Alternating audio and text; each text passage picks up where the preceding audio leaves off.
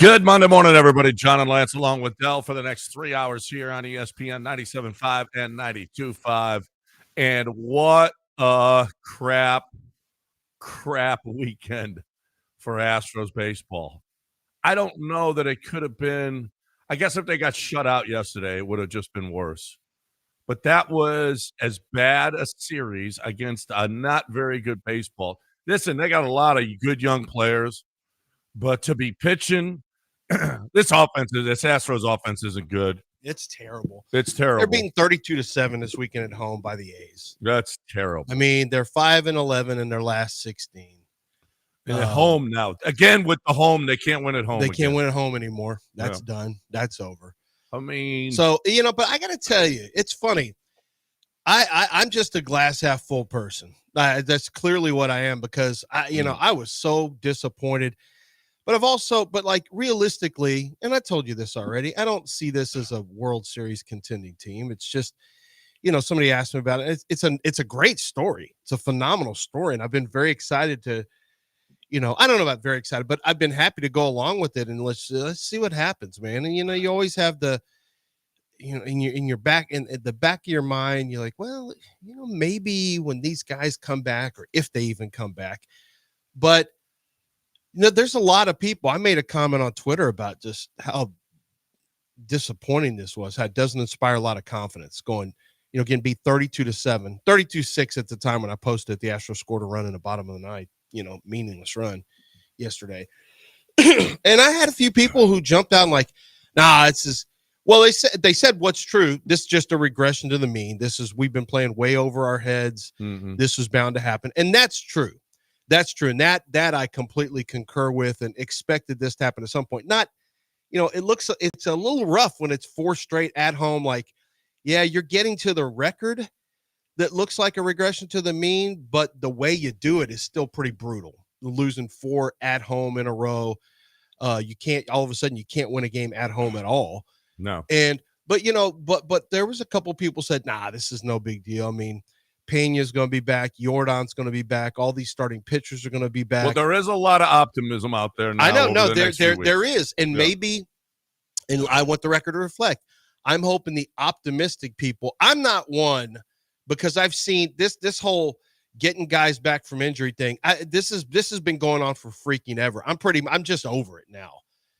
Jordan can't hold a bat without his hand twitching and damn near falling off.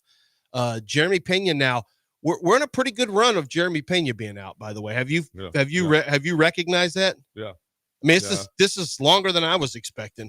He got hit by a pitch and Jeremy's been out 3 weeks now? A cracked rib. I was back on the radio the next day, but that's me. Yeah, that's you. I'm different. Okay, I'm built different. You're built different. Yeah. He is taking a lot. I cracked my rib. Maybe now you didn't get hit alcohol. By a pitch. Though. There was something, but it was worse. I got stabbed by a stair and a wine glass in my arm, and listen. You slipped and fell on a stair. That's on the true. stairs and cracked a rib. A cracked rib is a cracked rib. I was playing golf again. They're like 3 or 4 days later. Ooh, see, that's what I'm talking about. Yeah, how's Jeremy not playing shortstop? That's what I'm saying. He's going to lose his job to Zach Short if he's not careful. Again, I'm built different, okay? And maybe he should drink alcohol like I did just to ease the pain. That's maybe so. That's why I got back out there. But listen, this team isn't as good as being the best because for a hot minute up until the night games. They had the best record in the American League. Yeah. And then that fell apart, and then they were tied. Do you remember that when they were the best team in the American League? Yeah. Now they can't win at home again. Listen, this team is probably regressing to the mean where it should be. I think people are probably right. This team should not be, not as composed. This team should not be. But here comes the cavalry. Jeremy is coming back. Eric Getty's got one more start in the minors, and then he's coming back.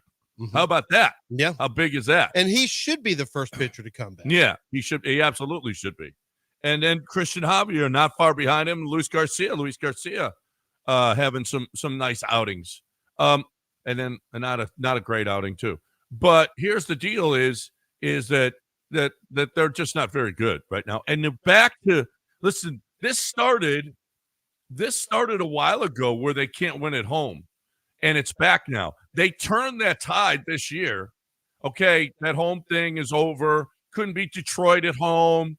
Couldn't beat the Rangers at home. It's just been ridiculous how much you can't win at home and how bad this team was at home. And they're back to playing that baseball again. I'm glad they're hitting the road. I'm glad they're hitting the road right now. Oh, no, they still got Washington for 3. They got Washington for 3. Oh, crap. Yeah. And then they're at Boston, at Miami, aren't and they at the ones that Yankees. swept us last time? Aren't the what? Yeah, Washington. Well, let's face that. That was 2021. No, when but Washington didn't the Astros, won all 4 games. Didn't Washington come in and sweep us not that long ago? Here? No, because they only come here once a year. Yeah, I could feel like we just got swept by them somewhere. Well, maybe it was. I don't remember. Did they? I mean, they're not a good team, so they might have swept us. I don't remember. Yeah, they're not a very good team. Not a very good team. But no, I think this is the only time you play them here. So here's the deal. Yeah, they're a crap team, so they'll probably come in and sweep. Well, I mean, listen. After that Arizona series, I knew. The morning of, I said, "This is bad. This is bad. Athletics coming in here. This is bad." And not 32-7 bad though. I mean, that's almost ridiculous. It's almost ridiculous how bad. With Hunter Brown on the mound, okay, Colton Gordon pitched well enough. It's just ridiculous. I mean, Jason Alexander, pitched okay. You lose 5-2. You actually had the tying run at the plate in the 8th inning. That was so weak, that Jose Altuve pop-up. That swing was so bad. Everybody is just really, really terrible right now. And I don't know, Joe. I don't know. Joe, maybe listen. It was only one weekend series, and Joe Espada still got him 14 games over 500. But the way that they're looking right now, I thought Joe was a lock for manager of the year. Maybe not so much. And some people are starting to. I saw yesterday. I don't know who was it. Michael Schwab. Michael Schwab was out there. Hey, if this is on Jim and Dana for doing absolutely nothing so far and not helping this baseball team. I'm torn on this one. I'm torn on this one. I don't agree with it. I don't think you just do stuff just because you have injuries. These aren't season-ending injuries. No, they're not supposed to be. Paredes probably is. Yeah, I mean, it – yeah. Golly. I mean, it sounds like the way – well, have we gotten any – did he crack a – is there a bone that's cracked that they haven't – that's swollen and they can't see? Did he tear his hamstring off his bone? I don't know. It looked like at least you know what? At least maybe they're doing this. Oh, it's terrible. It's bad. And he's back in 2 weeks because they just want us to let's not take any chances, guys. Well, see you guys. See, we didn't underestimate this time. We actually overestimated this time. And look, he's back. No, they ain't doing that. Paredes is. And listen, Ryan McMahon, he signed the Colorado third baseman signed with the Yankees. Y'all can have him because the only time, y'all can have a guy that's hitting 260 in Colorado or whatever he's hitting. I wasn't a big fan. Eugenio Suarez would be By nice. the way, Joe Spada's plus 750. He's third.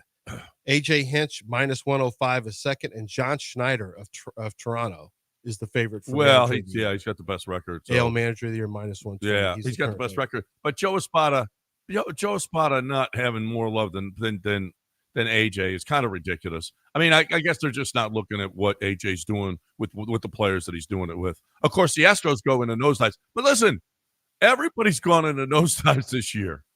I mean, there's no dominant team. There's no dominant American League team. Detroit went into a nosedive. The Dodgers have been in a nosedive. The Yankees have been in a nosedive. You know what? It's baseball. That's just baseball. That's just what happens. Except the Astros do it at home against really crappy teams. I don't know what kind of hope you have for this Washington series. They're really not a good team coming in here, so they probably sweep or win 2 out of 3. There was a time when the Astros went 13 straight series without losing one. Now they can't even get a win in a game against crappy teams, which is really, really tough to. That was a terrible. I mean, okay, Nick Kurtz is good. He's a really good young player. But you made that dude look like Babe Ruth this weekend. Well, he was Babe Ruth one game. Well, he was. Let's cover that. If he was better. He had the greatest rookie game in baseball history. In the history of the sport that seemingly has gone on for 200 years. Yeah, right. He had 4 home runs, 8 RBIs. He was 6 of 6. Like, I don't know how he only had 8 RBIs, to be honest with you. If you have 4 home runs and you have 6 hits, you typically are going to end up with like 10 RBIs. Well, listen, he was that guy. That is just ridiculous. Letting him just walk him in the last at bat. I know it's 14-1 or 14-3, whatever it was. Walk him. Do not let that dude hit 4 home runs off of you, and you look terrible. All right. I mean, that was a weekend they deserved to get blasted. You know what? They're better than they're supposed to be at 14 games over 500. But boy, oh boy, did they look inept. Come on, the A's aren't good enough. The A's have some young guys, but they're not. I mean, your pitching needs to be better. Cole Hummel got his first appearance this week on Friday. Cole Hummel made an appearance on the mound. Nice, Cole Hummel. Congratulations on your Gave appearance. up a bomb. Sucked. As well he should. That guy just doesn't know how to locate his pitches, and they took him yard. Yeah. Nick Kurtz got him. I mean, for the most part, for most of the game, you had 3 hits against the A's. This pitching, are you kidding me? Are you really kidding me? Again, gave up 3 hits, 4 strikeouts, no walks. You just looked as incompetent at the plate. All 4 of these games, you looked incompetent at the plate. Yeah, these aren't killers that are throwing on the mound for them either. No. All right, well, that's the Astros. All right, that was just as pitiful a weekend as possible. Listen, we've had worse weekends, I guess. There have been, but I guess this is how the Dodgers felt when the Astros left. Except the Astros, at least, were one of the top teams, right? Yeah, but they did get beat by a bunch of nobodies. Yeah, really, they did. I remember Zach Short made his first appearance in that series. And destroyed them. I mean. They got beat by the Space Cowboys at home. It had to feel like that for the Dodgers, right? Only the Astros play in a real stadium at home. You lost to a team that has a real stadium. The A's don't even have a real stadium. Yeah, they play in Sacramento at some high school, or so it seems. It's not actually one. I just like to say that. No, it's a minor league stadium. That's about. I don't know how much better it is than some high school stadiums. I'm sure in Allen, Texas, they have a nicer stadium.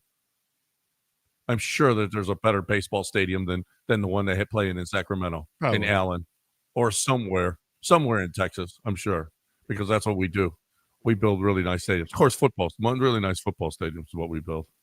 713-780-3776. If you want to get in here with us on ESPN 97.5 and 92.5, it really wasn't a hell of a lot. Honestly, sports-wise, you had the Fever beat the snot out of the sky. Did you guys watch any of that? You had a lot of women's soccer going on. I didn't see any Fever Sky. You didn't see any Fever Sky? No. Did your girl play? Kurt Kitayama shot about 80 under and won the 3M this weekend. Congratulations to Kurt. One guy hit. You know how they have the travelers? They got a big thing in the lake. That's just the giant sign. Well, one of the balls, I forget who hit it, bounced off the sign and up onto the green, or next to the green. Yeah, that's how you play it, brother. That's how you. That was the highlight of my weekend sports wise. And Billy Wagner. That was a good one. Did you watch any of it? That was a good one. I saw a little. I didn't get to see Billy, but I've got the videos all queued up. I want to watch what Billy said. Yeah, and then did he mention me at all when I said he needed to throw more breaking pitches? Did he mention that at all in the? No, speech? he mentioned. No, he did say. He did say because the big unit, Randy Johnson, had been on MLB. They had Billy in studio on the MLB network. Actually, we can play it. Okay. And he did. Randy Johnson claims that he taught Billy his slider, and Billy refuted that. So we'll What? have that. Yeah. So we'll have that for you. Well, I've he got didn't that. throw it if he did. I'll put it in. I'll put it in, Del, during the break. So we got that. We can get to as well right here on ESPN 97.5 and 92.5. But you have to talk a little John Daspit first. Well, I'll talk about John Daspit. I'll talk about somebody who's fighting for you whenever you find yourself injured or on the bad side, on the wrong side of a negligence. When someone, a business, a company, a premises, a person is negligent, could be at a workplace, could be at a roadway, whatever, and it causes you damage or in some cases loss of property. There's been security negligence. That's John Daspit. That's where he steps in his law firm, and they go to work for you, and they make right what is wrong. And if you have been involved in an accident at the workplace or at someone else's place of business, there's a restaurant where a chandelier fell and hit this lady and caused a lot of damage. And John Daspit stepped up and and the law firm did a great job of getting a settlement for her. But settlement takes some time because he wants to make sure that all your bills are accounted for, all your medical bills. He wants to make sure that you're looked at thoroughly. If you need CAT scans, MRIs, x-rays, he's going to make sure you get that. If you don't have insurance, don't worry about it. He's going to take care of it on the front end because you need to get looked at. You need to find out exactly what's going on. And then they get you fixed. They get you well. They make sure that the insurance for the other side pays for it. They make sure your pain and suffering is compensated for, and any time missed from work as well. He's the ultimate in terms of fighting for you and making you feel comfortable against the bullies that you're up against. It's John Daspit and the Daspit Law Firm. Make sure you call him 713 call now or daspitlaw.com.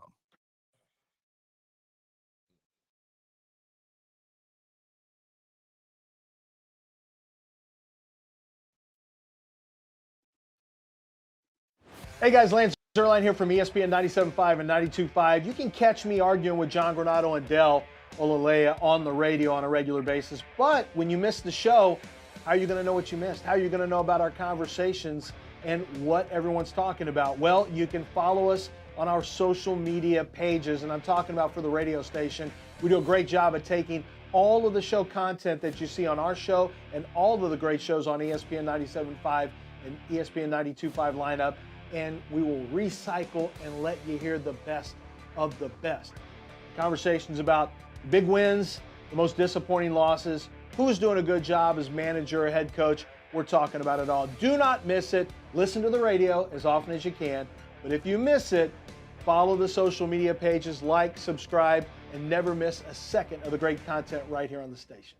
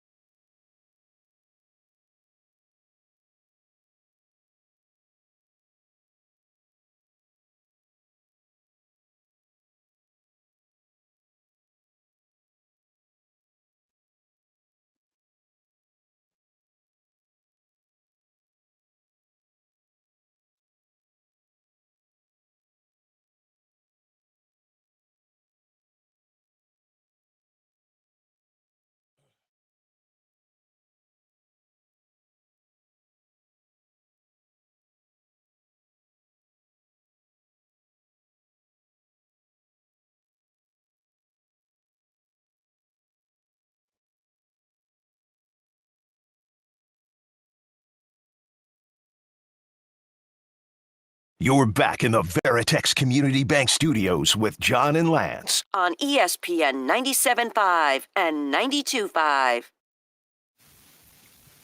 All right, welcome back.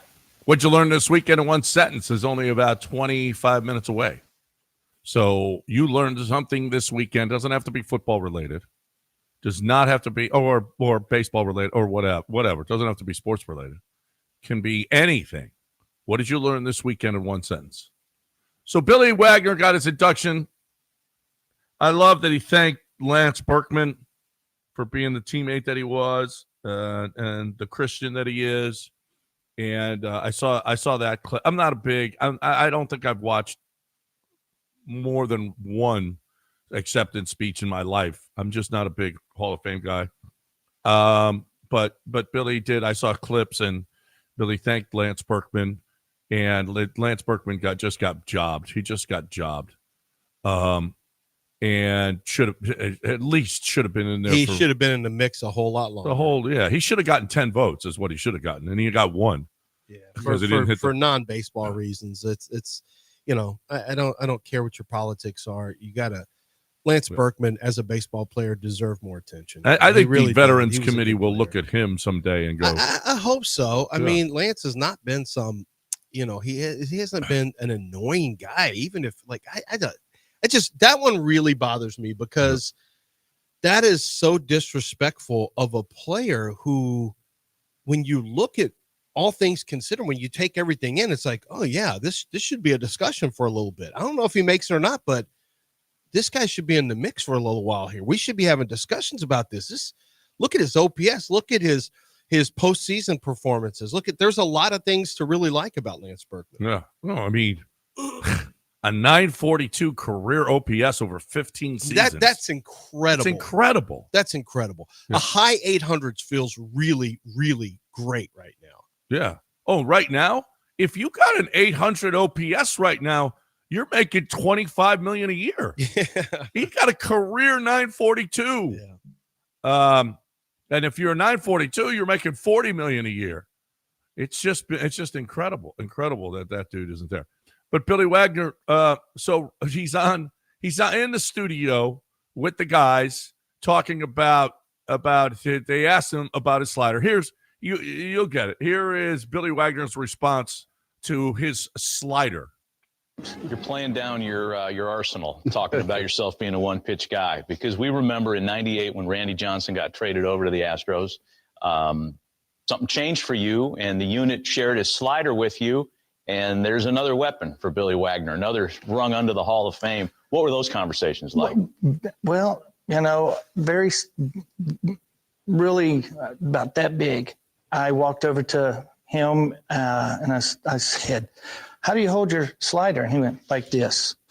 And that's all he said to me. He likes to say he taught me the slider. He did not. Brad Lidge taught me the slider. Okay. He literally, unit, you're getting no credit for this. He literally went like this. That's all he told me. And Lidge was the one. I was in the bullpen and I was struggling. And it was the first game of the year. I was really struggling. And I walked down and I said, "Brad, what is going on?" He goes, "Do this, do that." And I was just, and it was different. Wow. It was so different. And I mean, I was throwing a slider early, like 80, 82. And he showed me one grip and I thought, and I was 88. And it was just crazy. And and Brad has the nastiest slider. Yeah. Him and Rob Nin, probably two of the nastiest sliders I've ever seen. And that was, when that was good, that was really good. That was a big difference. Everyone needs a Brad Lidge in their life, don't they? Everybody does. By the way, Brad Lidge was just a great guy. Great guy. Yeah, it's unfortunate how it ended here. Yeah, it was unfortunate, but because man, he was really, really good here as well. But people just couldn't get over he couldn't get over the home run by Pujols because it ruined him the next year. Beat him twice. Yeah, but then he went to Philly and he was great again. Yeah, he was really terrific again. I just don't remember Billy throwing off speed pitches that much. He had a curve. He did. Well, the curve and the slider are different. He had a curve that he would throw, but anything that was off speed from 100 miles an hour was fooling people unless he hung it in the zone, which he did. And then when he got beat by a home run, you could tell it was like, I'm never throwing this ever again. I remember like a game in 96 thinking, well, Billy's never going to throw the curve ever again now because he just got beat late and they lost the game because of it. But I don't remember. I still remember him being primarily gas. He was primarily gas. He says that I was a one-pitch pitcher, but his slider, he actually did use his slider a lot more toward the end. A lot more. Yeah, maybe toward the end. Yeah. And you know, well, you're going to lose a little bit on your fastball as you get older, but no, I remember his slider was it was actually turned into a pretty good pitch. I like that. Like I said, I wanted him to throw a second pitch a little more, and then I don't know. He heard me say that because he was on hold after being in the interview, and then he didn't talk to John for like a year.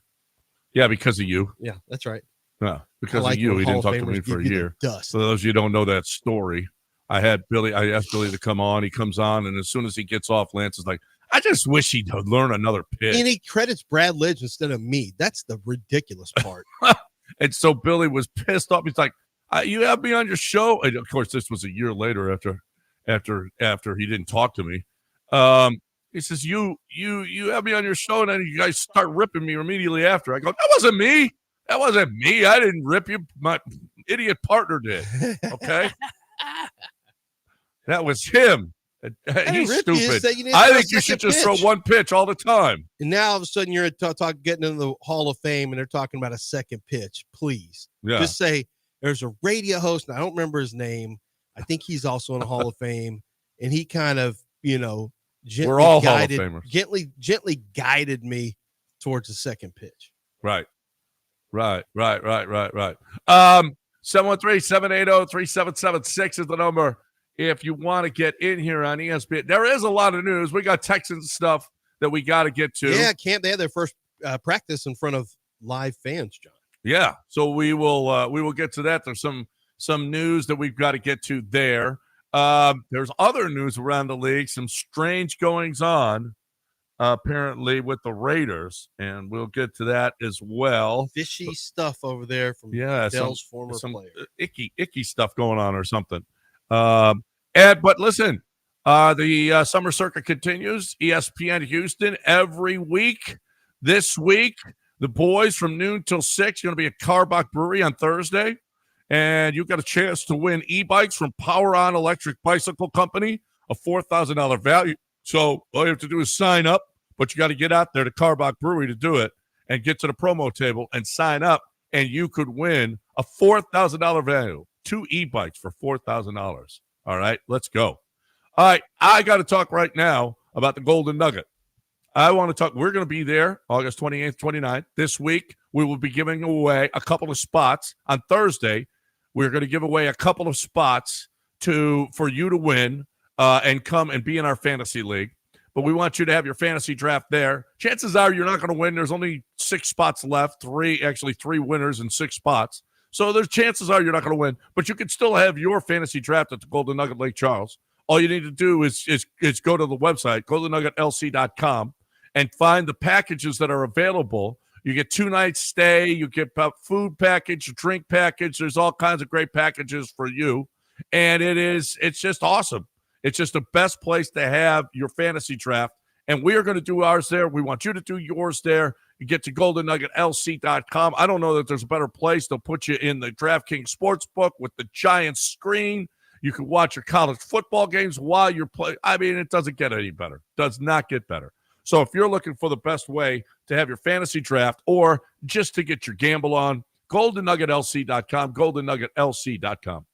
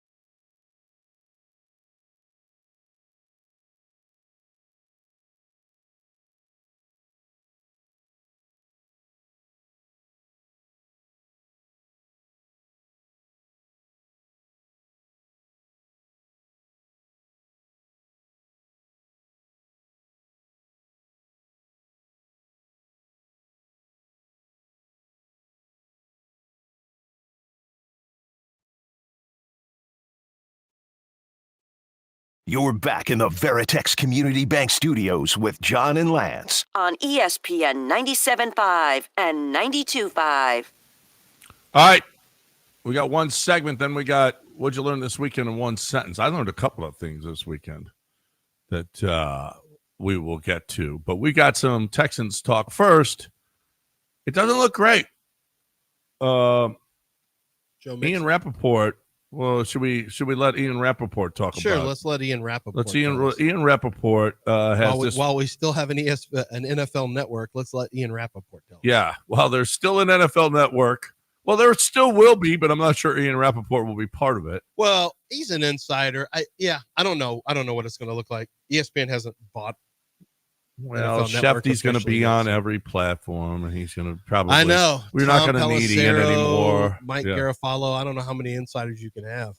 Right.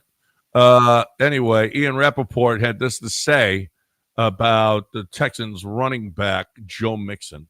Yeah, somewhat significant situation for the Houston Texans and Joe Mixon, who has been their starting running back, who had a Pro Bowl season last year, 1,000-yard season, and really emerged as one of the better and more dependable backs in the NFL. Sources tell me that he is now expected to be out an extended period of time. He is dealing with a foot injury, has been in a walking boot, has been dealing with this actually for the last several months. Joe Mixon is on the non-football injury list, so this is not something that he did in camp. It is something that happened in the offseason that he came into camp with. And I know there was some initial discussion maybe Joe Mixon will be back soon. My understanding is extended period of time, and he'll be reevaluated closer to week 1. So, yeah, I would say there is a chance that Joe Mixon is not on the field week 1 for the Texans. They signed Nick Chubb. They have several other running backs. Dameon Pierce is one. They drafted one, but certainly some questions surrounding Joe Mixon's availability. So it's not an ankle. It's, Ian says a foot. It's something that happened in the off season. Not good.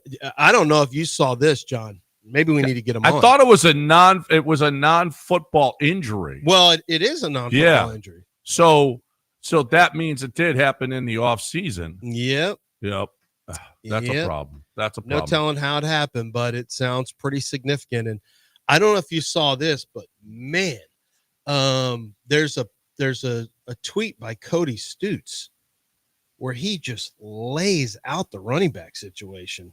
And primarily the one that really caught my eye, and Cody's out there. Cody, formerly did the Wheelhouse here at our station. Cody's been a big listener of 1560. We've known Cody forever.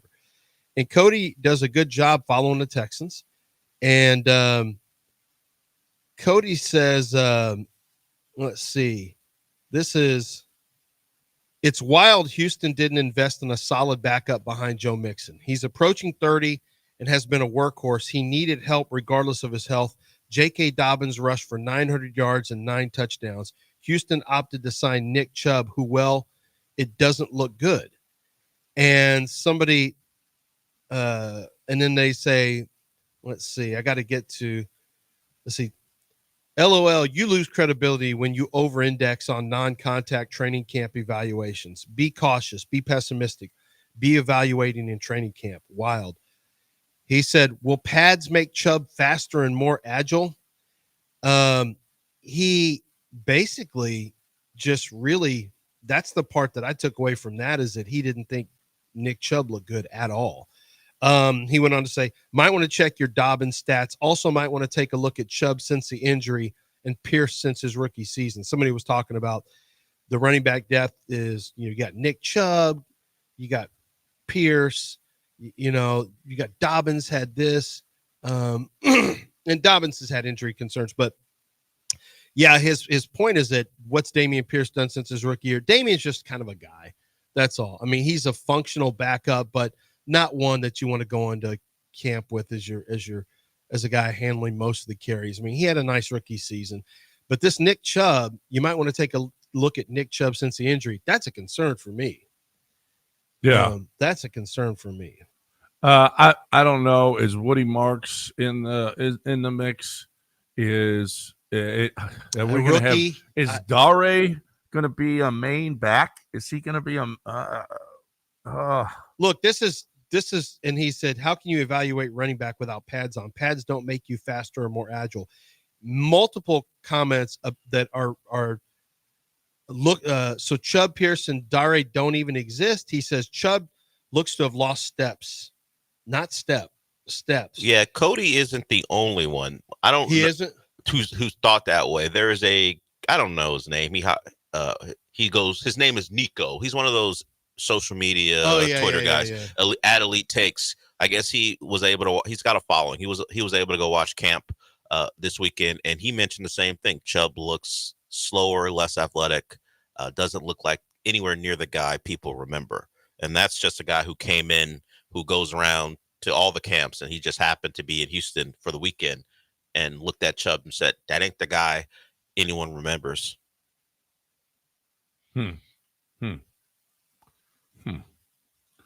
Yeah, well, we went to the discount. We went to the dollar store because, was there a clamoring for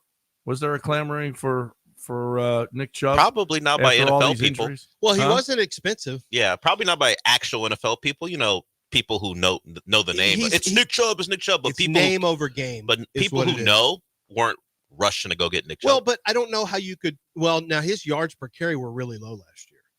Actually, if you look at the yards per carry, wasn't it last year that was really low? I think. I'll look at it. Let me double check it. But if I remember, it was correctly, for the games he played 3.3 yards per carry. Yeah. I mean, there's some tape there. You got to remember now, Nick Chubb has had devastating leg injuries, 2 devastating, one in college and one in pros. And I'm talking about devastating, career-altering leg injuries. The first one he came back from in college. But the second one, I mean, there's a good chance what Cody says is accurate, and that Nick Chubb is going to be the name you like, but maybe not the game you like. It happens. I mean, it happens. We don't watch them every day. We just know, Nick Chubb. Oh, man, the Texans just got Nick Chubb. I kind of operated off of that, except I did understand that you have to actually see him because there is a chance he doesn't have. I mean, he's 29 years old now. He's gone through multiple serious injuries. It's unlikely that he is going to be anything like he once was early in his career, but he could still be good enough. The good thing is, even if, and I know there's going to be a lot of panic if Nick Chubb's not the guy, and Woody Marks is not a full-time, although Woody Marks has the size and the ability to play all 3 downs. He's got some flashes that he can give you. Dameon Pierce, kind of a guy. Dare is just a special teamer, third string back who can give you carries here and there. Running backs you can find. This is the good thing. This is why they're not valuable from a contract standpoint, the amount. You can find a running back. You can trade for a running back when it won't even cost you that much. You can find one off the streets. You can get somebody who's been cut. Like, you can find a guy to run the ball relatively effective. Are they going to be Joe Mixon? No. But even if Chubb is a 0, if Chubb is a 0, you might as well cut him. There's no reason to keep a slow running back. If Chubb is as bad as Cody Stutes makes it sound, and maybe he is, there's no reason to even keep him. Don't eat up that roster space. Go get somebody who is a veteran running back that can, maybe perform for you. Don't forget when they traded Martinez Rankins for who's the big Ohio State running back that they got from Kansas City that came in here and ran for 1,000 yards. They were both getting cut that game. Jonathan Wells? No. But no, not that long ago. When Bill I brought it up to Bill. I said, why would you take on David Johnson's contract? And Bill O'Brien's like, I said, especially when you can find running backs who can help. And he goes, oh, you mean like that? I said, yeah, let me see. Come on, guys. Who did they It's take your on? thought. I don't know. Yeah, but you got to be able to come up with this, Dell. I gave you one. You said it was too far back. I gave you an Ohio State running back. Jonathan Wells. He mentioned, I don't know. What's he talking about? Ohio State running back that the Texans had. Now you got Jonathan Wells on my brain. Obviously not Dobbins. No. Who just? How long ago are we talking? No, like in 21, like 20. So 2020 Texans roster. Yeah, here they traded. Never mind. Just go on. No, just this go is on going to with your kill. story. This is going to literally kill him. I know it's going to bother you, but just all right. So the point of the story is is that you can find guys. Yeah, right? you can find running backs. It's Right. not the end of the world. You can find a guy, a big running back who can go Carlos get you Hyde. Carlos Hyde. Thank you. You see, John, you could have. Well, he had to look it up. Goodness gracious! Usually you're faster than this. It's your idea. I know, Your but thought. you've You got to can't be hold better me than accountable this. to your This idea is and what thought. this is what producers are for to just come up with stuff. Imagine a Texans running back from 2019. So I asked Bill O'Brien, I said, why would you take on the contract of David Johnson when you can find running backs? And he goes, yeah, you mean like, I said, running backs who can run for 1,000. He goes, yeah, like Carlos Hyde. We found him. I said, that's right. You're making my point. I said, you both were going to cut him. Martinez Rankins was getting cut, who was a third rounder from Mississippi State. And then Carlos Hyde was going to get cut by Kansas City. And the Texans, they both had been cut, and then they rescinded it, and they traded each player to each other so that, you don't want them. They can get picked up by somebody else unless you trade. And then you trade, and both teams got Martinez Rankins did nothing. Carlos Hyde went in for 1,000 yards. Like, you can find those guys. Carlos Hyde was going to be cut by the Chiefs, and he ran for 1,000 yards for the Texans. It is doable. So I'm not that worried about that. What I am worried about is Joe Mixon was a stud last year for the Texans. He was a monster. And this doesn't sound promising. Jordan Mixon is what it sounds like. Like, oh, it still hurts. It's just not hurting. It just won't heal. Oh, God. Why are we getting guys things just can't heal? Mm-hmm. All right.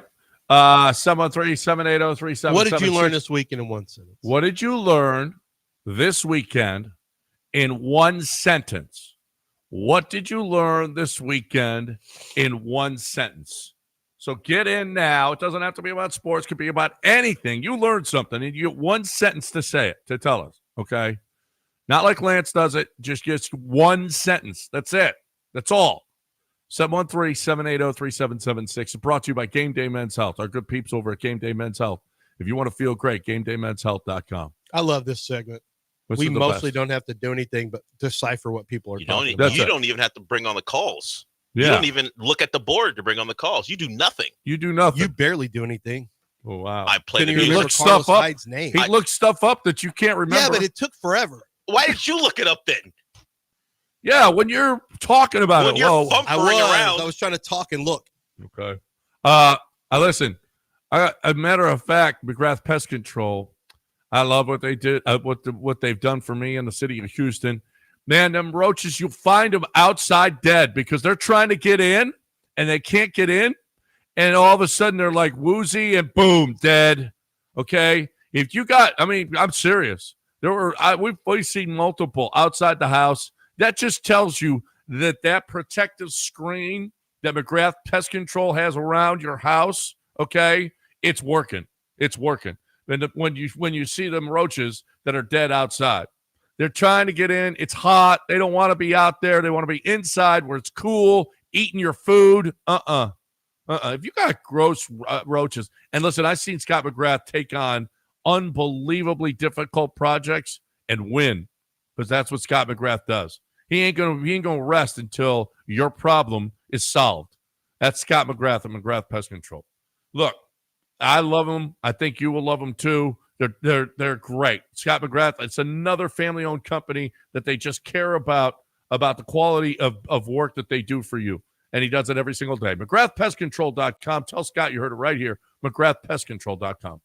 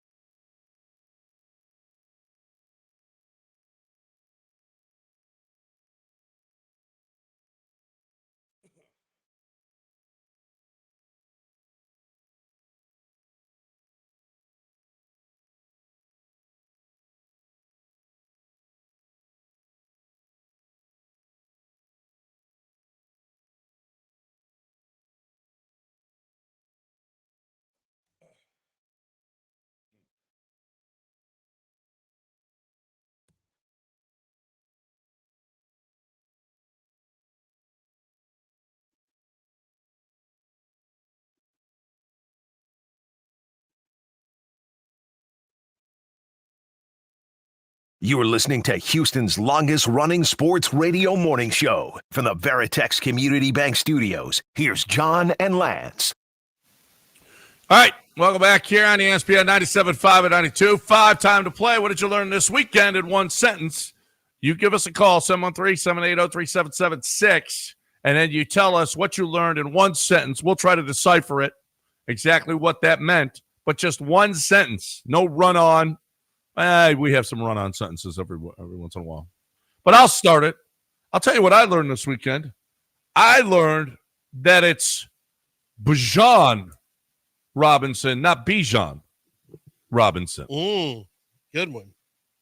Yeah, he told us that NFL Network was doing we're going to every camp thing, and he sat down and told everyone it's not Bijan.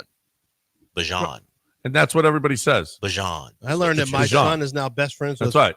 And Lance has been pronouncing it wrong for years. He's hated on him, though, pretty much. Understood, yeah. He's a Texas guy. He doesn't like Texas guys. No, he doesn't like Texas. Yeah. I've learned that my son's best friend is now. So there's that. I'm sure he had some negatives in his draft evaluation. Sure you did. Go ahead and prove that.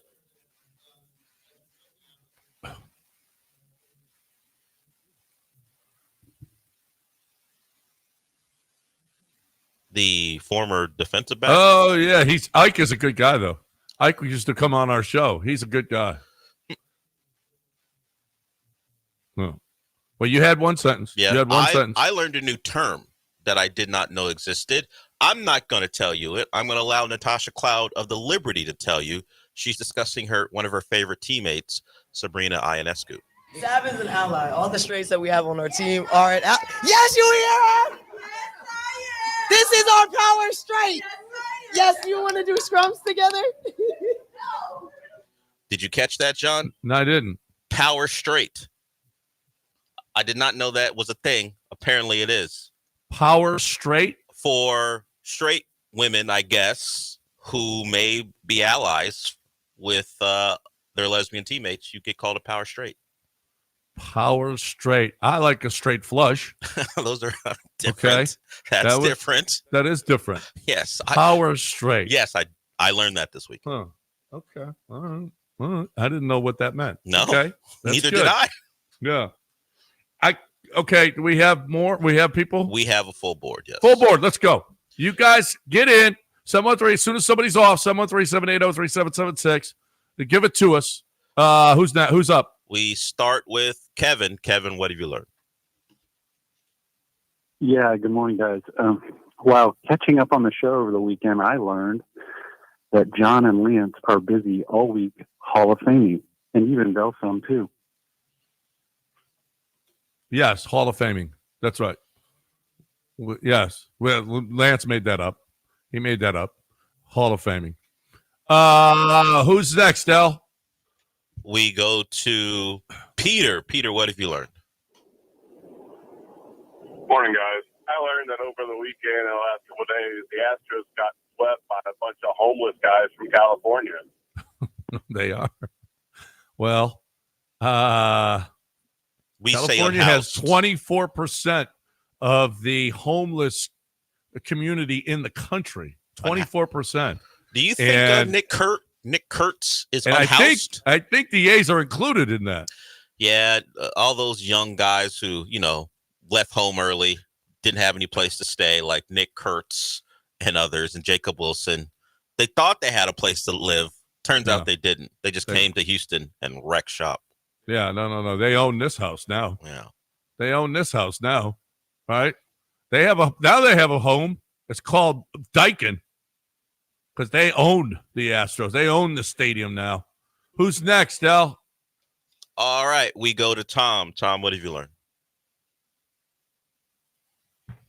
No, Tom on a mobile here, boys. I learned. So, guys, hold on. I learned that you don't need to cook anything to be the hit of the pool party. All you got to do is drop your trousers.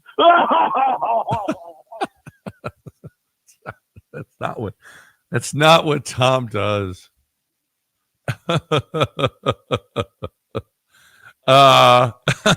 All right, 713-780-3776. That's not Tom. That's Tom on a mobile, and I don't know why he thinks Tom is like that. Who's next, Del? Reese, what have you learned? I learned that if you have lumbar surgery, you can drive the golf ball a mile. You can drive the golf ball a mile if you have what? Because I want to get this surgery. What was it, Del? He's gone. Something about lumbar. That's what I heard. Okay, yeah, something about lumbar. He's hitting the ball further. Congratulations. Nice. Hey, listen, anything. I'll do a BBL if it'll make me hit the ball longer. What? Okay. Yeah. Okay. What do you say? So you put your butt into it. Then you can't wipe properly. Well, I don't care if it stinks. That doesn't bother me. What about Wendy? I mean, she'll care, but I'm hitting the ball longer. Oh, wow. What an awful trade-off. Who's next, Del? Let's go with Ocho. Ocho, what have you learned? Man, you wild, man. Hey, I learned that the artist who made the song Watch Me Whip, Watch Me Nay Nay is now serving a 30-year prison sentence for murder. Wow. He does. He learns, right. He actually reads stuff over the weekend. Right. Yeah. 713-780-3776. Who's next? Wow, we have two Toms. I don't know which one is the right one. Let's go to Tom. What have you learned? Morning, gentlemen. The right one. This is the real Tom. I learned that when your ex-girlfriend leaves you for another person and feels guilty about it, she'll try to set you up with one of her friends. Okay. What's the friend look like? That's the question. Is she trying to set you up with somebody ugly? No. That's yeah, right. To pay him back. That is. Okay. Now, if I can't imagine that the ex is going to set you up with someone that's fine. That's great. Yeah, no way. Wasn't she ripping you to this friend? She left you. She didn't talk bad about you to the friend. Now she's going to set you up with one? Maybe she hates that friend. Yeah, maybe they're not really friends. We know that can be a real thing. Mm-hmm. Right. All right. We move to the other. No, let's go to Alan first. Alan, what have you learned? Morning, gentlemen. I learned the last 5 or 6 times that the Astros got swept by the A's, they made the World Series. Now that's important information to know. All right. That's some important stuff you just learned, that you just taught us. All right. Oh, the lumbar surgery is in Happy Gilmore too. Okay. Really?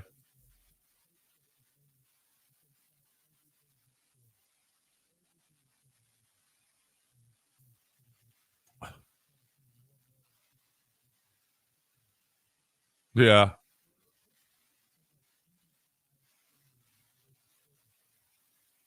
Right. Yeah, I think they got Hunter Mahan to be the swing.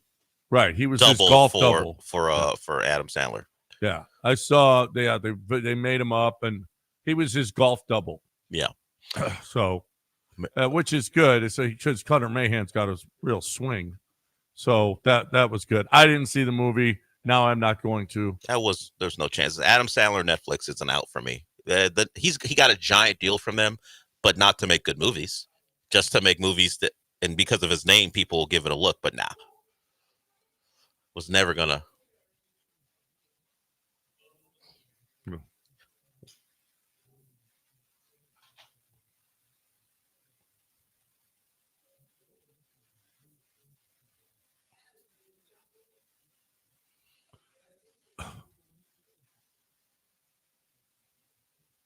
But when he's being Adam Sandler, it's not great anymore. Yeah, that guy. Well, we've got 2 Toms and a Hulk Hogan and a Faye to close us out. Oh God. Let's go to she gave them identifiers. This is 3 Toms altogether though, or 4, maybe 4. Let's go to Tom on a car phone first. What's up, Tom, on a car phone? Morning, gentlemen. I learned if you invite a first date over to your place, you should probably already have photos. I'm saying that. He couldn't close it out. He bailed on his joke. Bailed. Yeah, he bailed on his joke. You should probably have photos of, I don't know. Yeah, he bailed. Yeah. I'm flaming. Yeah. I'm flaming out. Let's move to Tom on a headset. Tom on a headset, what have you learned? Hey, good morning, guys. Well, I learned after watching Love Island, you don't need anybody to come Netflix and chill. You just have your own party of 5.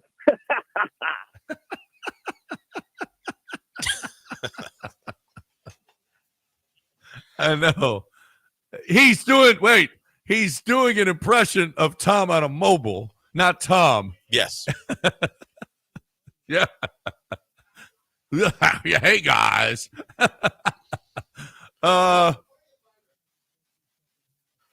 it's 5 fingers, I think. The 5 fingers on your hand, I think. Is that it? Or I think so. I assume so. I think. Considering the content and Tom on a headset. Rosie. Well, I mean, they're Right. attractive women and yeah. These attractive women in small clothing. All right, we got a couple more. We're gonna start with Faye and then close it out with Hulk Hogan. Faye, what have you learned? I learned that I know way more of the answers the killer bees propose to each other in the afternoon, and I have no Google in my car.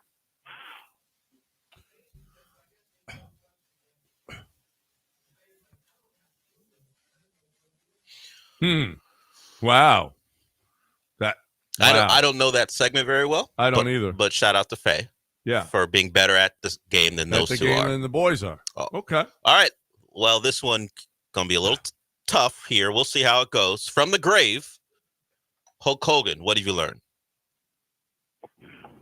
Let me tell you something, brothers. I learned that it's really burning hot here in heaven.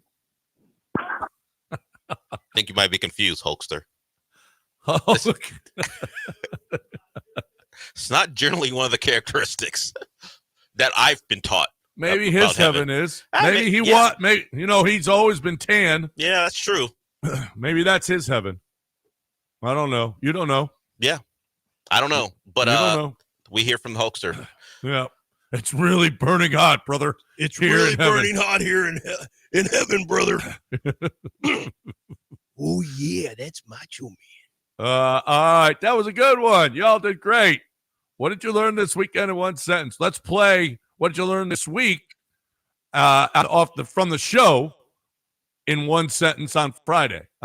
So come back on Friday. You got to be here on Thursday, though, because we're giving away another couple spots to our fantasy draft. Our fantasy draft that'll be coming up August 28th and 29th. So we're giving away a couple of spots. So you need to be listening on my Thursday. mic was off that whole time. This is where all the people are complaining. On Twitch? Yeah. Okay. Well, at least I don't know. I got some complaints on Twitter, but maybe they're lit. Well, you got some compliments. Could too, people though. on the radio hear? I'll have to listen back, but I think I heard you. Yeah, I heard you too. Well, I know y'all heard. Well, yeah. If you heard me, they should hear me on the radio. Yeah, they should. Yeah, I think it was Twitch. Must have been Twitch. LZ, blink twice if you're okay. Some of them appreciated that your mic was off, so that's a problem. That's not nice, John. I'm in the Hall of Fame. I don't know what you're talking about. Time to talk right now about what have you learned this weekend in one sentence, brought to you by Game Day Men's Health. Thank you, Game Day Men's Health. Love you for sponsoring that. Love you anyway because of what you do for me. Taking a break, 713-780-3776. If you got anything else you want to talk about, you are more than welcome. Don't go anywhere.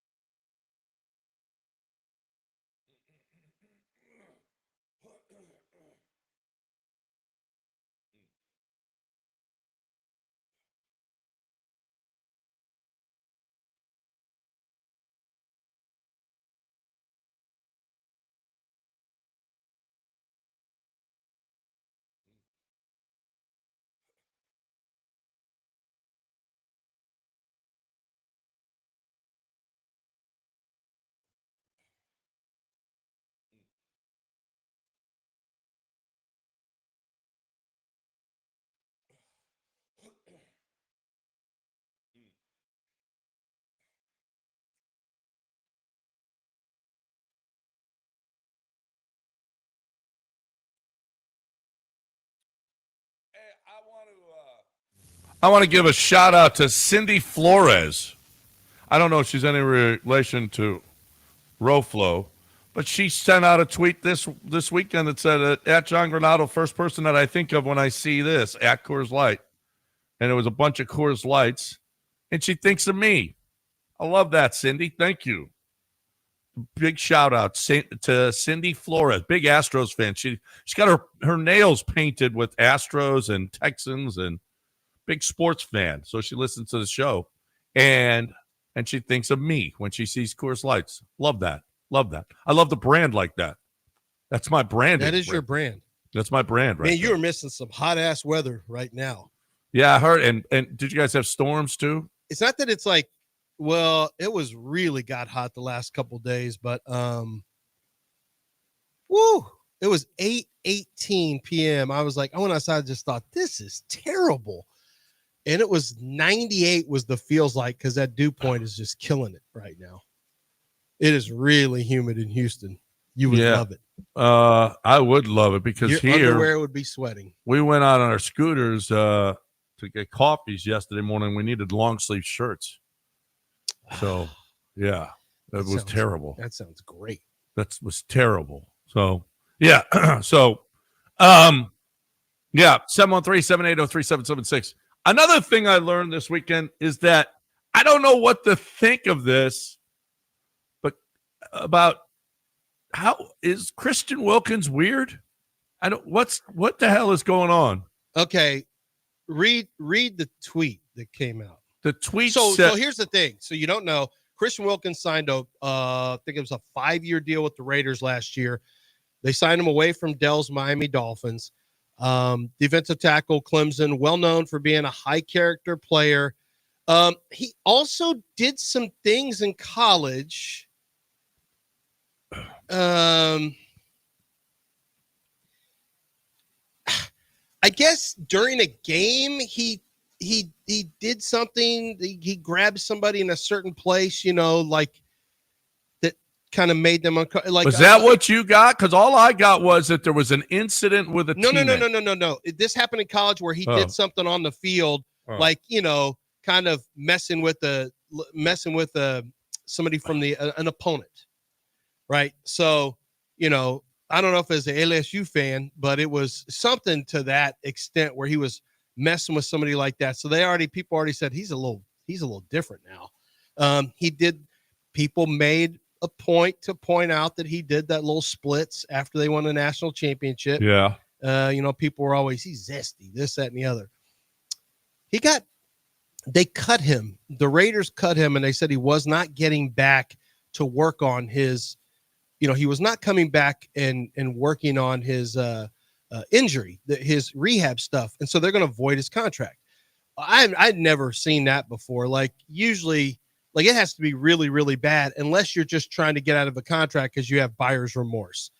I've never seen, I don't even know if it's going to work where they can get out of giving him they've got to have a lot of things documented on him not, doing his rehab. They will have had to have contacted him and he had to have ignored him for them to get out of a guaranteed, a chunk of guaranteed money. Well, yesterday a tweet came out. You have it in front of you, John, or you want me to pull it up? No. Yeah.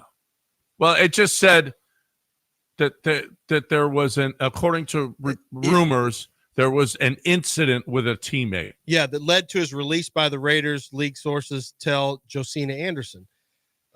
Sources within the team are being careful and won't leak many details. One says it was weird, like a very weird incident. If true, it adds to the narrative that Wilkins became an issue in the locker room and that the timing of his release extends beyond the dispute in the team regarding his foot rehab. Josina Anderson came on right after his tweet. She followed up with, just to illuminate, the article said some sources believe said incident played a part in the club's fatigue and subsequent release.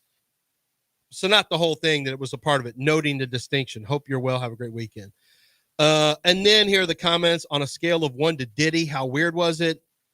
The next one said, dude has a history of sticking his finger places.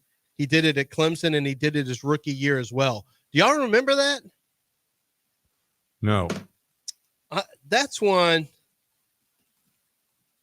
He's I don't know. I don't know what to think. Yeah. Is he gonna get? Is he done? No. But well, I mean, if Wilkins has apologized for groping Buckeye. Here it is, 2020.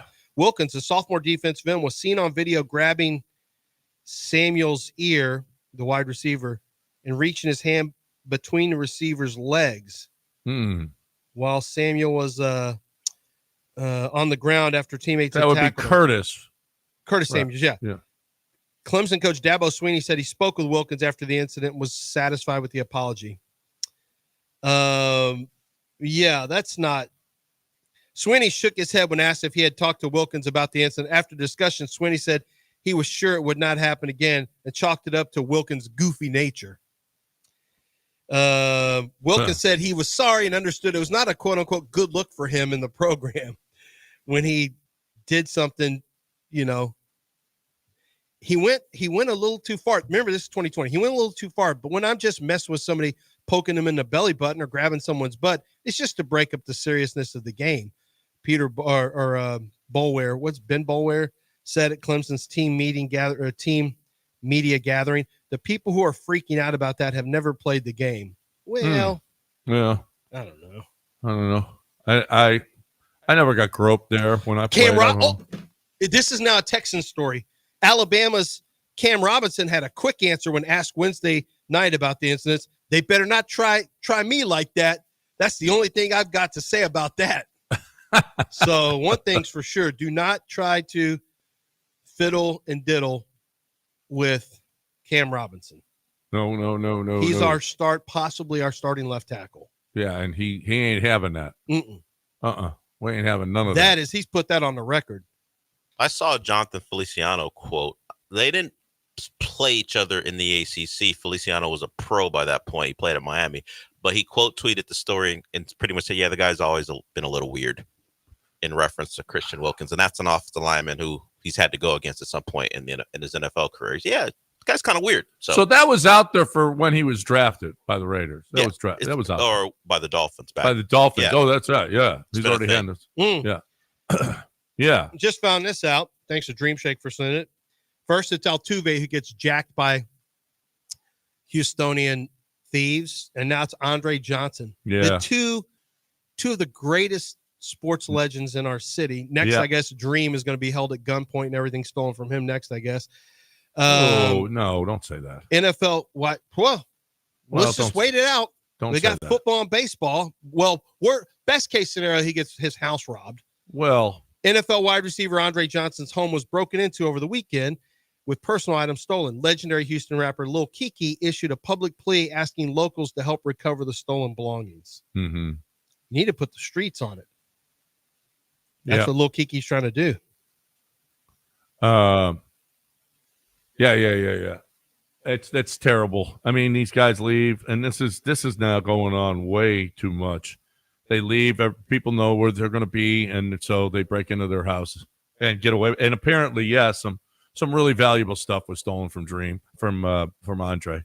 Really? Yeah. Some really cool stuff that he had a lot of. Yeah. So that's terrible. That is terrible. 713-780-3776. So, do the Texans pick up Christian Wilkins? You know what? I mean, honestly, you want some weird in that locker room, don't you? I don't know what the situation was. I don't know about his injury. I don't know about his rehab. Listen, if Micah Parsons can have a job in the NFL, well, how much are you going to pay him with what he did in college? You don't really have any money. No, you got Micah Parsons is the preeminent rusher in the league. Yeah, well, I mean, we could use some inside hope a little bit. No, I know. I just don't know that. I don't know what the situation is. Right. But he would. I mean, I did feel like that would be a good fit for the Texans football wise. More quotes from the Texans, offensively and defensively. We got some more stuff that we got to get to on the other side, right here on ESPN 97.5 and 92.5. Right now, though, we're talking about Chastang Ford. I'm talking about. And listen, I don't know how many family-owned businesses that I speak for, but It is just, to me, it's just awesome. It's not corporate. It's a philosophy that's been passed down, especially when it's passed down from generation to generation. And then you just find, wow, those people, they just do it right. You know why? Because they were taught to do it right in the first place, as opposed to corporations that's all it's about is the bottom line. Well, the Chastangs, no, it's not just about the bottom line. Matter of fact, it's more about you. And that's the reason they're so successful, because they care about you. They care about your car buying experience. They care about transparency. They want everything out there on the table. They do not want you to struggle when you buy this. You know, they're not just out there just to grab as much money as they possibly can. What they want for you is to get a great car buying experience, have the payments where you can afford them, get the car that you want as opposed to the one that they want to sell you. I mean, it's just to me, it's the best. It's trucks, it's SUVs, it is business, it's just for residential, whatever. It's just for you, Chastang Ford. You're looking for the best way to get into that Ford pickup or truck or SUV. I think there's one place to go. ChastangFord.com on 610 in Homestead, not Hempstead, 5 minutes from downtown. Chastang Ford.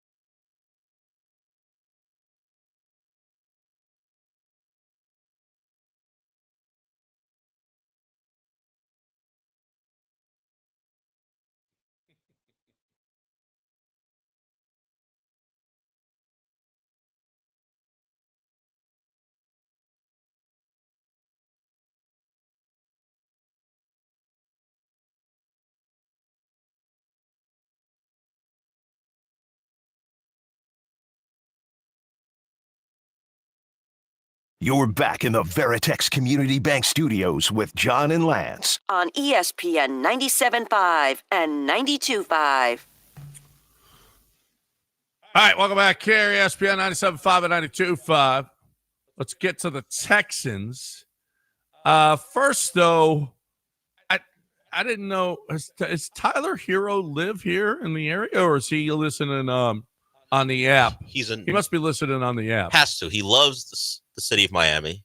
He's always in trade discussions, but he's one of the few NBA players who doesn't want to go anywhere. He wants to stay there. I don't think he lives in Houston, so he must have been listening on the app. All right, let's get to Tyler Hero. He's got a question or a comment for us. Hey, Tyler. Yeah. Hey, guys, I don't live in Houston. I live on the beaches of Miami, but I do listen to Dell's a super fan, so I got to pay respect to my fans. But, hey, one guy that should not get run up on and get robbed is Amen Thompson. Yo, that kid is legit. I tried to run up on him one time, straight threw me to the ground. I'll hang up and listen. It's not the same as Andre Johnson getting his stuff. The point is, the people aren't at home. That's when it happens. So, So Tyler, if you were thinking about it next time, wait for Amen to be out of town. And that's the plan for how these guys rob Houston Stars.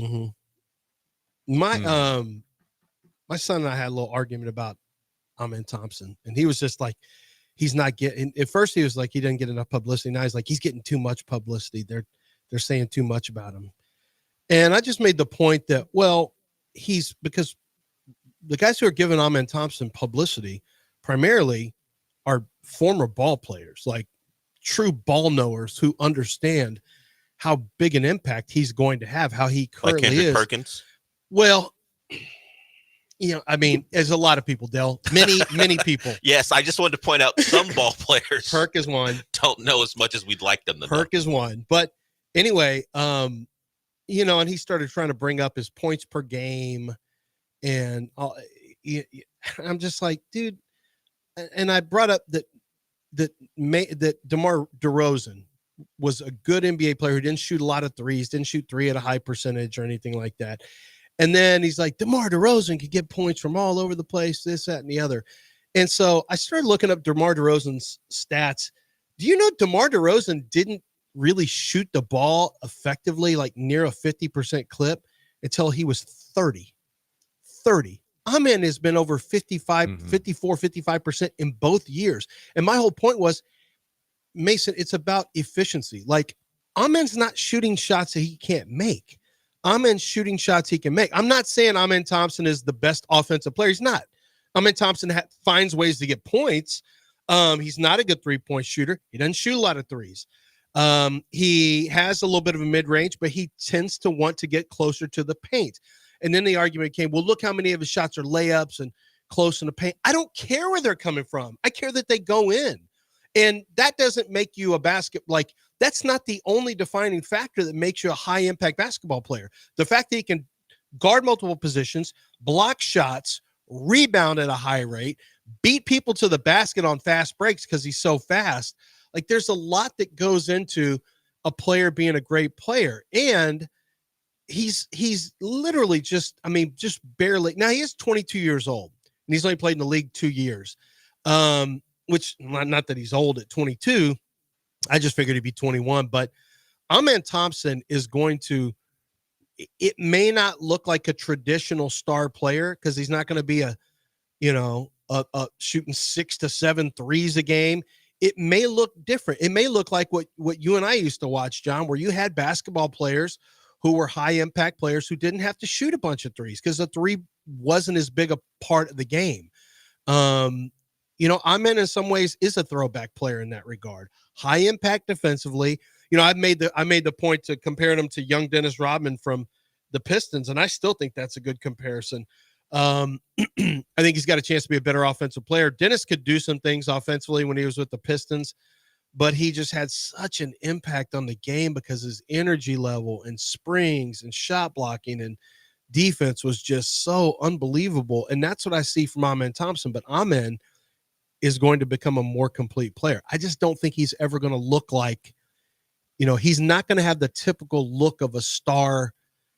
Like, his game is going to be a little bit different because he's never going to be a high volume 3-point shooter. And I'm cool with it. I don't care one single bit. If you're not good at it, don't do it. That's my number one thing.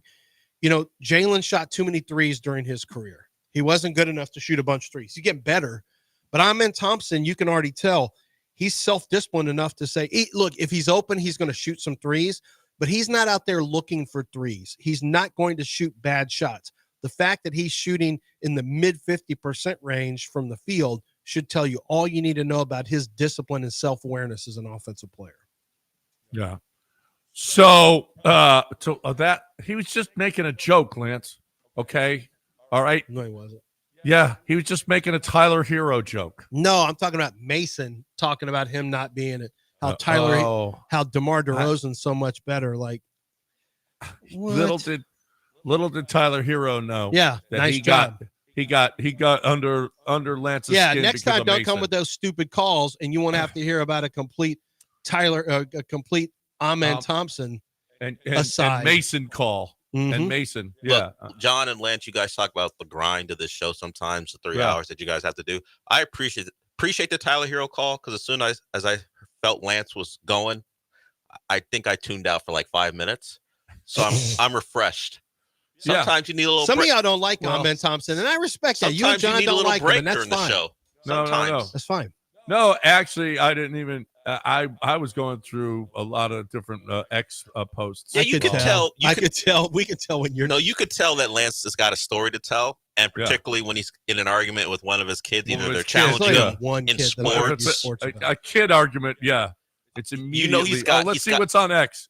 Well, mostly I know he's got something to get off his chest, so I know this is going to go a while. That's really what it is. So, yes, that's really what it is. I get so frustrated. Like, God, there's Alex not here to jump on Mason too. It's just me having to deal with it. Like, so what are you talking about? It's therapy. That was just therapy. Yeah, we're good. That's really what it is. Yeah, that's all. That's really what it is, and it's too much. Yeah, too many people like him. What? It's Amen Thompson. Too many people like Amen Thompson. Is it like the band cool, an indie band? Yeah. I now, don't want anyone knowing about my secret band.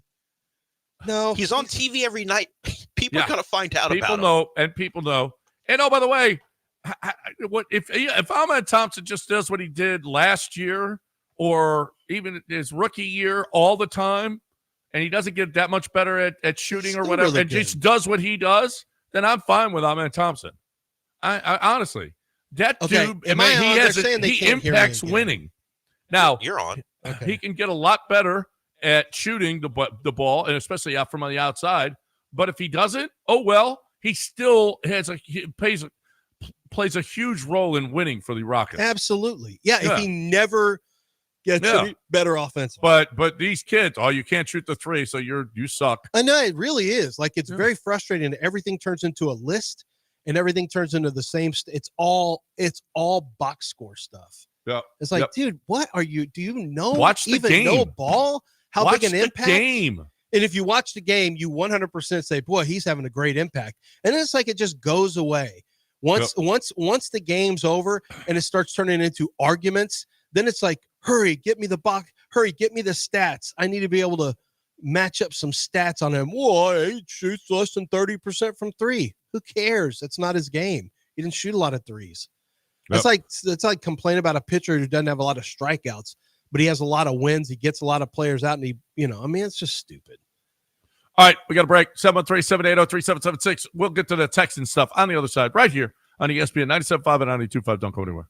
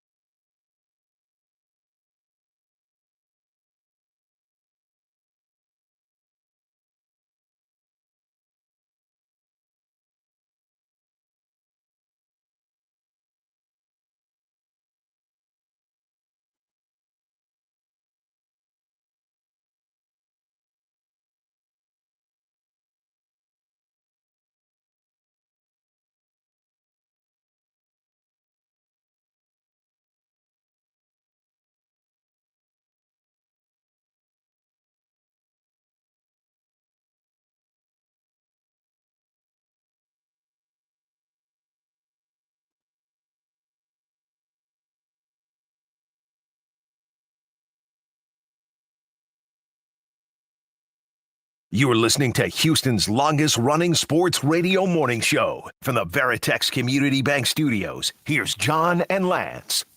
All right. Welcome back here on ESPN 97.5 and 92.5. Time to talk some Texans. We talked about Joe Mixon being out for an extended amount of time. That's happening. We did not talk about Kalen Bullock. And Kalen Bullock may be right here. Kalen Bullock took to the podium this weekend and had this to say about him and his specific secondary group. The best, not one of the best. I think we got the best secondary in the NFL. We got guys everywhere from depth. I think we got the best depth, and every guy who names it called up, they're going to step up and make a play. Agree or okay? He says not one of the best. It's at least a top 5 secondary, at the very least, right? At the very least. At the very least. I mean, Philadelphia's pretty damn good. They're Skippy. Yep. Kansas City is Skippy. They got some corner Denver. But the Texans, as far as the entire package, I mean, with Bullock, and I'm not counting on Jimmy Ward. We're not counting Jimmy Ward, right? No, I wouldn't count him out. I wouldn't count him out, but I don't know. You know, is he going to be around? And when he does, Petrie's back. CD. Lassiter. That's the one that's most interesting to me. Yeah. Apparently, D'Amico's son, it was so funny. He came up. D'Amico was doing NFL Network, and we'll hear from D'Amico in a second. But he's doing an NFL Network interview, and his son comes up, and I don't know who the woman is that was doing the interview with D'Amico. I don't know her, but she's on NFL Network. And he came up, the son came up and said, and she asked him a question, and he said yes. He didn't say yeah or blah blah blah. I can tell, man. He's the spitting image of D'Amico, and you can tell that they taught him right. Anyway, she said, who's going to make a difference this year? And he said, C.J. Gardner Johnson. And D'Amico was like, wow, okay, all right. Anyway, well, I want you to see if I was right on this. See what you think. So is this about Amon? Is this about Amon? No. Oh, okay. It's about the Texans. Okay. Jane Slater made it into camp from NFL Network, and she said, hey, what do you think the most important storylines are for the Texans? And this is kind of in order, but not really, but kind of. I tried to kind of put it in order. O-line. What's that? O-line. Well, I said finding continuity and consistency of performance for the new version of the offensive line. Okay. Number 2, creating a new offensive identity that plays to the player's strengths under rookie play caller and OC Nick Caley. Number 3, working 3 new wide receivers. We haven't really talked about this. Working 3 new wide receivers into the offense with C.J. Stroud, Christian Kirk, and 2 rookies. All right. We just kind of assume everything's going to be fine, but those are 3 brand new wide receivers, and they'll all be on the field. Number 4, the addition of Chauncey Gardner-Johnson. I added that. I said should allow the Texans to be even better in coverage in the secondary. So those are the 4 that I thought were the biggest storylines for me, because I can sit on offense a lot. I mean, look, one of them should be C.J. Stroud returning to his rookie form or improving on what was his rookie form. I think that one, but that kind of goes hand in hand with Nick Caley. Like, that's all kind of bunched up together. Most of the storylines, I think, are on offense. I had to really think about a defensive storyline. Didn't really have a linebacker one. Defensive line, I mean, I guess be better against the run up the middle, but that's not. Well, now running back is a big story. Yeah, I would say running back has turned into one now. Yeah, it is. Yeah. Well, because I think we just all assumed Joe Mixon, and now we can't assume that. Okay, who plays first, Isaac Paredes or Joe Mixon?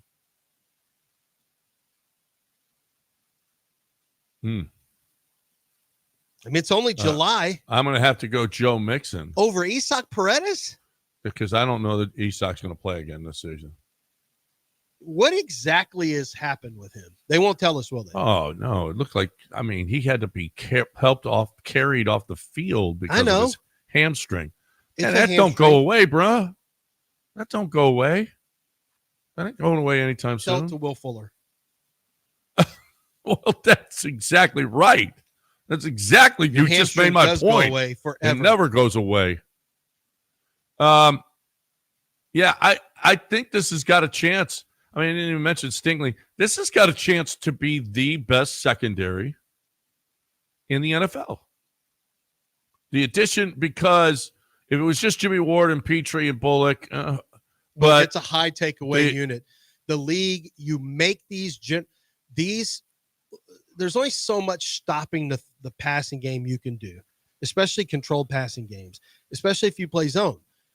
Taking the football away is the ultimate. Mm-hmm. Don't tell me about pass deflections.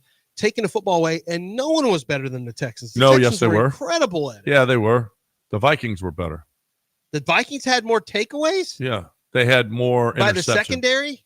Wait, takeaways or interceptions? What was it, Del? The Texans were 5 behind them, right? In interceptions last year? The Vikings had 24. The Vikings had 24. The Texans had 19. Wow, I didn't realize the Vikings had that. But that's the NFC. It doesn't really matter. The NFC won the Super Bowl. They played the Vikings and got their ass handed to them. That's because Brian Flores got us. Okay. Yeah, but he should be a head coach that's still, the point. But he got a little lippy with the GM. That's the point. What happened? Was that Jane Slater that was doing the interviews? I would guess she was at the camp, right? Yeah. She looks different. She looks thinner. Are you going to tell her to switch eat? it up? I mean, mix in a burger, Jane. Well, from the NFL Network, you said? Next to D'Amico. Was she NFL Network or ESPN? NFL? Yeah, it was probably Jane Slater. Maybe she looks thinner next to a former NFL linebacker. Yeah, that's true. I think it was Jane. Anyway, she also interviewed D'Amico, and here is another reference by D'Amico to, I mean, just another shot at Bobby Slowick. That's all it is. Yeah, he's not McVay. I was second that. He's not McVay. But what he is, he's a coach he's varied in multiple systems, right? In multiple, not just systems, but successful systems. He spent time with McDaniels, in New England. Also McVay. These are arguably two of the best play callers in our game. So he's learned from two really great guys, and to be able to have that background and to be able to put your own spin on it, he's not going to be just a duplicate of those guys. He has the flexibility to make it his own and make the offense fit to the guys that we have on our team. And that's been the cool part of seeing everything come together. It's not just a cookie cutter offense like, hey, we're running the Rams offense. No, we're running the Houston Texans offense, and we got a lot of playmakers to find a way to get the ball to. Boy, I mean, there's the cookie cutter again.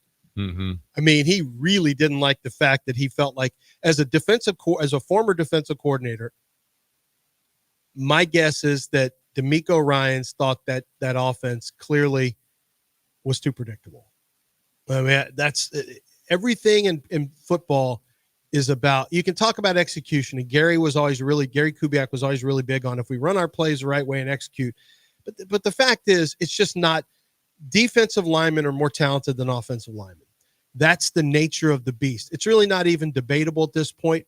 Better players go to the defensive side of the ball at earlier ages. Every offensive line coach will tell you we're always up against it. We're never as good. Talent-wise, athletically as the defense, as a good defensive line. The best offensive line always, very rarely will you have an offensive line that overmatches all the defensive lines. And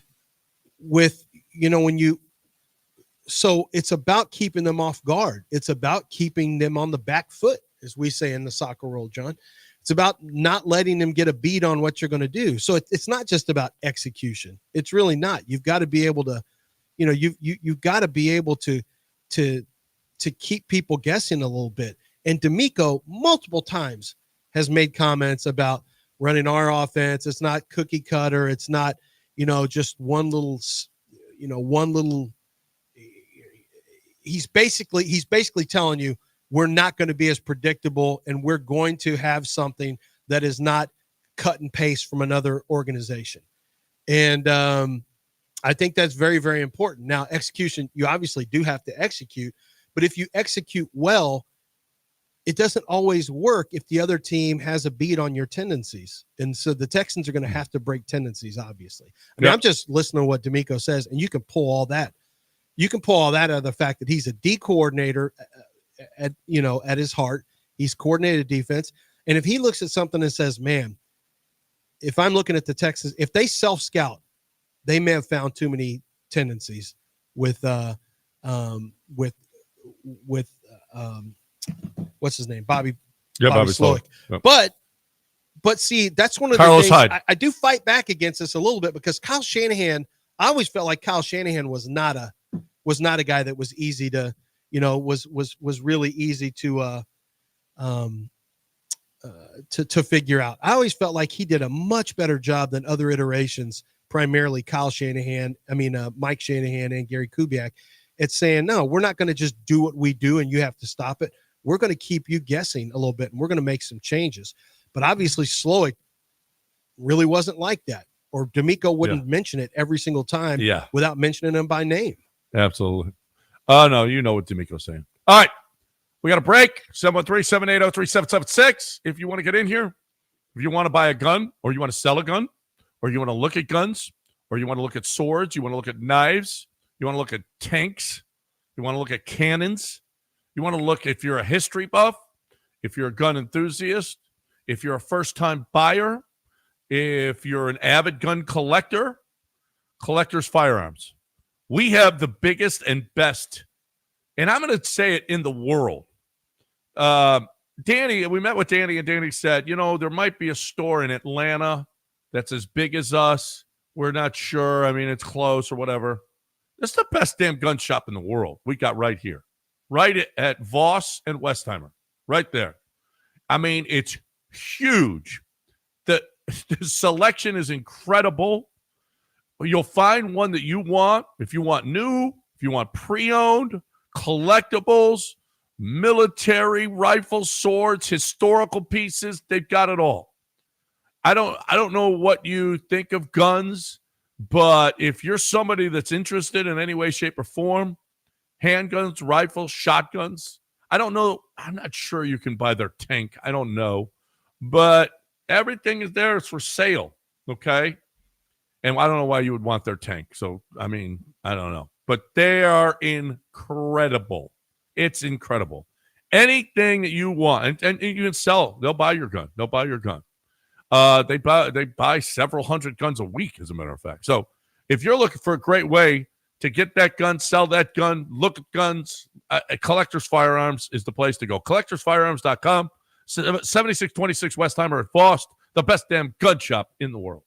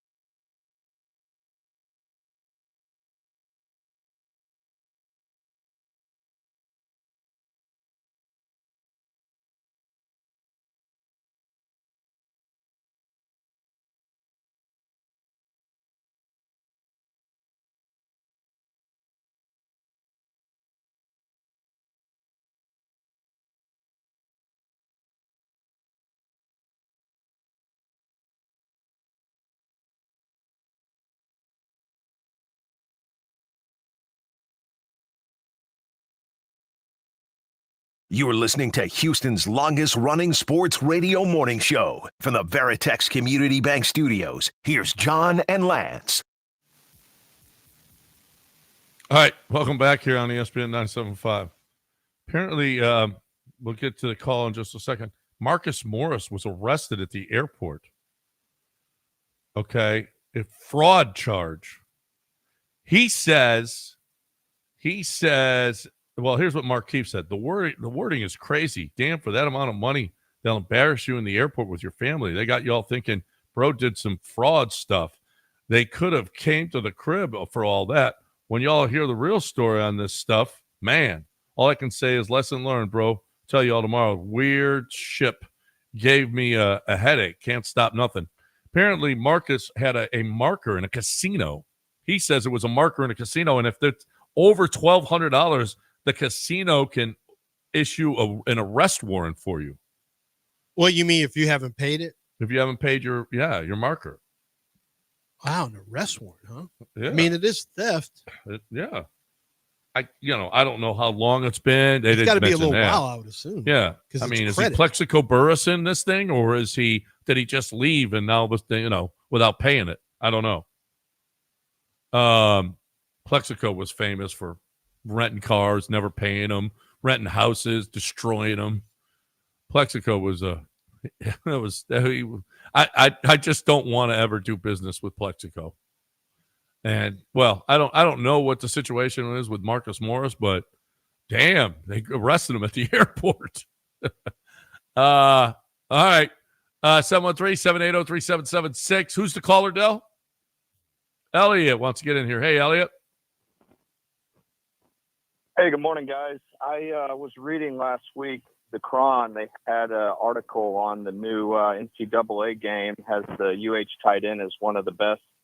And it had me doing some digging, and I want to get y'all's feedback. Looks like they obviously have Henderson coming in next year, but they've had 2 4-stars commit within the last month. Do you think that this is the turning of the foundation of UH football? Do you think we're going to start seeing a little bit of an uptick with obviously Henderson if he stays, but seeing 2 nice commits like that, and that's not even till next year when more could come in if Henderson stays? I just want to get y'all's feedback.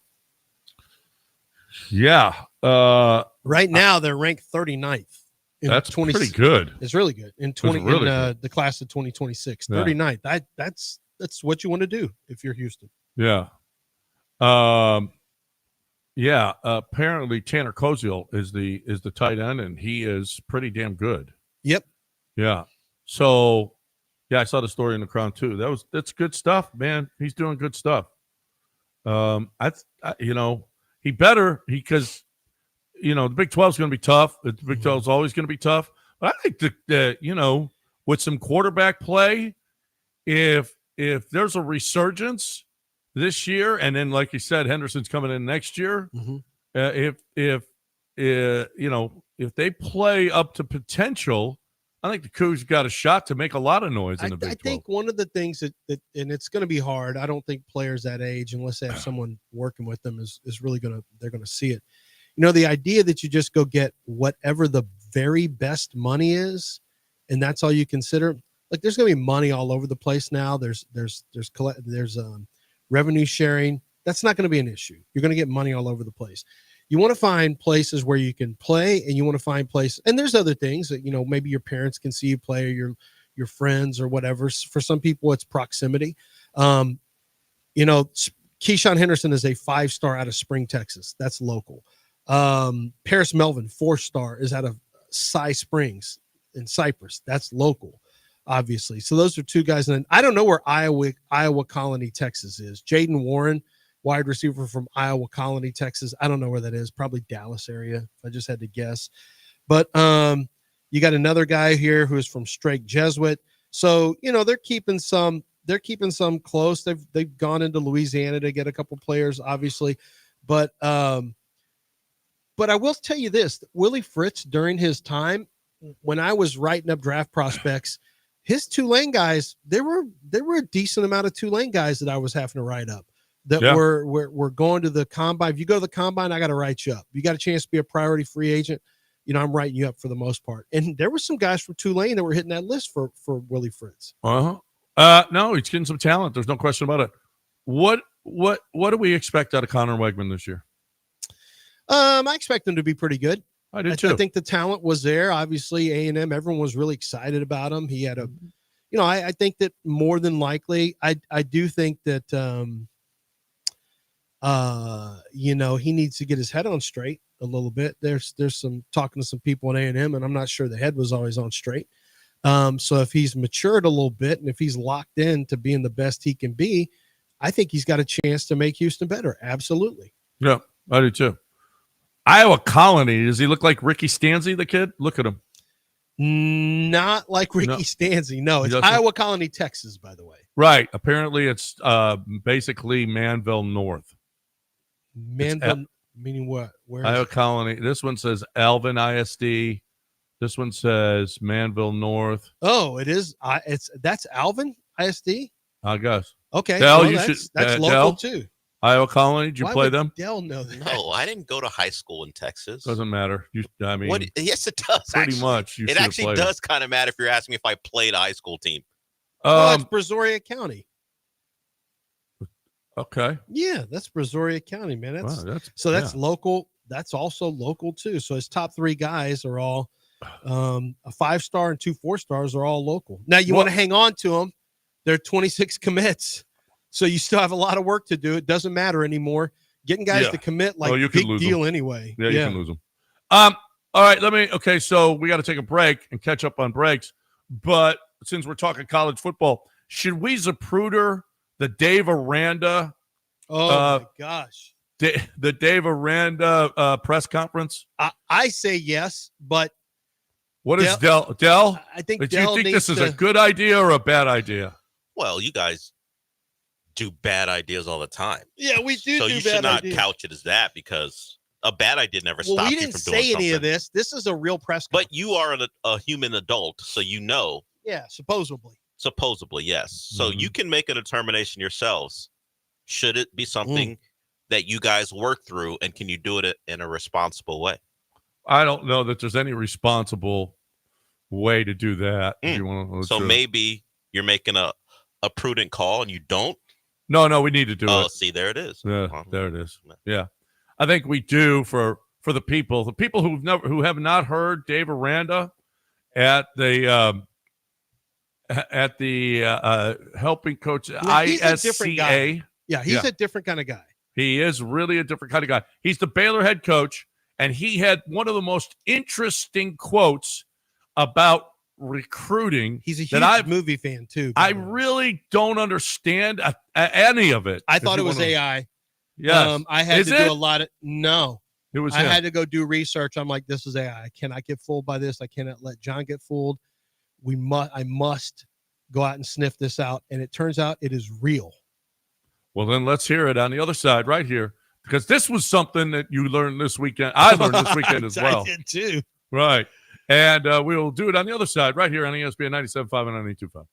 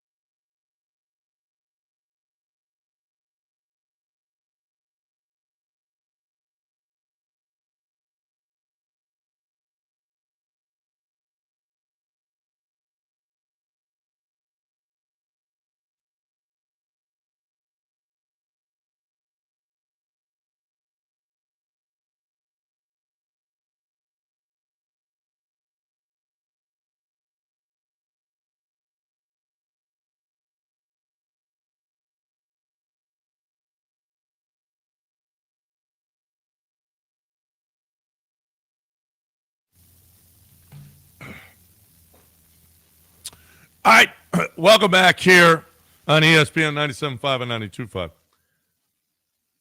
92.5. There are certain words like you can't use anymore. Apparently, Dave Aranda was Some have not. made a comeback. Yeah, I would. Yeah, like you can't say the E word anymore. The E word? Yeah, E word. I don't know what the E word is. Eskimo. You can use the word. I just don't think you can call people from Alaska Eskimos anymore. But You guys are using it freely. I think the word closed. itself can be used. I just think it's not a proper way to describe If people it's a from that word region. where you say it's an E word and you say the name, you Right. say it multiple Well, times. okay, that's so not really a all problem. right. So there's a ranking of you can't say the N word. R word is pretty much F word. That's made a huge comeback F on word Twitter. is the above. F word, the longer F word, That the longer one F word. That one will get you in trouble. Yeah. That one will get you in trouble. People still use it though somewhat. It happens. Yeah, the R word. You know what? It's not acceptable much anymore. Although you still do see it From time to time. with people that are. If you're on X, you see it all the time. What are But y'all talking Well, I'm about? not on X as much as well, others. right, but people. But in real that's life, anonymous people that don't care. Yeah, but in real life, how Oh, often well, do you yeah, hear that's that a good word? point. Like on the radio or in a press conference. Yes. You never use certain words, but apparently the M word is okay. Well, if you're M the word. coach What at is the Baylor, M word? Well, here is Dave Aranda talking about recruiting, and you'll find out what the M word is. There's a scene in The Wolf of Wall Street when they're talking about throwing midgets, and it's like, hey, this midget. Pause. Hold on. Right off the back, I've already heard it. I've seen it. I made sure it wasn't AI. I know some of you are saying, no, this has got to be AI. You guys are getting fooled. It's jarring to hear him just haphazardly just throwing it out there. With like no- the word midget is still used, but not in not in context of how it was used years and years ago, where it was just kind of common. You'd say dwarf or midget or whatever. That was it. It's just little people now. Dave's like, I'm a coach. I haven't heard any of this. I've been coaching all this time. Wait, what now? He just drops. I guess we can say M-bombs, right? Can we say M-bombs? M-bombs. He just drops them in there like it's, what are y'all talking about? He clearly doesn't this know. is like part of everyday. Yeah, he clearly doesn't Dave know that Aranda's- people stop saying that. he's using it like he's a little person and thinks, well, Yeah, it's okay. I can say I'm it one 'cause of I'm them. one of them. Yeah, like John Right. and his thing where I can't say the word, I won't say it. But when John What, talks wop? about Italians, yeah, that stuff. Oh, that John one? goes, I can say it. I'm Italian. Okay. Yeah. Right. That's how Dave Aranda, and to my knowledge, I've never seen him in person. He does not appear to be part of that class. He's not. No, he's not. He is not in that height class. Nope. I feel No, like you're tall enough to be out of that height class, Dave Aranda. Right. Well, maybe he married. Don't know that. I don't think so. That That's would just a Google probably be a search. story. And even if he married into it, can you say it? Because my guess is his wife wouldn't be saying Well, it. you say the word Mexican. Well, that's Yeah, not that's a slur. nationality. It's not a slur. He's Right. always been on this where he feels like it's like on the border. Why? You On the- can't like say it's borderline. Like he feels guilty saying Mexican. why. I don't know. Ask him. Well, He's always been this way. because you can't Because say. he's probably heard other people use it as a slur. Well, no. No.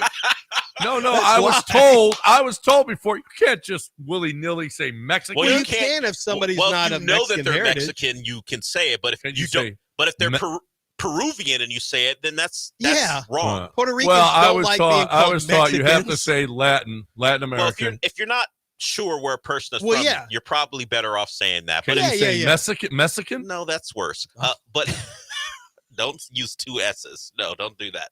But Nicole is Mexican. You can say she's Mexican. My wife is Mexican. But if you Mexican heritage. But if one of our callers calls in and his name is Juan, you don't know that caller is Mexican. Right, you can't just go, "Hey, Mexican." You can't just say that. But typically you wouldn't say, "Hey, Mexican." Yeah, anyway, you say Juan. Yeah, we don't say, "Hey, American." Yeah, like if someone names Hey, Dago. Yeah, you would. Now, Not hey, about- Limey, I can see. Hey, well, he can say it. This is what I can asked say you it. guys. Could you Yeah. handle this particular sound Mexican. in a mature way. Did you hear what he said, Dell? I heard what he said. And we're talking about Dave Aranda, and John's like, yeah, you can say, like, you're not supposed. Well, he's actually saying you're not supposed to say it. I'm teaching. No, this you're is not a teaching lesson. I asked you guys in the last segment, could you handle this in a mature, professional way? What did you think the answer was going to be? You both said no, but you still want to do it. Well, yeah. Yeah. Well, it's kind of how it goes. Okay. All right, now let's. Play Dave Aranda again. I'm sorry I got people John don't know the saying setup got here. on this Mexican thing. John isn't here. For people who don't know, he's not in Houston, so he can't see the board. So if I go, hey, Carlos is called in, don't go, hey, what up? No, don't say Mexican. What up, Just say no. Just say, hey, Carlos. Well, if he knows somebody's Mexican, he could say, hey, what up, my Mexican? But even still, don't do if that. He's friends. But even still, don't do that. It's that. I don't know. If he's my friend. No, you don't say it. You just say, hey, Carlos, welcome on. My friend Carlos is here. Welcome on. That's what you do. Well, in public. No, everywhere. I don't know about the private rules. I don't. I can say what up, my Mexican. No, that's not a thing. By the way, that's not a thing anywhere. No one goes, what up, my. No one does that except for you, I guess. I'll bet you they do. I'll bet you somebody does. Yeah, people do. His people, John's people do that. No. His friends. Chad and Yanni. Yeah, his friends maybe. All right, let's play Dave Aranda. Hey, what's up, my Mexican? Clear his throat. What's up, my Mexican? I don't think Dana ever Dana says does that either, actually. That's not what Dana would say. No. Dana's Dana, smarter than that. He Dana knows would I not can't say be that. doing things that No, John Dana does. would not say that. No one in John's circle. There's accountability in my line of work. Right. Well, Dave Aranda's in his line of work. Right. All right. Has Dave Aranda come out and apologize for what we're about to hear? Here we go. I have not seen an apology. So do you want to start Yeah, fresh? keep going. Let him keep going. Start it over. Because even when he's done, I want you to listen. So I texted. So Chris Ballard's a good friend of his. Dave Aranda, he and Dave have known each other for years and years. I think they went to Wisconsin together or something. Or they may have been roommates actually in Wisconsin. And I said, hey, did you see this? And he goes, he just laughed. He goes, Dave loves movies too. He's a huge movie buff. That's what he took out of it. He's a huge movie buff. All right, here it is. There's a scene in The Wolf of Wall Street where they're talking about throwing midgets, and it's like, hey, this midget, can he, can he roll there? And he go, no, he doesn't roll. You throw him. You know what I mean? And they're made for throwing. And then after a while, they start talking, and they go, well, you know what? I think if you start talking, they may think they know we're making fun of them. The midgets may think we're making fun of them. So then I'm going to start, they may get mad at us. And then the guys go, well, what we need to do is make them think they're one of us. And they go, one of us. And I think that's the thing with coaching, call it recruiting. It's that way. They talk about acquiring players, getting rid of players, just like that. And the whole thing underneath all that is they make them think they're one of us. You know what I mean? And it's like, but I don't know. Do you have to do that to win? That sucks. I don't get the point. I don't understand the point. I don't get. Do you get the point? Is he saying you have to try to fool players into thinking you're one of them, but you're making fun of them behind the scenes? Well, aren't they one of you though? I mean, if they sign with you, aren't they you? Aren't they your guy? I don't think get he's saying you have to go out and you have to suck up to player. I think this is what he's saying is you have to really suck up to play. I don't know what he's saying. I don't either. I never understood Wall Street thing. I don't understand any of that. You fool players into thinking you're just like them, and then once they get on campus, now you got them. So things change. Now that is true. Like I've been with coaches. I told this story before. I've been with coaches on signing day, and I sitting there at the bar afterwards, and the phone rings. Oh, that's a player's mom. Don't have to answer that anymore. Okay, so yeah, no, honestly, that's how it is. Yeah, now we own you. Now we own you. Now we got you. Now we own you. But that was before you could just transfer willy nilly. Now you got it. You got to recruit them while they're playing for you. Yes, you we're sorry. Yes, sir. We're so sorry we offended you. Yeah, right. Exactly. So I just still don't see the point though. One of us. Yeah. But they are one of you when they sign with you. I don't understand what he's trying to say, honestly. I don't know. He's a different dude. He's a different dude. He is, but I still not Christian Wilkins different, but yeah. No. I still allegedly. I still can't piece together exactly what he's saying. He seems to get frustrated in the middle of like, I don't know, just I mean, is that what recruiting is? And then we say, can we? But he says at the end, he says, roll over "Yeah, there that's recruiting, but that sucks." But did you hear what he goes? And then it's like, can we throw him over? Can you roll over there? And you say, no, you got to throw him. Like, wait, what? And that's a lot like recruiting right now. Like, what?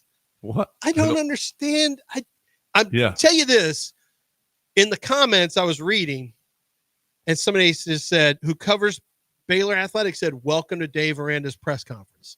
Like, this is, I see a lot of people are new to Dave Aranda's press conferences. I'm just going to be honest with you. I'm going to seek them out now. I now want to hear more from Dave Aranda. I didn't realize that that's what I needed in my life, but now I know I need to hear more from Dave Aranda.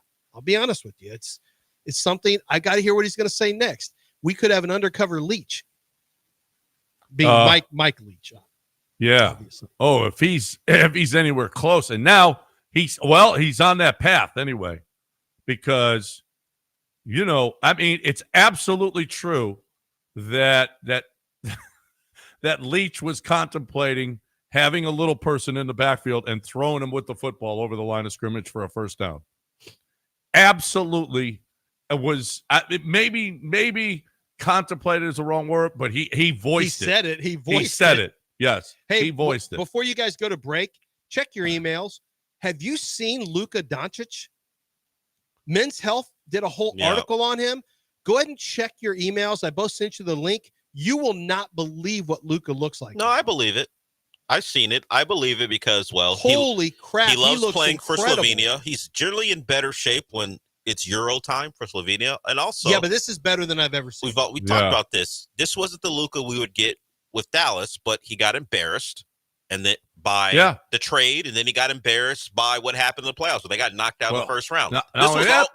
But the first thing that Reddick said was, we got to get in better shape. Yeah. And who was that aimed at? So while it may benefit the Lakers, like they need any more of that, this wasn't what Nico Harrison and Dallas were going to get, but this was always going to be a possibility.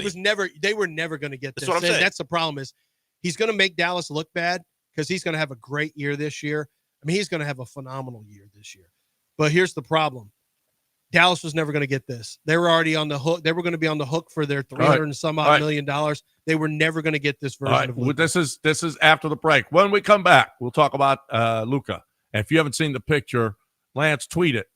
We'll do that on the other side, right here on ESPN 97.5 and 92.5.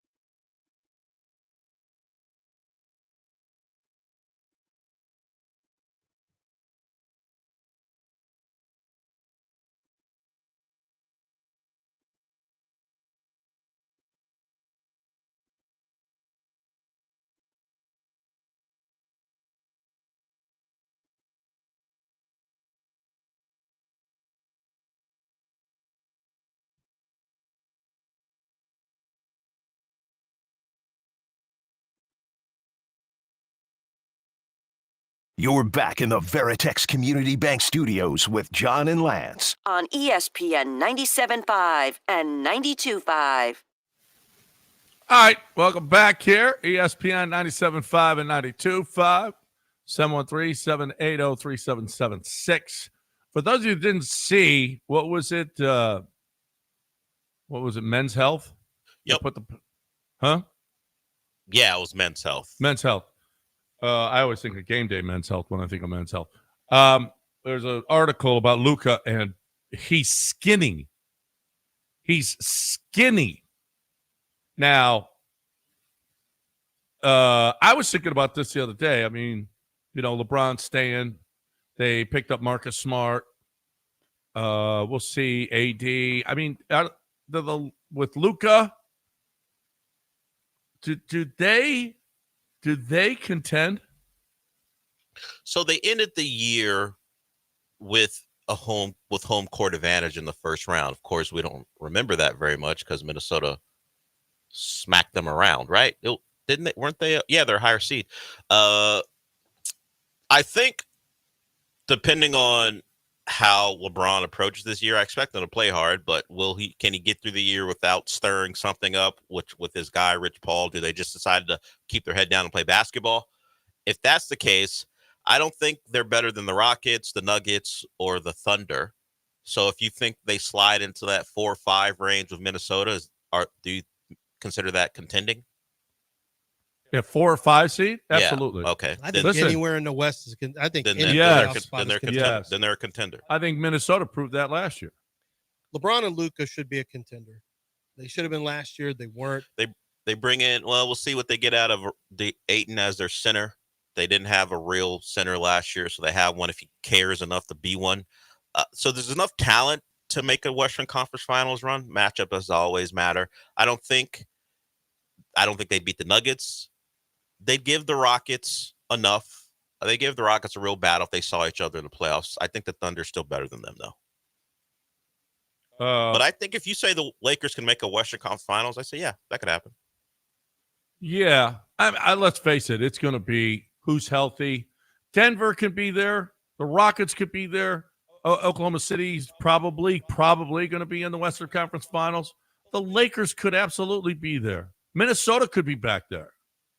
I mean, I don't know that any team that's even the 7th or 8th. I mean, I guess it would probably be the top 6, top 5, but I don't know that any team you could say, they've got no chance. Any team that makes the playoffs in the West, it's too pretty damn in the good. West. I do question. I think the West is getting so strong, and Luka being lighter is going to make him quicker, going to make him more effective. He's going to be a more effective player at a lighter weight. He just is. He has been in the past. He'll be a little quicker. It's going to help him. He's already a talented player. LeBron's still old, though. I mean, LeBron is an old player, and even though he's more effective than anybody we've ever seen at this age, and he's one of the he's the freakiest athlete I've ever seen in any sport at any age. Like, the fact that he is this physically dominant still in his 40s is incredible to me. But I mean, the West is about youth. If you go look at the history of who's playing the best basketball and who's getting deepest nowadays, it's about younger players.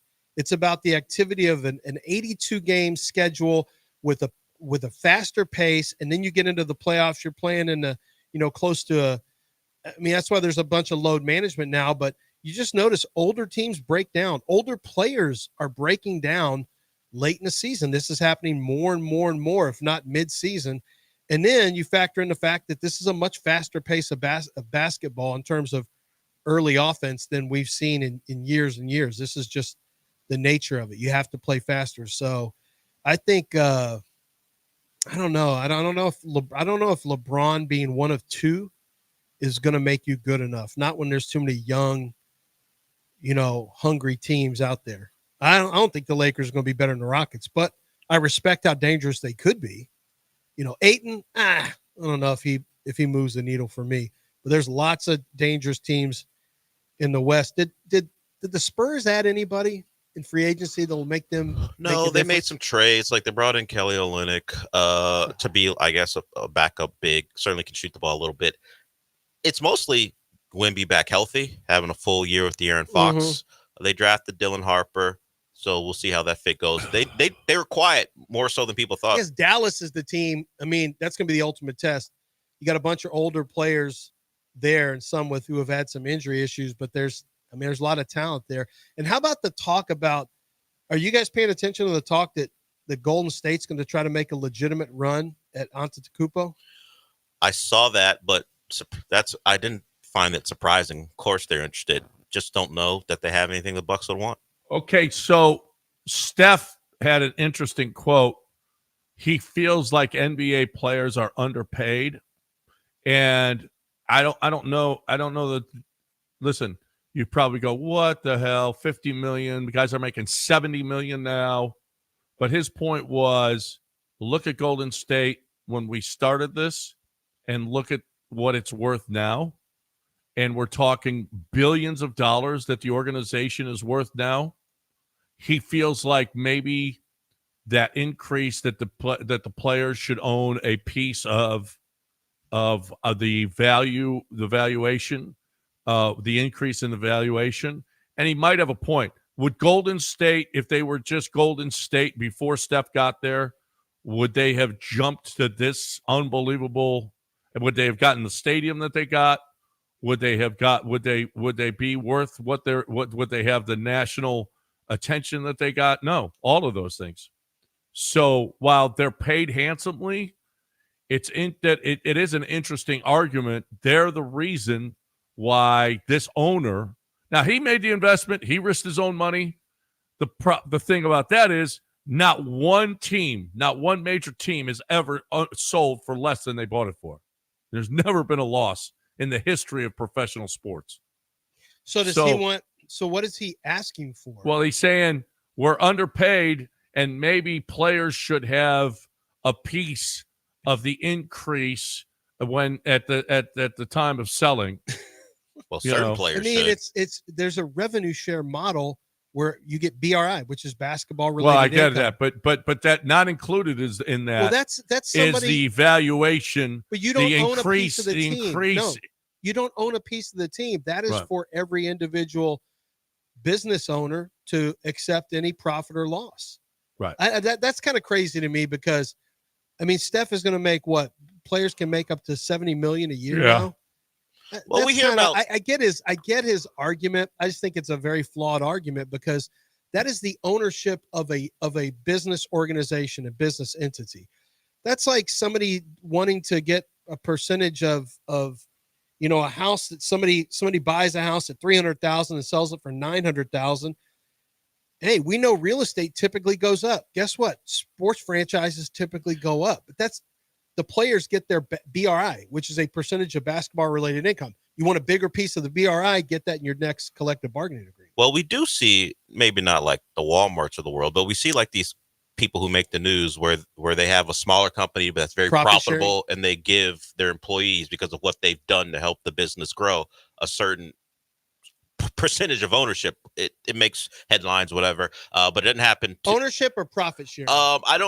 I just know that, hey, we went from here to here, and to reward the employees for helping us get there, we do this. And it's not like the giant companies. It'll be an individual who owns one. He'll do it for the people he works with every day. The salaries. So we see that. So we see it happen on that level.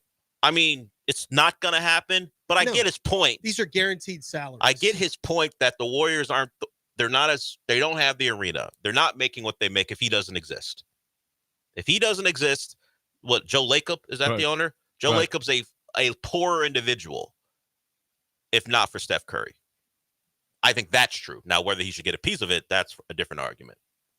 Well, poor is the franchise isn't worth more. Maybe not poor. How much has Sacramento risen in the same time?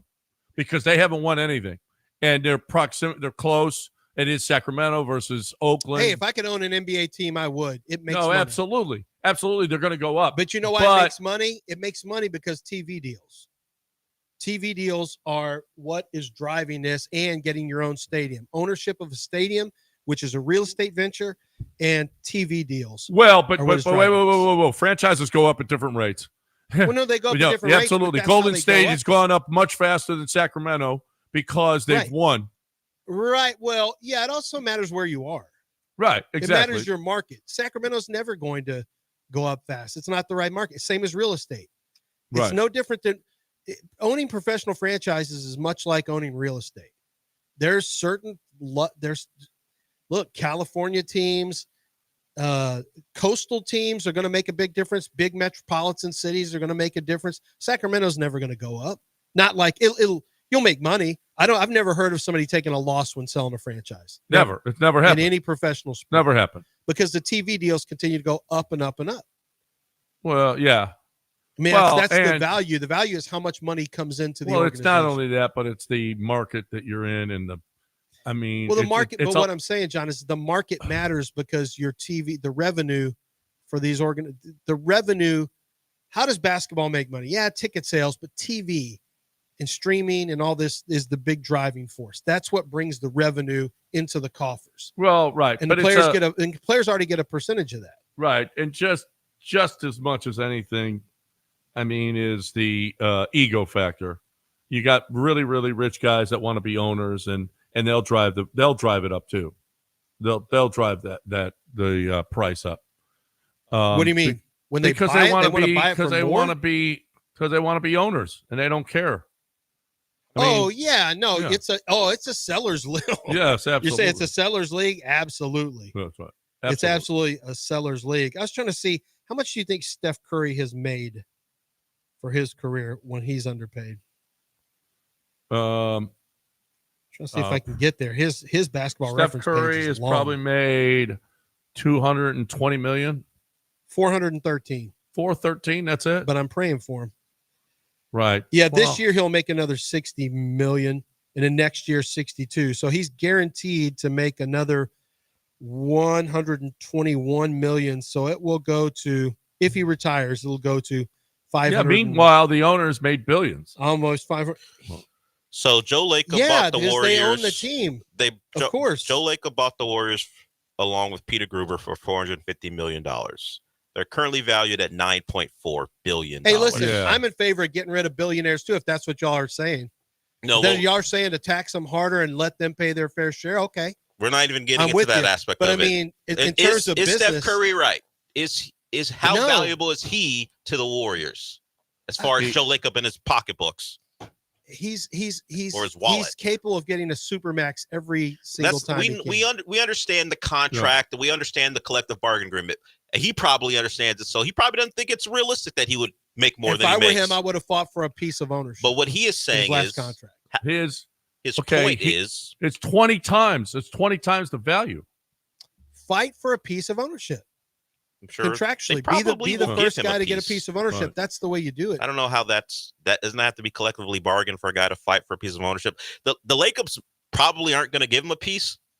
They'll probably cut him something, but they're not going to give him a piece of the team unless he buys into it. No, I mean, he's made $500 million with them. He's going to make $500 million with them. What I would do is take that, get with LeBron and go buy a team. Which is not out of the realm of possibility. LeBron, that's been the rumor for a while. No, LeBron is going to buy a team. I know people close to LeBron who said he's definitely going to buy a team at some point. He'd like to be part of an NFL ownership group, is what he'd like to be part of. Right now, he's got part of Liverpool. He'd like to be part of an NFL ownership group. I think an NBA one makes probably more sense.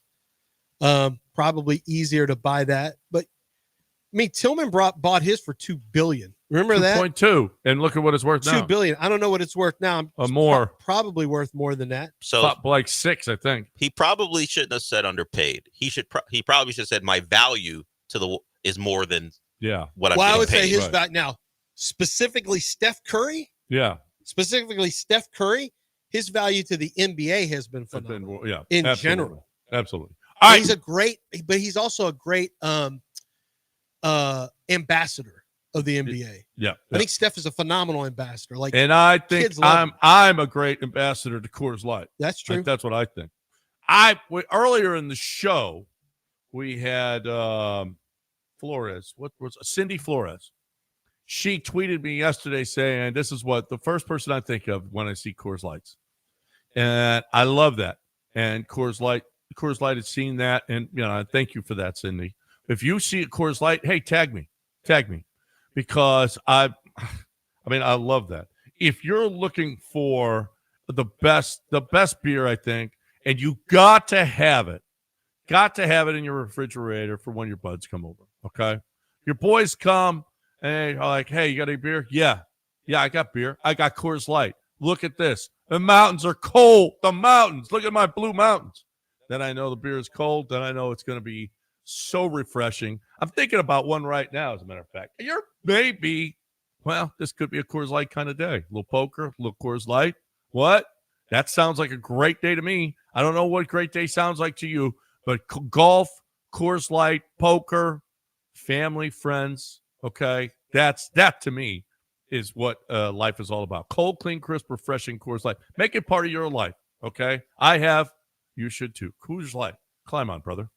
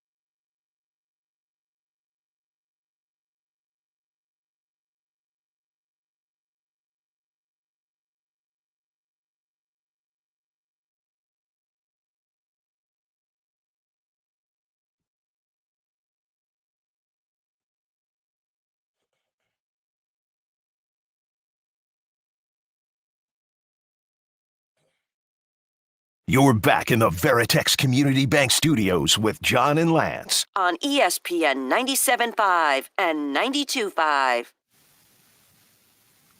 Shamar Stewart signed this weekend. Is Shamar Stewart going to be any good? No, not this year. I don't think so either. Nah, he's missed too much time, and he already was a guy who's not very, he's just not skilled enough. He has a lot of physical raw talent, but just not a skilled pass rusher. And then you miss all this time. This is going to be a write-off year for him.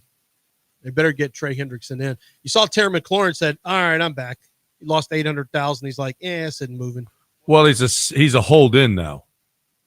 Yeah, well, he had to get in so he wouldn't lose. Right, but money. he might as well be a holdout. He's not lost $500,000 because he missed his workout bonus. That used to be free money. Yep. Yeah, he'll be a hold in, but he's not going to miss paychecks. He'll play. Oh, by the way, Deion Sanders has a press conference today. People are expecting with his medical presser. People are expecting one of three things. Either he says he's leaving Colorado due to health issues, which I think is the favorite. Yeah. That he just signed a new fat contract. So I did see one school of thought that he will say he's going to have to take an indefinite amount of time. And I'm not saying that this isn't real, that he doesn't have real health issues. He very well could. I mean, he has had health issues. He had his toes amputated. Deion has had health issues. There's no question. I can tell you that a lot of the talk yesterday was who didn't see this coming. His sons aren't there anymore. We told you he wouldn't coach for them. It may just be a coincidence, but he's going to have to deal with that perception if he leaves. There is a school of thought that he could take a year off. He's still going to have to deal with people saying this so he can follow, not have to coach and follow his sons and blah, blah, blah. This is something Deion's just going to have to deal with. But he also has had real health issues. So this could be a situation where he's dealing with something very traumatic. Most people think he's going to step down. Yeah. As head coach, but I think that's going to take place maybe in 18 minutes. I think it starts at 10 o'clock Central. I'm not sure. He's going to have why would you have your medical staff there with you as part of a press conference? Yeah. Oh no, it's a medical presser. So that's immediately I assumed he's done. Yeah. So, we'll see what that's about. Is it? I don't know. I have no idea about the man's medical. You know what he's had the toe issues, and he quite possibly could be. I wonder if it would happen if Shedeur was still there.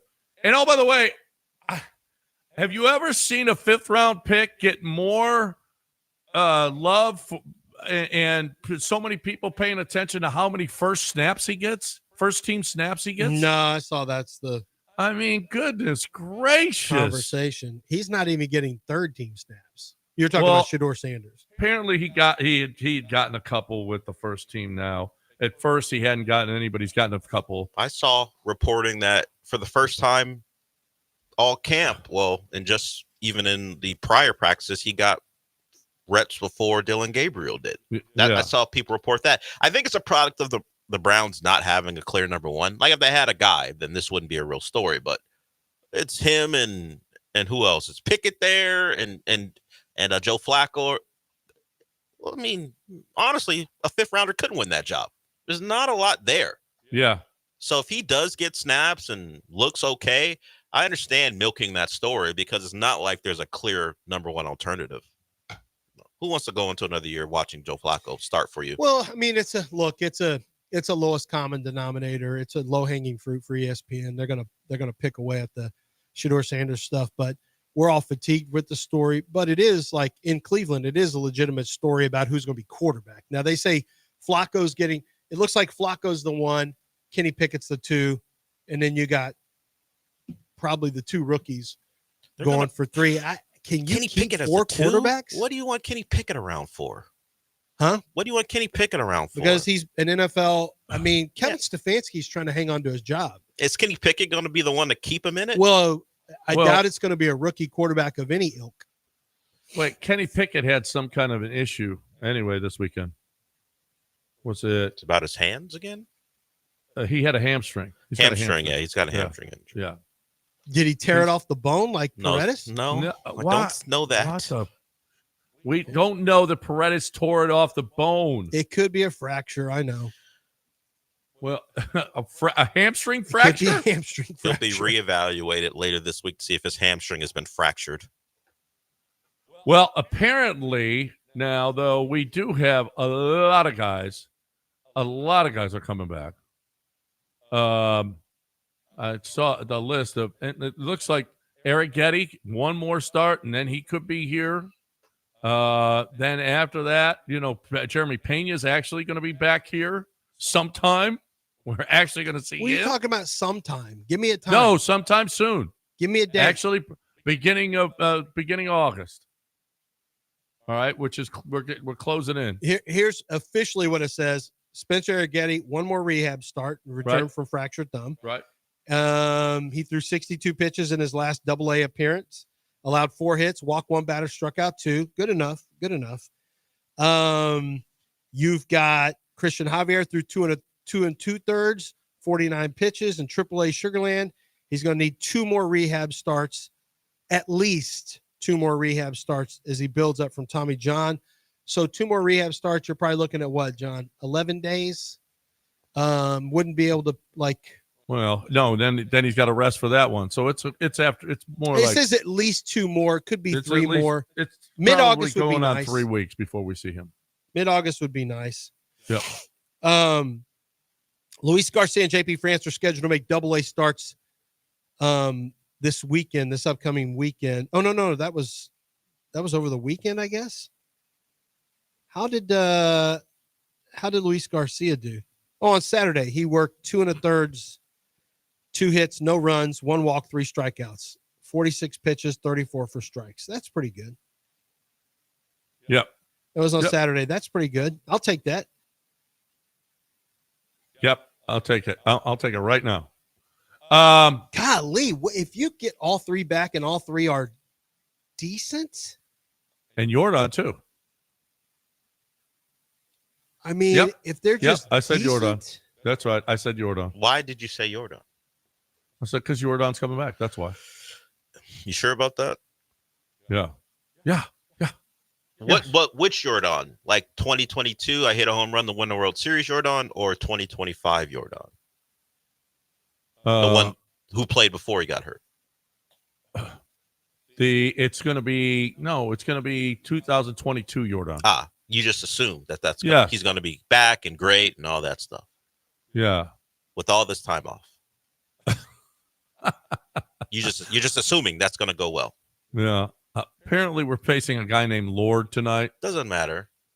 The only question is, did the Nationals lose their park over the weekend? Because if they did, I just expect the Astros get their ass kicked. But if the Nationals still have their home park to go back to, maybe the Astros can win a game.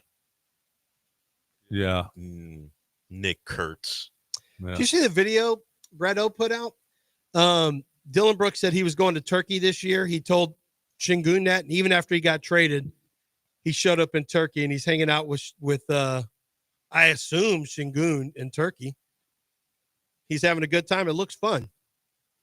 But he's the enemy now. Nah, he's our friend now. No, he's not. You think the 3 or 4 times they play the Suns this year, you're gonna love Dylan Brooks? Yeah, see, that's the thing is, I've come to love Dylan Brooks. I don't want. You're Dylan not Brooks gonna like Dylan Brooks again anymore. I don't want to have to. I don't want him and Amen to get. He's going to get under KD's skin. That's what he'll do. Oh, I don't care about that.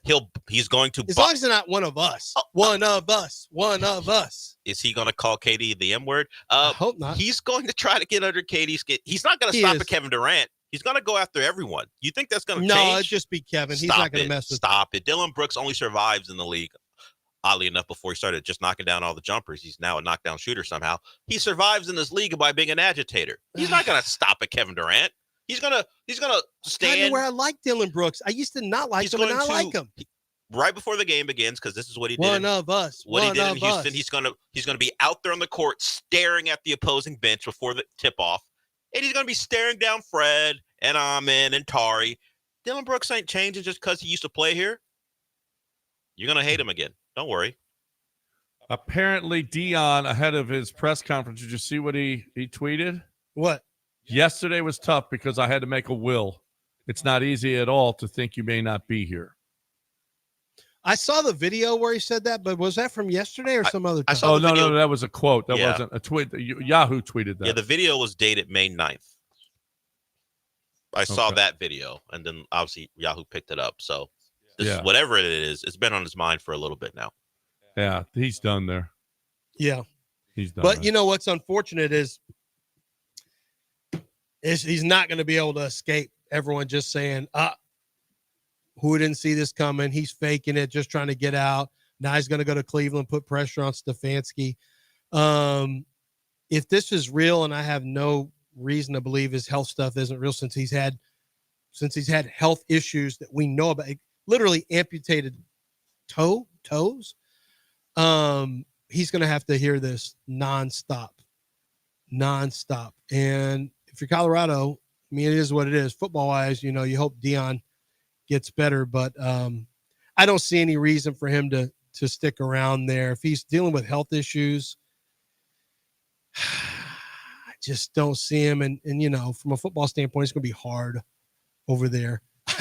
I talked to somebody yesterday who we were talking about this situation, and he immediately fired. He's the one that brought it to my attention. He immediately said he fired on under 5.5 wins on Colorado as soon as the Deion stuff came out. Oh my gosh. He said, I'm assuming Deion doesn't coach. And if Deion doesn't coach, a lot of guys are going to portal out and leave. Yep. Even this short a time frame. Are they allowed to? Isn't there you can't just portal out now. Well, we I found don't out. know. I'm not sure if the window is open right. It might be. We found out that the window doesn't matter. Well, Remember? yeah, if somebody else tries it like that, yeah. Lucas, the dude, Wisconsin, Miami, now Wisconsin is suing Miami for tampering, whatever. But there is no real window. The question is, can you get into school before you have to get in to be in class? That's true. So if you can get in before classes begin, you then can the play classes right don't away. start till the Classes don't start till the fall. So if he announces, late August at the earliest, really. So or maybe mid-August, whatever. But if he announces it today, any Colorado player could be playing someplace else, register for school in a matter of days, and they would be available for that school. There's no the window is fake. All right. Yeah. All right, we got a break. Really We got a break right now. We got to talk about Aqueduct Plumbing Company. Aqueduct Plumbing Company is, as a matter of fact, I texted Billy this morning because I've had a water issue at my house, and Billy might have to come back out there. He was there last week, as a matter of fact. We had a shower issue and a spigot issue, and Billy's guy was there, and I said, well, check with him and see if there's anything that would relate that might lead to. I've got a water bill that's ridiculous. If you've got a water bill that's we haven't even lived in the house, and the water bill is it's stupid, the highest it's ever been. And I'm like, well, something's got to be the matter. Well, Aqueduct Plumbing Company will come and they'll check your whole house. They did it for my sister-in-law who had a ridiculous water bill as well, and they gave her a clean bill of health, and they said, "See ya." Here, and Aqueduct Plumbing Companies like that. They're so good. They will come. I just can't say enough about the way that they go about business, how good they are, and how thorough they are. And Lance, I mean, they've done so much for us. I cannot say enough about Billy and his guys, and that everybody should use Aqueduct if they've got a plumbing issue. They're the best. I mean, they are absolutely the best. And big job, small job, doesn't matter. Get that. You think you have a leak? Get a hydrostatic test. Get it done. Doesn't take long, and they'll tell you definitively whether or not you have that leak. That's what they're doing over there at aqueductplumbingcompany.com.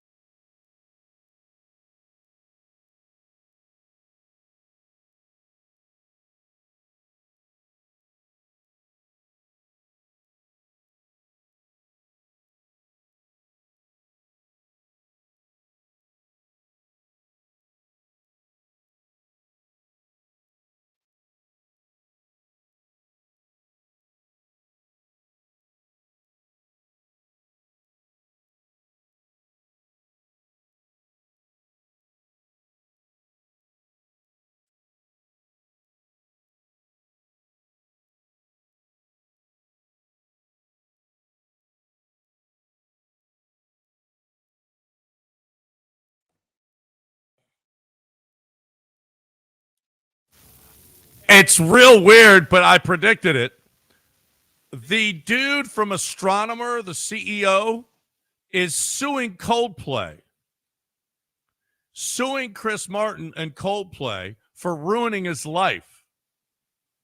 Now, I don't believe he's going to get away with it, but did you see, Del, you got that sound I put in?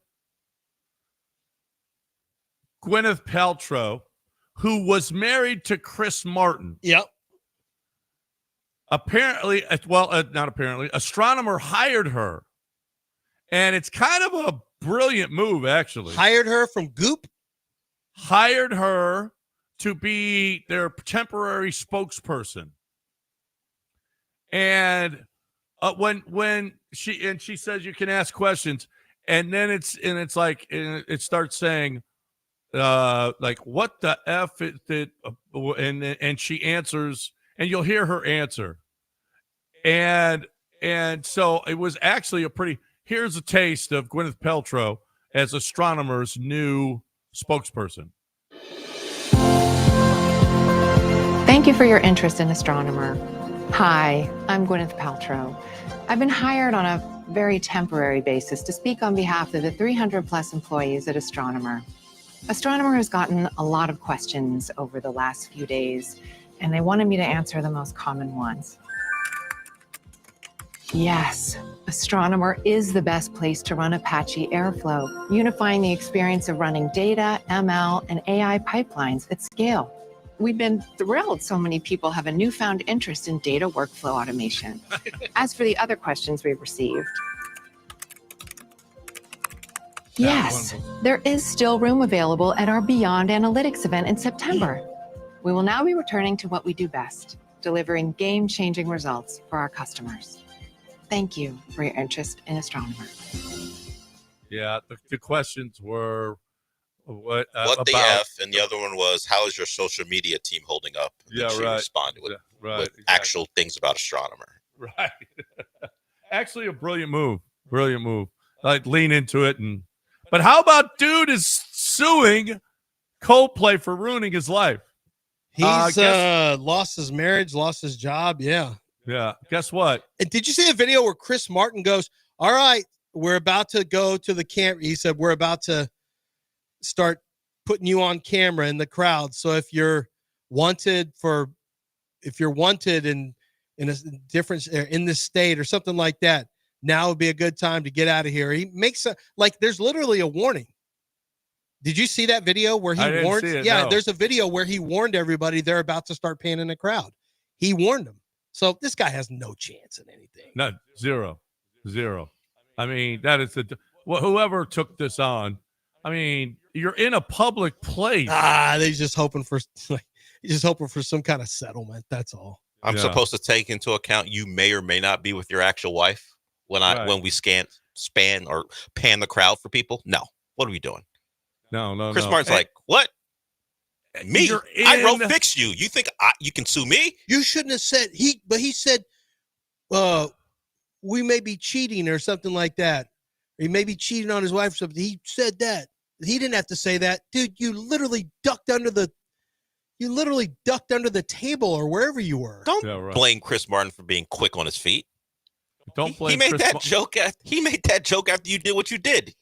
He's pretty quick. That's all that is. If you're in public, then you are fair game to be videoed. That's all. Well, at least and he made the assumption, and the correct assumption. Yeah, don't blame him for being right. It's all. Yeah, he was right. All right, and we're done.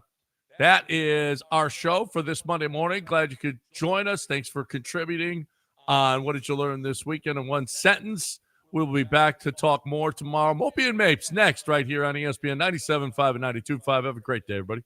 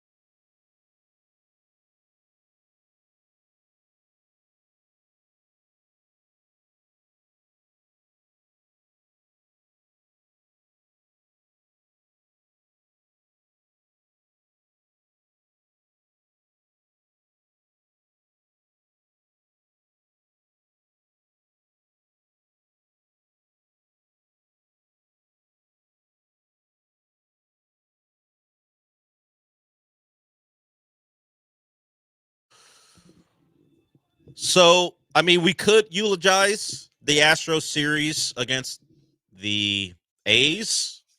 We could talk about a lot of things regarding what was a disaster of a series that starts to question how good this team can be as it's presently constituted. And then, of course, the cavalry allegedly is coming because of everyone who's in the middle of rehab starts. But I want to, and we talked about it on this show before, I want to officially put Nick Kurtz on the that's a guy we don't pitch to side of the equation. That guy, we no longer pitch to Nick Kurtz, period. Look, if Cooper Hummel wants to go out there because they want to throw a position player out there and let Nick Kurtz shoot one into the Crawford boxes for the 4th home run, whatever. At that point, who cares? Let him get all that off. If you are the Astros, you're not competing in that game anymore. But at any point when a game is in the balance, Nick Kurtz never gets a real chance against the Astros. You want to see if he chases something and gets himself out, cool. But no more. What are we at now? The series in Oakland where he won 2 games by himself. And of course, he hits 4 home runs in a game in a 15-3 beatdown of the Astros. What did they lose that series by? 32-7 or something like that. Just they came in, they took what they wanted, they did what they wanted. And jokingly, we talked about how the Corpus Christi Hooks would have more starting pitching going in their weekend series than the Astros would. And unfortunately, it played out that way, where the Astros pitching wasn't good, the hitting wasn't good, and they get swept by the A's. Now, that leads to the more important question, because, yes, that's in the past. You still have a 4-game lead over the Mariners and now the Rangers. Now the Rangers are within striking distance. What do the Astros do? I asked a question weeks ago now. Are the Astros a good team or are they a good story? Now, they've had their highs and lows. This is definitely a low, that 4-game sweep. But how are they going to approach it? The conversation for the most part was get our guys back, and we're going after a hitter, particularly a left-handed hitter. Feels like, yes, it's just those 4 games. It feels like they need a whole hell of a lot more than just a left-handed hitter. Because since I asked the question, Paredes has been hurt, and he looks like he's gone for a significant amount of time, because Dana Brown over the weekend said the hamstring is more severe than they thought, which is a departure from how they normally talk about injuries. So expecting Paredes back at any point before the postseason maybe feels like you're leaning too far into the positive with him. But Dana Brown was available to speak not only about that with the broadcast, the rights holder, but he also spoke on Sirius XM about the Astros and what their plans are for acquiring someone. And Chandler Rome has an article out about who the Astros may be looking into. But here's the general manager himself talking about a potential acquisition. Yeah, I mean, the left-hand bat would be great, of course. And if you can get an infielder, with the, injury to Paredes, that would be great as well. So without a doubt, but look, if you get a left-hand bat, that's a really good bat, and you put him in left field, or something like that, and put Altuve back at second, you can do things like that as well. But a left-hand bat would be the preference, and we'd like to try to get a good one. And if it's an infielder, it's a bonus. You go through seasons like this, you feel like you can write a book at the end of your career titled 162 and its grind. But it's just that when you play 162 games, it is a very difficult season. A lot of ups and downs, the ebbs and flows. But look, our guys are grinding, and we're pretty excited about the rest of the season. Is Dana Brown floating out a book title when eventually he's done with the Astros? He'll call it 162 and is a grind. I guess that's something just baseball people say, because I looked that up while he was talking, and it popped up in another place too. Now, a lot of you may not have been able to catch it, but mostly this is probably a radio person thing to notice, because you've just been around it long enough and you can hear the telltale signs. Does someone have the mic too close to their nose? Did you hear the breathing? I heard it. Yeah. I was like, someone, that's not Dana Brown. He's got a phone. That is someone in the studio. I don't know who it was on Sirius XM MLB radio who decided while Dana Brown was speaking not to move the mic away from their nose. So I heard that. But you hear him. You heard Dana Brown, and that's been the constant left-handed bat. Left-handed bat. Now, with Paredes being hurt, we're now talking about an infielder specifically to add to the mix. So if we go by likely returners, Pena goes to short when he's back. Of course, Jordan's a DH / left fielder, but likely we're going to see him a lot in the DH spot. Where will they find potentially an everyday third baseman from? That apparently, if they do go out and do it, will come from the outside. So the question is, beyond the one about whether they're good or just a good story, is this a team that they should be trying to add to? Is this a team that they should deplete what everyone says is a not so great farm system, despite all the contributions from, to be honest, not prime prospects like the guys who spend all their time with the Space Cowboys, unless they're Astros because of injuries? Those guys are in their late 20s, early 30s. Can't really consider them guys who get ranked as part of a farm system. And are they the best farm system in baseball or the worst? Those guys that come up like the Shorts and others who come up aren't really in consideration. So for the guys who could maybe recoup a good player in return, the guys who other teams would be looking to add as potential prospects, is this a team you're willing to deplete that for? That's the question for Dana Brown and the Astros, along with and that, of course, includes Dana Brown and Jim Crane. And, of course, Espada would be in on that as well. I don't know, mostly because I can't speak to what Jordan and Pena will be when they come back. If Jordan is going to be the guy who he was before he got hurt, I'm not sure I shouldn't say I'm not sure. I don't believe this is a team that you should be going in on. Window open, all that conversation that Dana Brown, that Jim Crane set up because of what he said about how the window's always open when I'm here. Is this a window open team? They surpassed expectations considering who's been available. I get not tossing away a year, but this is one where the price definitely has to be right. I'm not giving up anyone that I believe is part of my future for this team. Yeah, this is why the Eugenio Suarez, the Astros actually do have what it takes to get them. It's like, A, they might, but I'm not sure if it would be worth it. And B, are we sure they have enough to actually get this guy? So yeah, I think it's more of a complimentary piece type of trade deadline where it's like, hey, can we get one guy who kind of fits a role? Just add someone to either the third base or second base revolving door that we'll have with Paredes out. Can we just get that guy? Just to because Mauricio Dubon can only play in one place, yeah. and you kind of will need him to play in one place, or Bryce Matthews will just play second base and you get a third baseman, something like that.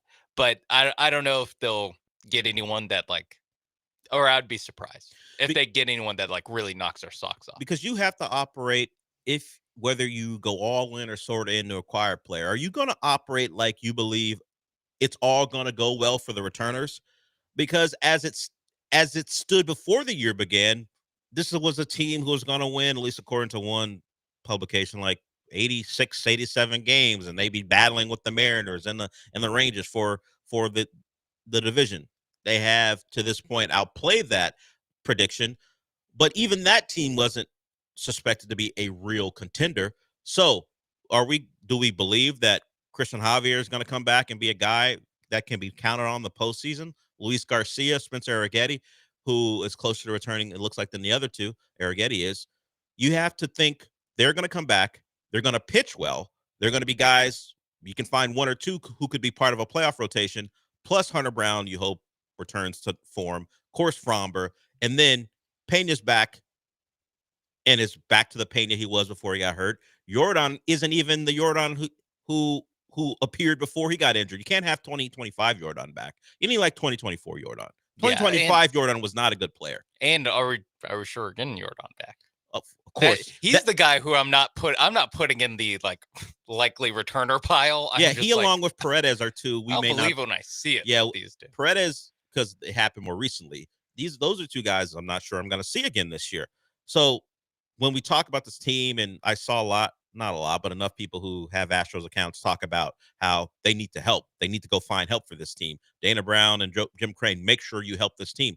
Is this a team you should be going in to help? Yeah, I think the need help is like, hey, can we make it to where like Shea Whitcomb isn't a heartbeat away from playing at all times? Like, can we make it to where it's like we're not having to depend on like 4 different minor leaguers, like Cooper? Can we get to a point where Cooper Hummel isn't like a necessary Astro? Like it just doesn't have to play most games of a series. So Shea Whitcomb is 26 years old. At some point, should we not? Now, so far, you could say we know enough about Shea Whitcomb to know he's not a contributor. Yeah. But at 26, should we at least find out if he can be a guy? Now, I get because of the stakes this season and what you think it could be. But are we going to push this off another year with him and go, you know what? Let's go into spring training next year and see if Whitcomb can be one of those guys. I think if we don't know by 26, we know. This is what I'm saying. So, get the guy off my team. So get him off your team as opposed to giving him an extended at bats because you know now that he's not good enough. That's what it is. It's like just patching up the spots. Are people aware that he's 26 years old? Yeah, he's not a young prospect. No, he's not. He's if he's not a guy who can contribute now, when is it ever going to happen? Yeah. And so that's why I'm just like, give me some pieces that get those guys out of the lineup, get the 26-year-old AAA players out of the lineup, and we can go from there. Like then we can like, okay, add a Myers, add a Pena through health, whatever you get from any of the pitchers that are hurt would help. Just to have innings get eaten by guys who at least theoretically are of a higher quality, even if it is just like Luis Garcia, congratulations on your successful rehab. You're in the Ryan Gusto role. Enjoy that. Thank you for all you've done for this franchise. But Brandon Walter, if his elbow didn't explode, will take your spot. But Brandon Walter's elbow might have exploded. They feel good. The initial imaging. Okay. By the way, if you missed the Brandon Walter now in the IL because of elbow inflammation, which is a trigger for see you in 2 years. But yeah, normally a precursor to Tommy John. In this case, they feel good about 3 weeks. 3 weeks maybe, and he'll be back. At least Brandon Walter's attributing it to being overworked because he's never had to pitch this many innings. That's what happens. A lot of times you get overworked, your elbow inflames, and you need Tommy John. You're leaning into the negative. You're leaning into. No, he literally just said, one of my symptoms of Tommy John is only because one of the causes of Tommy John. I don't think it'll be Tommy John though. Yeah. All the things suggest it's Tommy John, but it might not be. But it might not be. For once, it might not be. They feel positive and good about this one. They always feel positive, except for Isaac Paredes, when they had to see him be carried off the field, it was Hey, by the way, Jake Myers, who they brought back too early, still waiting on him too. When he was heading his hands. Yeah, I just kind of lumped him in. I forgot about the I guess comeback that didn't last until first pitch. Didn't even get to the first pitch. Yeah, I kind of forgot about that. That makes me feel less good about him suiting back up. But got Taylor Trammell. We're good.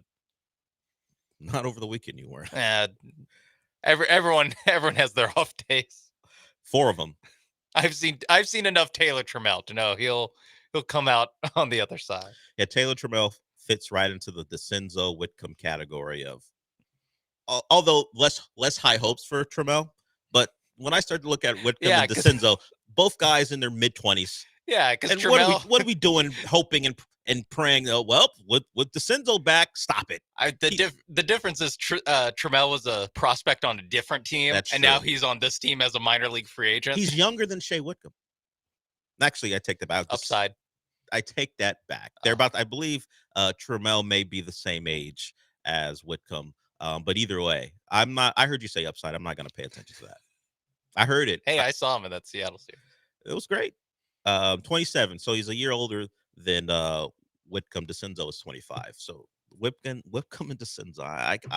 I'm done with that. With that particular DeCenzo beating the Cavalry is, part of the Cavalry at least. Yes, it's a step up from Cooper Hummel, but it's not exactly, the Cavalry.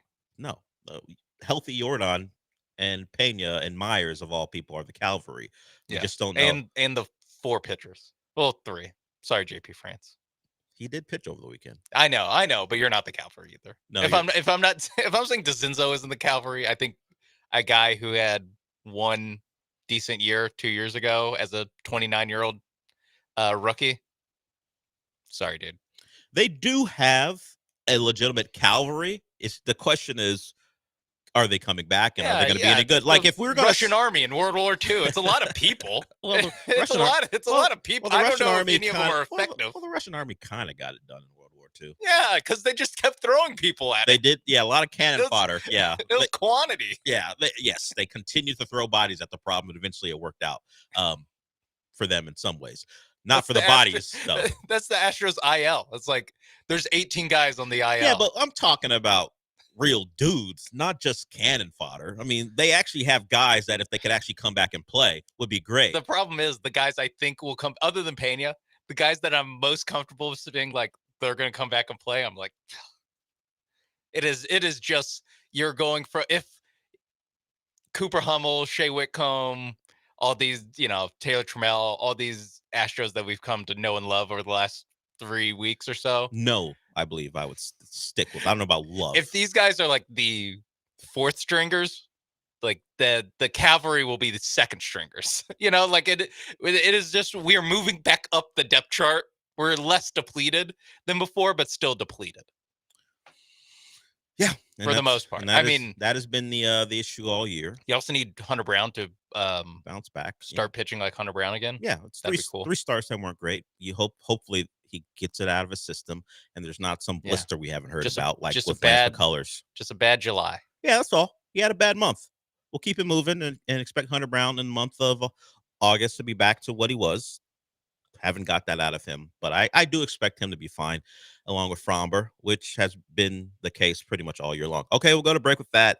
While the Astros news wasn't great over the weekend, we'll see what they do to supplement what is a roster that appears to be maybe petering out as far as the level that some of these guys can play at, as far as keeping this team's head above water.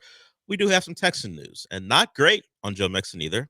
Surprisingly, when you trade a second-day pick next year to acquire running back and then bring in that Chubb, maybe your first-string running back has got bigger concerns than we all thought. So we'll hear from Ian Rappaport on Joe Mixon when we come back. We'll talk more about Texans camp. A lot of things were said over the weekend. They had their first open, at least practice to fans, so fans got to see the Texans up close. I think there's another one today, but at least either that or they're in pads. I did see that they're in pads today, so we'll see if there's any pertinent sound we can play from today's.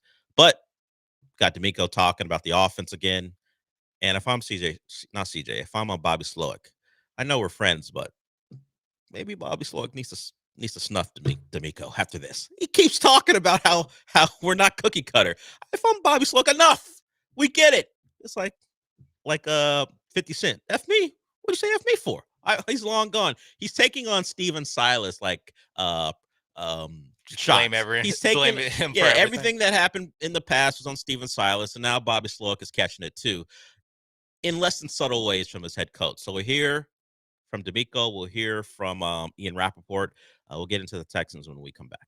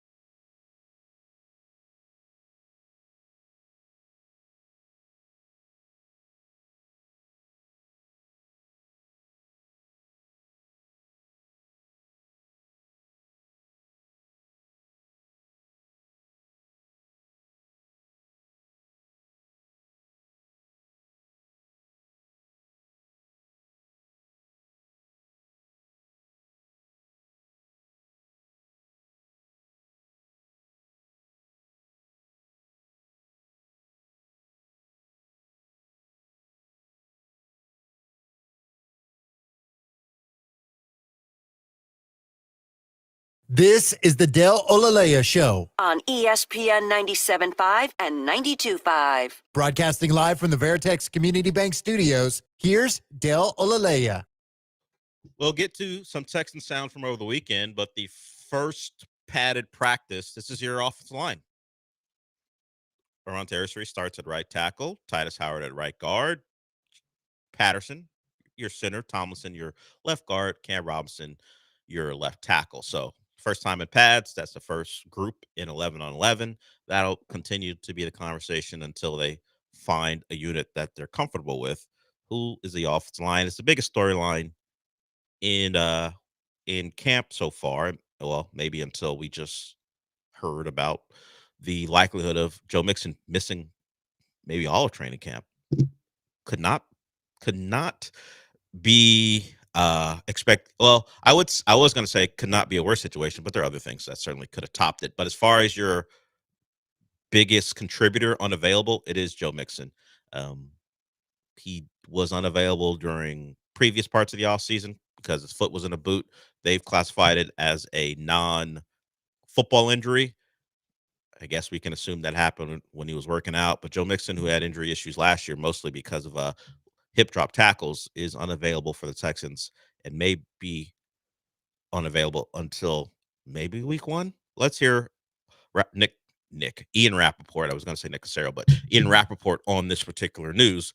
He was in Tennessee, but the NFL Network has their Around the NFL weekend where they kind of just send people out all over. I believe James Slater was in Texans camp, but Ian Rappaport reporting from Tennessee, the latest on Joe Mixon.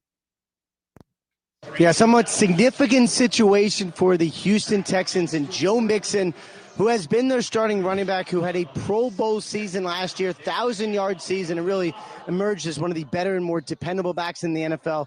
Sources tell me that he is now expected to be out an extended period of time. He is dealing with a foot injury, has been in a walking boot, has been dealing with this actually for the last several months.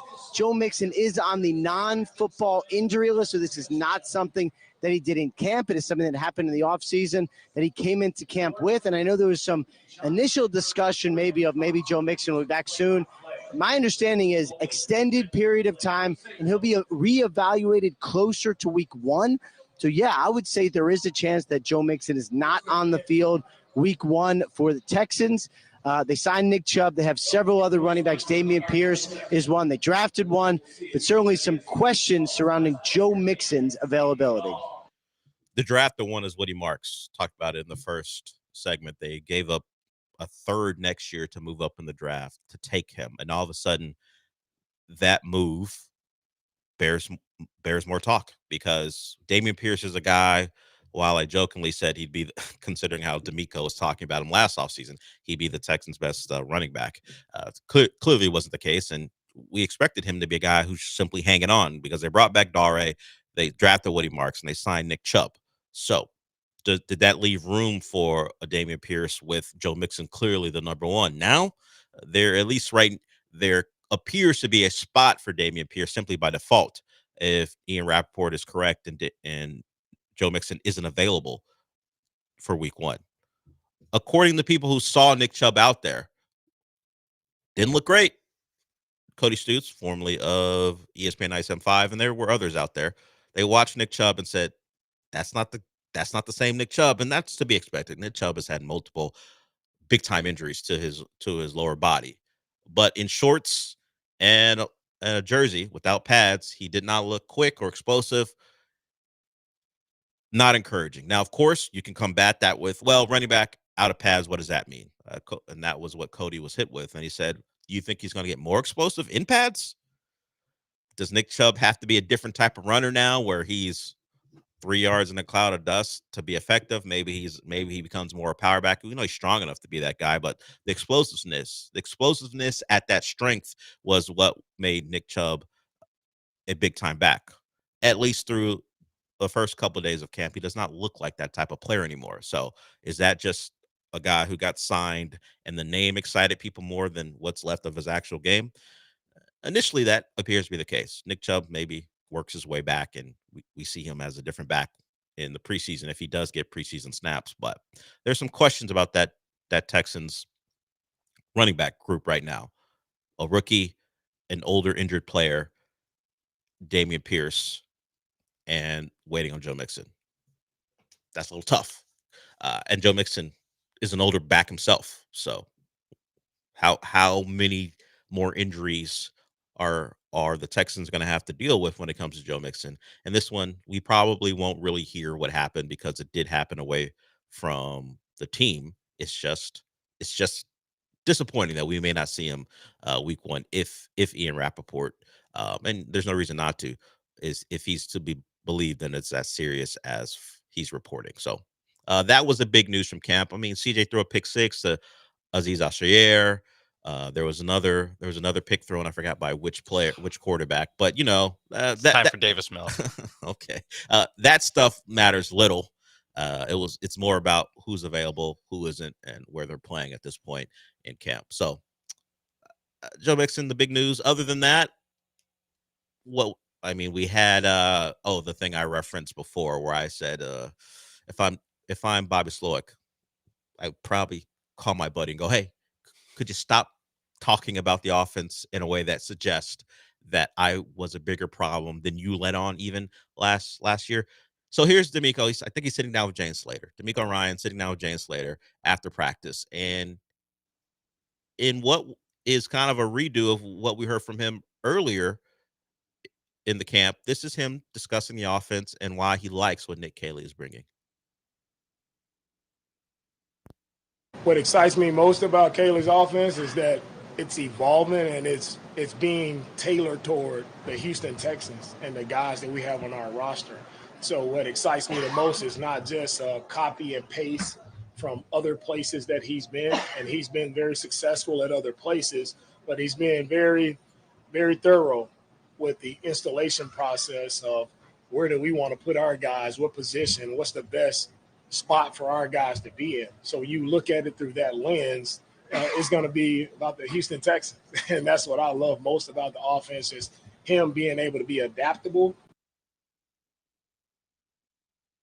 That is D'Amico from last week. So let's hear the similarities between what he said in front of the media last week and what he said in a sit down with Jane Slater on NFL Network over the weekend. Yeah, he's not McVay.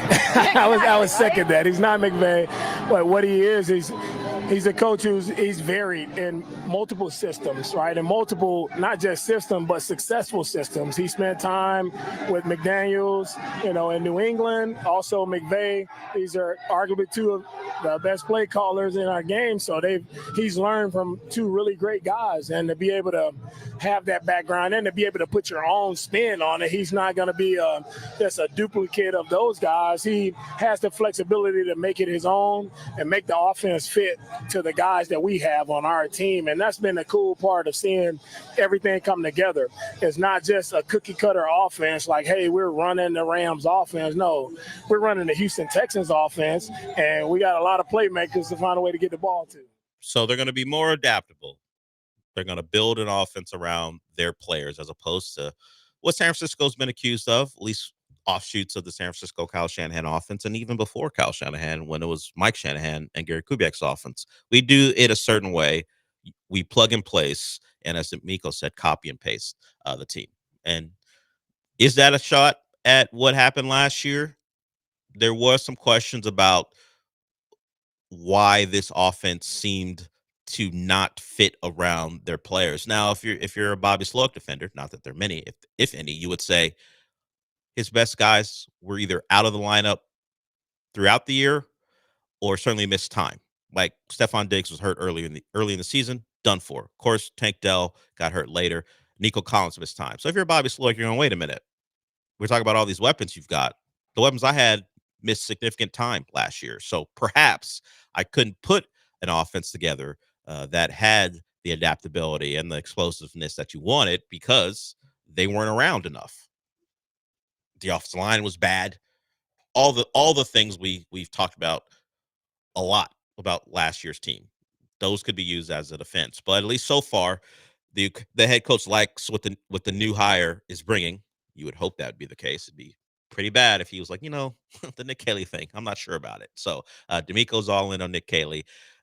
Christian Kirk, we heard him over the weekend. He said that one of the things we're going to see going forward is formations and motion. That's going to dictate what this offense will look like and will dictate to defenses what they have to defend. So expect more player movement before the snap and more formations to get the best matchup. So a lot of words to say players over plays. That's pretty much what D'Amico said and what Christian Kirk has said about the offense. And we'll see how that plays out starting week 1. And I mentioned Joe Mixon might not be available. If we're talking about the other side, the news that came out over the weekend is that Matt Stafford's going through it a little bit. They expect him to be ready for week 1, but that's something to take a look at. He's got a back issue. So while the Texans running back is in question, just pay attention to see how Matthew Stafford progresses, because while currently they believe he's ready for week 1, they're going to be cautious with him as they try to get him ready for the season. How does he have a back issue? He's old for a quarterback in the NFL. Yeah, I guess. Other than just being 37 years old, however old he is, like the back issue that won't resolve itself for 6 weeks. Well, that might still give him issues 6 weeks from now. I can't speak to what Matthew Stafford does in the offseason. They just know he has back soreness, so they're going to be careful with him. The back soreness is okay. It's just the length of time. We'll see if it might be whoever the hell their backup is time in week 1. Yeah. McVay over the weekend reiterated that the goal is for Stafford to be ready for the Rams season opener against the Texans. A goal. He didn't say it's definite, but he doesn't have any reason to be concerned right now. There's reason to be concerned. Yeah, if the goal is week 1. Yeah, when you are going to kind of make sure he's ready to go by week 1, not that he's going to be a guy who's taking training camp snaps. Yeah, it feels like in a couple weeks. Completely no big deal. They would do the CJ Stroud at OTAs thing where they're just like, nothing's wrong. He's just not throwing. Just stop asking us why he's not throwing. He's not throwing.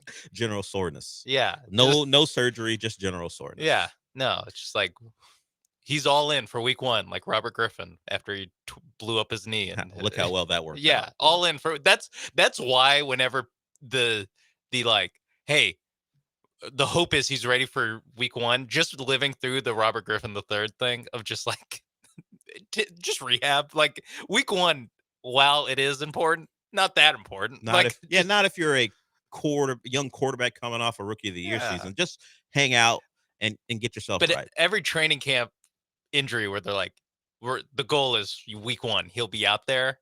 I'm always like, that's if you can't guarantee me he'll be back practicing by the end of preseason, exactly. Then let's make sure he's healthy and safe. And if it stretches to week 2 or 3, whatever. Even if McVay was like he's week to week, that'd be like, okay, maybe it is just 3 weeks, which is only half of camp.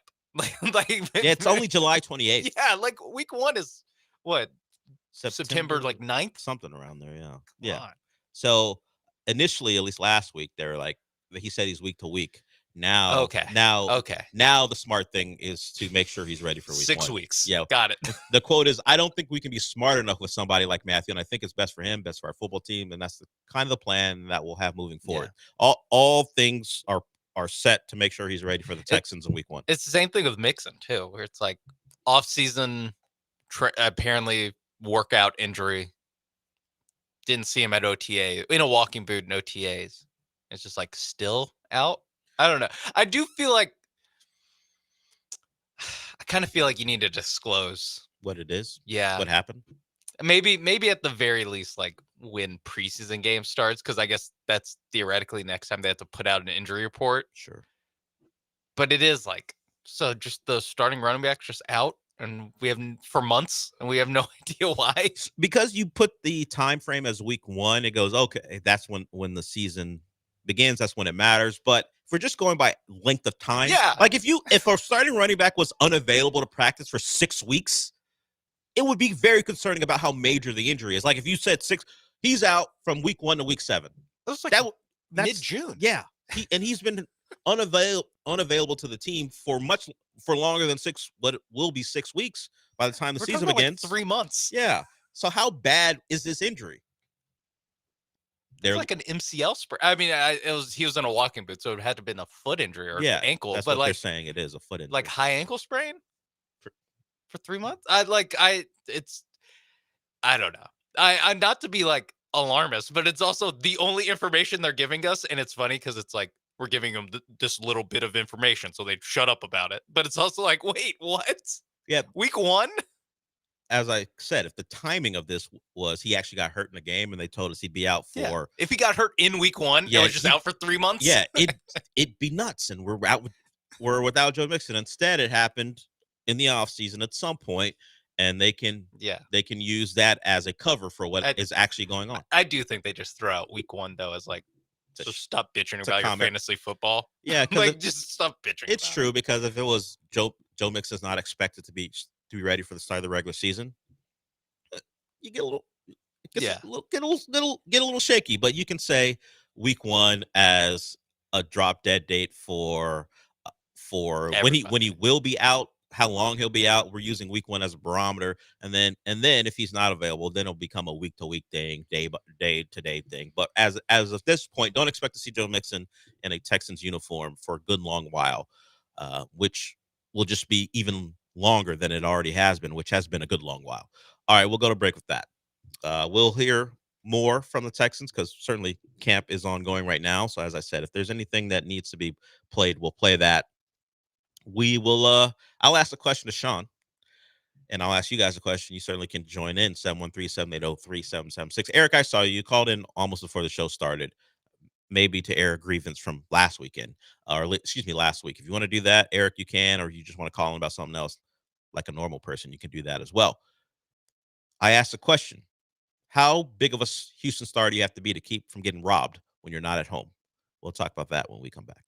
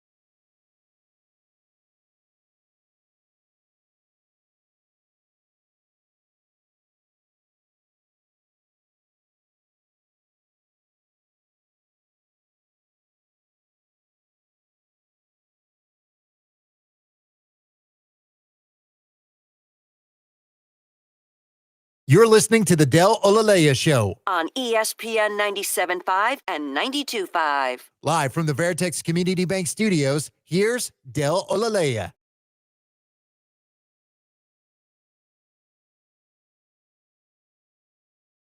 We'll get to a couple calls here if you want to join them. 713-780-3776. Let's go to Chuck. He wants to talk Mixon. Then we'll get to Eric. What's up, Chuck? Hey, what's up, fellas? Hey, I just wanted to ask y'all something, man. What is it with the Houston sports teams right now, man? They just leave us little breadcrumbs. Ain't nothing to worry about with Joe Mixon, man. Then we draft the running back. Don't cut Antonio Pierce.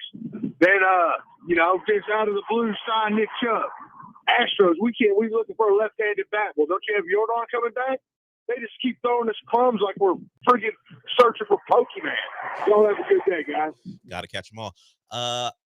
To your point, all their actions this offseason suggested that perhaps Joe Mixon was not as fine as maybe we were led to believe.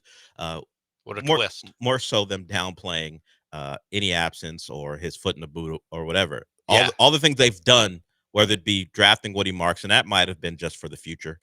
You need a legit second back because Damian Pierce felt like he was out of the plans. That's the twist, is that it's like, oh, they're beefing up the running back so they can move on from Damian Pierce. Turns out that M. Night Shyamalan GM actually Mixon's out. Yeah, the foresight of Nick Caserio to know that no matter who I was getting rid of, running back depth would have been a concern. So let's make a move. It was a area of concern on last year's team, considering it went when Joe Mixon did get hip drop tackled and missed 4 or 5 games.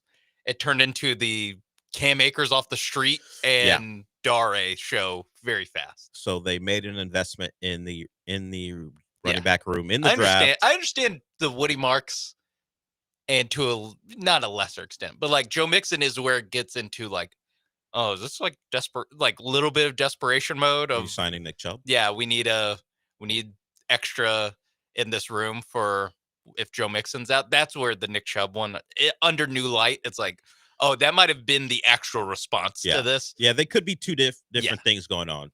Woody Marks, because you just needed a solid 2, and Nick Chubb as well. Wow, Joe Mixon could be out for longer than we thought, so we needed to add something to that room. Yeah, it is something just to monitor. They'll tell you that as well, that depth is needed. They've added to it. It's unfortunate that apparently at first viewing in training camp, Nick Chubb isn't up to the standard that he had set in the past, which is to be expected, as I said, but you don't want to see the reports of losing a couple steps. That's tough. I don't know how he looked today in pads, but at least out of pads over the weekend, he wasn't great. Let's get to Eric, who wants to talk about who everyone wants to talk about, a Texas running back who was drafted by the Cowboys. What's up, Eric? Hey guys, great show. Every time I call and say Astros record, they end up losing. So can the Astros go 100, lose 100, and win 62? Also, I heard Jadon Blue, somebody reported that he's on the borderline of being lazy. Is there any truth to that? Borderline so, no, he was of being what? Being lazy. Oh, okay. Lazy. Oh, lazy. Okay. Yes. And also, is that Nick Kurtzdale from Horrible Bosses 2 that came up with Shower Pal or Shower Buddy? I'll hang up and listen. I don't know that reference, unlike Captain America. I didn't watch Horrible Bosses 2, so I can't get into that with you. As far as Jadon Blue is concerned, I don't know that he is lazy, but yes, that is out there right now. It was a report that he's lazy. That's apparently, after watching him out there, not playing out that way. But I think, was that a draft thing? People talked about him as being lazy. There's a story right now, and he's not at all lazy, according to people who've watched him. So no matter what the draft process said about him, I'm blaming Lance for that. Preeminent draft expert. Yeah, smearing kids. Either for starting the rumor or not clearing it up. Either way, he's at fault. But according to people who have seen him, the laziness tag is far from the truth. No player who comes out of Texas is lazy. Right? Wow. Right. Thank you. You're welcome. Yeah. You're welcome. It's young. Not lazy. Well, like Cheesecake Factory. Who doesn't? That doesn't make you lazy. That means you have great taste. Yeah. Not that you're lazy. Him and Lindell White just going every day after practice. That's a USC player. That's different. That's different. It was a bad influence. Exactly. That's what it is. Jaden Blue's around all those bad influences in Dallas. Are any USC players there? I don't know. But according to viewers, people who can see him from day to day, that the lazy tag has not transitioned to what he has been with the Cowboys. I mean, he could be lazy. He could be lazy and good at practice. Generally, that's not how it goes. Yeah, but it's just like he's a guy who doesn't look like he's lost a step. It looks like he's always gained a step. So if you just see him like in not pads, take the ball and run with it, you're like, whoa, he looks great. Who's this guy? But yeah, I mean, he's also, if the Cowboys had, I don't know, slightly better running backs, we wouldn't be talking about him. It's not a great room. I mean, the barrier to start is Javonte Williams, who is a washout from the Broncos, who was a big time back in college, broke tackles, very tough to bring down. Yeah. Did not play out that way, and they got rid of him as soon as Sean Payton could. So he and Miles Sanders, it looks like, will be at the front of the line to start there. Deuce Vaughn is still there. The diminutive Kansas State running back, and of course Jaden Blue. I saw a clip of practice of Deuce Vaughn getting a 25-yard run. That's all I need to see. He's good. That's all I need. At least he was good on the college level. That's what I saw. And well, I also saw that. I also saw him run for 25 yards on a random handoff from Cowboys practice. Sure. So, boom. That's why we take the videos, so we know who's good. So the lazy tag put on Jaden Blue came from a former Cowboys assistant, Glenn Stretch Smith. I guess he does a podcast, and he said, or at least he makes podcast appearances, and he said rumblings from the room inside Cowboys camp is that he's lazy. So it did not come from the draft people. It came from allegedly people inside the Cowboys organization that he was lazy. But to the viewing public, Ryan Schottenheimer himself, possibly the voice inside the Cowboys organization, Deuce Vaughn, who called Jaden Blue lazy. Yeah, right. I'm trying to. Who could it possibly have been? I'm not doing special teams no more. Yeah, Miles Sanders called Jaden Blue lazy. I don't know who called him lazy. Just that if you watch him, that apparently is not the case. Deuce Vaughn, he's lazy. So don't make me go play in the UFL. All right. Yeah, look how lazy this guy is. We might take my job. Jaden Blue's response was LMAO taking time out your day to make a fake article about me for attention. That was his response. Better response, what he showed through a couple of days of Cowboys camp. All right, we'll go to break with that. I'll ask a question when we come back. I asked it already, but we didn't get to it. I'll remind you, how big of a Houston star or legend do you have to be to keep from getting robbed when you're not in your Houston home? Because at this point, when we talk about what has happened in the last couple months, considering the level of player that's gotten their house broken into, I'm not sure you can reach that level of stardom. We'll talk about that when we come back.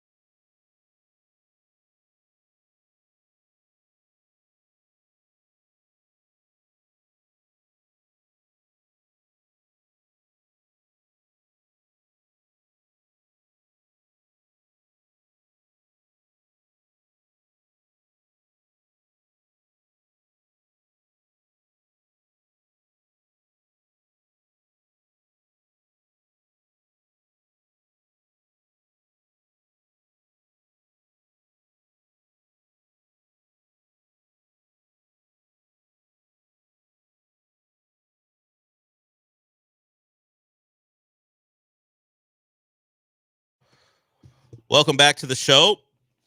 We will get to another Houston star, legend even, being robbed. But first, since we talked about this quite a bit in the previous segment, D'Amico Ryans was at the podium after practice today, and he gives an update, or at least a response to the report about Joe Mixon. So this is D'Amico Ryans, at least it was put on Twitter just a couple minutes ago. This is D'Amico Ryans on Joe Mixon and the report about his foot. Yeah, nothing's changed with Joe. Joe is still working, in the background. I know we get reports about Joe. Nothing's changed. He's still working. Whenever it's time for Joe to be back, he'll be back. Right? I know a lot of people want to report a lot of things about guys with injuries. My thing is are you really concerned about our guys? Or are you really just trying to get something out there, right? And for me, I always put my players' health and safety first and foremost. So I care about the guys. So you guys don't hear me talking a lot about injuries because that's their personal information. Guys are working through that, and there's nothing to report or get in an uproar about. Like, our guys are working, and it's always sensitive to me because I've been there. I've went through that. So it's not just to report something. Like, I want people here who truly care about our guys. I care about our guys and what they're doing throughout their process, and it'll continue to be that way. Let me answer D'Amico's question. No, Ian Rappaport doesn't care that much about the health of Joe Mixon. He's trying to get news out there. What kind of question is that? I understand from his perspective, he's a head coach. He doesn't want a lot of news about the injuries concerning his players, and he's positioning it as, I care about my players. I don't want them out. I don't want it out there. Less about some type of competitive advantage, particularly in the preseason. There is not one. But is he brand new? He's not brand new. He's coached for years, not just a head coach, but as an assistant. He played in the league. No, Aaron Wilson, when he reports on an injury for your player, he may even like the player, but his primary concern isn't the well-being of that player. It is about getting the news out there because that's Aaron Wilson's job. What kind of question is that? Are you really concerned about my guys? I can tell you now, they're not that concerned. They got a job to do, and that's why someone either gave it to Ian Rappaport, or I don't know how he sussed it out. That's why Ian Rappaport went on NFL Network and told everyone the starting running back for the AFC South champion Houston Texans may not be available until week 1, if that, because he's got a job. He's not that concerned about Joe Mixon. All right.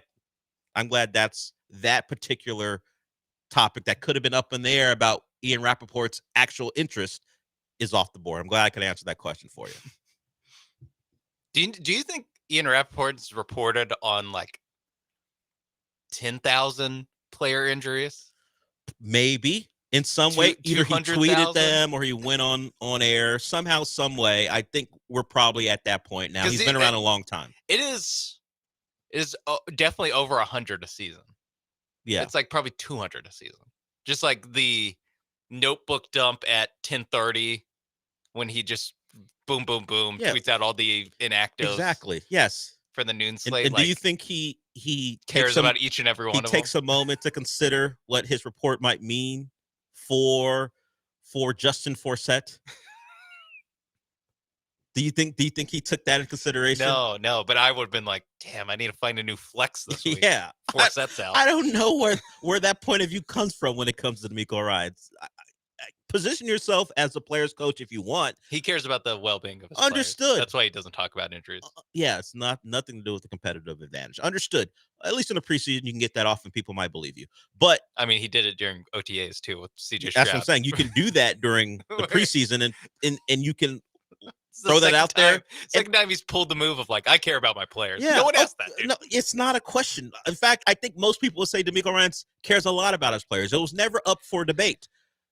But yes, whatever reporter gets injury news, it's not because they want to get it out there because they care about your players or the well-being of your team that much. They got a job to do. So I'm glad we can clear that up. But at least we know that Joe Mixon is still working, and when he's ready, he's ready. It's pretty much the same tact he took with CJ Stroud. It turned out CJ Stroud was not that far away from being ready, although they did want to hold him out another week back when we were in minicamp and OTAs. He decided he wanted to go out there and throw. He threw. He was fine, and he's fine now. Joe Mixon, we'll see whenever he's ready. But that's the update from your head coach. That he cares about his players, and he wonders if you do.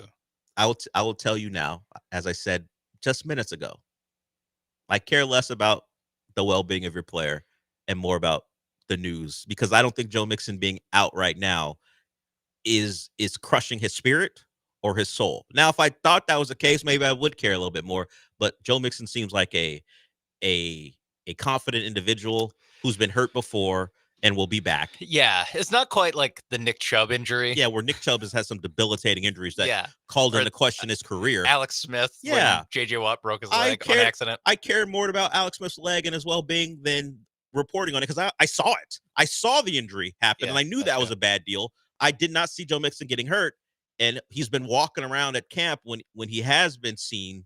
So I know he's not overwhelmed by what's going on. And Cody Stutes has been looking at him, being like, walking around slow. Well, he didn't get the opportunity over the weekend. I bet, you know what? Line us up. I bet Cody wins. In a race? Yeah, Nick Chubb's lost a step. A couple steps. Not, yeah, he said steps. Plural, not just a step. Okay, there it is. I'm glad we've all been made to know that the head coach. We kind of got the finger wagged at us for not caring about.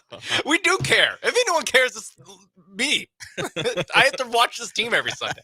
I definitely want. I watched him run out. See, that's different. I watched him run out Cam Akers for a month. But you don't care about Joe Mixon, the person. You care about Joe Mixon, the running back. Less so. Yeah. See, he's right on you. Not about me. Yeah, he's right about everyone. You. Not everyone you. cares less about Joe Mixon, the person, than the player. You don't care that much, or if at all, about Joe Mixon, the player. Did Joe Mixon care about the person in Oklahoma? I knew you were going to do that.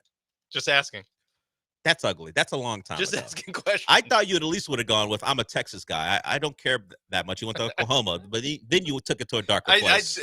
What did he do at Oklahoma, Dell? He ran the football. Ran for in a way to get himself yards. drafted. Yes. He was great at Oklahoma. In fact, I don't know how the win-loss record, but I'm sure he had a big day or two against Texas. Well, he lost at least once. Okay, there it is. So at least on one day. Bleep Joe Mixon. Well, he lost to a future 5-7 Texas team. Yeah, it wasn't a good Texas team he lost to. All right, that's out of the way. Somehow I'm the bad guy. Well, you said it. You brought up a dark part of his past. Sorry. Oh, you know what? I'm sorry about Joe Mixon. I'm sorry all the harm that incident caused Joe Mixon. To your point, there was a victim on the other side who dealt with quite a bit more than Joe Mixon did, although, he was punished in some ways.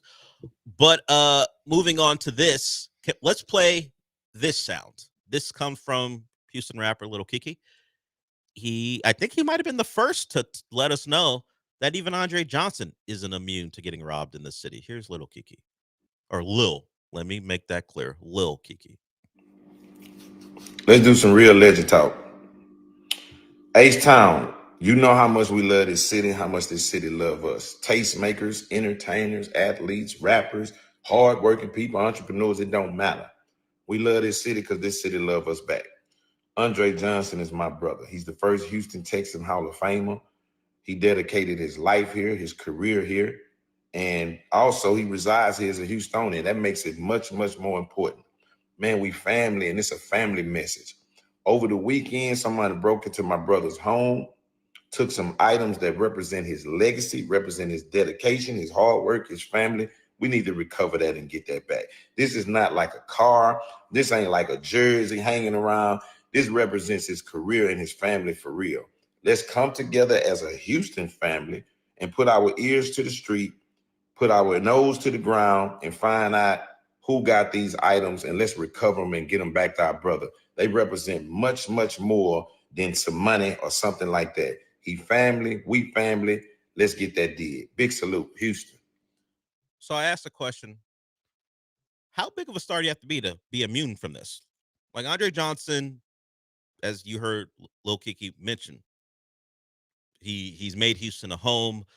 He's the first Texan right in the Hall of Fame, all the things that he means to the city. And yet, so the question, I guess, for me is, when you walk into the home as the person breaking in, do you know beforehand that it's Andre Johnson's home? I think you know. I think you do. That's why you're in the home. But if you don't, and then you see everything that would tell you, oh, this is Andre Johnson's house, do you go, wait a minute, not this one.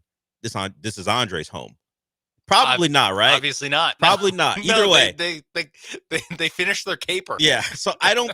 So I guess I'll answer my own question.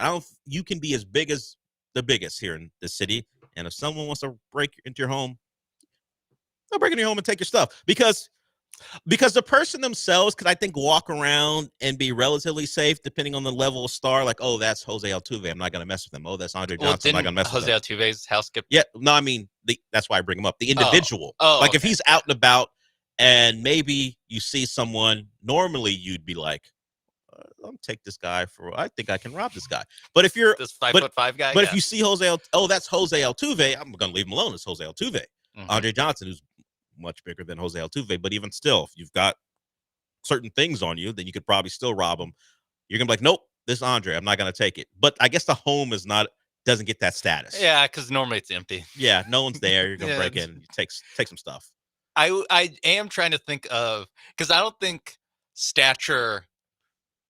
I mean, obviously, stature doesn't have much to do with it because you have two guys that are, if not like top 5 Houston athletes of all time, definitely top 5 of the modern era. Yeah. And that didn't matter. They both got their houses robbed. Yeah. I'm trying to think of the person who could you break into their house. Could someone break into Hakeem's home?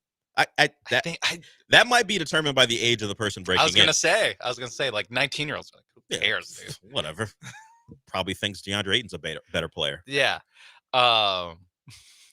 Now I'm just picturing Lance's sons walking and looking at him. No bag. But the problem is Hakeem had a bag. He did have a bag. They couldn't even use that. Maybe that's what the Zerline boys. That's how they judge whether they're going to break into a home or not, or take it bagless or with bag. But what if so you're you got the mask on, you're sneaking into the house. Yeah. No dogs. That's good for you, certainly. And then you're looking for stuff where they keep the jewelry box or whatever. And then you look at that, on one of the ledges, maybe over a fireplace, and you see it's a picture, and you're like, wait, is that Vernon Maxwell? Are we robbing Vernon Maxwell's house? Is he the guy where you're just like, guys, we gotta go because of the repercussions of robbing his house? Yes, because obviously, like, hey, is that a Hall of Fame jacket? Who cares? Take it. Mm-hmm. That doesn't matter. Like, I think if it's like, this guy might actually retaliate. Noted NBA badass James Johnson. Am I robbing his home? No. If there's any chance, I'm not even like showing. Like the second I know it's James Johnson's house, I'm leaving. If there's any chance, because I might break in, whatever, and then see it's James Johnson's house. And then turn around and there's James Johnson. Like he's a ninja. Like there's don't know. Real chance James Johnson. He's like a multiple-time black belt. Wasn't there when you got into the home, but somehow appeared once you were about to he's finish. Like Batman. Yeah, a smoke bomb, and there's James Johnson. Now you're in real trouble. Just rappels down from the second floor. So you're leaning into it. Doesn't matter the status of the player. It doesn't matter what that player can do to you if you get caught. Yes. Okay. That probably makes more sense. That's a lot about Steven Jackson lives in Houston, I think. Look, if I see I'm robbing Steven Jackson's house, I'm leaving that house. I'm just gonna lay it out for the show right now. Neither one of us is robbing anyone's home. We don't do that. But if we did, what that player could do to us, that would be be the deciding factor. Because And Steven Jackson has his jersey up someplace, you could tell. And it's the only house ever that would have a jersey being highlighted would be the actual home of Steven Jackson. I don't think there's a Steven Jackson stan out there who's a big fan. I think chances are if there's any house that has a jersey up and framed or multiples of the same guy's jersey. You haven't seen those rooms where fans have like jerseys up? I've seen them. I mean, I've seen them, but like, come on. You can judge the home. I from think the most outside. of the time, especially in Houston, most of the time it's like, okay, this guy's an athlete. Yes, you look at the home from the outside. This is one of the reasons you're there to rob it, and then you see what's in it, and then you go, okay. I do like the idea that they didn't realize it was Andre Johnson's house. Like they're just breaking into like the nicest house in wherever Andre Johnson lives. No, I gotta believe they knew and they didn't care. that's the likely scenario that they like they robbed the house because it was Andre Johnson. Because the Jose Altuve thing, it also, I think that one, if not directly, it's not the same syndicate, but it's of the same ilk of the guys that robbed Joe Burrow's house, not knowing that Joe Burrow's house sitter was there. Yes, she was a house sitter working for Joe. Yeah, that's the story he told. The same woman he's been seen with afterwards, by the way, as well. Just still working for Joe. They're friends. Yeah, sure. Yes, the Instagram influencing TikTok model. Simply a friend that lives in Florida, flying up to work for Joe Burrow. Yes, yeah. Yeah. But though they got robbed while it was a road game. Like because obviously you're going to look at these guys' schedules and be like, they're not going to be at their house. Why? Because it's Monday Night Football and they're on the Bengals road. Are playing. Yeah, exactly. How he knew Andre Johnson's schedule, considering he doesn't have that type of schedule anymore. I guess that just may never be known, but maybe he went on vacation. Did in the summer, quite possibly. Send out an Instagram of like, can't wait to go on vacation. Feels maybe if you want me for the next week, I'll be in Fiji. Yeah, feels like a bad idea. Don't think he did it. I don't think Andre Johnson did that. Yeah, I don't know is the last time Andre Johnson's posted anything still him calling out Cal McNair. I would have to look at any Twitter, Instagram that he might have. It's probably like 3 down now. 4 down. Don't know anything about his social media to know what he does or does not post. But Pepe Le Pew, that's the handle on Twitter. Oh. He says, did he think he had enough street credibility to not even have a home security system? I don't know that. Only place I've seen this is from Lil Kiki. So I'm not sure any reporting has been done on what was there. Did he have Brinks at home? I don't know. I don't know what he had. At least have the front door camera. Yeah, Ring. Will that be able to pick up whatever he had? I don't know that. I see 10,000 commercials for him. They seem to work in the commercial. Yeah, I just don't know if he had a Ring camera to see who broke into his home. But all we know is that the home was broken into. This is where, if I was a multimillionaire, this is how I help my friends. This is how I bring them up with me. It's like, hey, at all times, you guys are just at my house with guns. Like, just you're on the payroll, but like you're security guys. Well, Tua, I don't even know if he was asked about it, but he mentioned he has a home security team.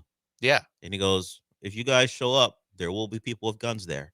Yeah. He might have been asked about the recent. It's not even so recent anymore, but all the people. It was like last year. Famous people's houses being broken into. He said, "Yeah, I got people with guns." That's how I would do it too.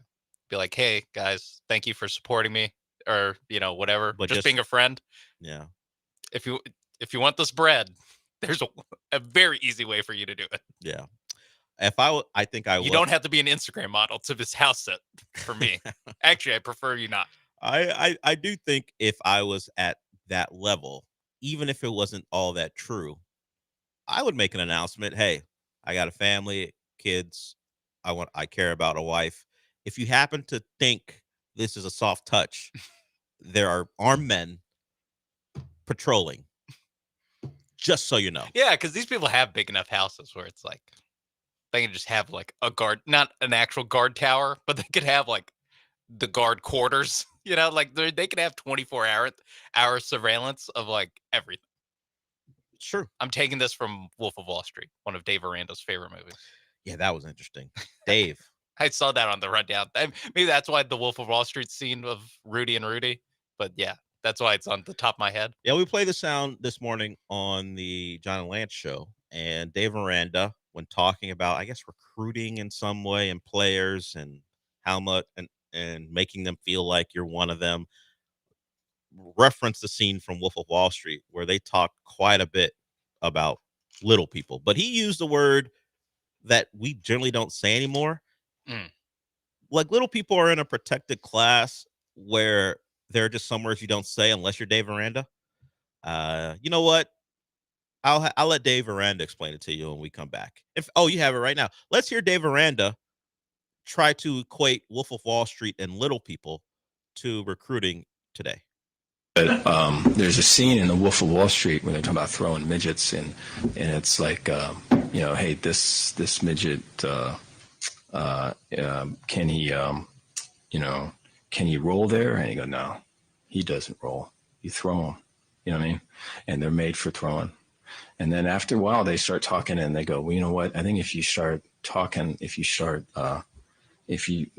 may think they know we're making fun of them.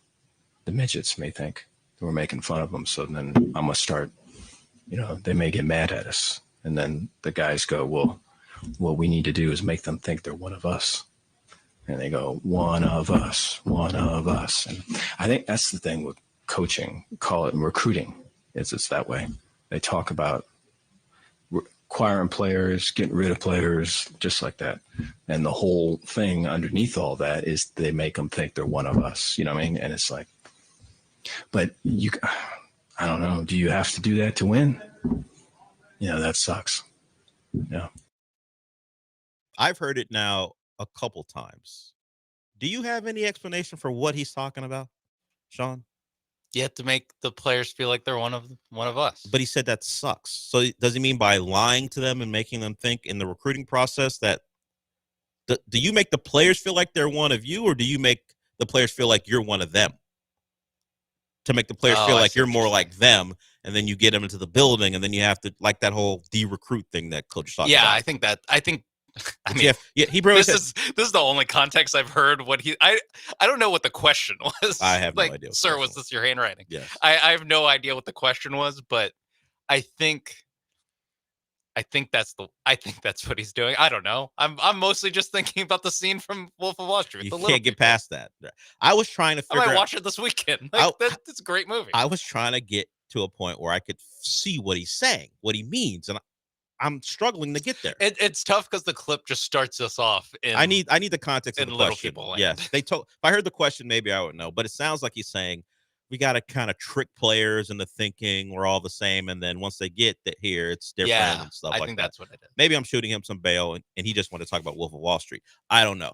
Completely fine in my book. Maybe he's like Joe Mazzulla. Sees a movie, watches it all the time, and it's always in his head. That'd be so funny if Dave Aranda's The Town was Wolf of Wall Street. Yes. For Dave Aranda specifically. Yes. Dave Aranda, good thing you went 8-5 last year, because if you had put together another losing season, your third in a row, flip the win-loss. Yeah, Baylor's like, yeah, he went 8-5, lost the Texas Bowl. We're fine with this. Just win as many games at least as you did this past season, and make all the little people references you want. Throw Tyrion in there. Talk about Gary Coleman. Whatever it takes. Keep winning games. It's like mini-me, If Dave Aranda wasn't simply Dave Aranda, if he was like more popular, more well-known, do you think there'd be a statement from little people about that? Yes. How this word? There might already be. You're right about that. But no, if he was Nick Saban, Jim Harbaugh or something, there'd be a conversation about why this word isn't something they like. Kirby Smart. Instead, it's Dave Aranda at Big 12 Media Day. Who knows who he is anyway, for the most part. Dabo would have been the leader in Vegas to bring up little people at a press conference and not use the word little people. Dabo is at a school and is one enough where he's pretty much Teflon. Oh yeah, no, but I mean, people would still put out a statement. That's true. We'll see if Dave Aranda understands that the word isn't as acceptable as it once was, and maybe he, in the next time he's available to the media, says, you know what? I didn't think he would say it that much. I'll be honest. The first time when I played the clip, it's at a level where you're like, ooh, enough. Maybe I should have bleeped some of these. Hey, some words, even if they're offensive, can be said and heard, and that's one of them. Apparently, if you're listening to Dave Aranda at a presser, we'll go to break with that. While this show is wild, we would instruct you not to use that word. Little people's fine, I think. Try not to. Yeah, we ask not to. We won't come down on you too hard. It's just, hey, just try not to. It's a little much, particularly from a leader of men.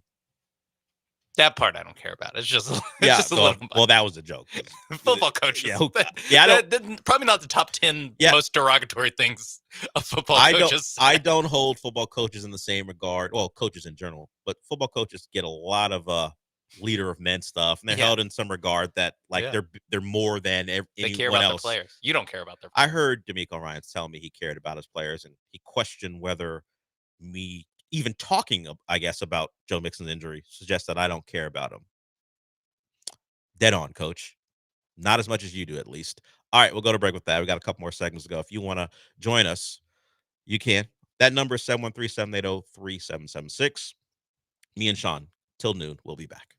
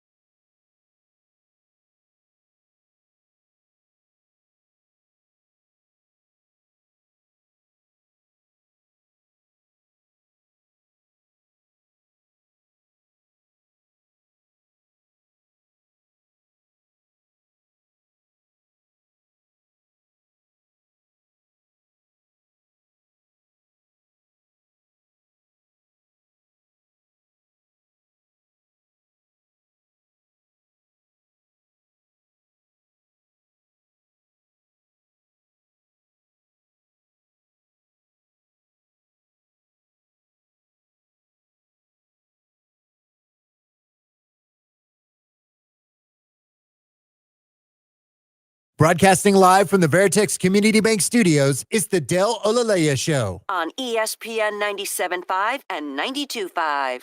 Now back to Del Olaleye.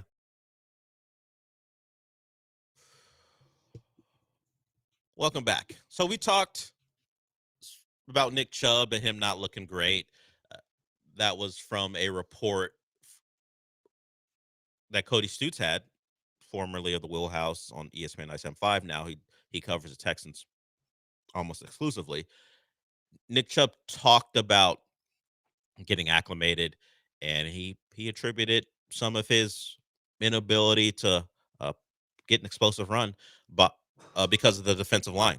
He said they make it tougher to find gaps and find holes, and he also mentioned that he hadn't been in pads since this is his first time in pads since December, when he was still a Brown, which, for a lot of guys, depending on when their season ended, this week it will be the first time they're in pads since the end of last regular season. So he's not alone in that, but Nick Chubb is still trying to find his way with the Texans, and right now reports are he don't look great. We'll see as he continues to ramp himself up if some of the old burst comes back, because they're going to need him, and maybe in more ways than we thought in week one if Joe Mixon is someone who won't be available, as the reports yesterday, or at least over the weekend, suggested. We already played the sound from D'Amico Ryans, not particularly thrilled with all the reporting on Joe Mixon. He's not particularly thrilled with injury reports on any of his guys.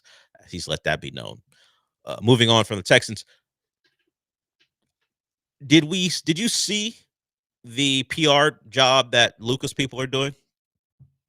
He's in Men's Health. Looking fit and slim, and it is a rather predictable thing to do after all of the condemnation. Well, simply forget about people condemning what he looks like. Just look at the pictures as compared to other NBA players and what they do. Hell, JJ Redick talked about how they needed to get him in better shape. He might have said everyone in better shape, but everyone suggested, or at least assumed, that was about Luka. Now he's on the cover of Men's Health. He's in a big piece, and he talks about what he's doing. And of course, he's playing for Slovenia this year. Luka, I think, is always in better shape when he's got Euro duties with Slovenia. He cares quite a bit about playing for his country. But he's probably the slimmest he's looked since his rookie year. And even in his rookie year, he wasn't cut. It's not part of his game. He looks more defined if you want to just go by images that are certainly shopped and put him in the best light. And according to what I've read in the past, guys, when they do those photo shoots, they're not drinking water. They want to look as slim as possible. I don't know if Luka did all that, but he is noticeably slimmer, which is fine and great for the Lakers, because they need all the luck they can get, because of course that franchise has never benefited from being in LA or anything like that. But this isn't, for me at least, something that I will crush Nico Harrison for. You can crush him for the lack of assets he got back, or not shopping Luka around the rest of the league. But as far as Luka being in shape and being the best he can be for the Lakers, if he's right about it, and I tend to think he is, I don't think Nico Harrison and the Mavericks were getting that Luka. I think he was very comfortable in Dallas. That organization and that fan base loved him in a way that he could kind of do whatever he wanted. And he got embarrassed by what happened. He got traded, all the conversations about the Mavericks not wanting to pay him because they didn't trust him, so on and so forth. I assumed he thought he was untouchable. Most people did, and rightfully so, in Dallas. He got traded, and it didn't go well for the half a season or more he was in LA, so he's going to make a change. What the Lakers are certainly benefiting from him being embarrassed by what happened at the end of his Dallas tenure in hell. What happened as they were knocked out in the first round by the T-Wolves. They're probably going to get the best Luka. The question for me is this a, hey, look at me, I'm in shape, or this is a real lifestyle change? Because he won't be getting Whataburger, but that Jack in the Box and more importantly, In-N-Out, that animal style still hits. So the question will be if this is just a 1 year renovation to the body, and he'll be great this year. And then we'll see what he's like after the pressure is off. But it's going to be tough. It's already tough for Maverick fans, but to watch Svelte Luka do his thing, and the fact it's going to be a difficult watch for them. It took like 3 months, which is something I'm sure they implored him to do for years in it Dallas. Took like less than half the off, or it took like half the offseason. Yeah, for these pictures to come out and go, wow, look at them. Yeah, from May, right? They lost like early May, or actually probably like late April, and then now it's like, oh, he's at least looks like he's in great shape. I've always been in the like, hey. He's a great player anyway. No, well, that and all. Yes, that the Nico Harrison. Maybe don't trade your best player after making the finals. Sure. But then also he's going. Like these were always going to come out like these kind of pictures and stuff and magazine, especially magazine photos. Like exactly. Yeah, right. Luka's already one of those guys who, depending on the angle, looks slimmer or bigger. And just like he's one of those guys where I feel like I can just see it if like, oh, he had a big lunch, and so like a beer or two. Yeah, exactly. So it looks a little extra puffy, but I just wake me up on opening night. Like I want to see it for a season of. You mean opening night of 2 seasons Lakers from now? Oh, I mean, I want to see it. Like, is this for real? And then B, doing the playoffs, and then do it again. Yeah, if he gets blown by and he's limping in the playoffs, which has been the case for years now, then let's see if Slim Luka means as much as people think it will mean. It's also, we've seen the story recently. I think it was in 2022 or 3. Yuli Gurriel said that he was cutting out. Actually, it must have been 2022, going into 2022. That he was cutting out like whatever pizza, wings, and soda. Mm-hmm. And he got in great shape and then was like terrible to start the season.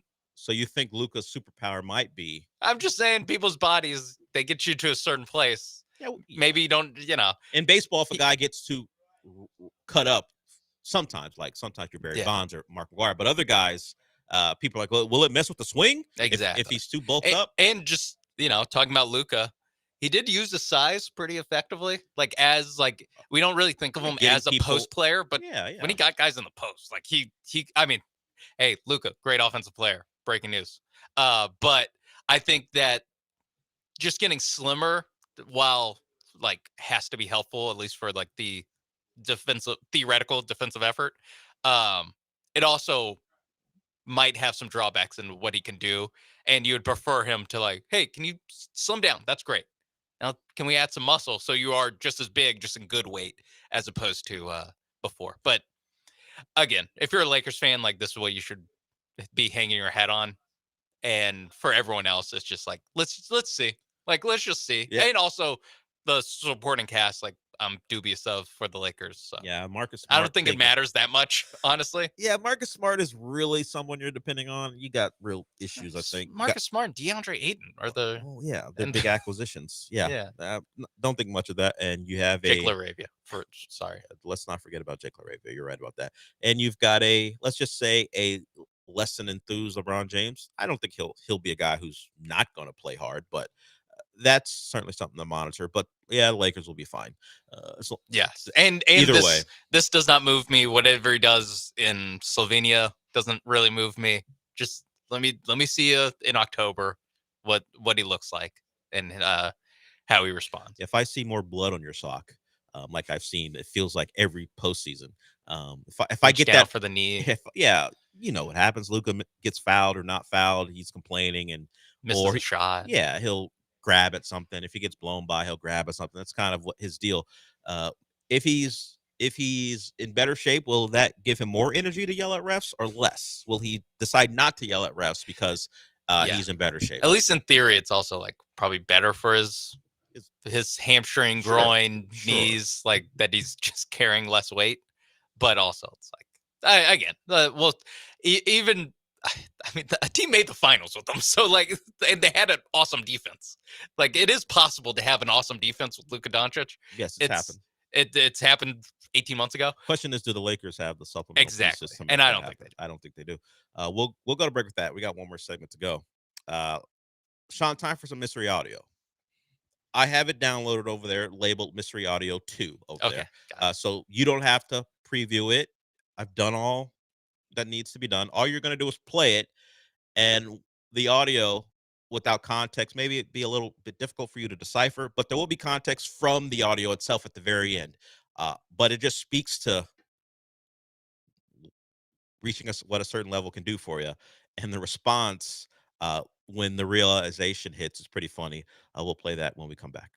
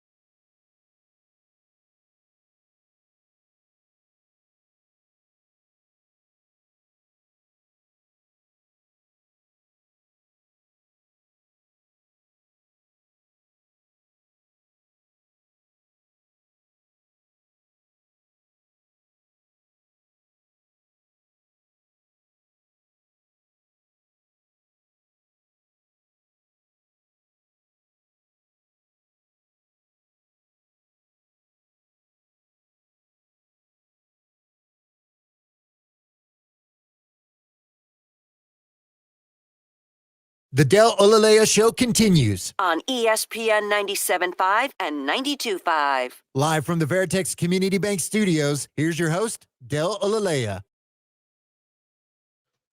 Our summer circuit continues. This week, the guys are going to be at Carbach Brewery. By those guys, I mean the Paul Gallant Show featuring Paul Gallant. Right? Paul Gallant's back this week. Paul Gallant will be at Carbach Brewery and the Killer Bees. They'll be there from 12 to 6 on Thursday. Each week, you can register to win our grand prize of the summer. It is a pair of brand new e-bikes from Power On Electric Bicycle Company, a $4,000 value. For registration, stop by the promo table at the broadcast. Meet the guys, get a chance to win a really cool prize from Power On Electric Bicycle Company as we continue our summer circuit. Okay, before I went to break, I mentioned some mystery audio. I'm going to give you guys a chance, not to win anything, but see if you can decipher what this is. Sean hasn't heard it. That's usually not the case with audio. He has to preview it. I've taken care of all that. It's something I found very funny, and the reaction is reasonable, and I'm trying to think how I would react in the same situation. And it is from sports from over the weekend. Sean, hit the mystery audio. Okay. All right, so this is the first one. Yeah. My bad. Dang. How I'm feeling? I'm just blessed, happy to be a part of this organization. From the time I picked the jersey up to when I shook Adam Silver's hand to now, I mean, it's all been surreal, and I'm just blessed and happy to be here. So you got the context at the end. You hear Adam Silver, you hear jersey. You can guess that that's an NBA player. What is that NBA player doing, Sean? Is he signing his contract? It is Dylan Harper signing his 4-year, $56 million deal, and that was him seeing the number on paper for the first time. That was him seeing. Yes, that was Dylan Harper seeing the number. I thought it was like, I was like picturing it was like maybe his like, I mean, I didn't know it was Dylan Harper, so I was gonna say maybe his dad. Yeah. His dad probably still pretty blown away by it, but less blown away. Yeah. Or his brother or something. But that was the draftee his himself. own. Whoa. He saw that number. Oh, he probably heard what he might be getting. Yeah, his agent probably told him. But he saw that number in writing with his signature next to it. That It was is like, yeah, I was like, you know what? like Appropriate. $60 million. Appropriate. Yeah, you mentioned his dad is Ron Harper, so it's not like Dylan Harper's been living. He doesn't have the sob story of He didn't get his family out. Yeah, he didn't get his family out. That thing, his family, thanks to his dad's long NBA career. I'm looking at it from the outside. I don't know what's actually going on, but it feels like that wasn't the story he was going to have to tell.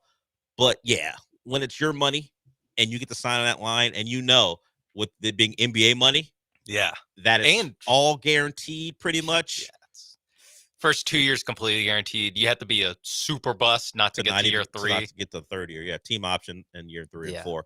But he's probably, considering what people think of him, going to be able to recoup all that money. Yeah. Yeah. I would react that way. Yeah. 4 years, $56 million. All yours, Dylan Harper. All yours. That's crazy. That's basically 15 a year for a rookie contract. Has done. I get it's year 2, yet. but I He's mean number that 2 is pick. the second pick. But yeah, that's nuts. That's like, go back in time. That's basically what like the Miami Big 3 signed when they signed as free agents. There's like they took less 15, to make 16 million a year. Yeah, I remember that. Yeah, so the money has changed, and it's one of the reasons why Steph Curry probably is right in saying. Now, he said NBA players. If you say NBA star players, he said they're underpaid. If you want to get away from their annual deals, because yes, Devin Booker making $70+ million, possibly if he has to reach some levels to get there. Making that sounds absurd when you say, oh, they're underpaid. But if you think about the value of what the Warriors are today, before and what they were when Laker bought them, and considering most of that, sure, there's some Klay Thompson in there. Kevin Durant was there. Draymond and just there. like the NBA rising tide. Everything, yes. But the value, a lot of it. The value of the Warriors at $9-point-something billion compared to when they were purchased in 2010 for about $450. Wow. Yes, Steph Curry's paid great. Not going to want for anything. If we're just talking about if we started to figure out what his value is to the Warriors overall, he's probably right that he's underpaid. Yeah, but he shouldn't use that term. He should probably use something like, hey, my value supersedes what I get on a year-to-year basis. Yeah, it's the old thing of like, if they didn't have a cap or not even a cap, if they didn't have a max contract in the NBA, like guys would, like LeBron would just get most of the cap. Like he would get 80% of the cap. Like you just have to fill roster spots. That's why he wouldn't get 100%. But if you did like completely no cap, no salary cap, no max contract, I mean, but even if you remove the constraints of you got to build a team, if we're just asking how much is Steph Curry worth to the Warriors, it's like probably $1 billion. It exceeds $2 billion. It exceeds what he's being paid for his salary. And speaking of caps, this came out in the last 30 minutes or so. Bryce Harper and Rob Manfred got into a confrontation. Yeah. When Bryce Harper went nose to nose, that's the reporting. I don't know if he was actually nose to nose. Was he bending down? Yeah, probably. During a meeting last week, because I guess Rob Manfred walked in there with the thought of having a conversation about a salary cap, a real salary cap in baseball. And according to reports, Bryce Harper stood nose to nose and said, "Get the F out of our clubhouse." It seems like a harsh reaction to a mere conversation. Maybe that has more to do with other things Rob Manfred has done, as opposed to suggesting at some point that a hard cap in baseball could be a thing. Manfred never explicitly said the words salary cap. Oh, okay. That's even the discussion about the economics of baseball pissed off Harper. Yeah. Also, just like, you're the commissioner, get out of our locker room. Like, I'm sure that had a lot to do with it too, other than just, hey, he's also you're Rob Manfred. We don't like you, beat it. I'm sure that had a lot to do with it. All right, we're done. Paul Paul Gallant's up next. He's followed by the Killer Bees. So since we're done for the day, Sean, what does that mean? Shroud better today. He did shred him. Been better a while since I just played the bark. Yeah, better today than he was over the weekend. All right. I'll talk to you on Monday.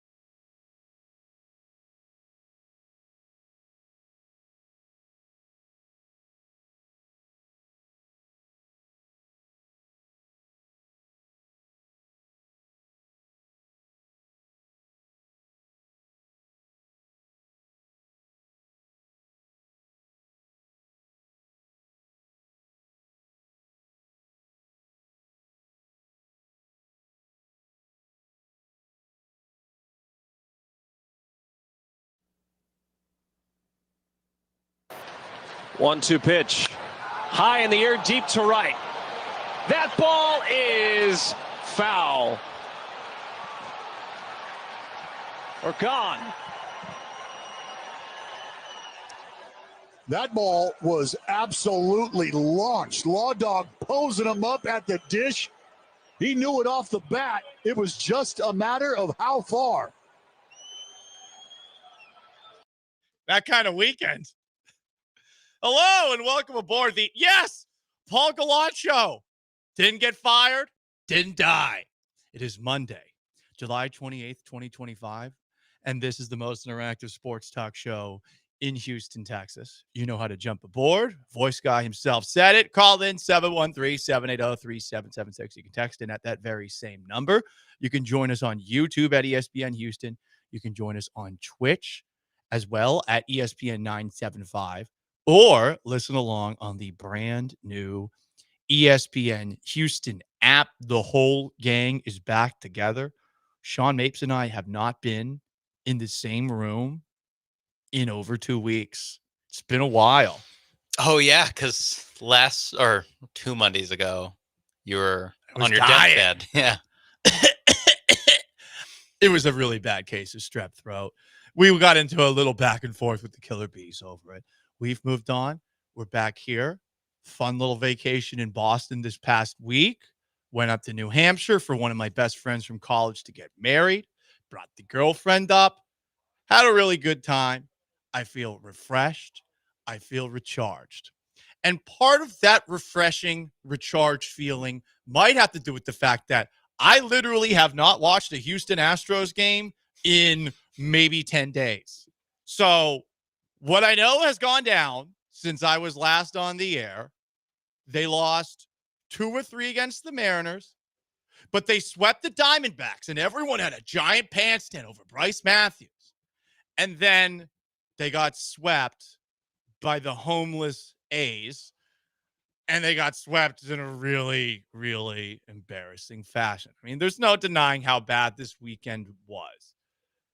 They lost 7-1 yesterday, scored 7 runs in the series, 8 extra base hits, 3 for 29 with runners in scoring position over those 4 games, and outscored by a whopping amount of runs to the point where I don't even want to go back and take a look at it. It was bad. You could be annoyed by it. You could be frustrated by it. But maybe this is the positive energy I'm coming back from vacation with. But can we please relax? Can we please stop acting like the sky is falling? I think a lot of people out there, after losing 4 games in a row to a team as bad and as poor and as homeless as the A's, you're looking at the rest of the season and you're like, oh my God, are they going to make it to the finish line? And to you, I'm going to play a clip from something that you knew I was going to pull out of my back pocket as soon as I got back. West Side Story, a musical about 2 gangs who are probably gay, okay? They're probably gay. It's fine. I mean, in a dancey, singy kind of way.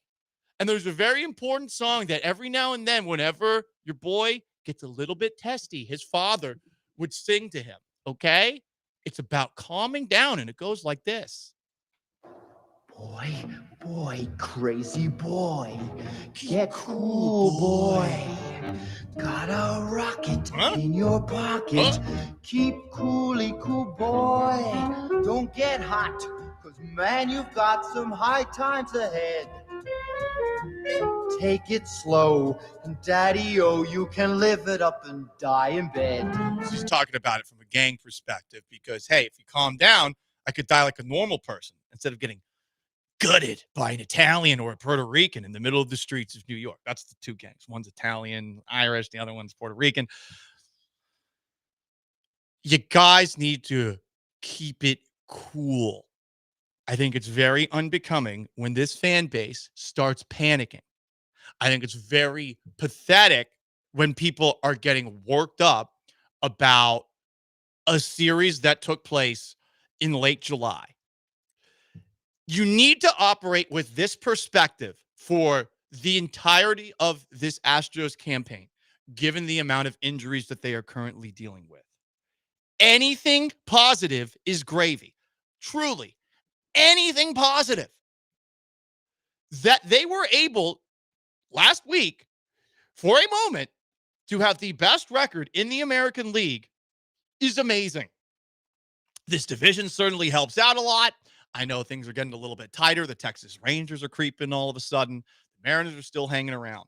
But with the way that this team has played, without any arms, without any legs, for the last couple of weeks, that they still have a 4-game lead in the American League West, and that they are still neck and neck for one of the the bye series, is that what you call it? The bye rounds in baseball's playoffs, if the season were to end today, is incredible. But we were talking about this for months, weren't we? It's crazy what they're doing. It's awesome what they're doing. Was it sustainable? Was it realistic? I think we all knew the answer was no, this wasn't realistic. It was awesome, but it was crazy, Sean. Yeah, definitely not with these guys. These guys that are out there. Yeah, they're wearing Astros uniforms, but most of these guys are space cowboys. And yeah, whenever, I mean, I think we all kind of, especially that stretch a week before the All-Star game where they win 8-9 against the top of the NL. That was like okay, guys, like this, and then beat the Dodgers. It's like, this will not sustain. This is like way above any realistic expectation for anyone's head, never mind the AAA guys that are in Astros uniforms right now. And since then, it's just kind of been just snip snap of, we're back, it's over, we're back, it's over. Because while you're gone, last week they swept the Arizona Diamondbacks, which they're not a great team, they're a 500 team, but they still won 3 straight against the major league team, starting the guys they've been starting. And during those shows, it was, oh my God, this team's awesome. And then now, 4 games later, season's back over. Losing to the A's is embarrassing.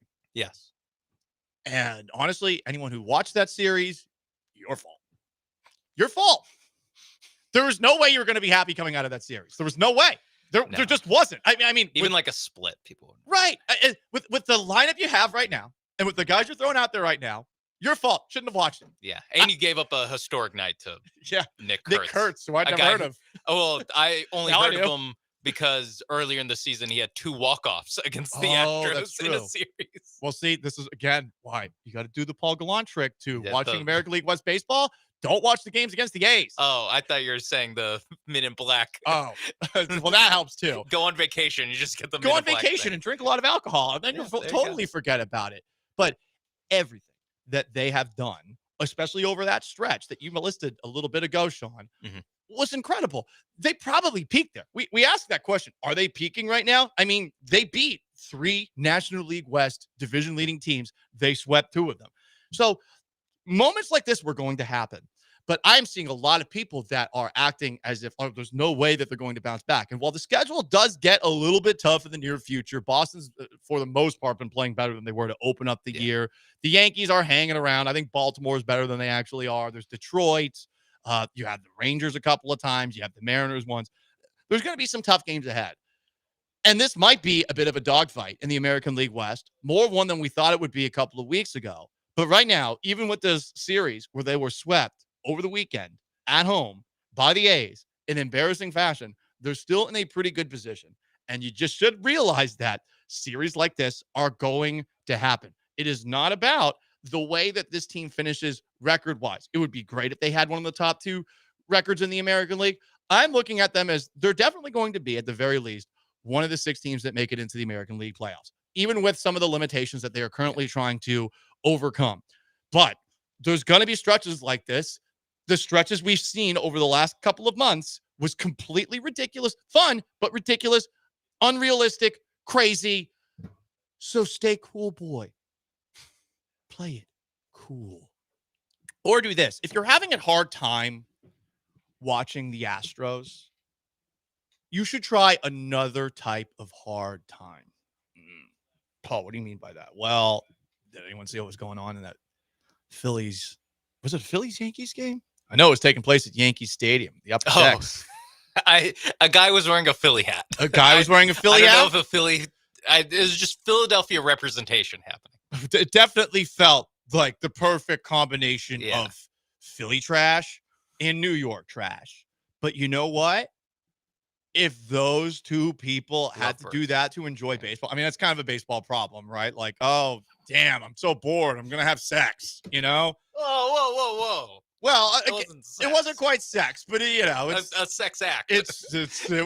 They were definitely rounding the bases, if you will. I mean, what, actually, might have been at third base. Speaking of Oakland, wasn't there a story a couple years ago of a guy? Yeah, I think so.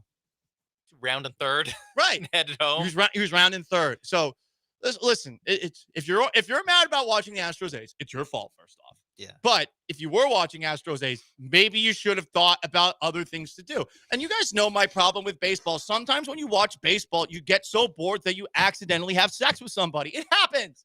It happens. Okay? It's happened to me. Girls, guys, I don't even remember. It doesn't matter. Baseball lends itself to that, but those happy little distractions will keep you from watching this team right now, which is so hamstrung and really, it's the little engine that could. They're a cute story right now. Just realize all of these things when you're watching the game, and either don't watch it when they're playing the A's, you're only going to be disappointed, or go to third base with the person you're watching the game with, okay? Preferably do it at home. Definitely don't do it around kids. Yeah. You know, Don't yada, yada, yada. Don't get wings before you do it. Yeah. Yeah. So there we go. Okay, guys. Not going so great for the Astros. And we had a bummer of an update yesterday as far as are some of the key Houston Astros going to return? You'll hear that on the other side. Another episode of Astros ER. I'm Paul Gallant. It's the Paul Gallant Show with Sean Mapes behind the glass. Stick around.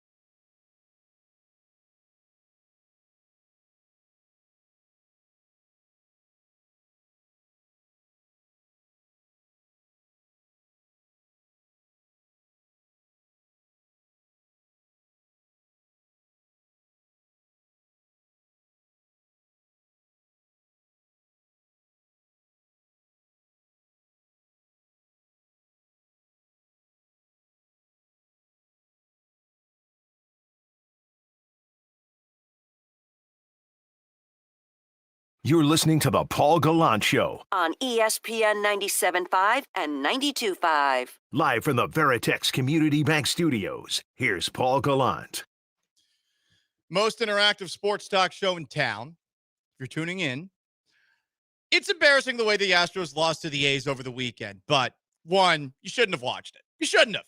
You were only setting yourself up to be disappointed. And two, I don't think anyone should be panicking to the point that you're looking at the rest of the season like the Astros are doomed.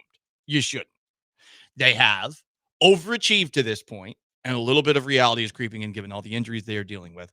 And at this moment in time, you can only control what you can control. You just have to hope that a lot of the guys who are banged up right now are going to be back. That's it. Does that mean you got to pray? Does that mean you got to do some sort of ritualistic sacrifice? I don't know.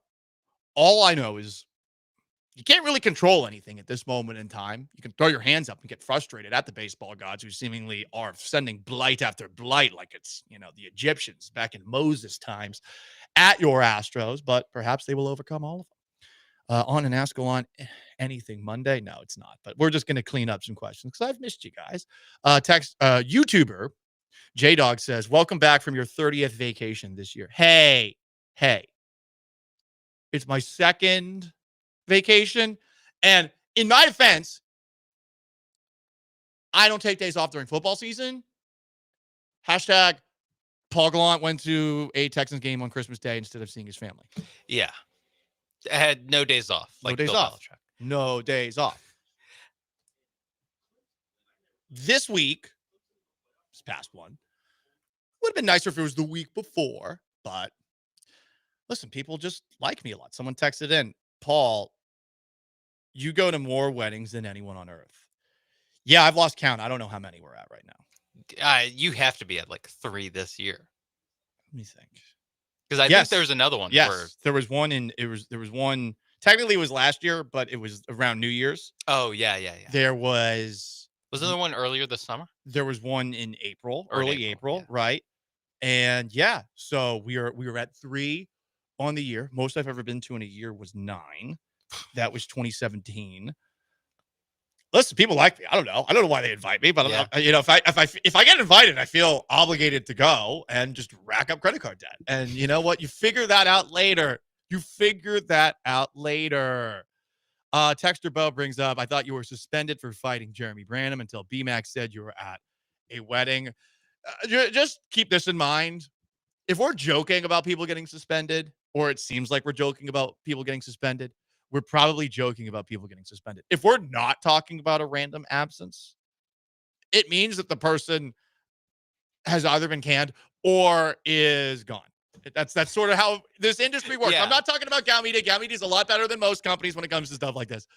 But if we're talking about it and having fun about it, probably nothing happened. Just have that in the back of your mind, a little inside radio for you. No one was joking around about other guys that actually got fired basically randomly on a random day. And we didn't come back. Like that, generally just take that note. Right, exactly. So there we go. A couple other texts just about what the Astros have been going through of late. Look, the year we won the World Series, we were swept by the A's in a 4-game series. And at least this year, we have an excuse with half the team being minor leaguers. Somebody brought up something else as well, where I think every single time the Astros have made it to a World Series, they got swept in 4 games or something like that by a sub-500 team. I don't know. Do whatever mental gymnastics you want to do right now. You're allowed to do them. They are so injured, and I just do not understand for the life of me the energy, the panicky energy, the angry energy about what's going on right now.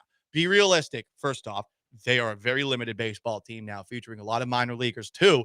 It is an 162-game season. Why is the non-baseball expert telling you that, hey, it's baseball? And you know what happens in a baseball season? Baseball things. These are baseball things. A lot of baseball things, but these are baseball things. Date of time.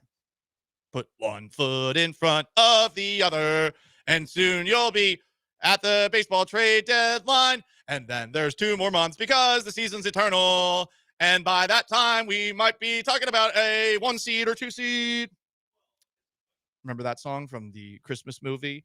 Santa Claus is Coming to Town? Well, now you do. Hey, the Astros are dealing with a lot of injuries. Let's give you an update on the most alarming injury today. What's going on with Isak Paredes? It's time for another episode of Astros ER.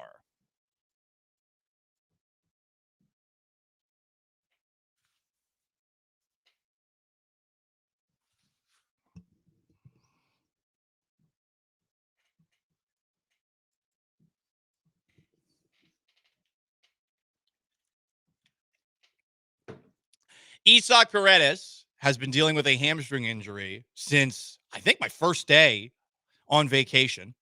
It is a little bit more severe, per Dana Brown yesterday, than the Astros projected. He's going for a second opinion. The team should know more about his prognosis within the week. Paredes has not been spotted at Daikin Park since getting injured July 19th against Seattle.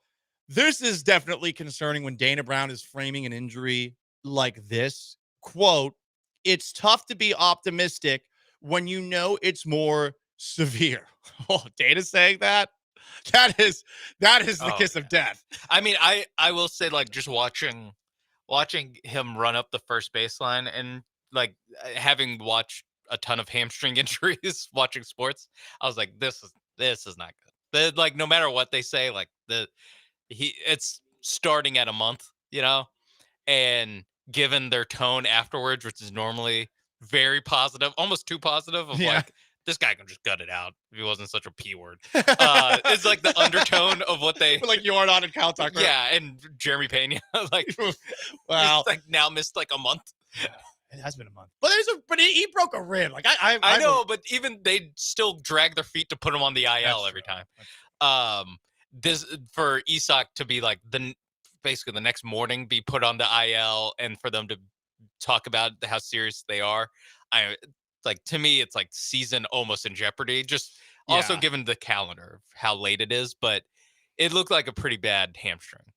Would you volunteer your hamstring to Isak Paredes? 713-780-3776. Also, is your hamstring good enough to offer to Isak Paredes? You'd have to describe it. We want to know about your quad. We want to know about your glutes, okay? 713-780-3776. I don't think mine's good enough. Wait, let me Isak Paredes height and weight. Let's see. I played a little beach football on Saturday, and I gotta say, hamstring, if Isak needs it for a nominal fee, he can have it.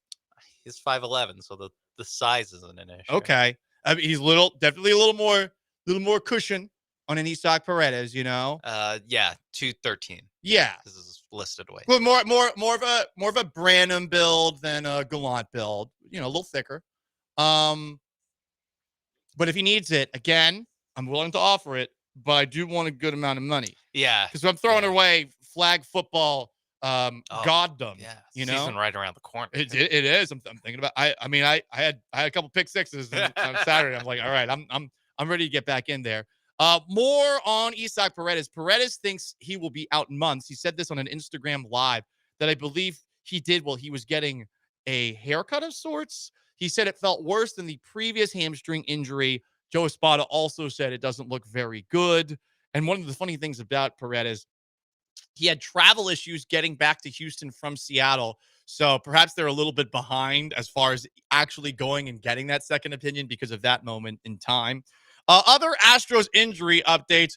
Pretty hilarious that the A's trainer, the homeless A's trainer, was available to speak after a game at Daikin Park this past weekend. I'm honestly surprised that the A's trainer is allowed to travel with the team, given their cash limitations. I'm being serious, too. When I say that, you would think that maybe there's going to be a lot of telehealth going on with the A's team trainer. But yes, they made him available, and a lot of Astros media folks made snide comments about that. I thought they were merited.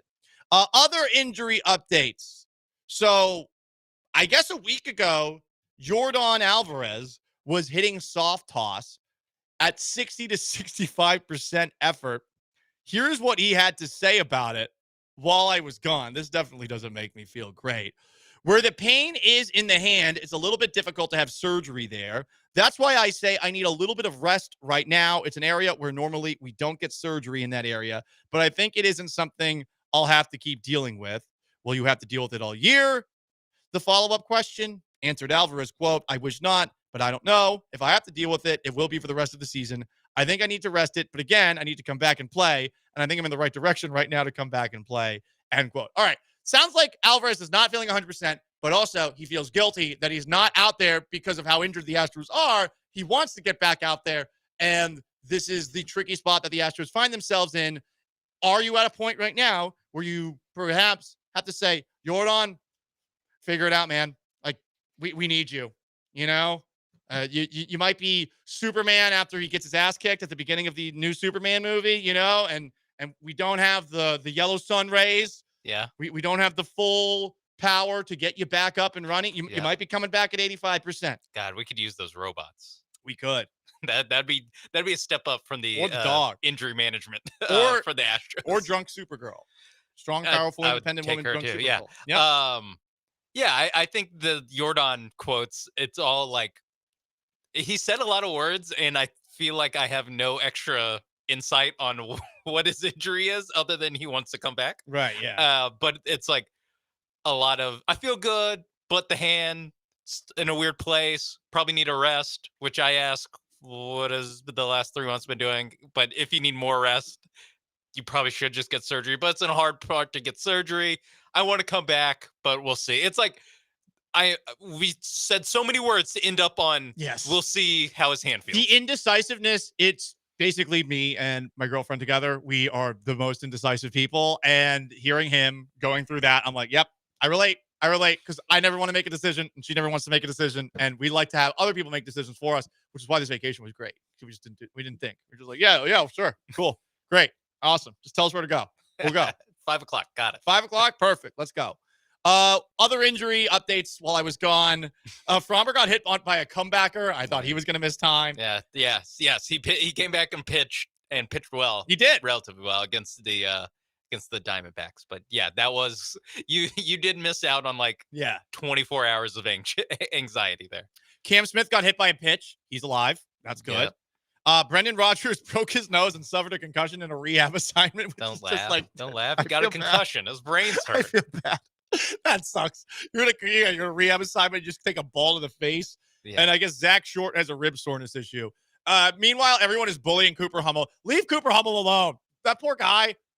You guys are treating him the same way that Joe George treated Blair Henley last year. Yeah, Cooper Hummel is better than Blair Henley. I will say that. Well, he's survived. He's played more, that's for sure. But also, I would like for him to not be a starter, an everyday starter on the Astros just as soon as possible. Yeah. As soon as that's possible, can we get this guy out of here? Thank you.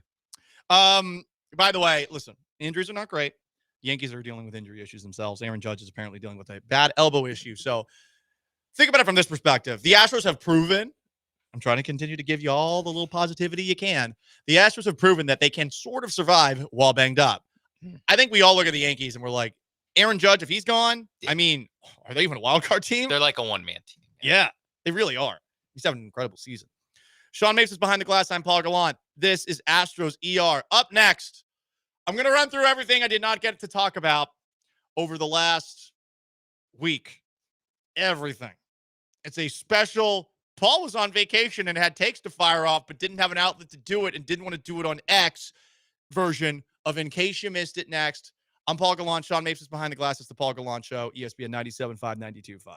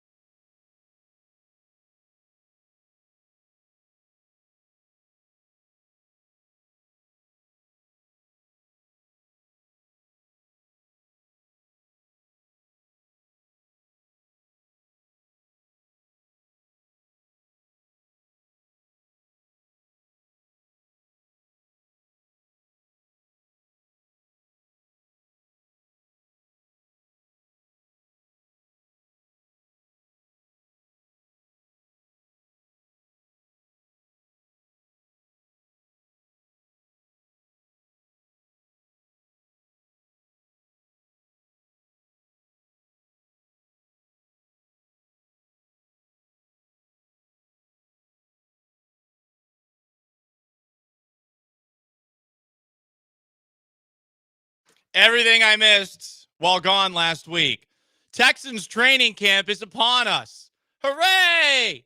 I did not go out today. I plan on being out there Tuesday, Wednesday, and on Saturday. Joe Mixon, Texans running back, one of their leaders, is expected to miss significant time with a foot injury.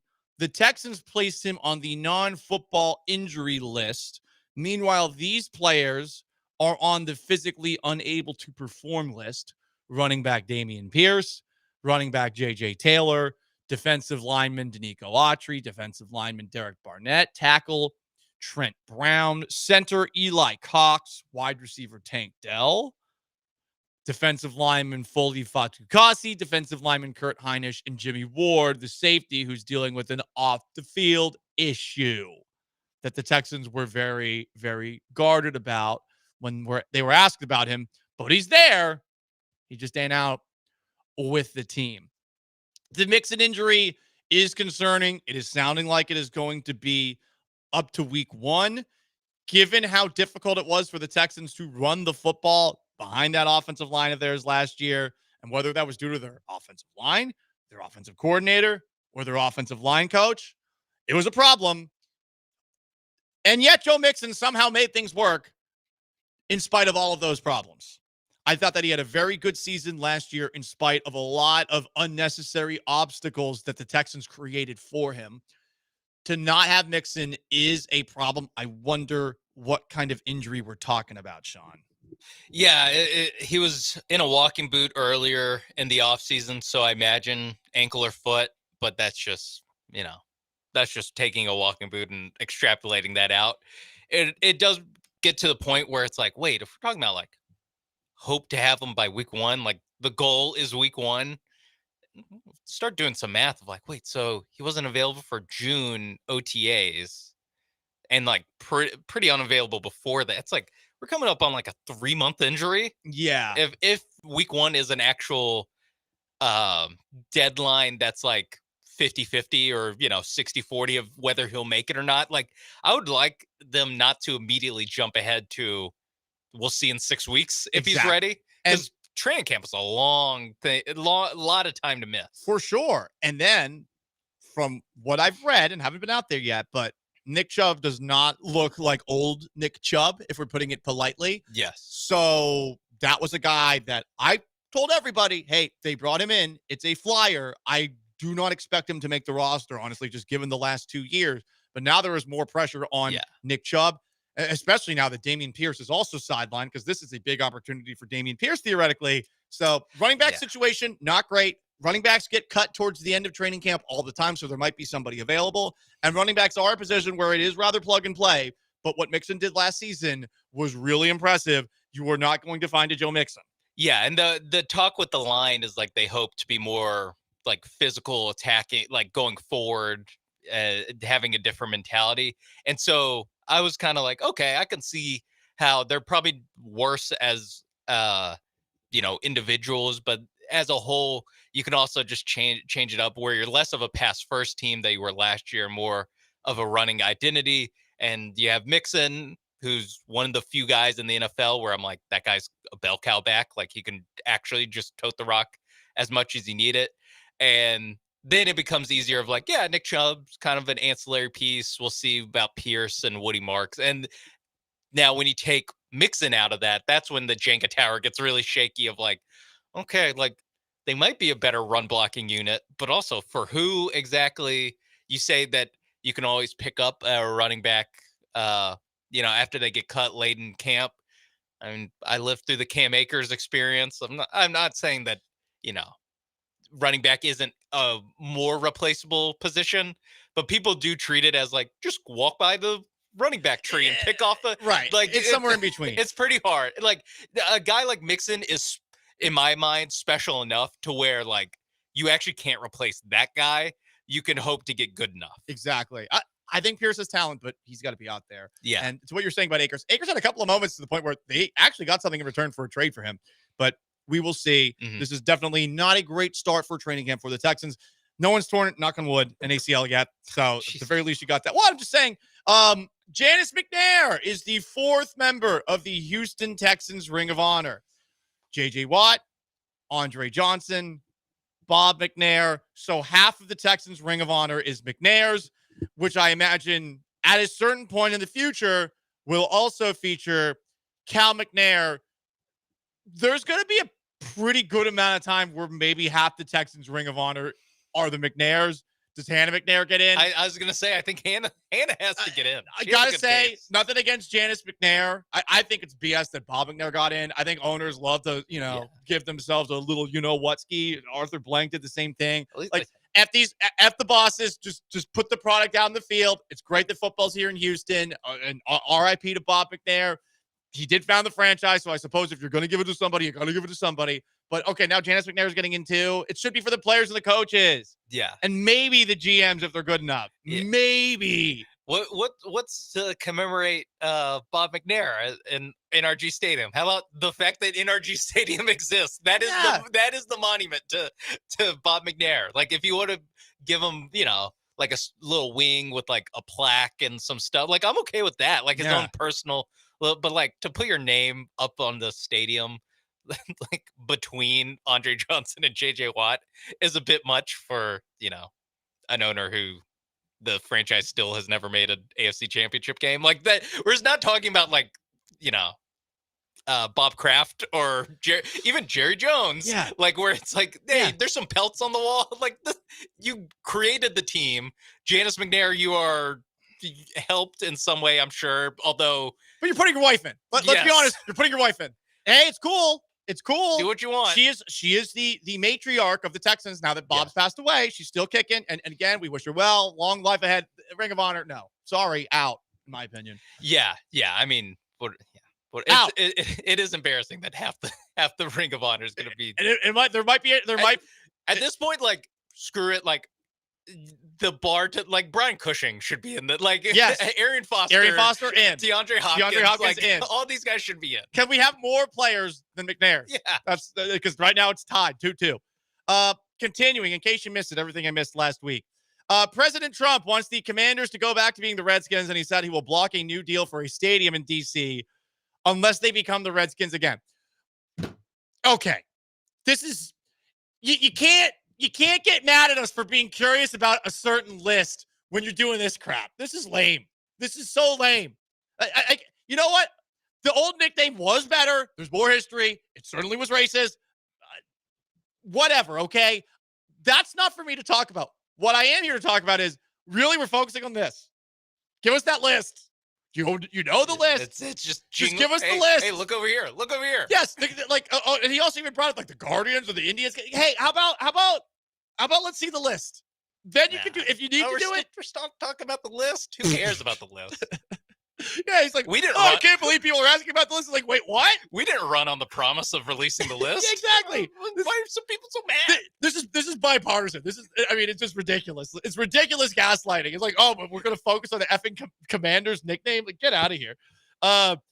He signed some sort of executive order as well for NIL. I read it. I have no idea what it means. Yeah, no, the fact that like no one has talked about like the effects of the NIL thing, it makes me think that this is pretty toothless. Yeah, it seems like, wow, NIL deal.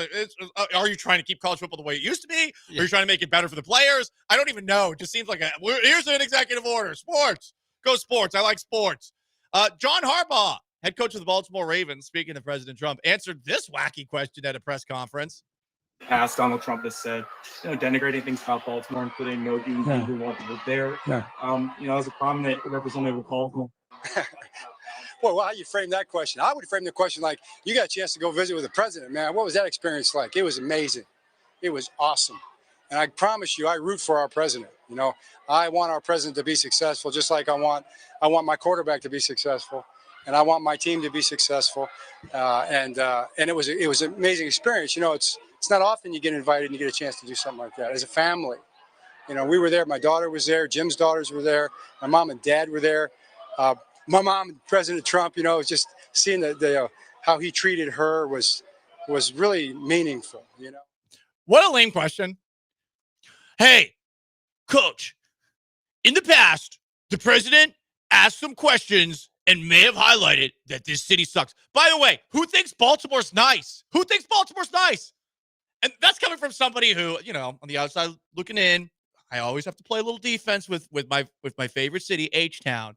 But yeah, Baltimore sucks. Baltimore sucks. There's a TV show called The Wire about how much it sucks. It's 5 seasons. It's one of the best TV shows ever made. Baltimore sucks. And it's like different problems in each season of Baltimore. The president said that our city sucks. Like, well, why did you meet with him? Like, I mean, it's the president. Yeah.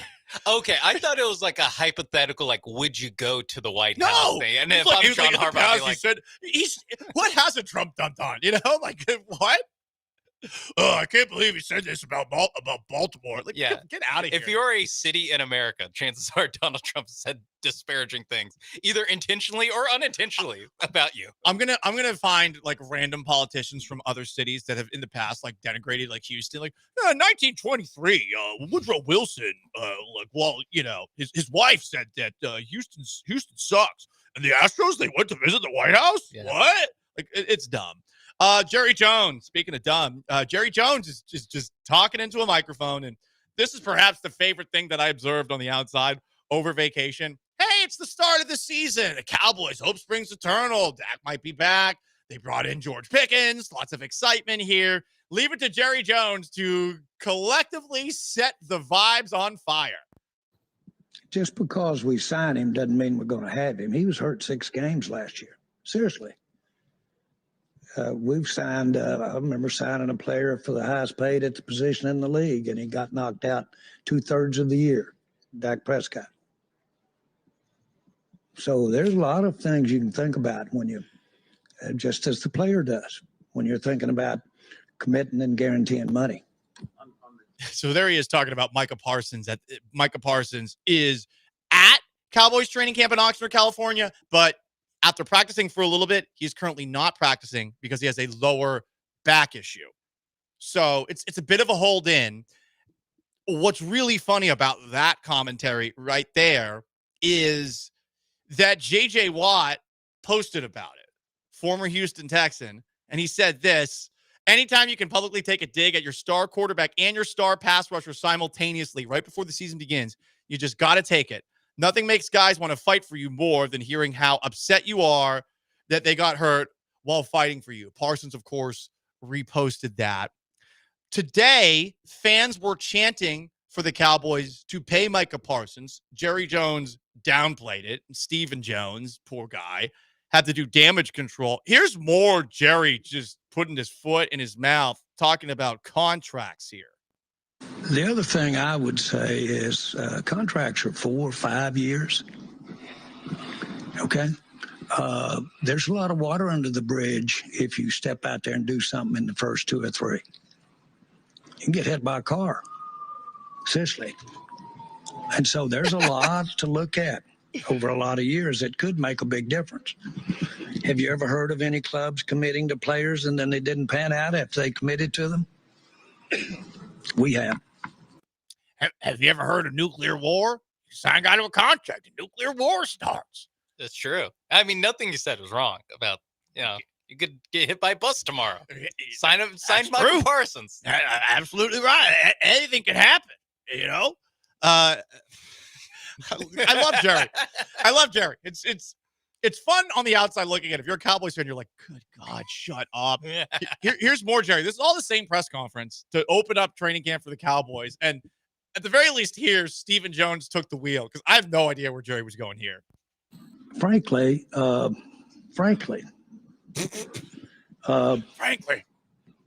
should we have waited on Diggs and Steele? Oh, you brought them up. I didn't. Well, the other thing is the willingness. I mean, you have players who are, who decide, hey, I'm willing to wait. And I'm going to wait on bigger numbers. And then you got other players who want to be more conservative and say, hey, I'd like to have my money now. And that's every person's different. Every player's different. It's a nice spin zone. Yeah, boring. Get the old man back talking. Get back to Jerry, right? Yeah, like I get why a Cowboys fan is like, no, please, Stephen Jones. I mean, I don't even care. Run the team, answer the questions, whatever. Me personally, I love it. I want the guy from Landman talking. Yeah. I want that guy. I want him to go in another monologue like it was Landman. They should. He was great at that monologue. They should just start with like, Jerry Jones, what you got for us? Let me tell you about Or. Yeah, just like what's on your mind lately, Jerry, and just let him go for just 5 minutes. Right, exactly. Honestly, it's just hope that he doesn't go back to the Cowboys. It'll be okay. Yeah, and if you're the Cowboys, that's a good time wasting. Like he's unwittingly perhaps filibuster of just like, yeah. Let me tell you, I look around, I put my family around me. That's all you can do as a man. That's all that matters. All this money, that doesn't matter. That's all that matters. And let me tell you what, Billy Bob Thornton. Oh wait, no, talking to John Hamm. John Hamm. Well, let me tell you what, John Hamm. I forgot what the rest of the speech was about. I hope John Hamm took it to heart because he needed to hear that. He did need to. And by the way, he didn't listen to his advice. So Jerry Jones' advice ignored there. Season 2, maybe. From the 409, well, that'll be an interesting twist. For the 409, Jerry's old, Paul. How many 82-year-olds do you take seriously when they speak? They ramble with no filter. No, I love it. We both love it. No, yeah. No, and by the way, 82-year-olds rambling, like, in today's day and age, being the Cowboys owner is a pretty low-stakes place to have an old person at the wheel. It's not like Mitch McConnell or some of these other people that are just, like, farting their brains out and not knowing where they are in the middle of a press conference. Yeah, this guy just runs the Cowboys. We can all get behind that. It's fun. It's fun. If we're gonna have an emblem of just the boomers refusing to let go of things that are major parts of our culture, the Dallas Cowboys are a perfect example of that. The WNBA All-Star game happened. They showed up to warm-ups, the WNBA All-Stars, wearing "Pay Us What You Owe Us" shirts. Nice solidarity, right? Hey, listen, they've definitely earned more money. How much more? I don't know. But leave it to women hating women, the most jealous gender in the world. Here is Kelsey Plum destroying all of the collective togetherhoodness of the WNBA sisters. Well, it was a very powerful moment. We didn't, at least as players, we didn't know that was going to happen. So I think it was kind of like a genuine surprise, but the t-shirt, just united front was determined this morning, that we had a meeting for. And, not to tattletale, but 0 members of Team Clark were very present for that. But no, we were just, we had a very, that really needed to be mentioned. I like that Sabrina I'm trying to Ina make West the situation light. Okay. But, came in there and was like, yeah, we didn't need to bring that up. We didn't need to bring that up. I don't know why Kelsey brought that up. This is classic women hating on women. No offense, ladies. You do it. We all see it. We never understand it. Okay, someone's the best friend for a week. 2 weeks later, you hate them. I don't know. We want credit for the t-shirts. Oh. Yeah, it's like, wait, how about they're too hungover to show up for the meeting? That's what I think. Yeah. That's what I honestly think that she's getting at, because that's basically all I saw from WNBA All-Star Weekend was just they're all getting drunk on different streams. So that's what I imagine happened. Was it's like she was just trying to be like they're too hungover to go to a meeting about the CBA. Yeah, it's All-Star Weekend. Like I would be too. It's also just wear the t-shirts. That's what matters. It's also not like they're brokering peace. Yeah. What do you think they said? What do you think they said? Hey, we need to do something. Well, yeah, don't bleed. Yes. Treaty of Versailles they're hammering out. It's freaking putting on t-shirts that say we want more money. Exactly. Which, by the way, they have a good case. Yeah. Do you think any of them disagree? No. Like actually, I think we're fine. Yeah. They paid $75,000 a year. Yeah, I'm raising my hand. RIP to the Houston Roughnecks. Yeah. Drill, baby, drill. Post-pandemic, it just wasn't the same. Yeah. The UFL basically moving half the league to teams or cities that don't have football is essentially, if I were to try to ascertain what their strategy is, that's the strategy. I guess, but right. They're moving a team to Boise, Idaho. Just I think we can just 1,000-foot view what's going on with the UFL. Well, they're taking teams out of Florida and Houston and putting a team in Boise and Kentucky. Yeah. Okay. So things aren't going great. Got it. Not going great. That's it. I got it. Cool. We had some fun moments with the Roughnecks, and then the pandemic happened. It was always a bit of a mausoleum at that stadium after that. And I think they made a mistake in letting Wade Phillips walk or whatever the hell happened there. No, he coaches the Rock's team now. Right. The Rock got to be like, hey, that coach, he coaches my team. Yeah, smart. Jalen Green said bye to Houston with a Players Tribune article. He said that I'm going to score 30 my first game back. And ESPN said that the Rockets drafting Jalen Green was the 21st biggest roster mistake in the NBA since 2020, drafting him. And one last one. This is just a fun story. The Raiders released Christian Wilkins 1 year into a $100 million+ contract. There was a dispute over a foot injury, but there's some weird incident that's being reported on. I don't know the specifics. I heard about feet tickling.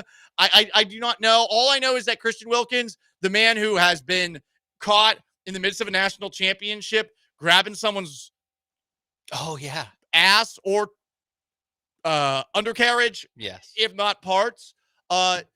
He's an interesting fellow. Yeah. A little different. Yeah. Built different. We might have some more sound.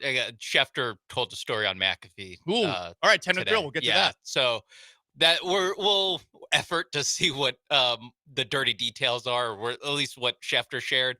But yeah, I think the injury thing was like convenient enough of a excuse if you didn't want this guy in your locker room. Although I will say it's not like he seems like it's a little immaturity more than anything actually bad. This does make me rethink the segment we did while you were gone, Paul, where we go Texans for Texans? Christian Wilkins. Yeah. I'm with you there. Theoretically, he would fill a hole. Yes. Theoretically.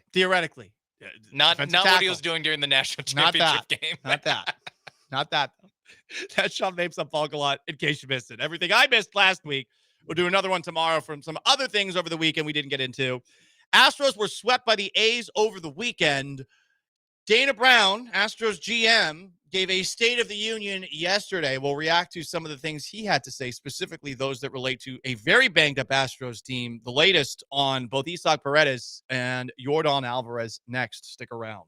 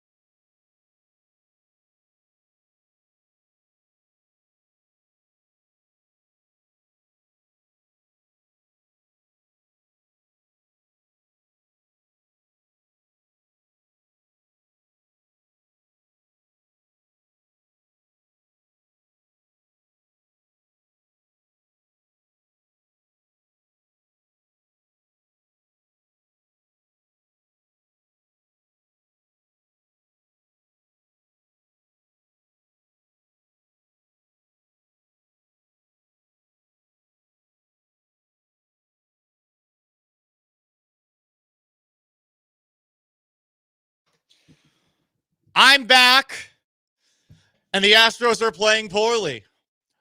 But relax. Boy, crazy boy. Stay cool, boy. Got a rocket in your pocket. Stay off the juice, boy. Yes, they got swept by the A's. It's embarrassing. Not just because it happened at Dyken Park and because you got outscored, 30-5. It's also because it happened against the A's, who do have some young players, a couple of guys who were definitely more Rookie of the Year candidates than the Astros' Cam Smith. But I don't think there's anything to panic about. I think you got to realize, one, it's an 162-game season. It's a baseball season. Lots of baseball things happen over the course of a baseball year. But what does that mean? Well, just weird things like, I don't know, a plague upon your roster, which has led to an alarming amount of injuries. But this team overcame a lot of them for a couple of months. This was going to happen sooner rather than later. The hope is that it's just this month, maybe a little bit of this coming month as we wait for more Astros players to return from injury. But I think a lot of people who are, one, waving the white surrender flag, or two, are of the belief the Astros have to do whatever they can to upgrade their roster at the trade deadline. Now, I think being cool, calm, and collected as a fan and also as a roster builder, if you're Dana Brown, that's the key. You basically have to operate with hope in mind here. I do not think that you need to be super aggressive at this trade deadline, which of course is coming in just a few days. I think you have to realize to yourself, hey, we are limited with what we're able to do at this moment in time. And we have a farm system that, honestly, you shouldn't strip bare quite yet, even if there's not a lot going on there. This is not me saying this season is a lost cause. It is more me saying baseball has put itself in a spot where, because of the expanded playoffs, you should not be as aggressive as you normally would be as a contender at the trade deadline. I think you're rolling the dice right now, and you're just hoping that players return from injury, Sean. Yeah, I think what you should be aiming to do is to make it easier to make the playoffs, like to make the moves where it's like, hey, instead of having a AAA member on the field for this, like, again, not to pick on Cooper Hummel. Cooper Hummel and Zach Shore. Yeah, it's like, hey, else. Can we not be like a heartbeat away from 4 people in our lineup every day being AAA players and having Victor Caratini bet third, and then you look at the lineup and who's available, you're like, yeah, I guess Caratini has to bat third. Yeah. Like, I'm not saying they need to go out and get like the Eugenio Suarez, like the best bat on the market type of guy. Just like, can we improve? Can we get like some depth around when Pena comes back, and if Myers or Paredes or Jordan come back? Because I think they're more in the F. Myers is kind of in between, where I think Myers will come back, but given how he got hurt and then re-injured, he's not in the same boat as Pena, where I think that's just a straight up win he comes back. But I don't think you need to try to go out and replace Paredes or replace Jordan. I think you just need to, build up the group around those guys. I think your pitching is your strength, and your pitching is going through a rough patch right now. If these reinforcements that are trade deadline acquisitions, as Dana Brown will definitely frame them, come back, there should be less taxing on them. But right now, they're taxed, and Hunter Brown's in a bit of a dry spell. So, if you want to get another, I've been calling it the Yusei Kikuchi 2.0. If you just want like the next rental, next rental arm who can slide into your rotation and be like a steady hand. Again, for the most part, for the regular season, and then we didn't see it with Kikuchi because they didn't play 3 playoff games, but would be like a day 3 starter. So you're not, or a game 3 starter. So you're not depending on going from Hunter Brown to Framber Valdez to, I hope Christian Javier is fully recovered, or Spencer Getty, who's never pitched in a big spot like that, or God forbid, Colton Gordon or one of these guys, Lance McCullers, like one of these guys where you'd actually feel bad. If you want to go with more of a steady hand, I'm pro that. But anything that's like super high priced, and I've said Bryce Matthews, I've seen enough. He's untouchable. This deadline, like I don't think you need to be cashing in huge chips for anyone. No, I'm like looking at Chaz McCormick. I'm looking at exactly those guys, and I'm not looking to get a star. I'm looking for some duct tape, Gorilla Glue for the short term. Yeah. So we'll see what they do. Dana Brown is the general manager of your Houston Astros, and he was on the Astros flagship before yesterday's eventual loss to complete a 4-game sweep at the hand of the homeless A's. What did Dana Brown have to say in this interview? Are you down with Dana Brown?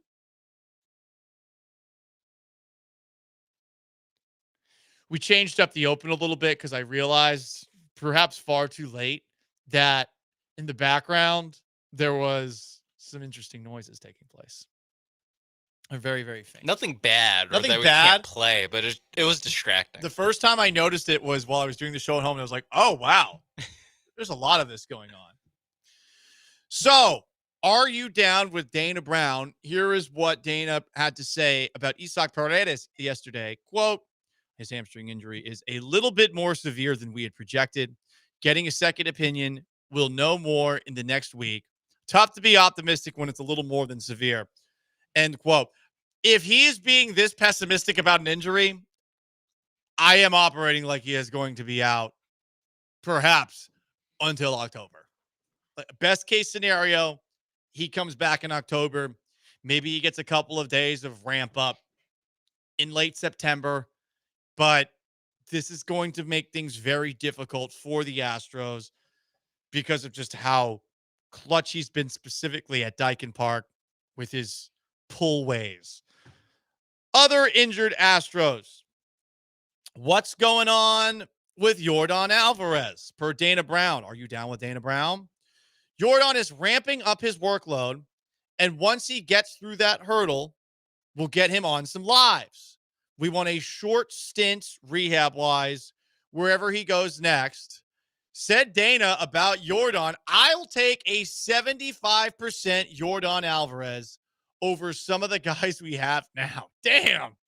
But we all agree. Fair, but like also, I think Espada also gave a quote at some point where he's just like, yeah, with the guys we're having, like he gave like a really, I mean, it's honest, but it's also gotta suck to be Zach Short and just be like, I get it, guys. I'm not Jeremy Pena. Kennedy Come Corona. on. Yeah, but all these guys have to know. I mean, we're playing on a first-place baseball team, and we're not just playing. We're playing almost every day. But they have to be self-aware to be like, yeah. But we're winning enough. Yeah, they were winning enough. They can't do that anymore. It's 11 of 16 that they've dropped, so they can't do it now. That is true. But after this at series, first, for sure, I Yeah. bet that some of them were like, this is what it's always like. Yeah, I mean, even like them being 500 before the A series, being like, we're whatever 11 and 12. Yeah. Like that's not that bad, guys. The first two teams I ever played on in sports, we won every single game for 2 years, and I thought that was just how sports went for whatever team I played on, only to find out the hard way. No, that is not how it goes. No, so they had a nice first experience, but yeah, most teams lose. Yeah, ours was always like it was like 2-year blocks, and so like 8 and 9-year-olds. So when you're 8, you like lose all the time, and then when you're 9, your team wins all That the makes time. sense, That's too. just how it goes. That's how it went. More. Are you down with Dana Brown? The Astros GM was on the Astros flagship yesterday. Dana Brown thinks Jeremy Pena, quote, will be back here soon, end quote. Could be as early as August 1st. They want to get him in a few rehab games, then get him back with the club. Well, he said that yesterday, which was the 27th.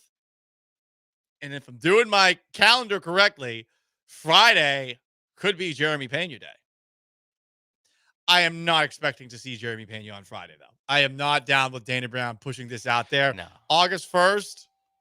I mean, I need him in a rehab game before I can go, yeah, he's playing 4 days from now. Same. Like, I get he's probably not going to rehab for very long, just given the nature of his injury and how, relatively small amount of time. And it was just a broken bone in his rib. It's not like these pitchers that need to make several starts to build back up. It's like, no, it just needs to see some pitching, get his timing back. But yeah, I need him to actually do that before I can say 4 days from now is a realistic timetable. Are you down with Dana Brown? The Astros GM was asked about Christian Javier and Spencer Arrighetti. As far as Arrighetti goes, he's going to make another rehab start, and if all goes well, he's expected to rejoin the big league club after that. I'm glad he said if all goes well, given that Spencer Arrighetti got hit by an effing batting practice fly ball, and it hit his thumb. Of all the places it could have hit in the park, it hit his thumb and broke it. It is the most crazy injury of all the crazy Astros injuries this year, bar none. There's no second place. Arrighetti broke his thumb because somehow, some way, a batting practice fly ball hit it. I mean, yeah, bonkers. It could hit not just like any other part of the field. It could have basically hit any other part of Spencer Arrighetti, and it would have been that big of a deal. Like that and his elbow would have been the only two parts that it would have been as bad. Fleshy part of the thigh. It would have been nice. Just did him on the ass. Like he's getting shot. Yeah. Instead, flesh wound. It's his throwing hand right thumb. I mean, good God. If he was just facing the other direction, it doesn't matter. Truly. Christian Javier, meanwhile, per Dana Brown, will be shortly after Arrighetti. Okay. Well, I'll believe that when I see it. With Javier coming back from what he came back from, that's one you really got to wonder about. Are you down with Dana Brown, Lance McCullers, who's been dealing with a blister? Is that the most recent injury? Blister. No. I think this is a let's figure some things out injury. I don't think he actually has a blister. Or maybe if he does have a blister, it's not actually IL worthy. When did this happen? Was this while I was on vacation? Wednesday. Yeah. But it was after another terrible. He makes it so hard. It was after a terrible McCullers start too. He makes it so hard to defend him. It really. Yeah. No, he doesn't. Not like that. By the way, I read this write-up about Lance McCullers per Dana Brown. We want to get him throwing again. Get him stretched out. Let's do it. Phrasing. Hopefully, get him back in a few weeks. Oh, a few weeks from a blister. Yeah. I mean, honestly, I do buy this. This is the Lance McCullers experience. It's just so conveniently timed of like, hey, he's had 3 straight terrible starts. Hey, he's got a blister as he works on something. Brandon Walter. He got hurt. What? Well, that's what a surprise. This was, I think, Friday. That was Friday. Okay. Yeah. He'll be out maybe 3 weeks or so. Hopefully get him tossing a ball soon. 3 weeks, that's the end of the year. It's also elbow inflammation. Oh, geez. That was the actual diagnosis. All right, well, he's gone. He's done. It was elbow inflammation. I think you'll enjoy this. Brandon Walter has said it's no big deal. It's just I've never pitched this many innings before. And so my elbow's a little inflamed. And so basically he said, hey, it's a precursor to Tommy John surgery. It only happened because of another precursor to Tommy John surgery. But Dana Brown says it's only a few weeks. So I have no reason to believe that he is telling nothing but the truth. Right. He swears on the Bible before he goes on with the Astros flagship. That would be a great bit. That would be funny. They brought him a Bible Dana, to swear on. We need you to swear on this Bible, okay? Now, what's up with Brandon Walter? What's going on? So there you go. That's Are You Down with Dana Brown? The last one on the trade deadline. We'll talk more about this at 2 o'clock. Do the Astros need to make a move at the deadline? I don't think they do. I think you roll the dice and you hope that guys get healthy by the end of the year. I think the AL West has helped you out on that front. And also what you did the last couple of weeks before this recent 2 to 3 week stretch has helped you out there on the trade deadline. We were already looking for a left-handed bat and potentially an infielder. There's a good chance they will have to trade from the major league roster to get a deal done. We will see what happens. Trade deadline is Thursday afternoon. Sean Mapes is behind the glass. I'm Paul Gallant. It's the Paul Gallant Show, ESPN 97.5, 92.5. That is Are You Down with Dana Brown? Let's just roll right through it here because we do have an update today, and it has to do with the health of Colorado head coach Deion Sanders. So rather ominous announcement was made yesterday. Deion Sanders was going to hold a press conference this afternoon with some medical staff with him. Today, he announced he had undergone surgery to remove his bladder after doctors discovered a tumor there. Sanders said since the surgery, there's no traces of cancer. He will continue to coach this season. He's been out of the public eye for much of the last few months, except for at the Big 12 media days. He deflected questions about his health at the Big 12 media days. But if that's the announcement, great. Did they take his bladder out? Does that mean he's got a bag? Does that mean he's got a catheter or something like that? I am a little bit curious. I don't know if anyone did the follow-up questions on that one. I think it's the tumor in his bladder got removed. Gotcha. Okay. It sounds, this ESPN report says he underwent surgery to remove his bladder. So, ow. But, okay. Now, if that's in the story, then I guess Seems he's doing better. Listen, it's ESPN. This is the top bar for journalism when it comes to sports media, but also a lot of journalism is slacking these days, and language can be a little bit confusing. I am not a doctor. I'm from the house of a learned doctor, but I could not tell you whether or not he has a bladder right now. All I know is, damn, that sounds painful. I'm happy Deion's okay, because I think college football would suck without Deion Sanders. Even if you are annoyed by the Colorado experience from time to time, the Deion Sanders braying and being cocky and all that stuff, college football needs more guys like Deion Sanders, because everything is boring and vanilla outside of him, especially in a post-Nick Saban world. I like Deion. I've always enjoyed Deion. And it's crazy Deion's had the health issues that he has had, given that this is like the picture of health. He famously never drinks. This was also, I think also he was big into saying like, yeah, I didn't do anything, but he's had blood clots. He's had toes amputated. He had clots as well. I mean, you would think a guy that was the freak athlete that he was, playing two sports, would be someone with genetics that would keep him from having issues like this. I guess death comes for us all, but Deion, he's great, and this is very cool to see.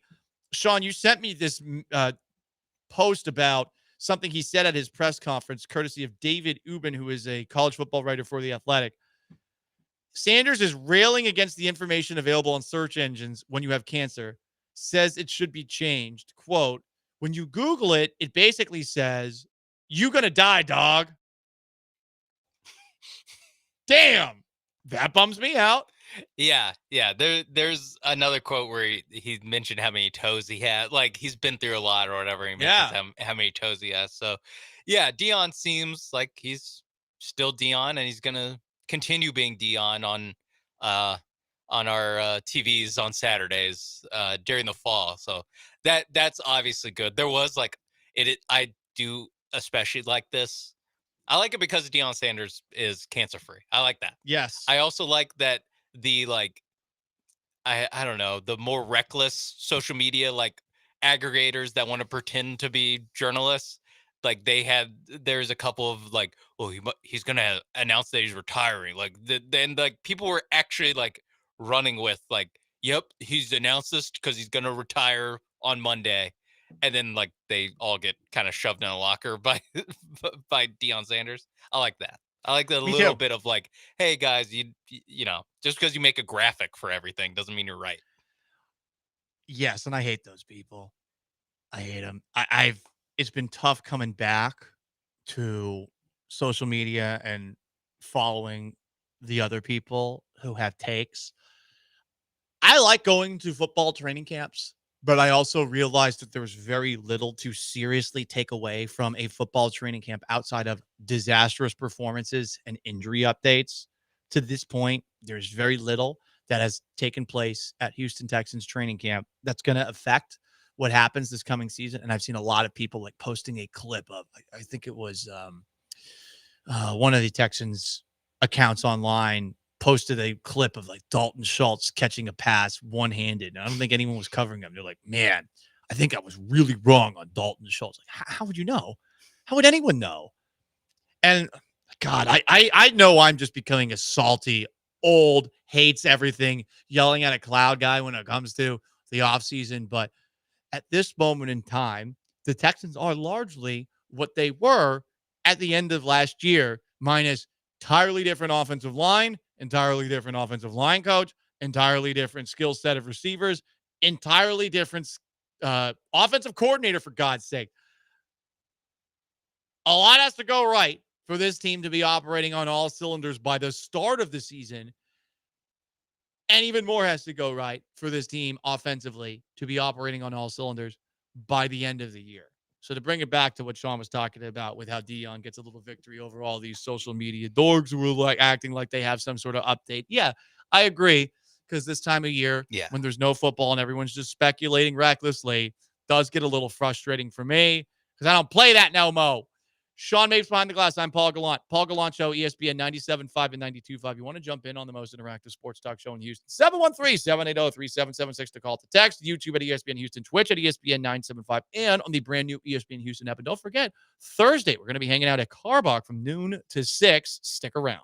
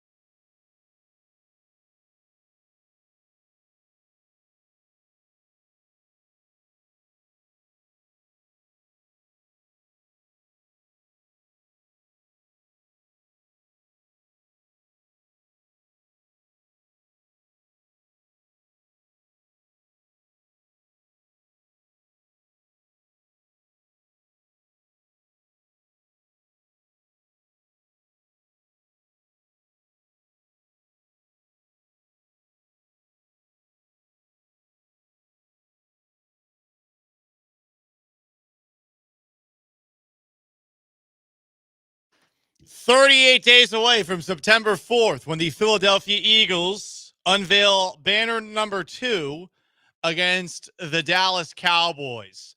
38, not an exciting number. The 2 NFL Hall of Famers by number 38, Cal Hubbard, who was born on Halloween in 1900, played for the Giants, Green Bay, and Pittsburgh. There's also somebody named Arnie Herber, who played for the Packers from 1930 to 1940. 4 championships with the Packers. Wow. NFL MVP in 1933. 4 rings or whatever they gave out for when you won in the 30s, but he had 4 of them. Yeah. MVP 1933. So in the midst of the Depression.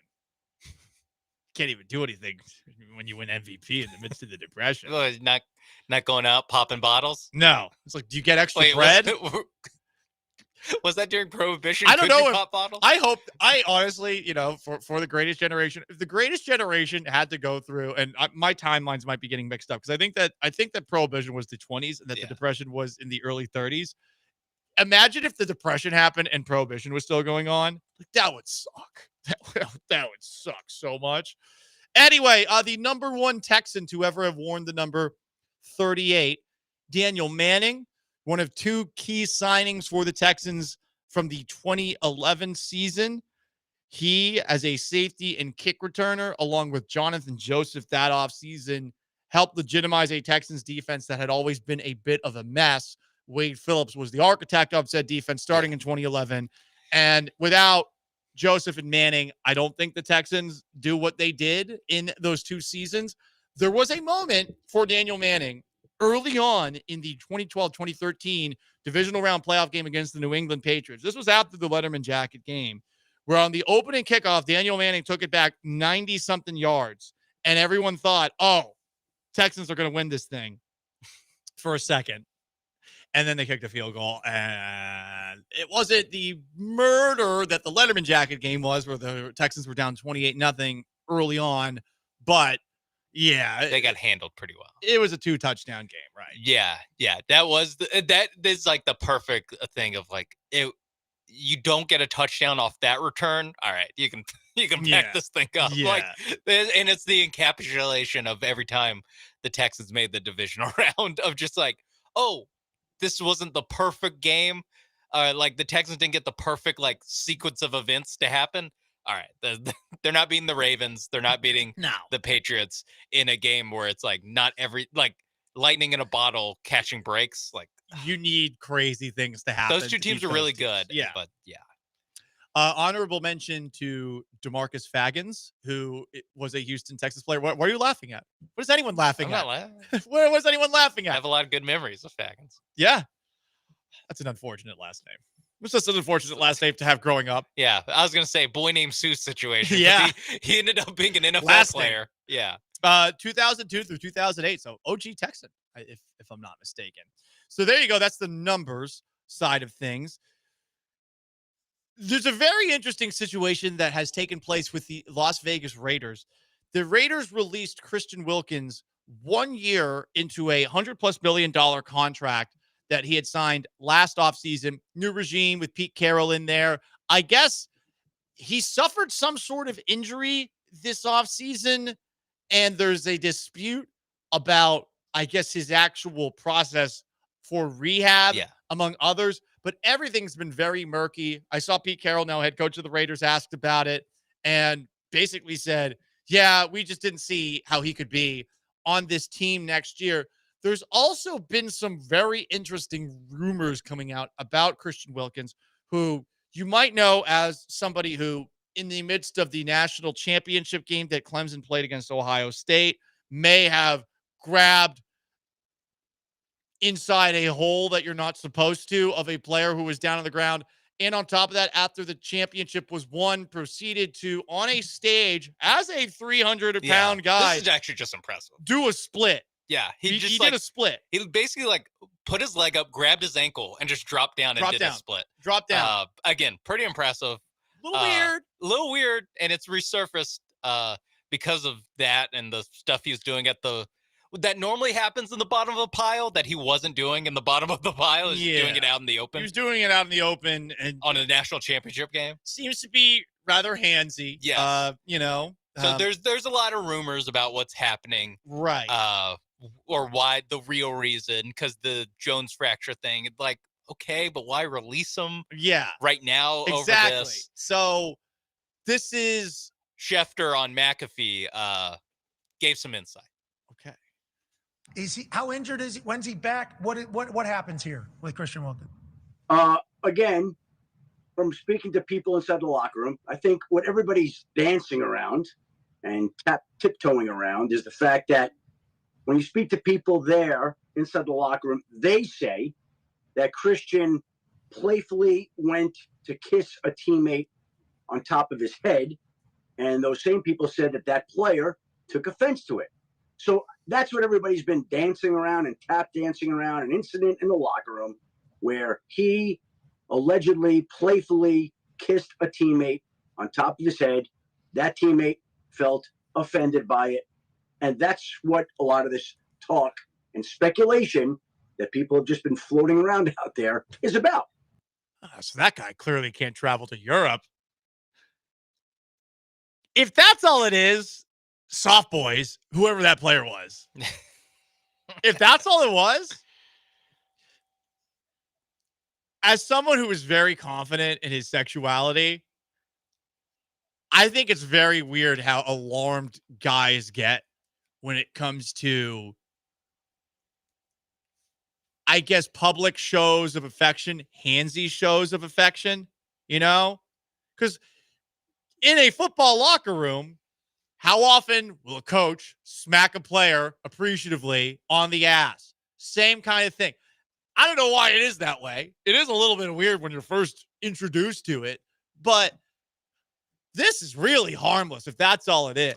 Yes, and I will say Mike Florio, in a very Mike Florio way, did quote tweet this video from the Pat McAfee show and said, quote, that this is definitely not the story that has been making the round. So maybe this was a more sanitized version, or this is a, it must be. It's like it's one part of a bigger,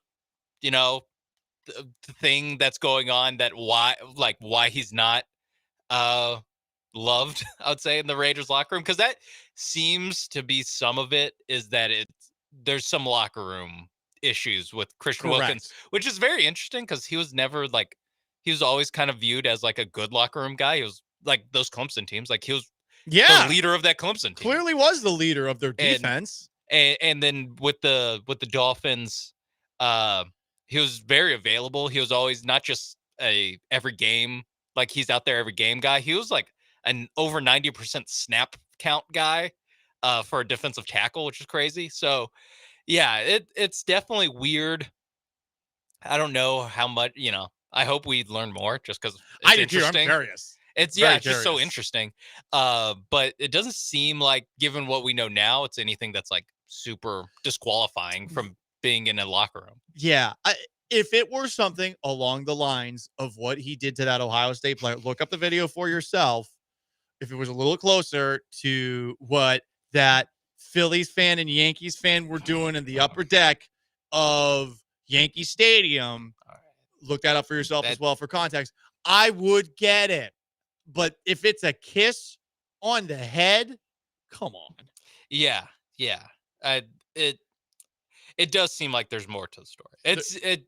Not to denigrate Adam Schefter, but it does seem like the story that like Christian Wilkins people puts out to be like, see, it's not that bad. Like, instead of having it be like, no one knows what's happened, it's a bunch of rumors, to get Schefter to say on McAfee that it's like, oh, it's just a little kiss. I've seen weirder stuff happen in my high school football team's locker room than this. And I mean, to me, this is pretty tame. This isn't ogre stuff at Northwestern. I was going to say, there's a lot of, and maybe some of it is like these guys are, 25, 30-year-old millionaires. So maybe they don't want to get down the same way that high school locker rooms do, but still, this does seem tame. What else do we have here? 10-minute drill, 38 days away from the start of the NFL season. Rashawn Slater, Chargers left tackle, got a new contract, 4 years, $114 million or so. This is the price of good offensive linemen, which the Houston Texans, on paper, have zero of right now. I was going to say, don't have to worry about this. Yep. Don't have to worry about. I mean, happy for Rashawn Slater. I saw a couple of people in the local market that were talking about how, well, if you're a Commanders fan, I think it was Sean Pendergast. Well, Sean, yeah. About like, well, this is what you're going to have to watch out for with Laramie Tunsil right now. And you know where I'm at? I'd take that because our offensive line, I'm not feeling it on paper right now. I saw that the update today from Texans training camp. I did not go out today. I will be going out for the first time tomorrow and on Wednesday. But per DJ Bieneme of ESPN, as far as the offensive line went, some moments of yuck, some moments of good. This was more seesaw. There were some plays when pressure was created because of the secondary forcing Stroud to hold the ball. So those plays aren't a negative on the offensive line. But I've also seen a couple of times where there have been little things that have popped out about how Will Anderson and Daniil Hunter have been working some of the guys on the edges for the Texans, who, by the way, do not have a Laramie Tunsil anymore, no matter what you think about the false starts and all the other stuff. Tunsil is good enough to, at the very least, be able to block the best defensive pass rushers in the league. There's no one on the roster right now that should be trusted today.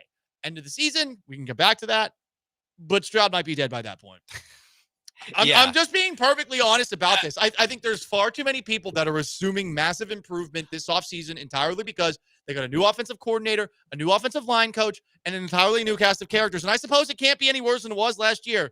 But how much better is it? No, I disagree that it can't be, or that it can't be worse. It can definitely be worse than last year. No Laramie Tunsil, so it's definitely on the table. They didn't set any records last year. It could be worse. It could definitely be worse. They traded the best left tackle. They didn't set any records last year when you put it like that. It was a bad offensive line. It wasn't like the worst we've ever seen in Houston. It wasn't the worst that we ever seen. So, I mean, I can see wanting to be, optimistic about like the overall culture, what they're trying to build there. But at the end of the day, it like Blake Fisher, Jake Andrews, Cam Robinson, Ursary, like these are the guys that you're having to depend on. Yes. I think it's okay to accept that, like, hey, it might be tough sledding, especially in practice. John Harris wrote about this last week where Ursary was getting worked by Daniil Hunter and Will Anderson. He was basically like, yeah, he gets worked by those guys. But overall, like, you see, like, building blocks of a good tackle there. I'm like, yeah, of course he gets worked by Will Anderson in practice. Like, who wouldn't? Yeah. That is a fair point. We'll see how the offensive line does. Wrapping up, 10-minute drill, 38 days away from the start of the NFL season. Terry McLaurin has reported to Commanders training camp but isn't practicing. He's got an ankle injury. He wants a new deal. Yeah, he has a new deal. Hold in injury. And the Bengals did sign Shamar Stewart, their first-round pick, so he's in. Yep. But Trey Hendrickson's not there, and it's been really interesting from afar, keeping tabs on everything that's being said in Cincinnati about those negotiations. Mike Brown's denying that he's cheap. Dude, everyone thinks you're cheap. You should not even acknowledge this. You shouldn't even answer those questions or make yourself available. Everyone thinks you're the cheapest owner in the NFL. It's a long track record of it. We're talking 20 years of it or something like that. The longer Trey Hendrickson is out, the better things are for the Houston Texans in 2025. That's all. And the Texans own that ass. That's the one team. Like, that's the Texans bitch, the Bengals. I don't know why, but over a couple of decades where both of these teams have been pretty good, but never great. Probably around the same level, all things considered, except for the Bengals made it to a Super Bowl once. It's very funny that the Texans own that. Yeah. And it is good. The longer Trey Hendrickson is out, the better for the AFC and for CJ Stroud potentially not dying this coming season. Yeah. Just keep that in mind. So one less guy he has to worry about. Yes. Come playoff time. Although I feel like he'll be back.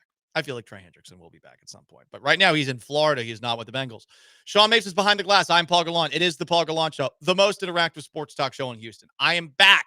You want to chime in, you know how to do it. 713-780-3776 to call the text. YouTube at ESPN Houston. Twitch at ESPN 975. Also available in the brand new ESPN Houston app. Available on your iPhone and on your Android.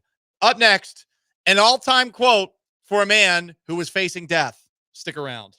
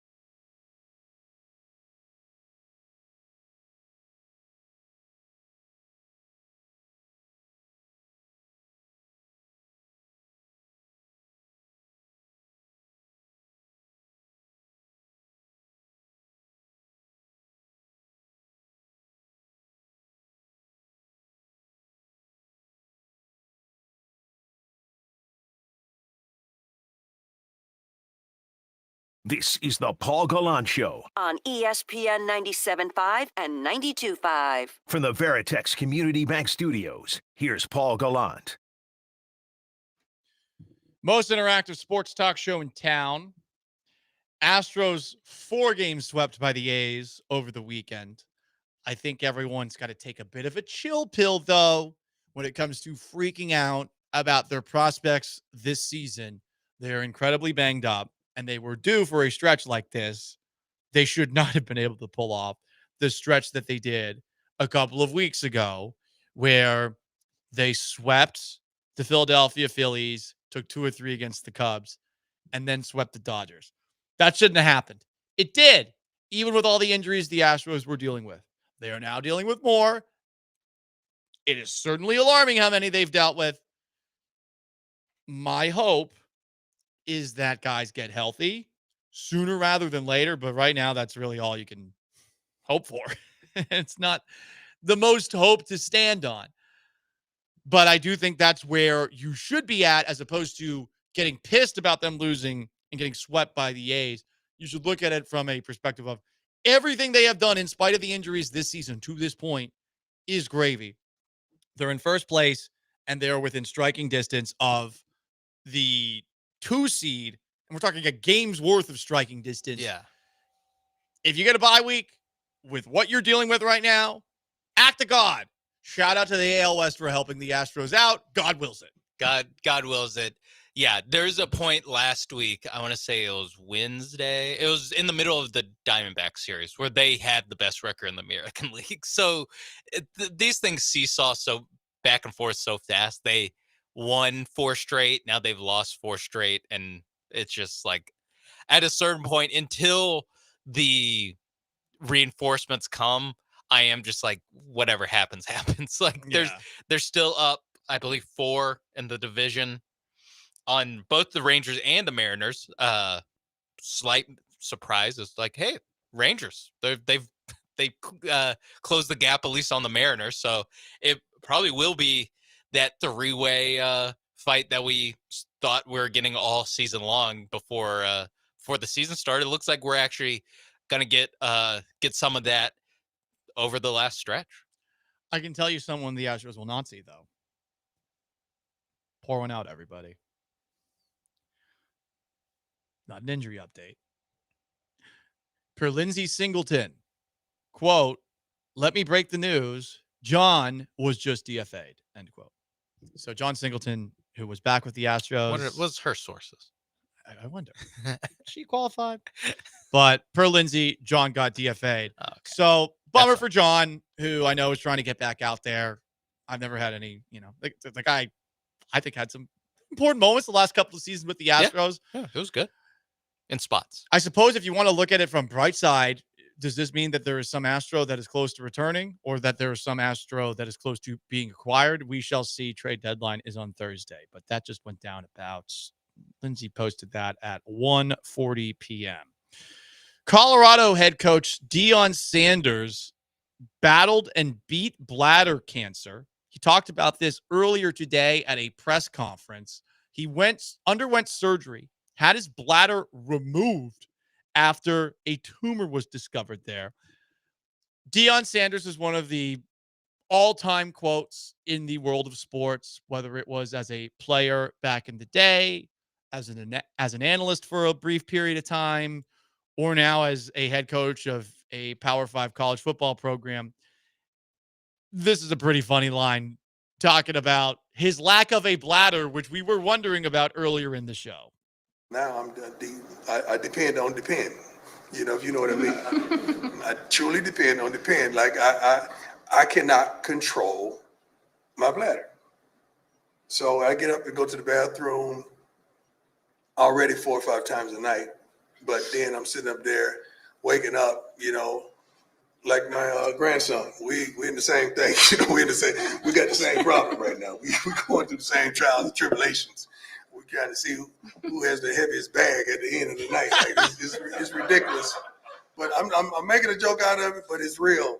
Like it is real. It is real. It is real. So if you see porta potty on the sideline, it's real. Okay. I'm just telling you right now, you're going to see it. You're going to see the practice. You're going to see one because it is unbelievable. Like dozing off and waking up. First thing I'm grabbing my crotch to see if I peed on myself. And it's just totally different. And I know there's a lot of people out there going through what I'm going through and dealing with what I'm dealing with. And let's stop being ashamed of it. And let's deal with it. And let's deal with it head on. And that's cool. Laughing at himself. I mean, that sucks. That would suck. Where you don't have any control over it and you're in your late 50s. I'm happy for him that he has that perspective. Is it possible that this happens in a game? Is it possible? I mean, he's got to wear black pants now. Like, he's got to wear black pants every single game. First off, dry fit black pants. You got to. Because, I mean, there could come a moment where it's in a critical spot. Yeah. You got to use the porta potty on the sideline. I mean, listen, on a football field, peeing yourself is acceptable. I've peed myself on a football field. Really? Yeah, I had to. There was no bathrooms. Oh, okay. We played a school in Fort Myers, and they didn't have a field, so they were playing in a park, and there was a football field in the park. And it was a nice field. There's a playground near it, so you couldn't go to some bush or anything like that to go to the bathroom. No, you you had to go right there. And I remember one of my teammates who went on to play at the West Point. He played for the Black Knights. I remember he told me in the middle, because I had to go, and we had driven 2.5 hours down to this place. And, all of us growing up playing football in Florida, you drink so much water. I know everyone who played in Texas probably did the same thing. We drink 20 ounces of water per class. So we do always have to go to the bathroom. And my teammate, Brogan, he looks at me and he's like, "Hey, Paul," I looked down at him by his feet, and it's just streaming. I was like, all right, well, I guess I got to go myself. So then I did the same thing.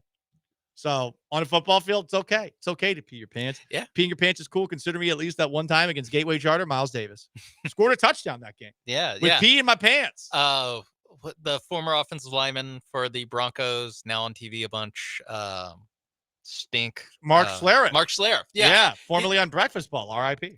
Yeah.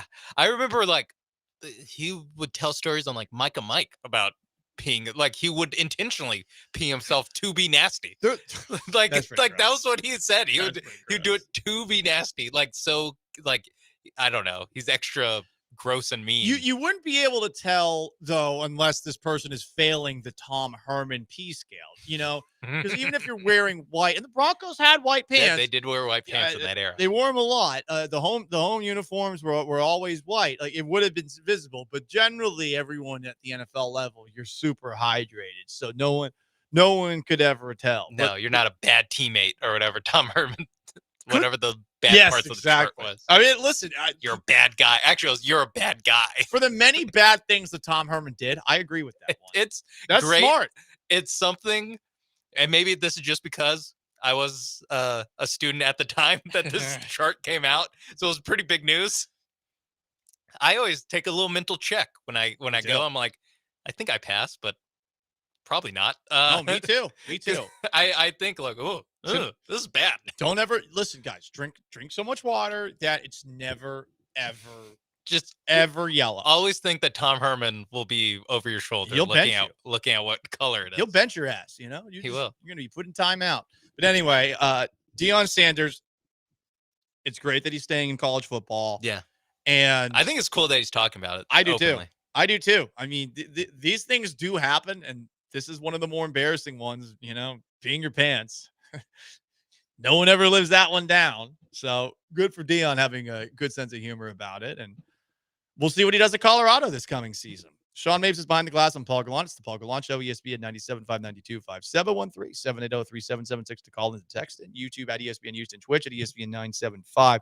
Should the Astros be major buyers at the trade deadline later this week? We'll discuss. Stick around.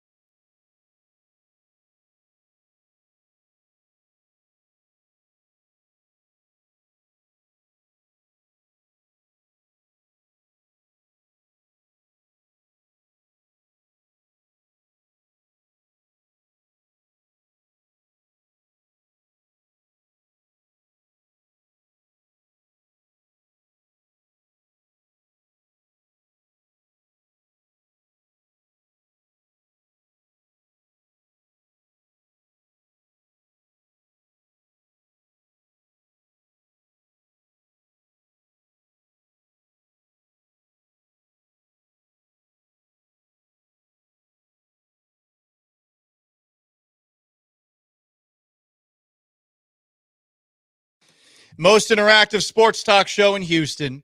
Big news today for the Astros, who have lost 4 in a row, got swept by the homeless A's at Dyken Park in embarrassing fashion over the weekend, is that they have DFA'd John Singleton today. I imagine that means a corresponding move of some sort is coming.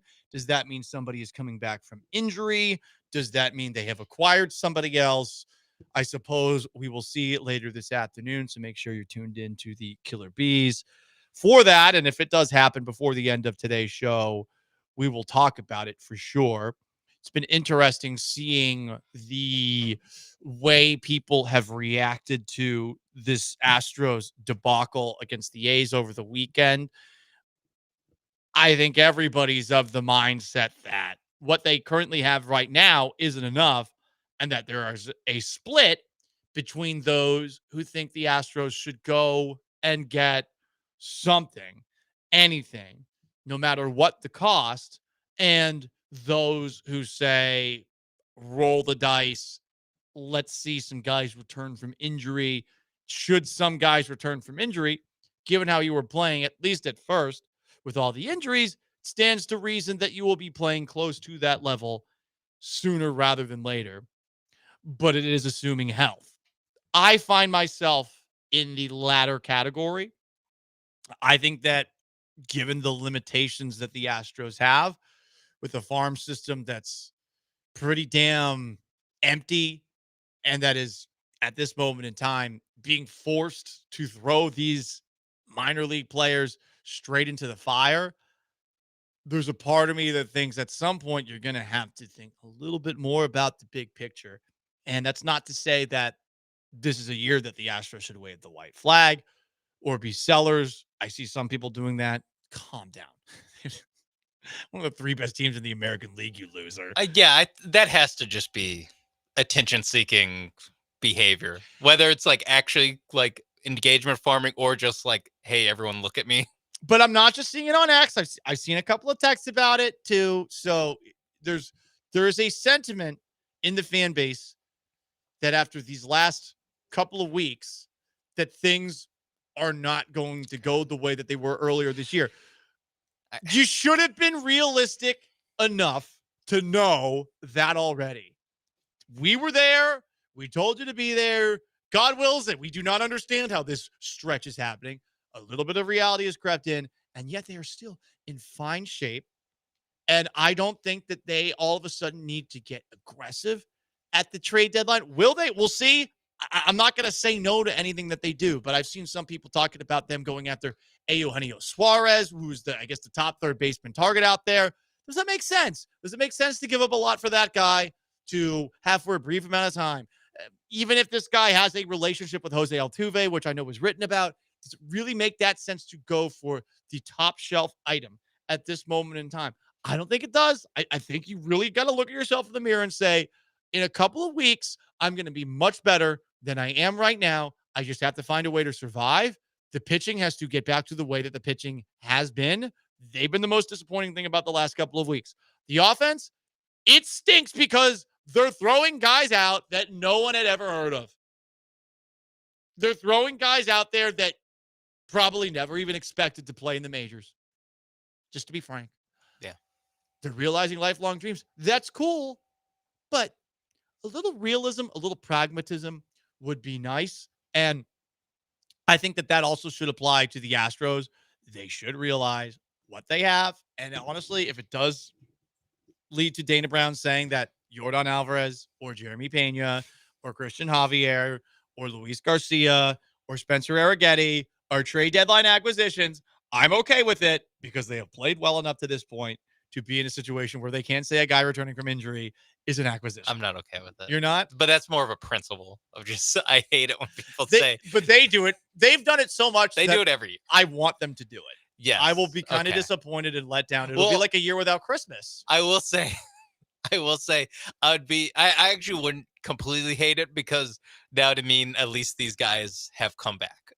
It means at the very least that they have rejoined the team and aren't just on the IL forever. So that will be the ray of sunshine in what would be a quote that made my eyes roll out of my head. But yeah, I think that you do that. That's the whole point of the God wills it thing, was that there's no explanation for how well they're playing. You just have blind divine faith and assume it'll keep happening, And but so, it's not going to eventually. Yeah, the carrot just kind of turned back into a pumpkin. Yeah. Like Zach Short, love you, buddy. Ready for Jeremy Pena to come back. Cooper Hummel, again, salute to you. The Space Cowboys wouldn't be. I'd rather see Chas McCormick. Wouldn't be champions last year if it wasn't for you. That's true. Cooper Hummel. So this is a dynasty potential Yes. in the AAA level, although I do not know what the Space Cowboys I can't record is imagine right now. they're doing well, considering their entire team is on the Major League Unless roster. it's next made up for the Space Cowboys too, which would be pretty cool. Again, we haven't been paying that much attention to them. Yeah, but the overall, they don't need to splurge when it comes to the deadline. If you want to make some, supporting moves, I'd be pro that. Same. Chandler Rome wrote a piece about what the Astros might do at the trade deadline in The Athletic. Here's what Dana Brown and the Astros are planning right now. Quote, Brown and his baseball operations team entered July seeking a starting pitcher and a left-handed bat. They have 7 starting pitchers on the IL. Dana Brown seemed encouraged enough by some of their rehab work to move offense ahead of an arm on his priority list. Christian Javier made his 3rd minor league rehab start Thursday. Spencer Arrighetti is nearing his 2nd as well. So lefty bat and an infielder. They're probably going to trade from the major league roster to go get that guy. I am curious as to how recognizable that name is. They definitely have to get someone. I'm curious as to what the price would be. If it means giving up someone that they really like. I don't think Bryce Matthews is on the table. I do wonder if Jacob Melton is potentially on the table. I do wonder about some of the other guys that are like, you like them, but you haven't seen enough of them yet. Do they get the Joey Loperfido for Yusei Kikuchi treatment? Kikuchi was good. And also Joey Loperfido is, he's been okay. He's a guy. Yeah. He's fun. He's great, good looking fielder. Yes, he looks good out there in the outfield. I don't know if this is, the Bagwell trade from the Red Sox point of view. But it is, it's something that you get attached to these guys, and it's going to be especially interesting this year because Joey Loperfido didn't play that much, and when he did, it was kind of like a little bit of not a sideshow, but just like some guy who was on the Astros. The Astros now are all the guys that would be a trade piece, at least theoretically. Like Bryce Matthews, I don't know how much he actually changed his trade value by how he's played once he come up, because there's been peaks and valleys, I'd say. But in the minds of Astros fans, he's raised his he almost not single-handedly, but as far as the lineup goes, he was the only guy who scored runs in a game they won in Arizona. So like at a certain point, fans are naturally going to get attached to these guys. So it will be interesting of if any of these guys get shipped out, which especially Bryce Matthews, I don't think should, but what the reaction will be, especially if they're not going to make a sexy move, but it's going to cost a Jacob Melton or something. And I think you got to be very, very careful because you've been doing this so much about giving up some of the young guys. There's a certain point where you do have to think about the big picture, even if it comes at the expense of this year. And that's not me saying to not go all in for this year. I just think you have to be a little more realistic and pragmatic. And I think some people are not quite being that right now. I think you're just saying, well, get me something new. Doesn't work like that. Yeah. I mean, I don't think they should go all in this year. Like they should be, like the whole Jim Crane quote of the title window's always open while I'm here. Like part of that is, like don't trade Bryce Matthews for 2 months of Eugenio Suarez. Yeah, like don't do that. Yeah. That's part of it. Is if like you're healthy, you don't make those kind of moves. If you're healthy, you're a contender. You're not healthy right now. If you're even like moderately healthy, I think you're a contender. Yeah. A legit like front runner. You're one of the top 5-6 teams with a little more health. But right now, you don't have it. So don't go too crazy. By the way, this was Dana Brown on MLB Network Radio talking about the Astros trade deadline plans. Yeah, I mean, the left-hand bat would be great, of course. And if you can get an infielder, with the, injury to Paredes, that would be great as well. So without a doubt, but look, if you get a left-hand bat, that's a really good bat, and you put him in left field, or something like that, and put Altuve back at second, you can do things like that as well. But a left-hand bat would be the preference, and we'd like to try to get a good one. And if it's an infielder, it's a bonus. You go through seasons like this, you feel like you can write a book at the end of your career titled 162 and it's grind. But it's just that when you play 162 games, it is a very difficult season. A lot of ups and downs, the ebbs and flows. But look, our guys are grinding, and we're pretty excited about the rest of the season. Can that MLB Network Radio guy breathe less? Can you tone down the breathing? It's so funny. That's the first thing Dell pointed out when we played the song. All I could hear. It sounds like they're outside. Like it sounds like when there's a breeze going on, it's just the dude. I mean, so I can't speak too ill because every now and then I'll be on an Instagram story after a long walk and you'll hear me breathing a little bit, or after going on a run or something like that. But yeah. By the way, there's been a few people I've hosted shows with before, and I was between a rock and a hard place when it comes to acknowledging the heavy breathing by this person and having fun with it and being a good guy. It was very tough. I chose be a good guy. Two roads. There's a fork on the road. In retrospect, I really, really wish I had called out their heavy breathing. In retrospect, it's no one currently at the station, but I just remember thinking to myself, "Are you okay? Yeah, you okay?" If it's not a health issue, it's a. Can you please just like take back off the mic for like 2 inches? It's like hard to do. It's like we have to go out of our way to like. Yeah, like sounds like the guy that's giving Peter the hypnosis treatment at the beginning of Office Space. Breathe deeper. And he croaks. I mean, goodness gracious. Anyway, that's what Dana Brown had to say about the Astros at the trade deadline. It is the Paul Gallant Show with Sean Mapes behind the glass. 713-780-3776 to call in, to text, and YouTube at ESPN Houston, Twitch at ESPN 975. If you want to weigh in on whether or not the Astros should be aggressive at the trade deadline, I am curious as to what you have to say about that. One of the least favorite sports figures in the eyes of Houston, Texas, just got essentially pantsed in public. You will hear the details on that story next. It's the Paul Gallant Show. Stay put.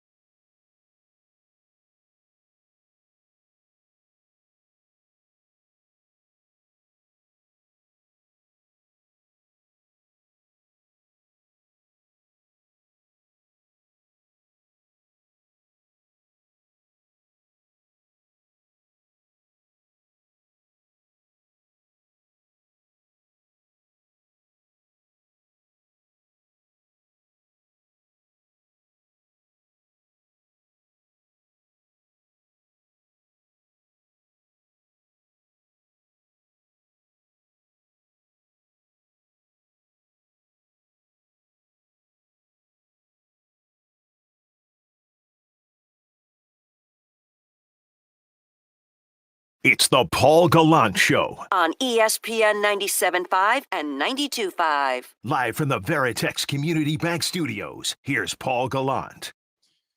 Astros swept by the A's over the weekend. 4-game sweep, making it even more embarrassing. Trade deadline's Thursday. We'll see if they make a corresponding move after DFAing John Singleton. Earlier this afternoon, we learned that from his wife, Lindsay Hamilton, on social media.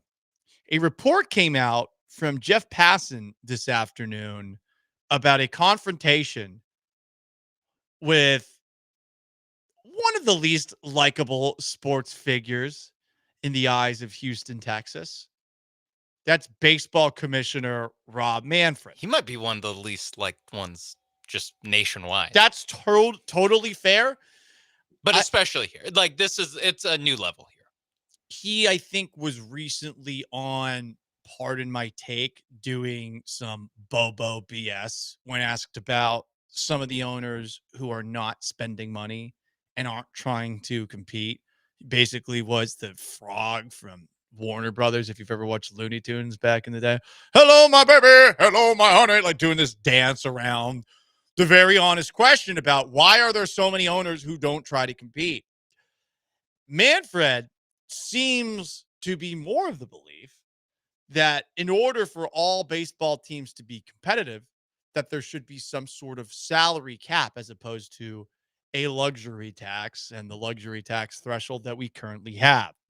So Manfred had a meeting with the Philadelphia Phillies last week, and per Jeff Passan, this meeting got rather contentious. Manfred does this every single year with every one of the 30 teams to improve his relationships with team players. It lasted more than an hour, and while Manfred never said the actual phrase salary cap, sources say the possibility raised the ire of Bryce Harper. This passage is something else. Quote, quiet for the majority of the meeting. Harper, sitting in a chair and holding a bat. Pause. What? He's holding a bat? Just like, is he with one hand putting it in his other hand? Like, that's exactly what I'm it wondering, Sean. like Is a it tough guy? I mean, is it the kind of thing that Negan's doing before bashing everyone's He's brains whistling in? over there, whistling in the corner, twirling the bat around. Right. I mean, this is pretty intimidating, seeming. Anyway, Harper eventually grew frustrated and said if Major League Baseball were to propose a cap and hold firm to it, players are not scared to lose 162 games. Harper stood up, walked toward the middle of the room, doesn't say if he still had the bat here, faced Manfred and said, if you want to speak about that, you can get the bleep out of our clubhouse. Manfred responded that he was not going to get the F out of here, saying it was important to talk about threats to Major League Baseball's business and ways to grow the game. Before the situation further intensified, veteran outfielder Nick Castellanos, that's funny, and it's an interruption by Castellanos, tried to diffuse the tension, saying, quote, I have more questions, end quote. The meeting continued. Harper and Manfred eventually shook hands, but Harper declined to answer a phone calls from Manfred the next day.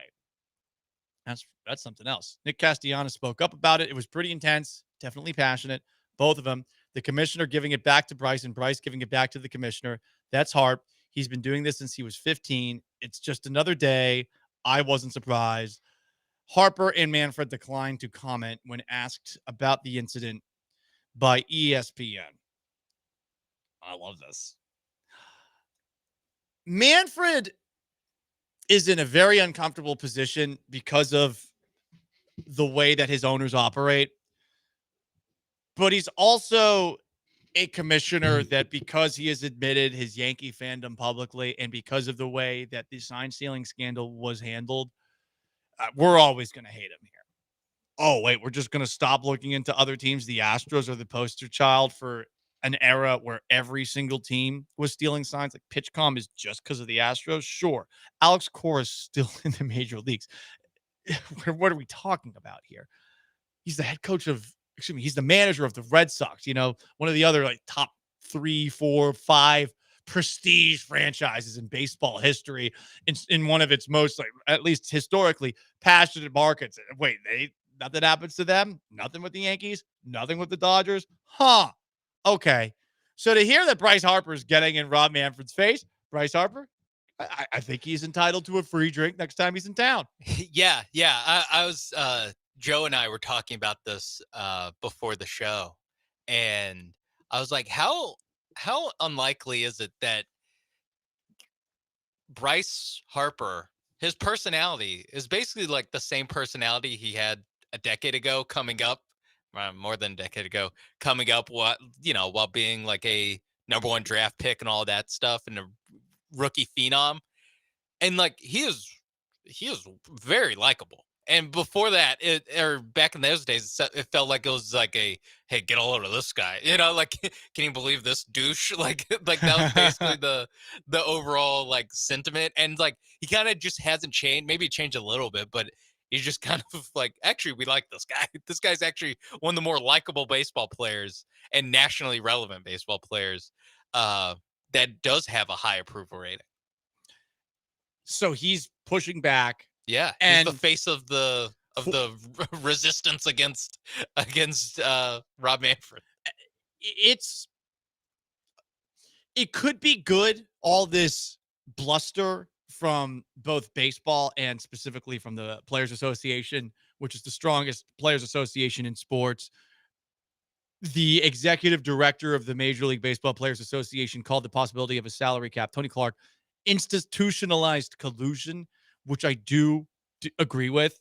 I do think it is that. I do think the players are getting a lot of money now, but I think at the same time, they're like, hey, a salary cap with some of the ownership groups that do not do a damn thing to help grow the game. Are you effing kidding me? It also would be, you're right, is artificially capping, whatever.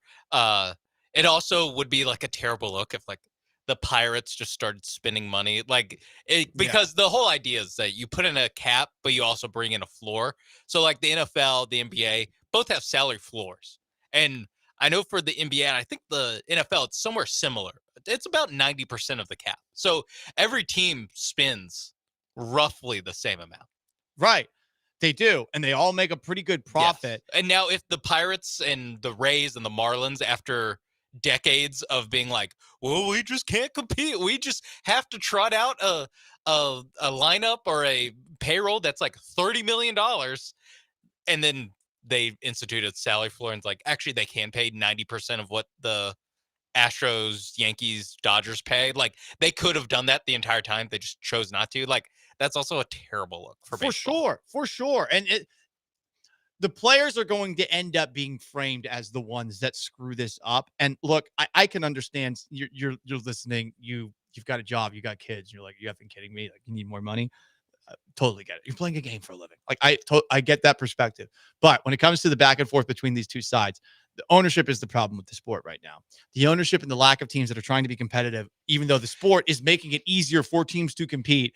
Meanwhile, the owners are not getting more aggressive as a result of it. They're like, oh, no, I don't have to be as aggressive to have a competitive team because now 12 teams make the playoffs. That side of it is crap. And I like that. Harper is getting in Manfred's face about it. And I would also say, too, we're talking about a lockout before 2027. All right, we're a little under 2 years away from a potential lockout, but you're talking about the possibility of a lockout. The owners are talking about this again. And it's like, wait, really? Like, this doesn't exactly seem very far-sighted. Maybe everyone should, to grow the game, compete a little bit, spend a little bit, so that there aren't entire markets that don't give a damn about the sport because they know their team is never going to be competitive outside of maybe once before they strip parts the next year. Yeah, the biggest free agent contract the Pirates have ever given out is 3 years, $36 million. Oh my God. Like, that's the biggest contract they've given to a free agent. So embarrassing. The Rockets did this offseason to Dorian Finney-Smith, a guy who might not start for the team. Yeah. And like that's the mid-level exception. They could have paid him more. They would have paid him more if they could. Because they're over one of the luxury tax thresholds. Yeah. So like, there's just teams that are just like straight up not trying. It's like an insult to their fans that they're not trying. You think of a guy like Kyle Tucker being a free agent, and when you think of like, oh, who could sign Kyle Tucker? It's one of like 8 teams that actually sign guys. Yeah. That's terrible for your sport. If 20 teams are just like, well, they might have the biggest hole ever at right field, but they cannot or will not pay Kyle Tucker. It's crazy. That is Sean Mapes Behind the Glass. I'm Paul Gallant. Paul Gallant Show, ESPN 97.5, 92.5. Most interactive sports talk show in town. You want to get in, you know how to do it. 713-780-3776 to call to text. YouTube at ESPN Houston, Twitch at ESPN 975, and also on the brand new ESPN Houston app. Who's got a case of the Mondays? I think that the people who cannot stand strong, powerful, independent women, they're having a case of the Mondays. That and more next. Stick around.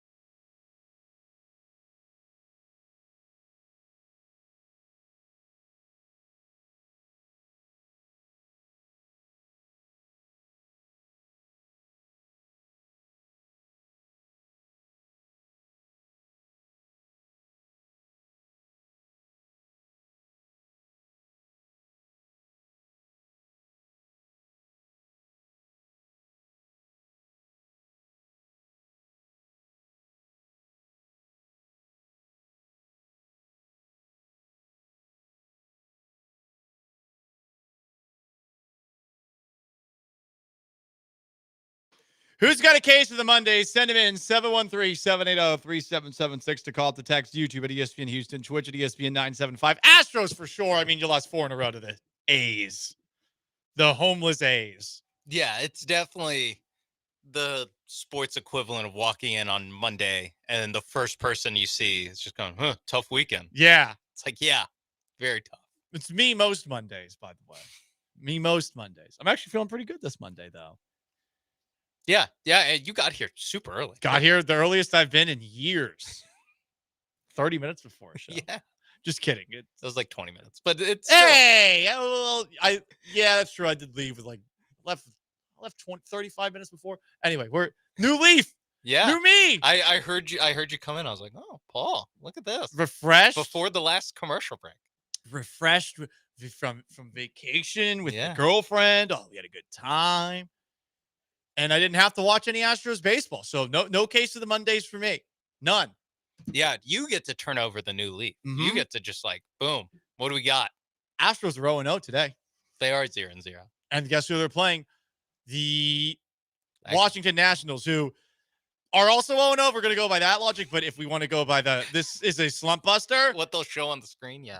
A's had 43 wins going into this Astros. I checked that. They had 42 wins going into this Astros-A's series over the weekend. The Nationals have 43 wins. They are the second worst team in the National League. Okay. They do have 16 wins on Colorado. That is how bad the Rockies are. 27-78. Can the Astros play the Rockies again? I know. Can they? I think they do. Did they really? I think. The interleague is so crazy. Not to go full back in my day, but just back in my day. They just play interleague whenever, and they just play it multiple times. Apparently, I thought it was just one series against each of them. They play the Rockies because I think it's their designated National League rival. That's right. I forgot about that. They play them the 26th through the 28th. Okay. At Dyken Park. I'll buy tickets. Astros rivalry weekend. You want to go to a game where they're going to win? That theoretically would be it, but so would the A series. Or you'll have a case of the Mondays if they drop 2 of 3 against those guys. Man, they got outscored, doing a little math here, 32-7. 7 by the real football score right there. Oh, man. But hey, last week they were the best team in the American League. They were. Stop the count on Wednesday of last week. If only we could have kept it there. Who else has a case of the Mondays? I think if I were LaMelo Ball, I'd have a case of the Mondays. For those who don't know, LaMelo Ball, Charlotte Hornets legend, has tattooed his feet. His feet are now tattooed to look like he has Cheetos, as in flaming hot with that cheetah Cheetos. Yeah. He has... It's like red flames on his toes. With a little black outline of it. Gotta say, terrible job. Terrible job getting this done. It's probably gave himself a foot injury doing this, to be honest. And the tattoo artist did what he could, but if you're LaMelo Ball, this is a horrible, horrible choice. They look bad awful. Look. It's a bad look at the very least, because it immediately. How many guys get tattoos and we just don't realize it or don't notice, or only is a thing when they show up to training camp or something? To get a tattoo that immediately goes viral is there's no positive way that happens. It's if people are talking about the new tattoo you got as a professional athlete, they hate it. Yeah. And imagine being LeVar Ball, who's missing a foot, and you see your son has one of these feet. Wow. Yeah. It's hey, you should treat that with a little more care. Treat your feet with a little respect. You never know when you're going to lose a couple of toes like Deion Sanders, or a full foot like LeVar Ball. Did he do it on both? Do we know if he did it on both feet or just one? It seems it was just one foot. Yeah. Okay. Which is also weird. Yeah. If you're going to do it, tin Cheetos. Cheetos. Who else has a case of the Mondays? Non-strong, powerful, independent women are furious over Sydney Sweeney and her American Eagle denim campaign. This campaign is called Sydney Sweeney Has Great Jeans. Play on words, right? There's jeans, G-E-N-E-S. There's jeans, blue. The things you wear, the blue, maybe they're black, made of denim, J-E-A-N-S. Sydney Sweeney Has Great Jeans ad has made American Eagle stock soar 17%, adding $400 million to their market cap in a day. But people are very upset about this. Sydney Sweeney caption as she's wearing jeans and modeling. I have great jeans. Now you can too. And everyone thinks that this is a pro-Nazi movement. The non-strong, powerful, independent women types, specifically. Blonde hair, blue-eyed, being like, I have great genes. The jeans reference, the blonde hair, blue eyes, the German Shepherd. It doesn't take a genius to understand this could be interpreted into Nazi propaganda. There's a German Shepherd in the end. I guess there's a German Shepherd. They should have done a Golden Retriever. I was going to say, could have It's taken American that Eagle. out. Could have taken that out. Promoting eugenics in 2025. Boycotting American Eagle immediately. This made it so easy. I mean, she does have great genes, though. Yeah. What are we doing? This is where we're like, you have to come up with the like fifth different way to have a horny ad with Sydney Sweeney. Like you start getting a little bit more risky with the way you have to say. Because like how many different brands have had to do the like, isn't this chick hot? Look at her. Yeah. Like, of course you're gonna like, oops, we accidentally, even if it's accidentally like, oh, I can see how people thought that this might have been a little close to the sun on like, look at this superior woman to you guys. But she's the hottest woman alive in the eyes of many. I think you had the different dog than German Shepherd.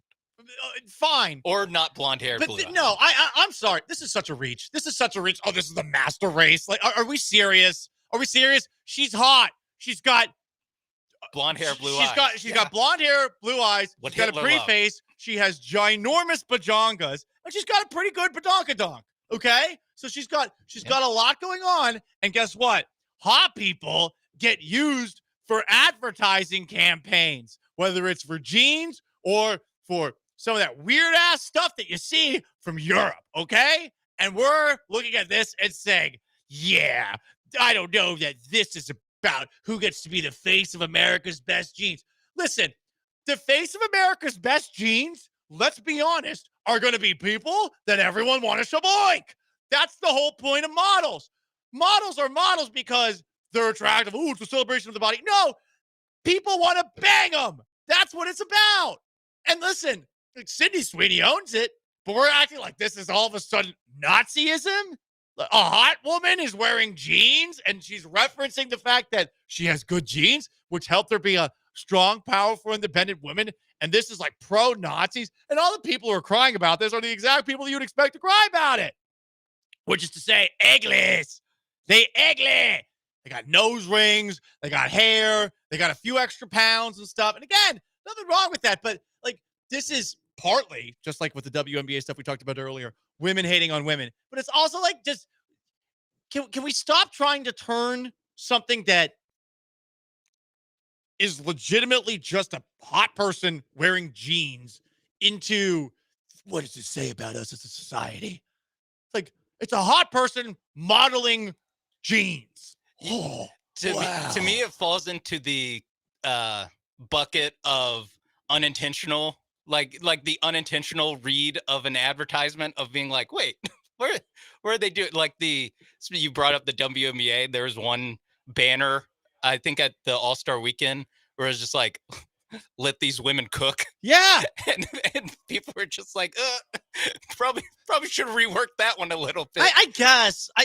Listen, you're right about it's weird. It's American Eagle. Just get a Golden Retriever. It's like Golden Retrievers are cuter than German Shepherds. I think you would have been okay if you just taken one of the things out. Yeah. Just any one of the things out. It would have been fine. But I mean, it's a pun, and people are acting like this is pro-Nazi. Wild. Anyway, God forbid we make puns.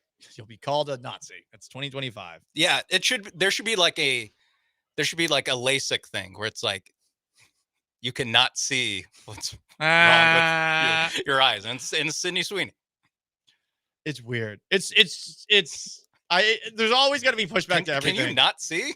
But like, what do they want? Do they want us to use Lizzo or something? Or who, by the way, apparently some people think she's a sellout because she's lost some of the weight.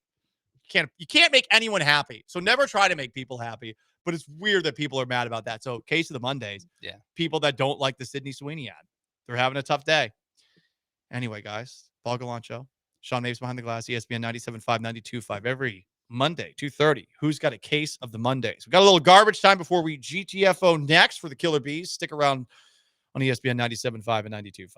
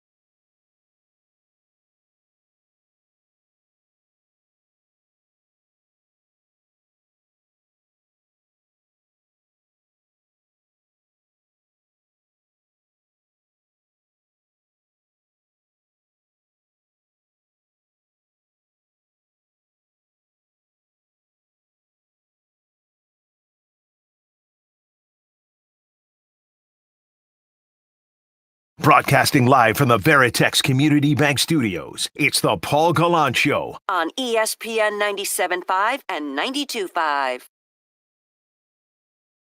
Last chance to dance, the Paul Gallant Show. Good to be back. Good to be hanging out with Sean again and hanging out with you. 713-780-3776 to call, to text in, YouTube at ESPN Houston, Twitch at ESPN 975.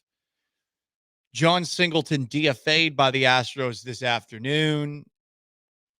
Some are of the belief that the corresponding move will be the Astros calling up Jacob Melton. We shall see. Nationals on deck for the Astros. 3 games at home before a day off and then a weekend series against the Red Sox in Boston, featuring 2 games that are going to be played on the non-real networks. Got an Apple TV on Friday, a Roku game on Sunday at 10:35 a.m. What? Yeah. Okay. Pencil me in for. I will be asleep. That's a scheduled day of rest. Yes, that as will an be Astros fan. Scheduled day of sleeping in. I mean, look, I think something you should do for your own mental health. until some of these players come back from the injury side of things, don't dedicate too much time or attention into them if you cannot handle them losing.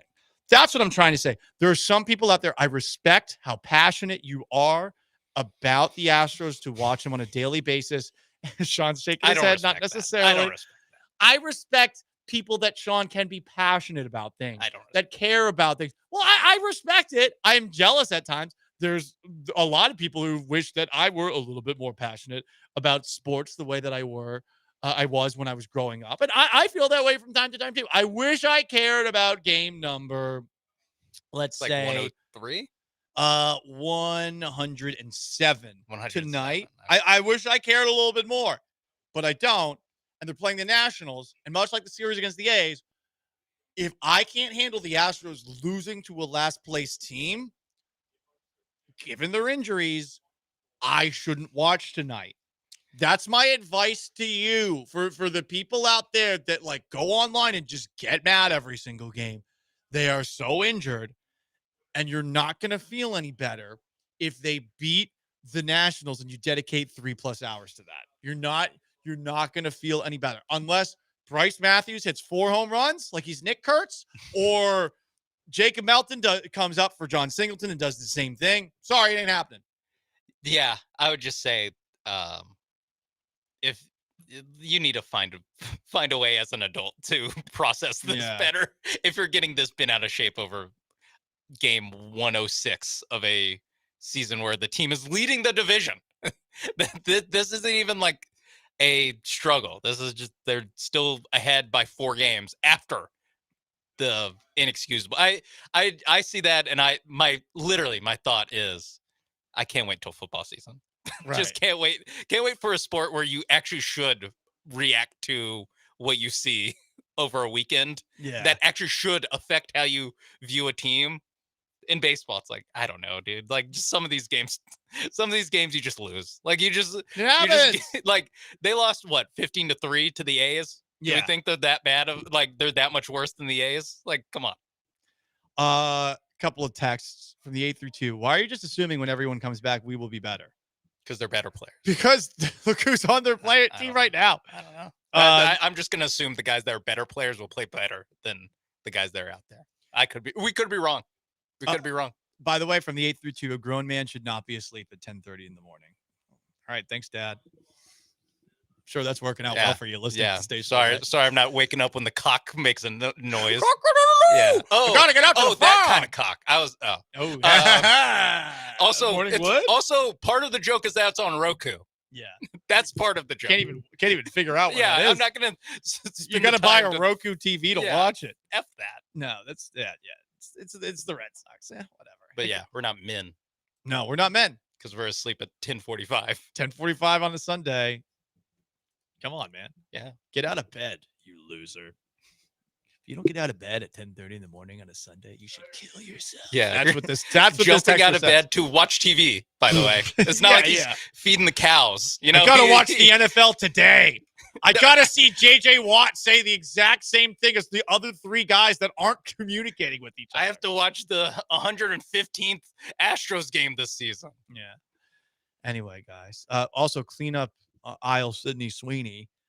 That's Sydney Sweeney's dog, the German Shepherd. Oh, so is she a Nazi?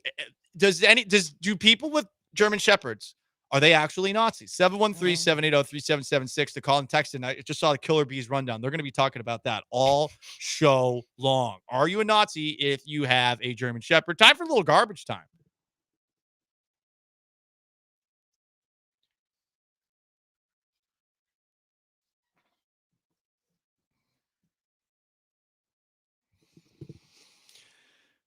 All right, let's hit it. Some garbage time to wrap up our first show back. This clip was amazing, and I know it did not take place over the weekend, but the Savannah Banana who tried to do a flip on CNN only to literally land on his face, I think means that the Savannah Bananas are officially dead, and I hope they die.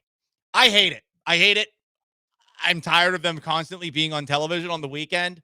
I do not understand the appeal. I really don't. Call me an old man. I don't get it.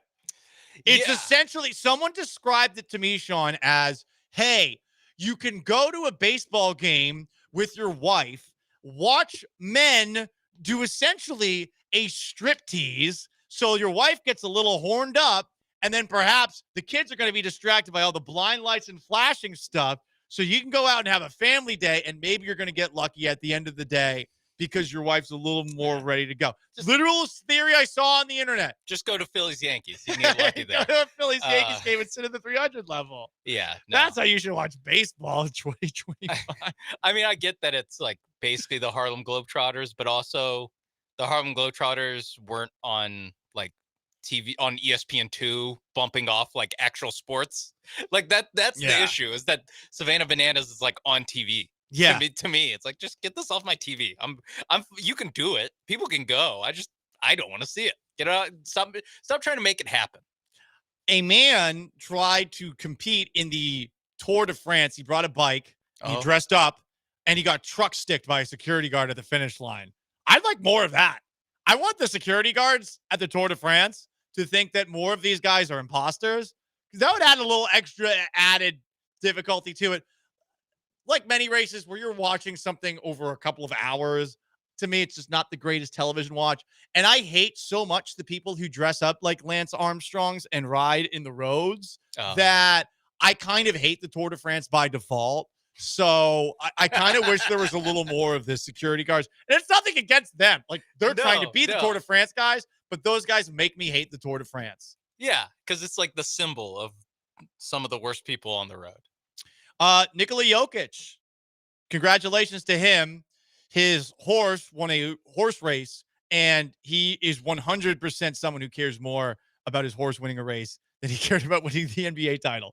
Compare the videos. He cried. He cried when his horse won. He was like in tears. He was like spraying the jockey with champagne. Yeah. By the way, the jockey looked pretty big compared to Nikola Jokic. I don't know how they do Serbian jockeys, but they might be bigger. Yeah. He looked like pretty normal size next to a 7-foot. Yeah, he did. You're right. And on that note, guys, that's going to wrap up today's edition of the Paul Gallant Show. Big thanks to Sean Mapes. Big thanks to you, the listener, whether you called in, texted in, YouTubed, Twitched, or listened on the app. We appreciate you so much. I am so happy to be back.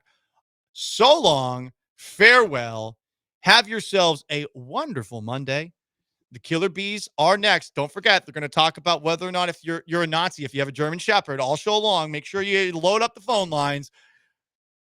Have a wonderful Monday. Peace.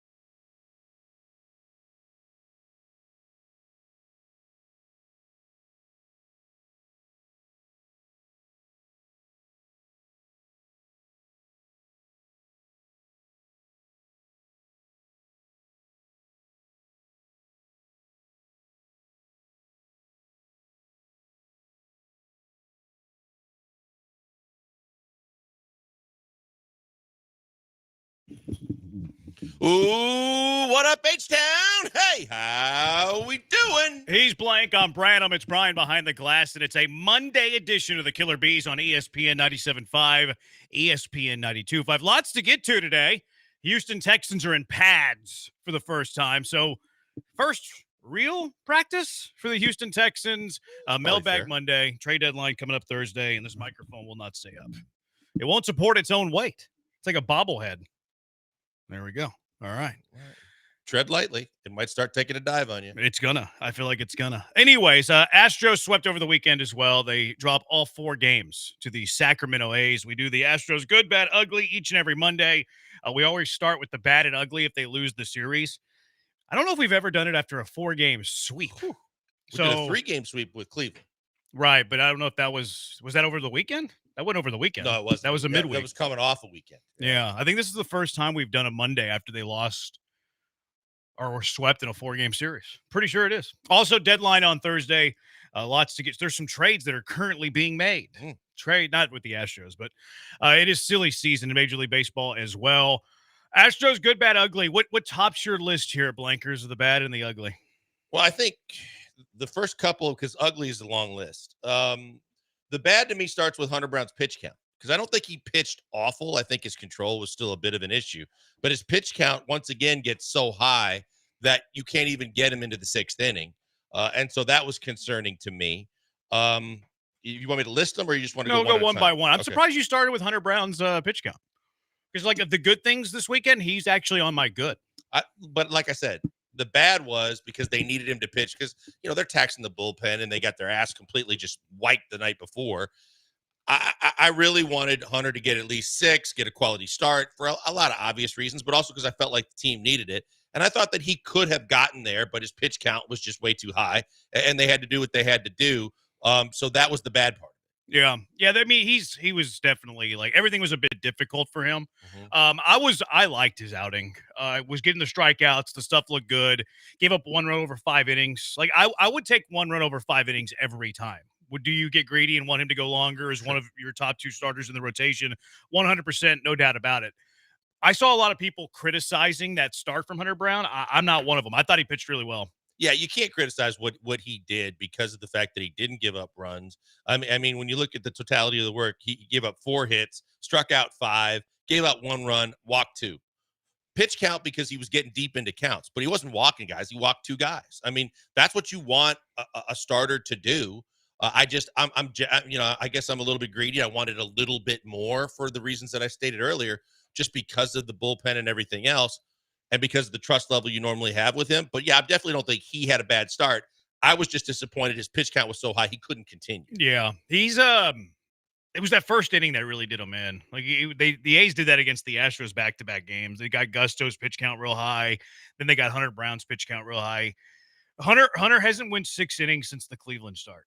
And that was the start where he gave up 6 runs. So his last 3 starts, he went 5-4-5. Hasn't been able to go deep into a game. Yeah, it just feels like when you watch him, too, he's fighting himself. It's just he's fighting himself with his command more than anything else. It's not like, there were a couple of starts where he gave up some runs. But I think overall, especially the last couple of starts, it just seems like his control's a little bit off. It just seems like he's a little frustrated with, the location in which where his pitches end up to where he's used to throwing them. He just doesn't seem like he's totally himself. But again, that's a credit to him that even when he's not totally himself, he can give you a start like that and keep you in a ball game. See, I think he's closer, though. Like, I think he's closer sure. than he was the last 2 starts right before the All-Star break. What else you got? The offense in general. I mean, I wore my hat today to support the Astros because they are the Houston Space Cowboys. I mean, I was about to say, it's not an Astro hat. That's exactly why I wore it, because they're basically putting out more Space Cowboys than they are Astros, the way it looks. The bottom half of the lineup is tough to watch. The offense overall, when I looked at and was just charting everything about how many guys had for the weekend, it's a pretty long list, and there's not a whole lot of positives when you look at the offensive side of the ball. So for sure, the offense is definitely should be top of the list. They were outscored 27-5 in this series. Good idea. 27-5. I happen to write that one down. See, like, we've talked about the A's a decent amount because they're in division, and the Astros have seen them a lot. They can hit the ball. Like, they have some dudes in their lineup that scare you. Lawrence Butler will scare you. Jacob Wilson's been hurt, I guess. He didn't play a whole lot in this series. I think he only started 1 game, right? Brent Rooker will scare you. Nick Kurtz had historic outing against you. That guy can hurt you. The pitching is what you're supposed to feast on. So, like, whenever you look at the outcome of the series, 27-5, okay, they scored 27 runs in 4 games. That's more than you're comfortable with, but that's feasible. That's possible. That's in play. Scoring 5 runs against that pitching staff's an embarrassment. They scored 27 runs in 3 games. Did they? Well, I went over the weekend. Yeah, but for the totality of the 4-game series, it was even worse because for the 4-game series, they got outscored 32-7.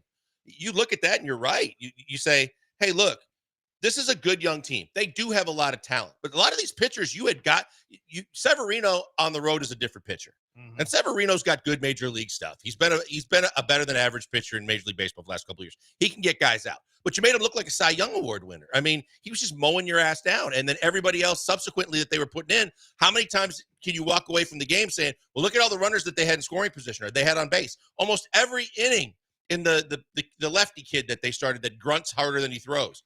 He almost every inning he put 1 or 2 guys on, but he got out of it every single time. And you're going, man, just one timely hit. Just get him off the schneid. Maybe the floodgates will open up, but they never could do it.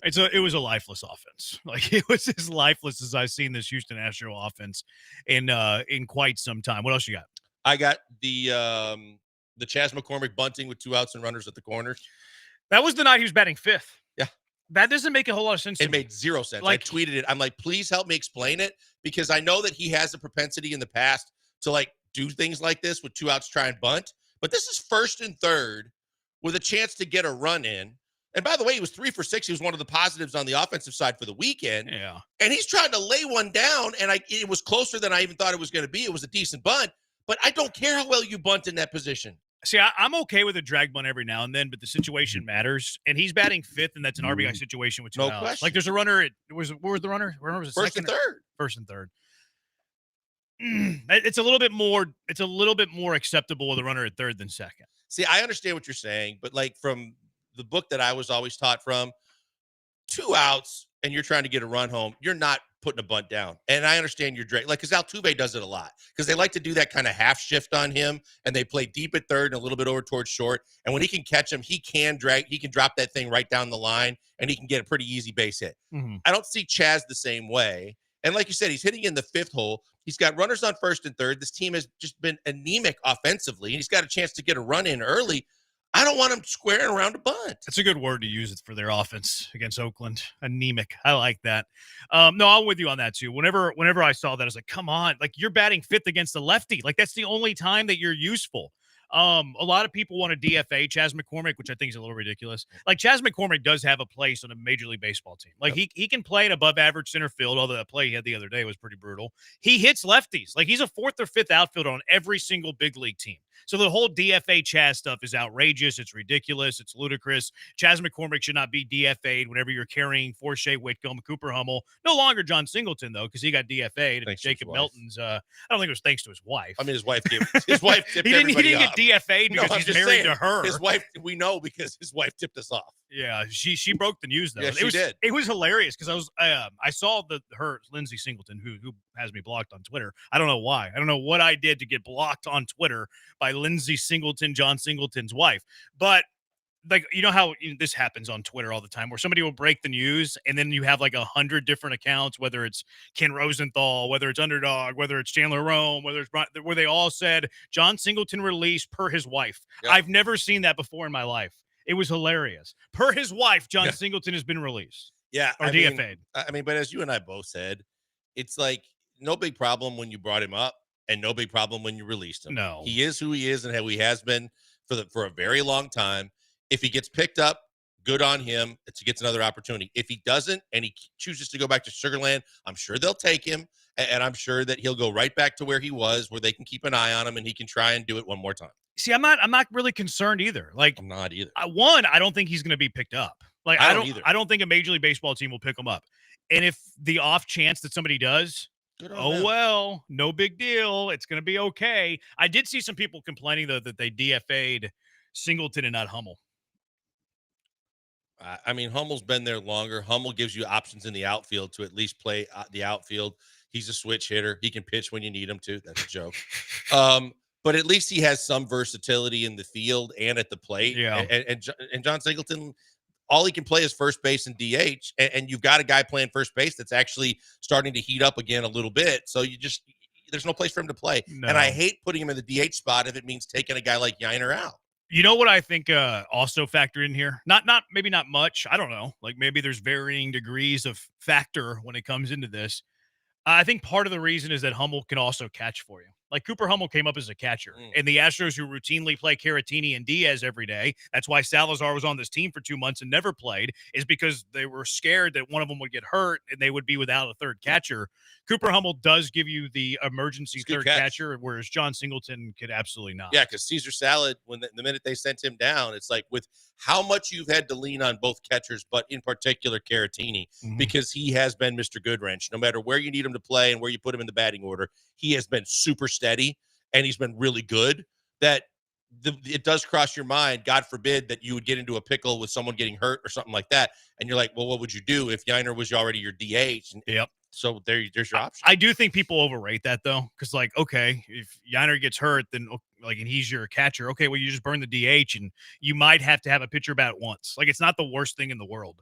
And it's only for one game. Like the reason the Salazar being on this team for 2 months was ridiculous. Now there wasn't like great options to be taking his spot either, or it could have been Singleton.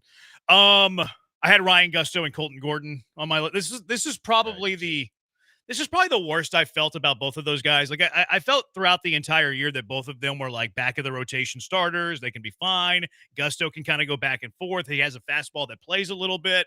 This is the first time, and maybe it's because they lost, the last 4 games and they got swept by Sacramento. But it's the first time that I felt both of those guys are better suited for Sugarland right now. I was going to say they really kind of just show that they're 4As. They're just against the A's right now. Yeah, because I like their. I mean, I don't love their potential, but I think they have the potential to be. I think it's also highlighted by the fact that this is 18 straight games now where they fall behind early, and the first inning, Gordon gives up 2 bombs in the first inning, and you're like, oh boy. And Gusto just, he just couldn't seem to settle in, and so for him to only go 3 1/3 and give up 8 hits. That's just not going to play at any time, especially with a team that's anemic offensively. Yeah. I think I want them down in Sugarland, just getting stretched out. If they need a starter, they need a starter. Like, I'm not even loving the idea of him as a bullpen guy the rest of the year post-trade deadline.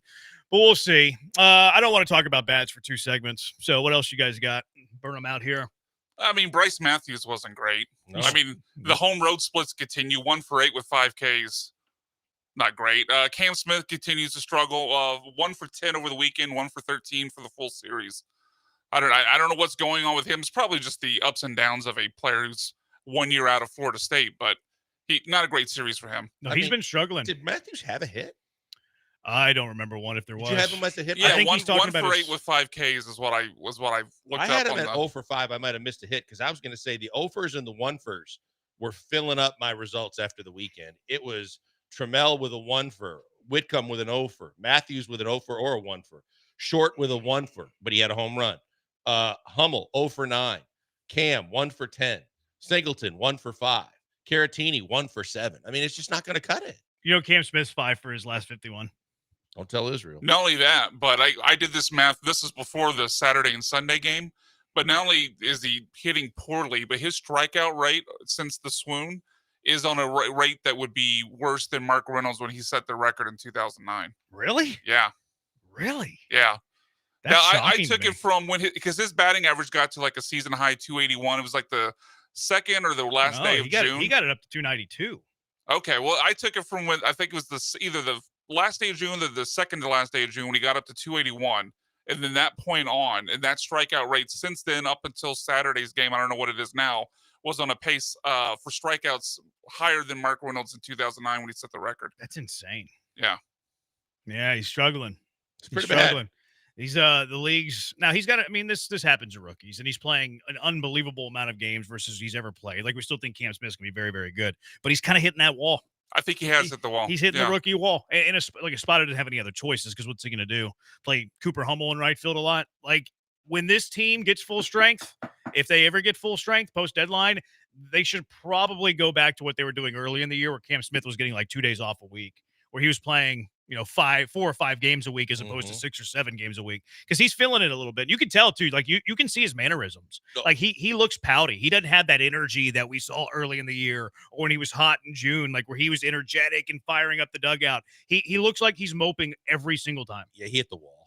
And when guys start abruptly getting their hair cut too, it's always like they're drastic now. This is when Bregman was struggling and shaving his mustache mid-game. He did it in the middle of the game. Yeah, I was gonna say middle of the game, but I'm playfully talking about the fact that they made such a big deal about Cam getting his haircut. But you're right. He looks like he's gassed. Yep. He looks like he has hit that wall, and it means nothing long term. No. But it's just the reality of the fact that this is a grind, and he is feeling it. After the July 4th game, the 18-1 win against the Dodgers, he was hitting 292 on the year with an 805 OPS. Unbelievable. This was July 4th. Like, that's less than a month ago. That's 24 days ago. Since that game, he was hitting 292, 805 after the first game of the series against the Dodgers. Since then, he has gone 9 for 70, 129 batting average. He has 23 strikeouts in those 70 plate appearances, which isn't, that's not great, but it's not insane. His OPS in those 18 games, 375. He has dropped to a 258 average. So what is that? It's about 44 points. He has dropped to a 329 on base, so 30-point drop in on-base percentage. And his OPS has dropped to 714, which is about 90-point drop in the OPS. He has really struggled since July 4th. Yeah, and that's a sign that if everything was right and you had your full complement of players, he should be sitting down, at least for a game, if not for a couple. Just be able to take the pressure off of himself, kind of recharge the batteries, just take it down a notch. But they can't afford to do that. That's like the other night when Yiner was out of the lineup against what's his name that I said, Severino. He had good numbers against Severino, who's coming off a good weekend in Arizona, and they sit him down. I get that if everybody else is healthy. But because the bottom half of your lineup is the Space Cowboys, you just can't afford to do that right now. Yeah. We mentioned the Singleton news. Also, Luis Guillorme has been outrighted. The flying slow pitch softball player is out. He's done. No longer an Astro. He's elected free agency after he was outrighted. So he's no longer an Astro. That's all right. Whatever. Like, is Luis Guillorme really helping the Astros? No. I like Zach Short a little bit. I mean, he's not bad for a Sugarland spacer that has to start a few games. I like his defense, his offense. I know it comes in like opportune times, but he strikes out a whole hell of a lot. I mean, there's a reason he's a career minor leaguer. Yeah. Like if you're going to DFA Guillorme, I wouldn't mind taking a flyer on DJ LeMahieu and throwing him in Sugarland just to see if he can still hit at all. I don't think LeMahieu would accept the minor league assignment. I think he's a big league contractor. No, nothing. You're probably right at this point in his career, but if nothing else, if he has nothing else, I would love to see. I think he's better than Guillorme. Yeah, no, I do too. It's probably where it lands after the deadline. All right, any other bads before we move along? I mean, I combined most of them into ugly, so no, the bads are covered. What other ugly? Kurt yesterday. Kurt. Yeah, not yesterday. Not yesterday. It was over the weekend. Yeah, we'll just Friday, go over the right? weekend. I mean, we can be bad too. They were awful. We don't have to get the exact day right. They were bad this weekend against Sacramento. No, but Kurt, his big game was. I mean, it was all weekend, but the 4 bombs was on Friday night. Yes.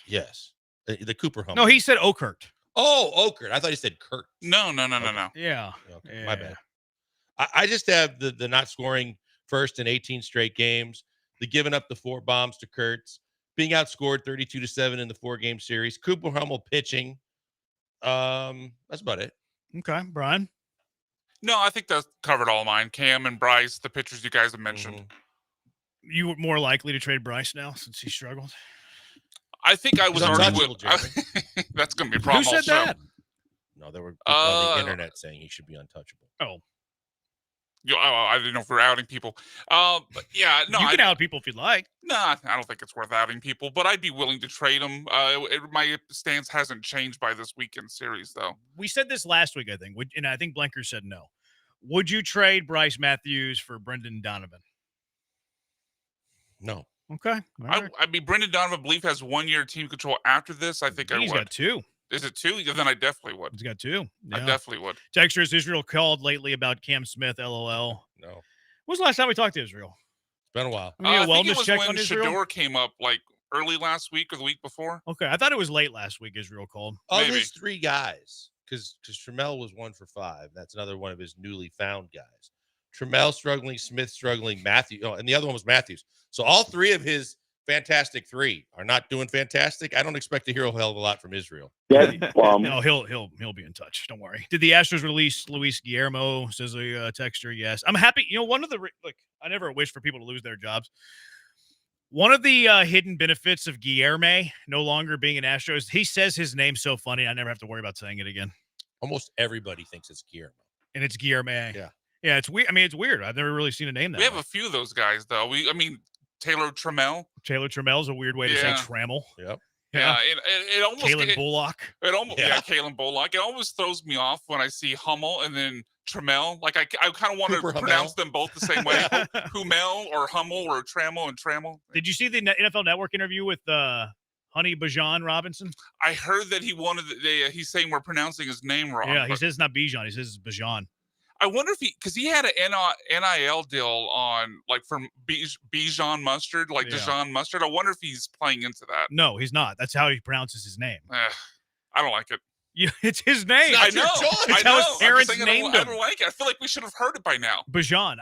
He's been in the spotlight for 5 years. You know, but I mean, he's modest though. Right? Akeem. No, Joe Theismann. Oh, what? He it was changed Joe it for Theismann marketing his entire life, and then he had a chance to win the Heisman, and so Notre Dame and Joe Theismann made it Theismann for the Heisman. I got you. Yeah, I mean, Akeem came over and he spelled it AK. I got a ball signed by the Rockets when I was a kid, and I had the AK signature. Really? Akeem. Yeah. No, I mean, I just think Bijan's kind of modest and I just said it wrong. Bijan. I think Bijan's kind of modest and doesn't really care. And he was literally asked. He didn't go out of his way. Fair. It was the NFL training camp preview. They're going around to a bunch of training camps. He was in the middle of 2 NFL Network hosts, and he said, Bijan, let's clear it up. Well, how do you say your name?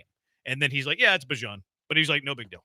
I don't think he's playing there it. was someone else recently that they asked. A-Chan, remember? A-Chan did the same thing. thing. It was A-Chain, and then he changed it or not changed it. I don't even know what it is now. And there was someone else in the last month or two where I think they finally just asked him. And they also said that you were saying my name wrong. Somebody needs to ask Kalen Bullock because everybody's saying his name wrong. You've been saying it wrong for a year and a half now. And they continue to. They're not. There's no stopping of most people that are saying it.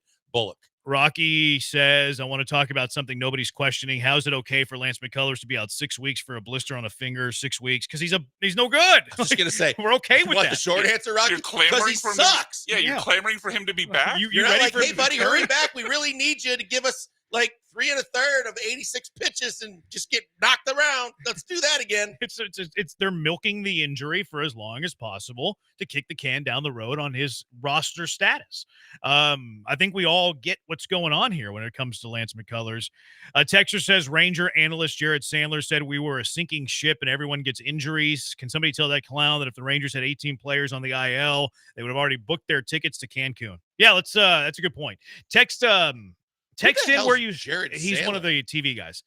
Text in where you got that 0113. I want to see that on Twitter form if you can. Send us the tweet of that, and I'll do a little bit of work on Shouldn't that. he be at his promo for his new movie Happy Gilmore 2?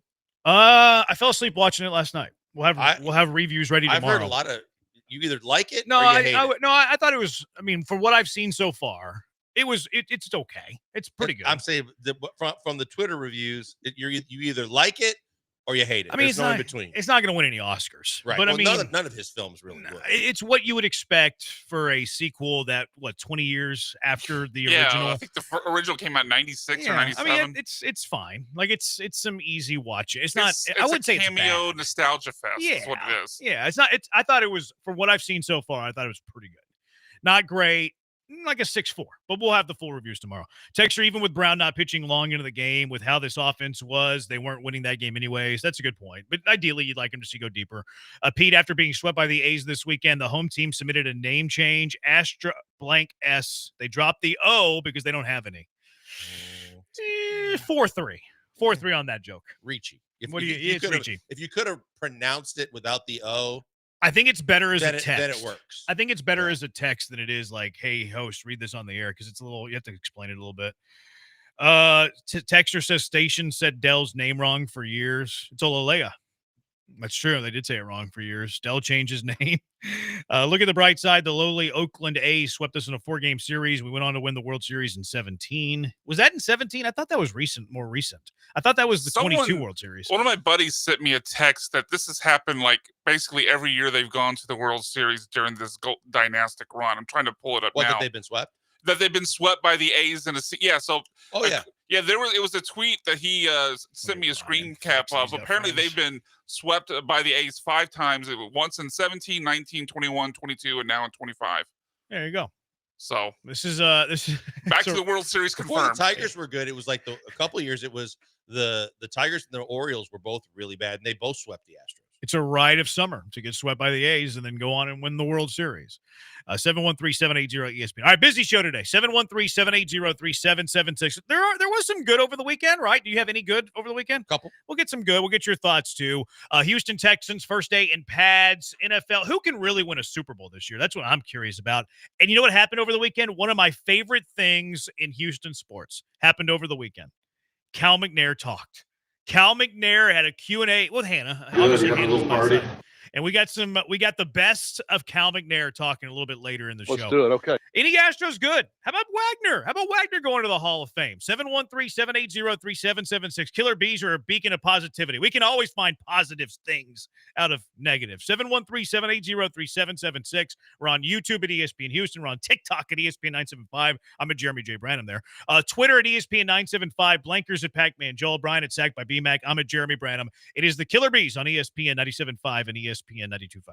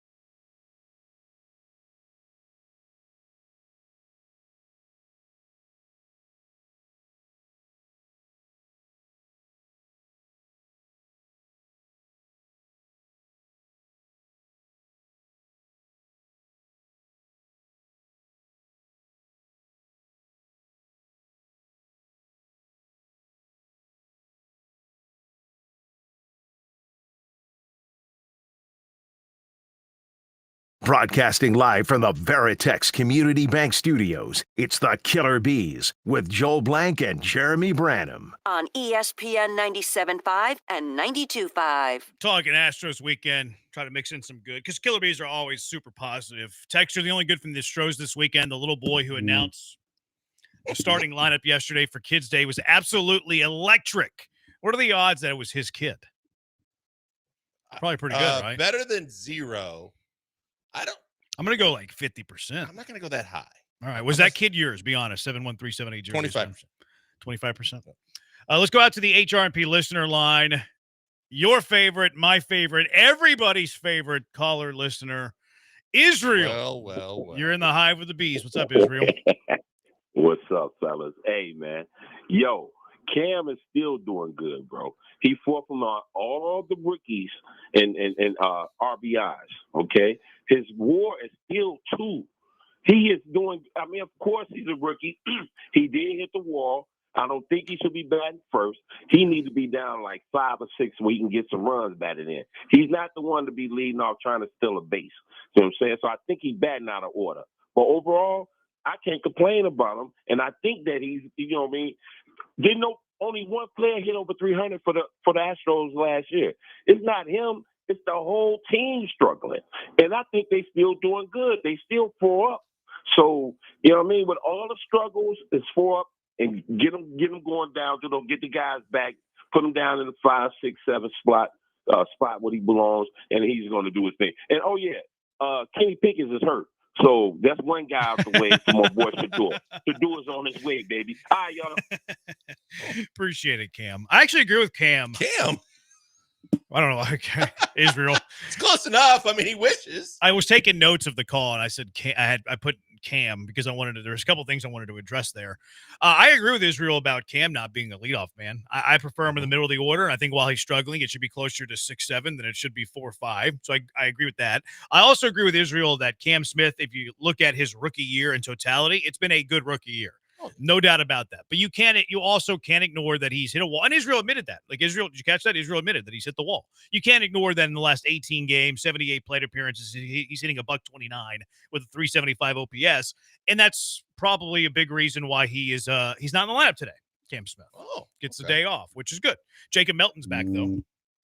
Yeah, I mean, from the standpoint, it's just I want Israel to do what he just did, to own it, because you know that he has been the lead trumpet player, blowing the horn of those 3 guys that I mentioned, and none of those 3 guys right now are playing particularly well. No, but to his point, I mean, we all see it. I mean, we know the reason why.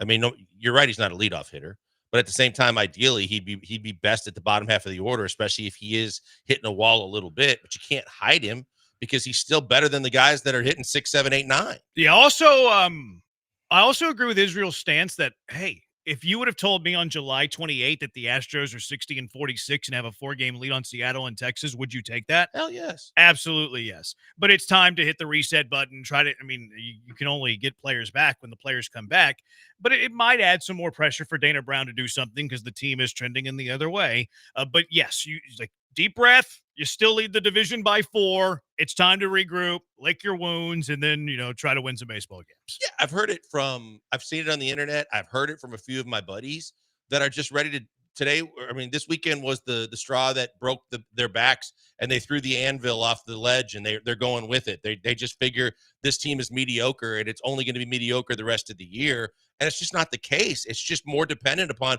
who you're going to potentially get back and when. Because finally in the game notes, they mentioned Jake Myers. Everybody was circling the wagons to analyze all the injury updates over the weekend, and you didn't even hear about Jake. Some of it was good, some of it was bad. But because it's the Astros and it's medical related, you just don't know, and you won't believe it till they come back.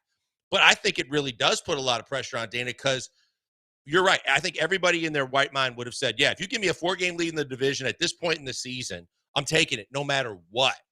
But the fact is now they've done their part for so long, and now they're treading water and continue to maintain a 4-game lead with the guys they're throwing out there. I think it puts a lot of pressure on Dana to figure out just what he can possibly get done between now and Thursday. The only good I had other than Hunter Brown in the 4 games up was Billy Wagner. Wagner going into the hall. I listened to most of the speech today on the pretty right good. end. Yeah, it was funny. He was cracking jokes about Bagwell Yeah. and Biggio, and who was the reliever? It was Russ Springer? It was Springer. Yep. Where he was like, "Yeah, we would get the middle of the order, and you get 6, 7, 8." Yeah. To her to say that was a pretty good joke. Is it just me, or did Wagner going into the hall get far less fanfare than Biggio and Bagwell? Oh, I think that's true. Like quite a bit, right? Yeah. Like I feel like it's. I think amongst Astros fans, I don't know if it's because of the fact that the other two are considered the two best Astros of all time, because Altuve is not, done playing yet, but Altuve, I believe, will surpass both of them. But I think that those two guys were the Houston Astros. It was always Baggy and Bish, no matter what. And I think Billy kind of, it was a format, but because it also took so long for him to get in, this was 10th and final time or something like that on the ballot, that he finally got in. 10th and final. Yeah. That I think that people would just it lost a little luster in the mix. Yeah, it didn't have the fanfare of Bagwell Biggio. Yeah, I just think that Billy Wagner, unlike Bagwell and Biggio, was not seen as a no-brainer. Now, I know Bagwell and Biggio both didn't get in first ballot, but I think they were both viewed as guys, well, they're going to get in. Maybe it's 2 years, maybe it's 3, but they're no doubt Hall of Famers. I know we view Billy Wagner that way as a no doubt Hall of Famer, but I do not think the conversation was that way nationally. I'll tell you this too. Hold on real quick. I don't think it's a first, second, third ballot versus 10th ballot thing. I think this is an example that closer lives do not matter as much. Well, that's part of it, because I think I saw someone put out a stat that Billy's only the third player ever in the Hall who never started a game as an actual starter, the starting pitcher, not just a relief pitcher. Player. Is he? Yeah. He's also the first lefty reliever, right? Is that right? I believe so. Like if Altuve went, like if they're like, oh no, we're not going to let Altuve in because of which isn't true. But if they didn't let Altuve in because of this stuff going on, and he finally got in on the 10th ballot, don't you think he would have the fanfare of Bagwell and Biggio? Yeah, that's fair. Here in this, That's fair. especially in this town. I do yes, too. Absolutely. But Brian, to your point a little bit too, is the fact that, and I guess it's your point as well, Jeremy.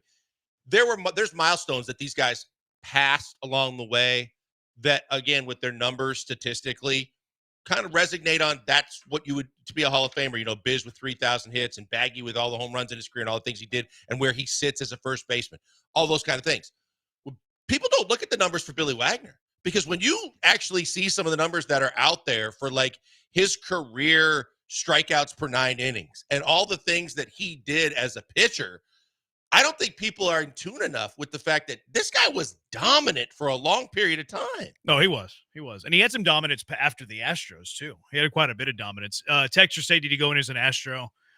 This bust has an Astro hat, so I suppose so. I think he also made it very, very clear and was very specific about singling out not just Drayton McClain and the ownership when he played for the Astros, but the fact that since Jim Crane has owned the team, the way that they have gone above and beyond every time he comes to town, he appreciates it. He goes, Jim Crane, you throw one heck of a party. Yeah, he did. That was his first line. Yeah.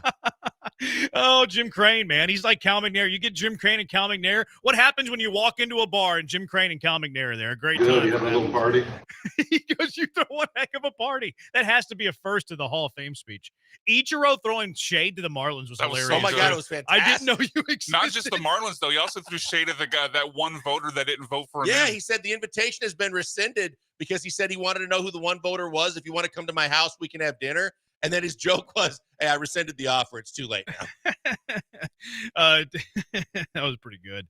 Texture, how do we know that Altuve did not benefit from banging of trash cans? Well, Tony Adams did a comprehensive study based on sound waves of which players were getting the banging and which players were not. Altuve did not. There's also players on record that the Houston Astros that were teammates with Altuve said he did not want the signs, and the one time or two times that he got it, was mad at the dugout and said, never give Josh it to me Reddick again. that was kind of banging the drum the loudest on that? I can't remember who it was. Because Reddick's pretty adamant about the fact I think that Correa's gone to bat for him, too. No, Correa definitely did, but I think Tony Kemp might have, too. I want to say Tony Kemp, but there's you don't multiple believe players. Tony Kemp, there's something wrong. And then Correa, people forget that Carlos Correa going out of the clubhouse in spring training and telling Cody Bellinger to shut the was about Altuve specifically. Yes. People don't realize that outside of Houston. But Correa doing that to Bellinger and going nuts, which is just it's a gift that lives still in infamy.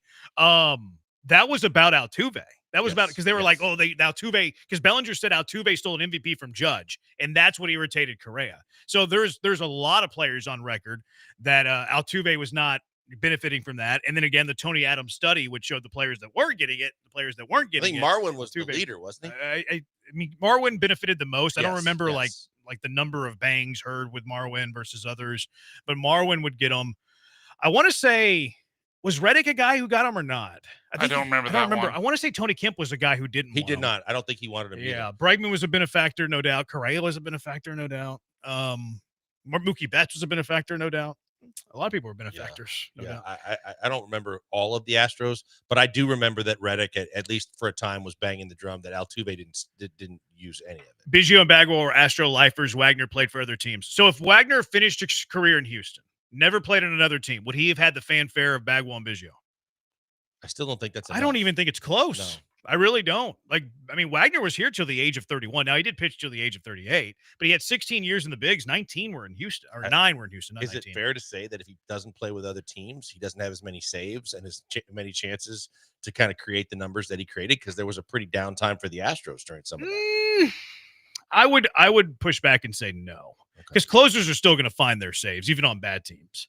And the Astros weren't awful in the the mid 2000s. Mm-hmm. Like those were like the Carlos Lee days, and like they still won like 80, 85 games. I don't think so, but maybe. Like he had some good saves years after that. 38, 40, Weren't the 37. Mets better? I don't remember how good the Mets were back then. Because he was good for the Mets. No, he was good. Yeah, they were first place team. The Mets were at least one of the years that he was there. 713-780-ESPN. Was it the same voter that didn't vote Griffey in, Corey? I don't know who the voter was. Did they release that? I don't know if they released that stuff. That was one that when he said that yesterday, I was wondering if the name ever was leaked out. Yeah, I don't know. Because I don't know that it was leaked out. Yeah, Griffey Jr. and then was Jeter unanimous? I don't think so. No, Mariano was the only one that was unanimous. Jeter also had just one guy. Maybe. Yeah. Rivera was the first unanimous. Yeah, right? Mariano was the first. And only? Is he still the only? I think he might be only. It should have been Griffey. Definitely the first. Should have been Bonds. It still should have been Griffey. Should have been Babe Ruth. I mean, Griffey should have been Hank one. Aaron? Randy should have been one. Nolan Ryan. How was Hank Aaron not unanimous? Yeah, exactly. Yeah. Like at the time of his retirement. How was Willie Mays not unanimous? Well, I mean, Hank Aaron had a better career than Mays. I know. I'm saying both of them should have been. Well, I mean, how could you trump Aaron with Mays when Aaron was the best? I'm just adding to the list. Hank Aaron's the perfect name here. You can't top Hank Aaron. You can't one up Hank Aaron.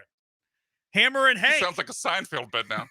But for real, like if you eliminate Ruth, who is the one player among all others that should have been unanimous? It's Hank Aaron. Because the other guys had like the PED concern, stuff like that, or at least the questions. Hank Aaron should have been the certainly from the hitting side it'd be Hank. Pitching side, I mean Maddox.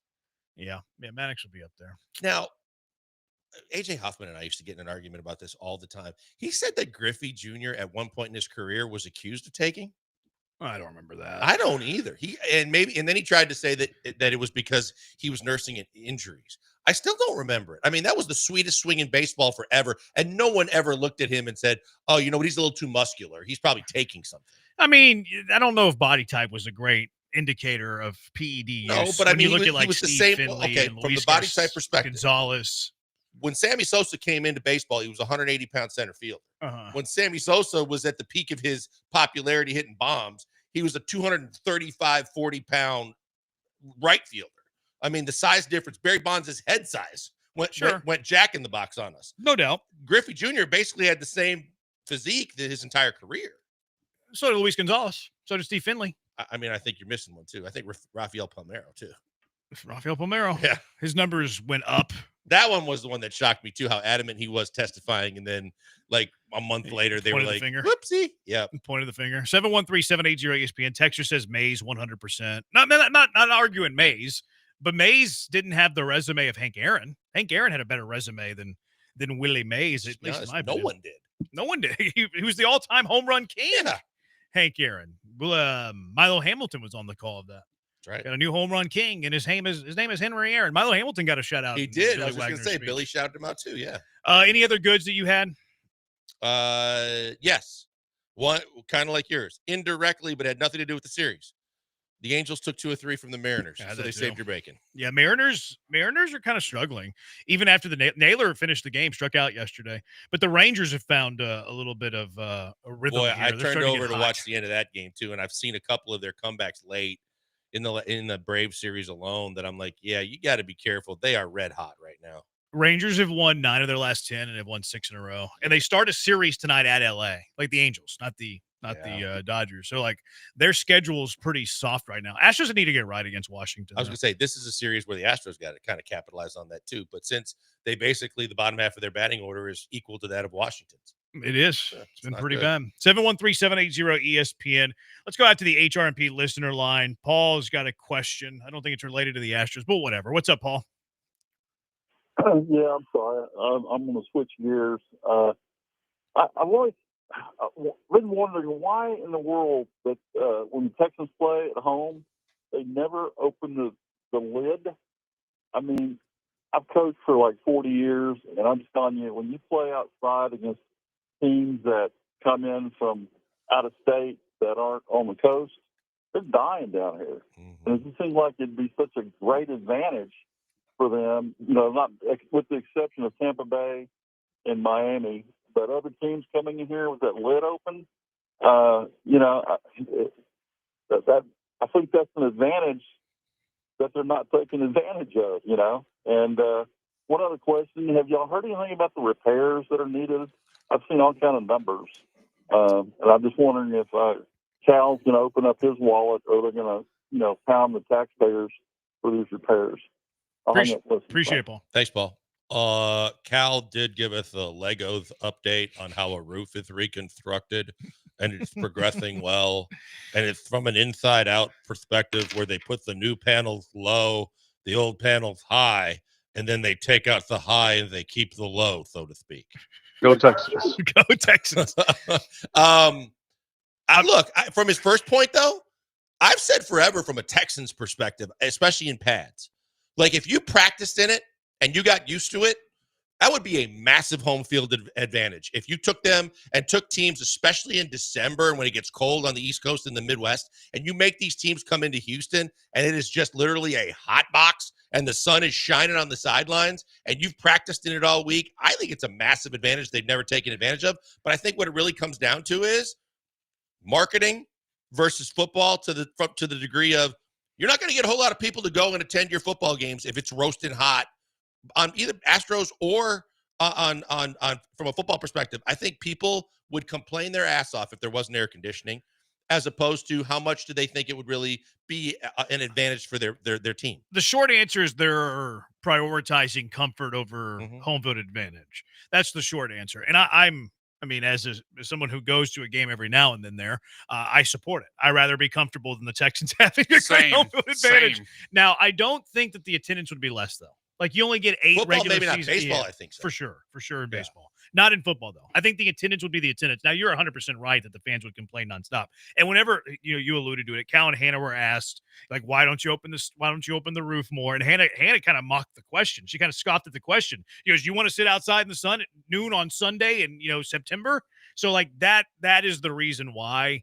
But you're right. They talked about they are adding a new roof or replacing the roof or whatever. He said that they're doing video boards. As far as the repairs to the stadium, I think that's on the Harris County Sports Authority. Like that's for them to part fix. of a clause within the rental agreement for the stadium that at a certain point it's on the Sports Authority to have to renovate or do upgrades or whatever's necessary with some dollar figure in the millions, I believe. And that's where the Texans have said, that's not going to cover it. We need a whole lot more than that. Texture, you're in Texas. We don't need players having heat strokes in front of people. Virginia on the Twitch says that people had heat strokes in the Steelers game years ago. Said there's no advantage though to if they had the open roof. I disagree with that. Do you think it'd be an advantage? I do. I do too. Yeah. I do too. It would be an advantage. Yes, it would. I mean, that Pittsburgh game that she's mentioning, though, they forced the Steelers to wear their black jerseys with the idea, hey, let's open the roof. It's 100 degrees. We're in black, and the Steelers still kick their ass. It's one game. Sure, the game was over at halftime. They are the Dolphins undefeated in September at home? I don't think Miami Heat's as bad as I don't either. With the humidity, it's not the heat. What? It's not humid in Miami. Also, undefeated at home is your bar. I'm just saying, like, if it's such a massive home field advantage, then, I mean, I'd be interested to see what the Dolphins' home record in September, the entire history they've been playing in that stadium is. Like, I don't think it's that much better than what you would expect from a team otherwise. Undefeated is your bar? No, it's not my bar. Then why did you say undefeated? They're not undefeated. As a piece to argue your side of the argument. Well, how good of a winning percentage would they need to have at home before you would call it an advantage? Better than league average. Okay, I'll try to figure that out during one of these breaks. Better than league average. Now, also, like, the interesting variable to this is, like, what are the Dolphins relative to the rest of the NFL that year? Like, this would, like, the proper math here would be if they're a 500 team every single year. Like, there's going to be years that they're better, so Right. naturally the home field advantage is going to be better. There's going to be years whenever they're really, really bad, where naturally the home field advantage wouldn't be as good because their team stinks. I was at the Pittsburgh game. I was at the Kansas City game, and I want to say it might have been even the same season, where both games were over by halftime and people were literally leaving the stadium. But it also goes as far as to say to the dumbasses that were constructing the building and trying to do all the logistics, the fact that you put the home team in the sunshine and their sideline would be the sideline that would get the majority of the sun was not a smart move.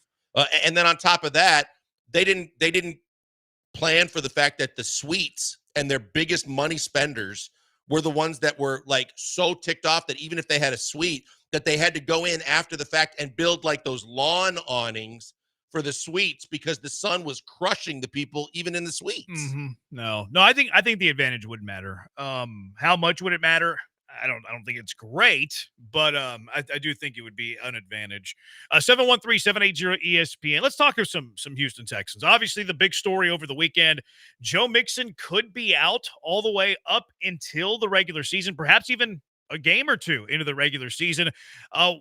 Is the Texans running back room capable of keeping everything above water until Joe Mixon comes back and also having a good old-fashioned reporter off between Aaron Wilson and Ian Rappaport? We'll discuss that next. Killer Bees, ESPN 97.5, ESPN 92.5.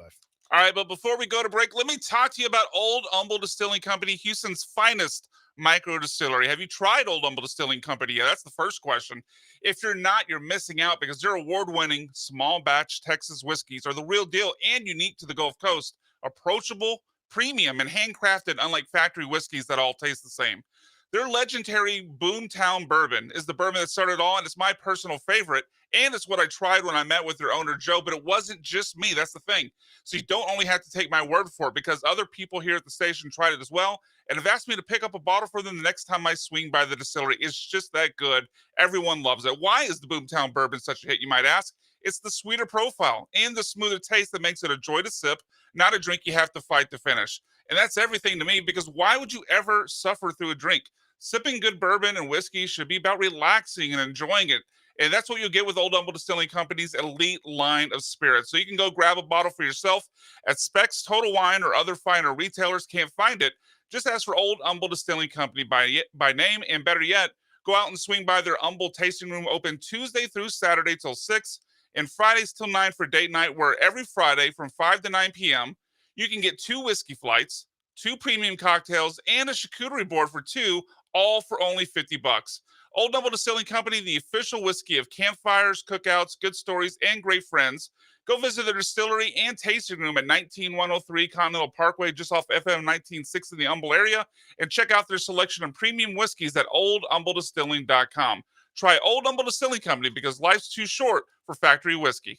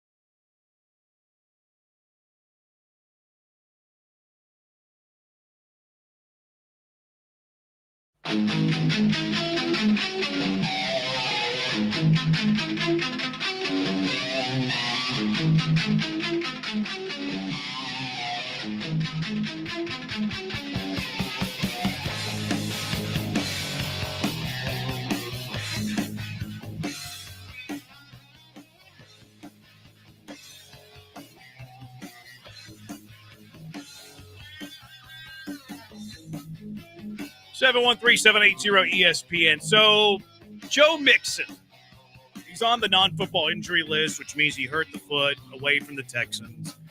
Aaron Wilson's been saying it's not expected to cost him until the start of the year, that he should be back by the Rams. That is the goal.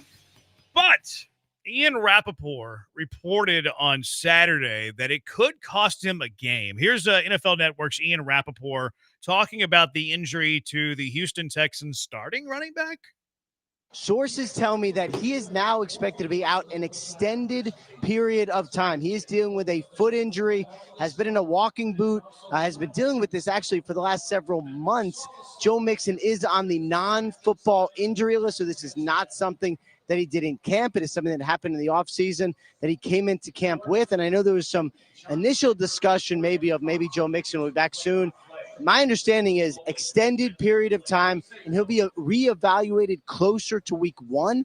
So, yeah, I would say there is a chance that Joe Mixon is not on the field week 1 for the Texans. They signed Nick Chubb. They have several other running backs. Dameon Pierce is one. They drafted one, but certainly some questions surrounding Joe Mixon's availability. All right, so there's Ian Rappaport. He's questioning whether Joe Mixon's going to be available for week 1 against the LA Rams. Keith from LA rejoicing. But then here is Aaron Wilson, Channel 2, formerly of the Houston Chronicle, still covers the Texans daily. Good reporter. Reports are mostly always true. Here is Aaron Wilson on the Joe Mixon foot injury. Where that leaves Joe is Joe have aggravation of ankle and the foot deal, working out independently during the spring, and he was in a walking boot for a while. Then it's a protective walking boot. He then got out of the walking boot and he was in a lace-up brace. And then he got out of the brace, and then he's increased his mobility. He's been working out all summer. And I don't think that they will have him ready to practice on the first day. I think they will ease him in and just have him at some point in the spring, some point in the camp, have him get back out there and start forming that tandem with Nick Chubb, which could be very formidable. But the most important question, will he be ready for the Rams game? I believe so. Yes, I expect that. So I was told he's doing, quote, great. I was told he's doing, quote, great. As opposed to saying I've been told he's doing great. He says I was told he's doing, quote, great. But that's a reporter for you. Which of the two is ultimately going to be right, do you think, here, Blankers? I feel like it's Aaron Wilson. I feel like he's got his finger on the pulse on a daily basis. I'm not trying to diminish Ian Rappaport's connections, but I think that Aaron Wilson's been around this team long enough to have the kind of connections that know what he's doing, even if he's not practicing. I think that Joe Mixon throughout his career, and I think even last year here, I don't think that he participated in a majority of camp in terms of spring training. Preseason games and everything like that. And he was ready for week 1. I just feel like for right now, I'm not worried about Joe Mixon. I think he will be ready by week 1. Okay. I think he's going to miss week 1. My gut feeling is he misses week 1. Part of it's because I think he can be ready for week 1, but why rush it? Like, why? Because it's the first game of the year, you're going to rush it, as opposed to, like, if it was the 9th game of the year. The Texans know, I think, that, look, it's a 17-game regular season, but I feel the Texans are confident they're going to play more than 17 games. I feel that they think that they're going to be a postseason team. So why rush it with Mixon? Like, I also think it's part of the reason that you signed Chubb. I think it was because, okay, Joe Mixon's foot ankle is bothering him. We're going to sign Nick Chubb with the idea that he provides insurance for Joe Mixon. Not, well, he's going to miss 2 games, so let's have him so he can start those 2 games. It's insurance because Joe Mixon has some health concern with the foot ankle. I ultimately think he's going to miss the first week. I asked Twitter this. Twitter is very pessimistic about it. 74% say no, 26% say yes. The truth is we don't know. Like Joe Mixon's going to dictate this based on his recovery, but I could see the Houston Texans playing the long game here with the idea and mindset that we're going to be playing football deep into the winter. Oh, look, and we've talked about this with a lot of injuries, especially as it relates to the Astros. The long game is the most important thing here because we know that when you went through multiple weeks and as many weeks as you went through without Mixon last year and how big of a hit your running game took, that if it just means he's missing week 1, I'll live with that. To know that when he comes back, he's 100% and he's ready for the rest of the season. I'll absolutely live with that. Now, am I concerned about the fact that whether it's a hip drop tackle or not, that this ankle is going to have some vulnerability that concerns me because inevitably running backs are going to get their ankles hit? Yes. But I think that if you hear some of the comments and if people are talking about the fact that he's working out, he's doing things, that whether he's in a lace-up brace or not, the fact that he's actually on it, I feel better, at least right now, that he'll be ready for week 1. Let's see which reporter wins at the end of the day, Ian Rappaport or Aaron Wilson. That way we know who knows ball and who we can trust going forward. I like to go to a reporter. Ian Rappaport's been kind of a bad person on interviews, especially on this station. What do you mean? Like there was one time that he was on and in the middle of an interview, he goes, "Hey guys, I got a more important interview I got to do. I got to go." And he hung up on, and it was like, oh boy. Who was he on with? I know Nick Sciarra remembers it, and Nick was either a part of it or was aware of it, but Nick was really ticked about it. That's hilarious. I got more important things to do. Sorry, guys. Later. Like if he had said I have an important breaking news, like that something just got texted me, I would have no problem with that. But if he said, "Oh, there's a more important interview," yeah, he was kind of a d-bag with the way he handled it. That's funny. Texture. Actually, it's not a texture. It's Ocho. How much stock do y'all put on Stutes' assessment of Nick Chubb in camp? Have you heard other assessments? Stutes' assessment of Chubb is that Chubb looks old and washed and that they should have signed J.K. Dobbins instead, knowing that Mixon was banged up. What kind of stock do you put in that? I mean, I know Cody's there every day. I don't know how much he actually gets to see of all the legitimate work. But, I mean, all of it.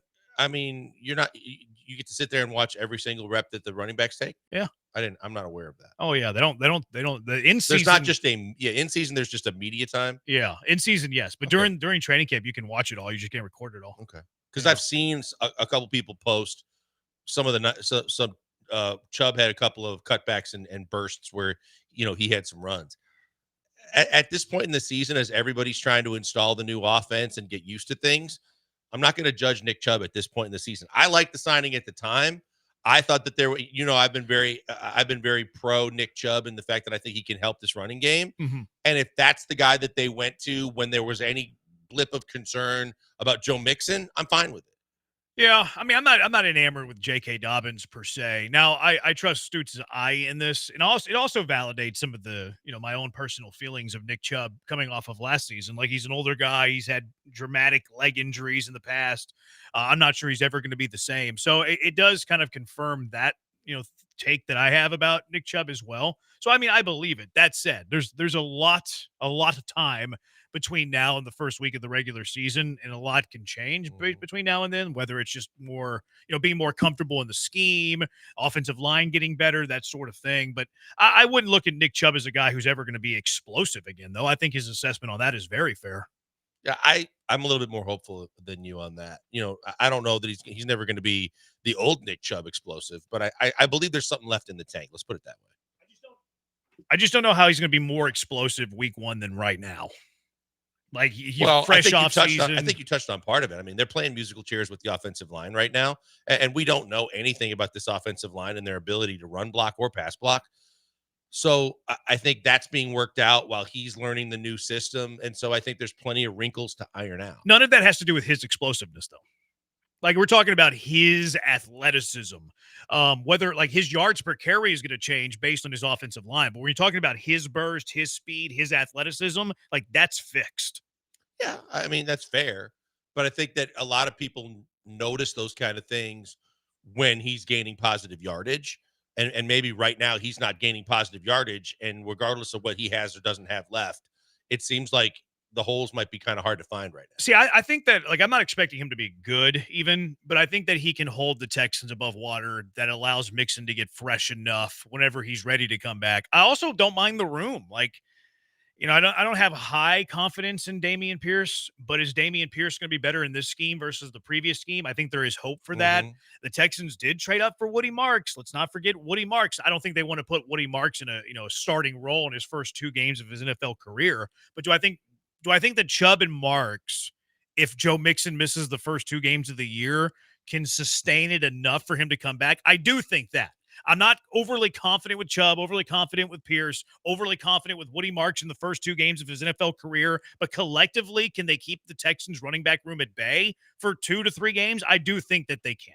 Yeah, it would be nice if Dameon Pierce was out there. Yeah. Because I agree with you. Well, he's out there. But he's not practicing. So I think that it would be key at a certain point, sooner rather than later, to get him back. Because I am with you.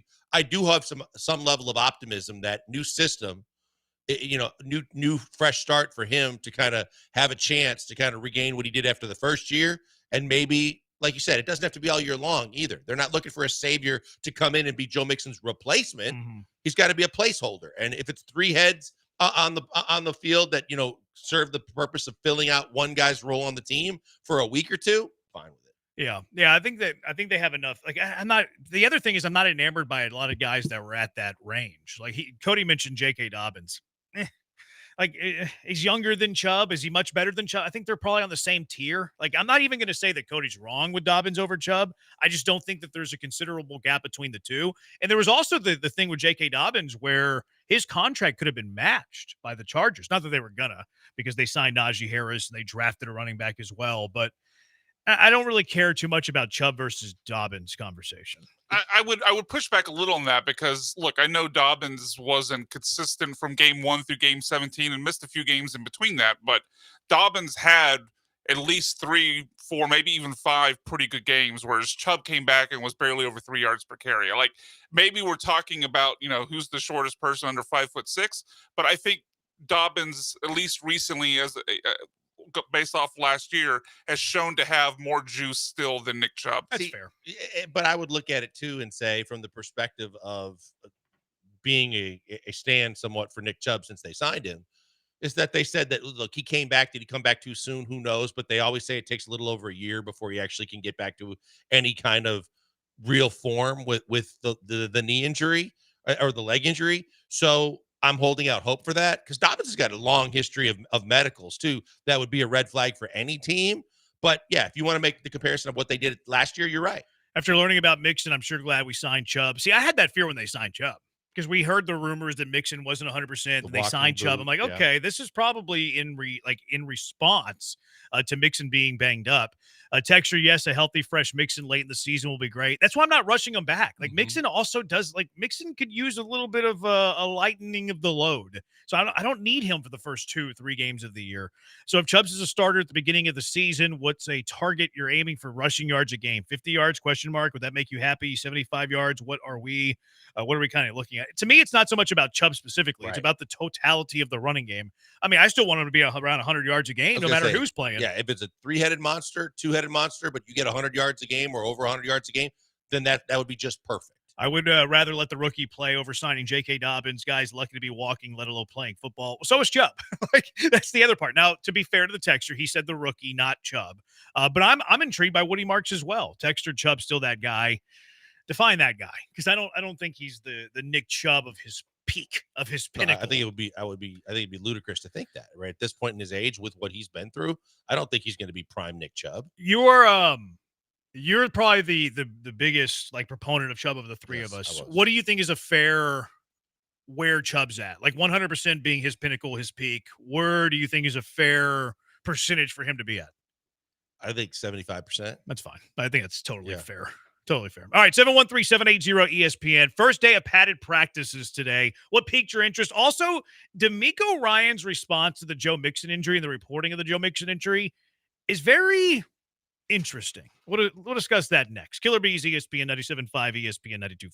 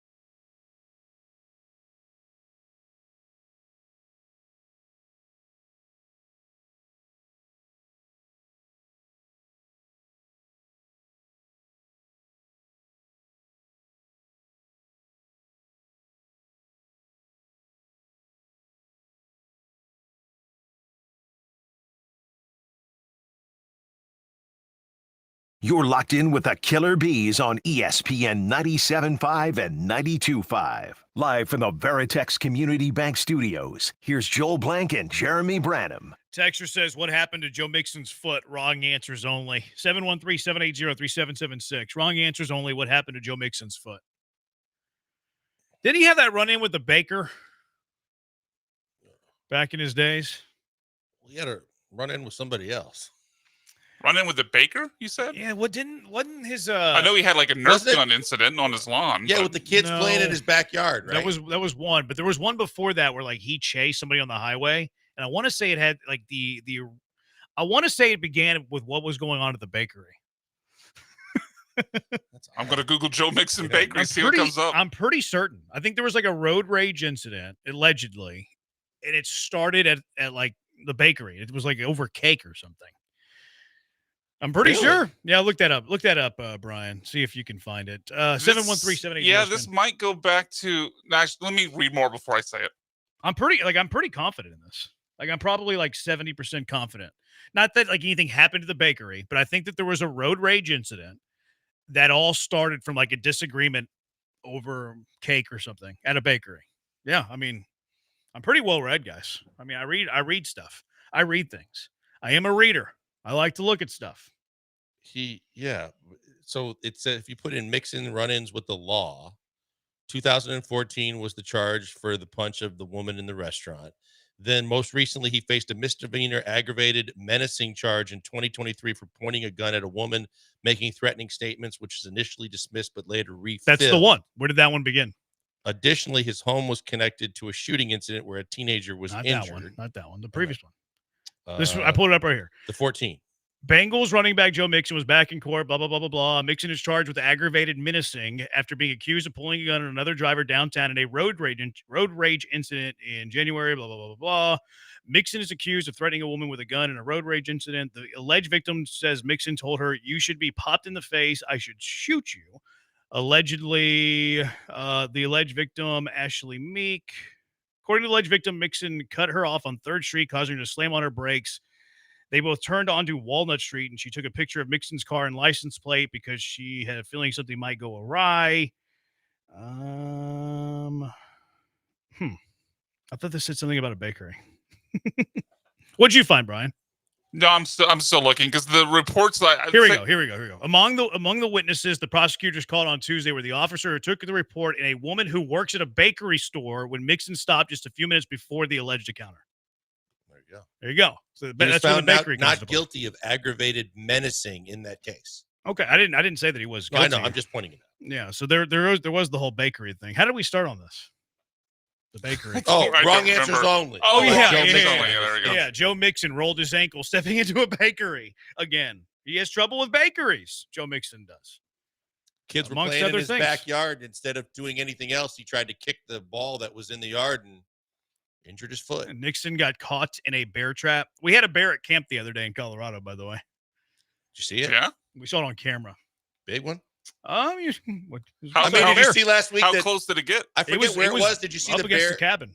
Wow. Yeah. The bear was at some, like near some residences recently. There was a bear last week and was jumping on the trampoline. Yeah, that was funny. That was pretty cool. That was funny. Yeah. No, the bear like went up to our cabin, but really spent most of its time at the neighbor's cabin trying to get into the trash can. Like it was there. It was outside. Yeah, that's serious stuff. Yeah, I Those know. things are powerful. Mixon stepped on a Lego. Mixon trained with the Astros training staff. Mixon and John Wall were going downstairs in the house. He was getting a massage from the Deshaun referral. Maybe he fell off of Jeff Kent's truck. He was at a bachelor's party in Dallas. Or dirt bike. He fought with grandma over the last marble rye at the bakery. What was the one on Seinfeld? A chocolate babka? Yeah, exactly. Chocolate babka. He really wanted the chocolate babka. He was chasing down the last chocolate babka. No. Yada, yada, yada. Yada, yada, yada.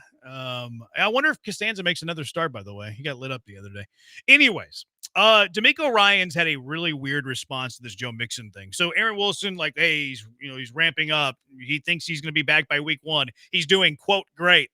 Ian Rappaport's like, they're going to reevaluate him just before the start of the season. He thinks week 1 is in jeopardy.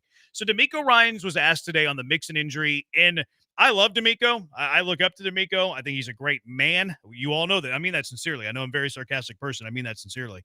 D'Amico on the Mixon injury, this might be the lamest thing I've ever heard D'Amico Ryan say. Yeah, nothing's changed with Joe. Joe is still working, in the background. I know we get reports about Joe. Nothing's changed. He's still working. Whenever it's time for Joe to be back, he'll be back, right? I know a lot of people want to report a lot of things about guys with injuries. My thing is are you really concerned about our guys? Or are you really just trying to get something out there, right? And for me, I always put my players' health and safety first and foremost. So I care about the guys. So you guys don't hear me talking a lot about injuries because that's their personal information. Guys are working through that, and there's nothing to report or get in an uproar about. Like, our guys are working, and it's always sensitive to me because I've been there. I've went through that. So it's not just to report something. Like, I want people here who truly care about our guys. I care about our guys and what they're doing throughout their process, and it'll continue to be that way. I admire where D'Amico's coming from here, but to think that a reporter is going to put the interest of the player ahead of the report is flat out silly. I mean, that was a whole lot of – he's going to spend too much time with Nick Caserio in the word salad room because that was a whole hell of a lot of words there. I mean – I don't know. It was pretty pointed. I don't know if it was word salad. It was pretty pointed. I mean, he said it but multiple times, kind of repeated it. But and he kept saying – look, and basically if you go back and listen to it, Brian, what he was saying was that he didn't say that Joe Mixon's going to be fine. He didn't debunk what Rappaport said. He said, Joe Mixon's been here. Joe Mixon's been working. Joe Mixon's been working hard. Nothing's changed. Okay, nothing's changed, but we don't know what would have changed because we don't know what we're dealing with here. We don't know how severe it is. Only you do, and the training staff and the coaching staff and maybe some of the players. So we're basically relying on you to deliver the message, and the message you delivered us was not making us feel any better about Rappaport or Aaron Wilson because we just don't know. I just don't know where he's like blaming. He's mad at the report is what he is. Yeah. He doesn't like the report, and he's taking a shot at, I don't know if it's probably more Rappaport than Wilson because Wilson's been a little bit more on the side of Joe Mixon, but he's taking a shot at the report. He's like, you just can't put stuff out there. No, that's what reporters do like that. And to not realize that is a little silly to me. For him to say that a reporter should have the interest of the players in mind more than the report, to me is disingenuous. Because like D'Amico's backing up his team here, totally get it. Like I understand where he's coming from. Like I'm going to put the players ahead of the injury. That's what you should do as a head coach. But at the same time, Ian Rappaport's reports are his team. Like he has no dog, and like he's not rooting for Joe Mixon. He's like he's not wishing any ill will on Joe Mixon. But Ian Rappaport's job is to report things that are happening around the NFL. And sometimes those reports aren't going to put the player in the most favorable light. And this is just an injury. Like this isn't even that big a deal. So D'Amico's defending his player, but Ian Rappaport should absolutely defend his report here. And what's silly to me is that D'Amico doesn't realize that. Yeah, and I think aside from Brian Windhorst until recently, most players are indifferent to who the player is. I mean, most reporters are indifferent to who the player is and, and take the player out of it. It's the news that matters. It's the news that everybody's hanging on. It's the news that are going to get him in the clicks and get the attention and the reason why he has the job that he has. And if he has sources and people telling him this, it's what he does. He breaks stories. He gives you the latest, and that's the latest on Joe Mixon from his eyes. I don't think he did anything wrong. I think D'Amico has to respect what he's doing. Yeah, it was weird to me. And then D'Amico actually doubled down on it a little bit later in the press conference as well. And I just always think it's unfair for everybody to always jump to be first to report something about an injury and is not taking that player into consideration. It's not the job of the reporter to take the player into consideration. Love you, D'Amico. Love you. You're a great father, I think. You're a great husband, I think. You're a great Christian man, I think. A lot of people could use you as a role model. But the reporter's job is not to take the player's interest first. Like, should we do that with Michael Vick? Like, should we do that with Aaron Hernandez? And I understand we're talking injury. We're not talking crime stuff. But the reporter's job is to release the information that they are reporting on, not to be like, let me cross this by D'Amico and Joe Mixon first. This is the lamest thing that I've ever heard D'Amico say as a head coach. Yeah, short of HIPAA laws, Rappaport didn't say specifically and get down to the exact medical diagnosis. He basically just said he's going to miss an extended period of time. That's his job. That's exactly what he should be doing. This is like Mark Berman. Berman did this locally forever. And Berman would tell you right off the jump. And Berman's a lot more protective of it now because he's out of the game, so to speak. But this was his bread and butter, and this is what he was known for. So he was going to do it. And it was no disrespect to the player, but that's what everybody wanted, and that's what he was great at being able to get. But I don't think it's fair for D'Amico to continue to go back and point the finger and say that you don't care about the player. Yeah, it's just that's It's not relevant. It's not what the reporter's supposed to be doing. Texture, Aggie Matt, what is and isn't required for coaches to disclose? I'd keep everything close to the vest. I would too. Like, I think it's totally fine for a head coach and a general manager and an organization, especially this time of year, whenever you don't have to have injury reports. It's totally fair and their prerogative to keep everything close to the vest. At the same time, he's taking a shot at the reporter for not having the player in the front the focus of his mind, the forefront of his mind. That's not what the reporter is doing at this. D'Amico is taking a shot at Rappaport here, without a shadow of a doubt, for Rappaport doing his job. And the thing is, too, I understand from D'Amico's perspective that whether they like or don't like to talk about injuries, this one does have ramifications because this one basically puts week one in limbo, but it also tells everybody across the league, if this is the case, that they're in the market for a running back. They could be in the market for a running back, or there might be a situation that they're going to have to deal with because of the depth in their running back room that they probably don't want to deal with. But yeah, this has nothing to do with whether he likes or dislikes the player or how he takes into consideration the player himself. This is the news that everybody wants at this point. Yeah. All right. What were you saying, Brian?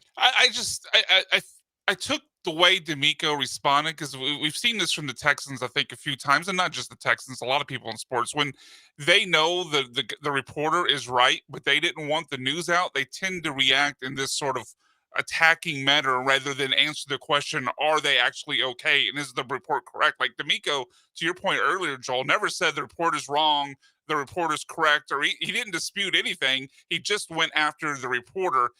So much to the part we haven't talked about. There was a part at the end that almost came off as like a big college coach in a small town feel, where he talks about he doesn't say reporters, but he says I want people here who have the best the player's best interest in mind. Like, that is not the job of the reporter to have Joe Mixon or anyone else on the 53-man roster, their best interest. It comes off as trying to control the media and control the narrative, and he's mad that it got out there. Absolutely. Where it's like, I want the media on my side. I want y'all reporting what I want y'all to report.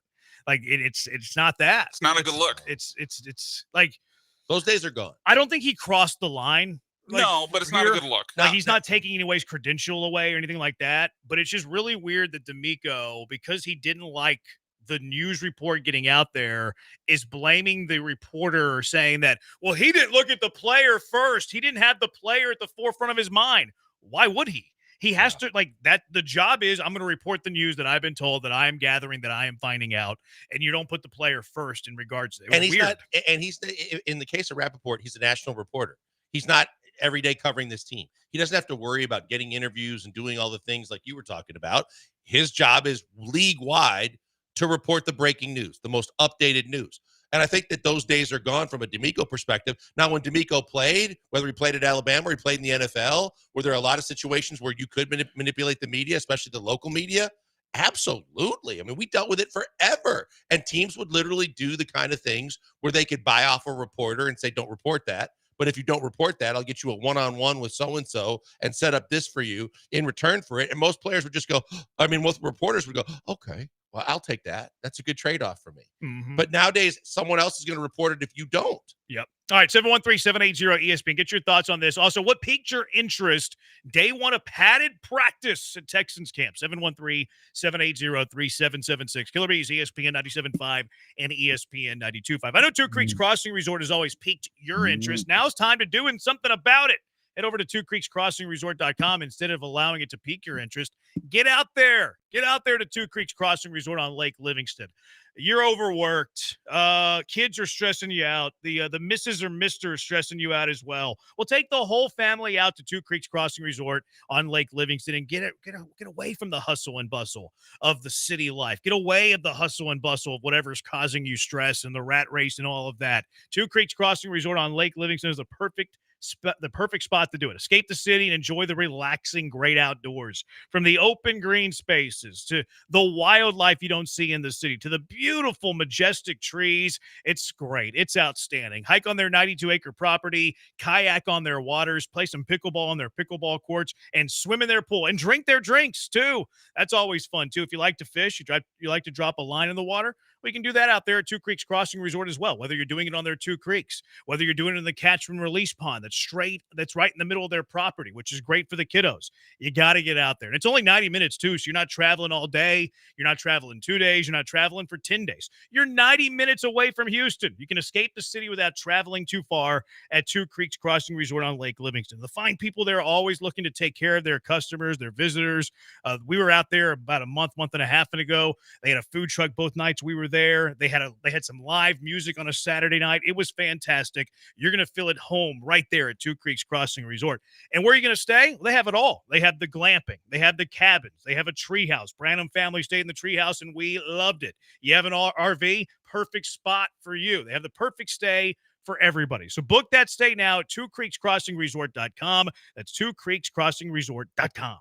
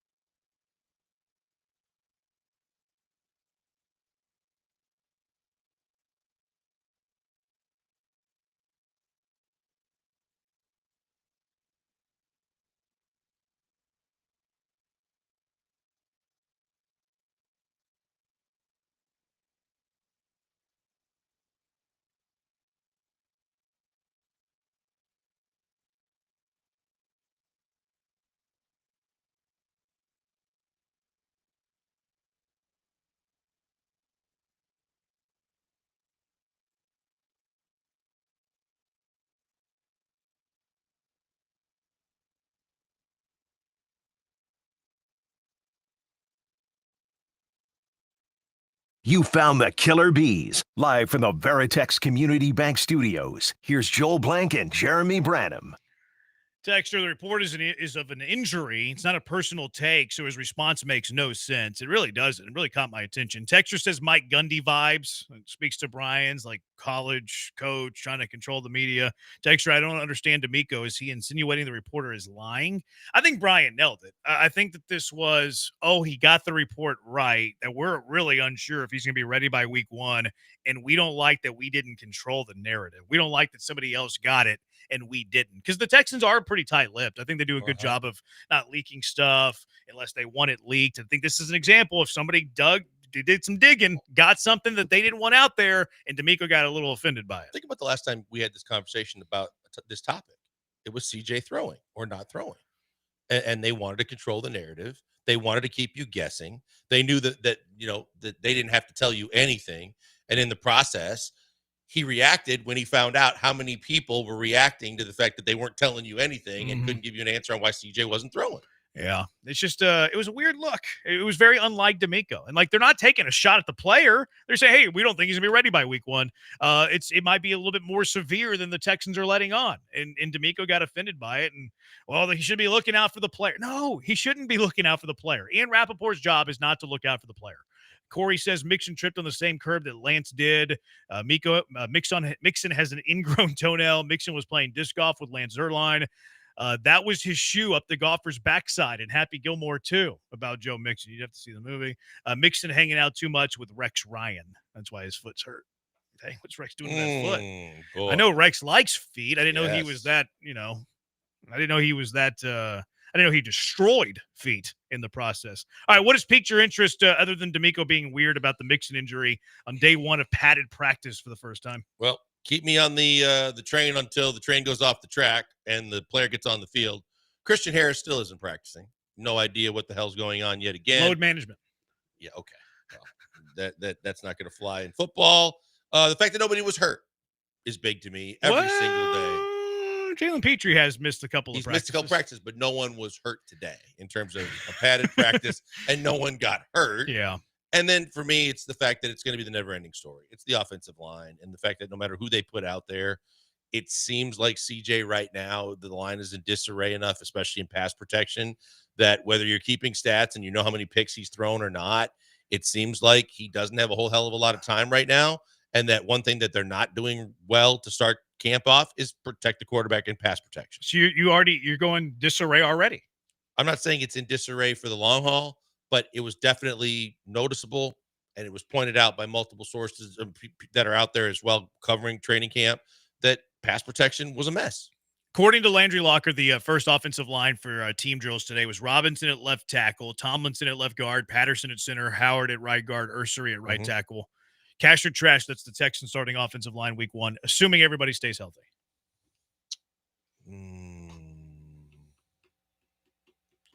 Oh, boy. I'm going to trash it.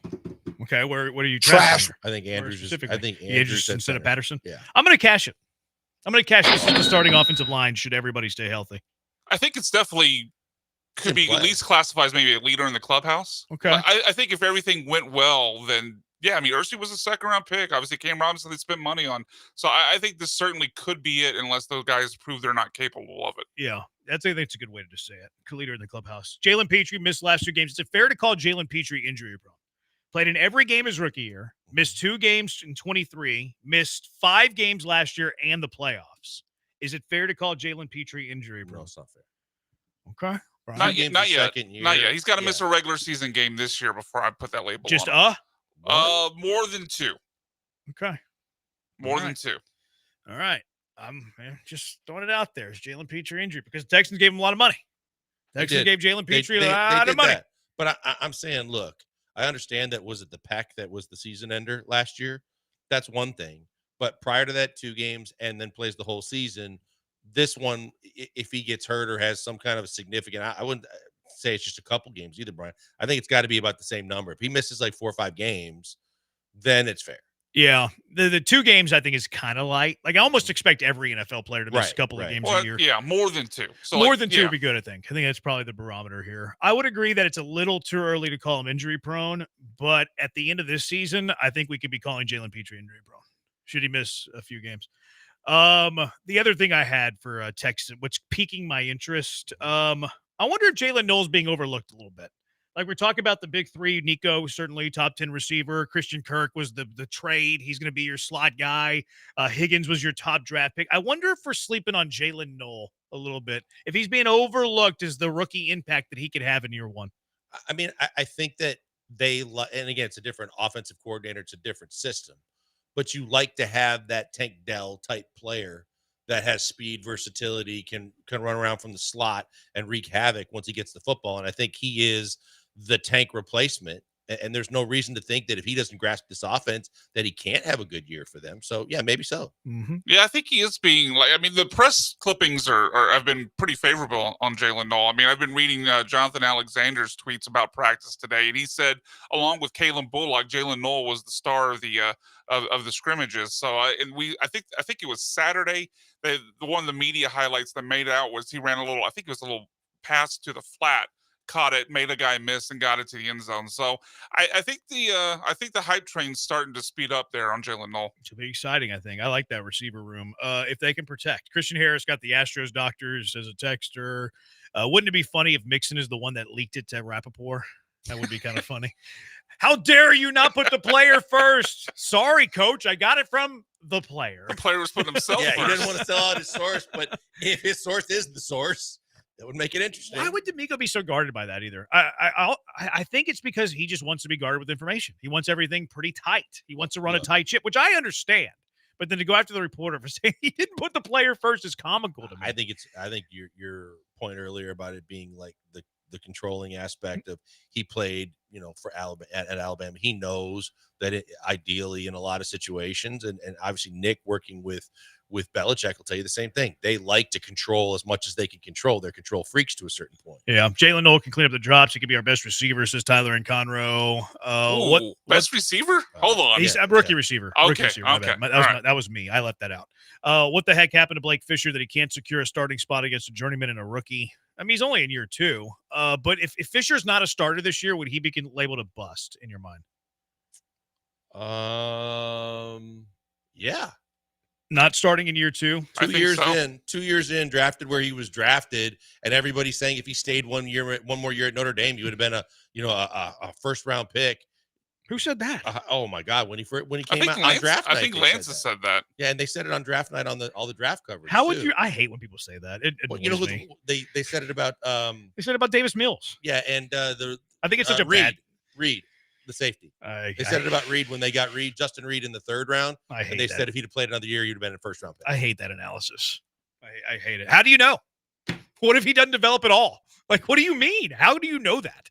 If he develops, how do you know his development pace? You have no clue. Our guys could be like Spencer Rattler, stay a few extra years, and I don't even know if he was drafted, but he was. I think he was a late draft. Yeah, but he was like rookie or like freshman. He was projected to be like the first overall pick, like Matt Barkley. He went from being a number 1 overall pick to a 4th rounder. What do you mean?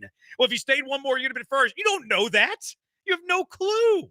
All right. Anyways, that's I hate that take. Anyway, 713-780-ESPN. Mailbag Monday. What's your question for the Bees? 713-780-3776. Mailbag Monday next. Killer Bees, ESPN 97.5, ESPN 92.5.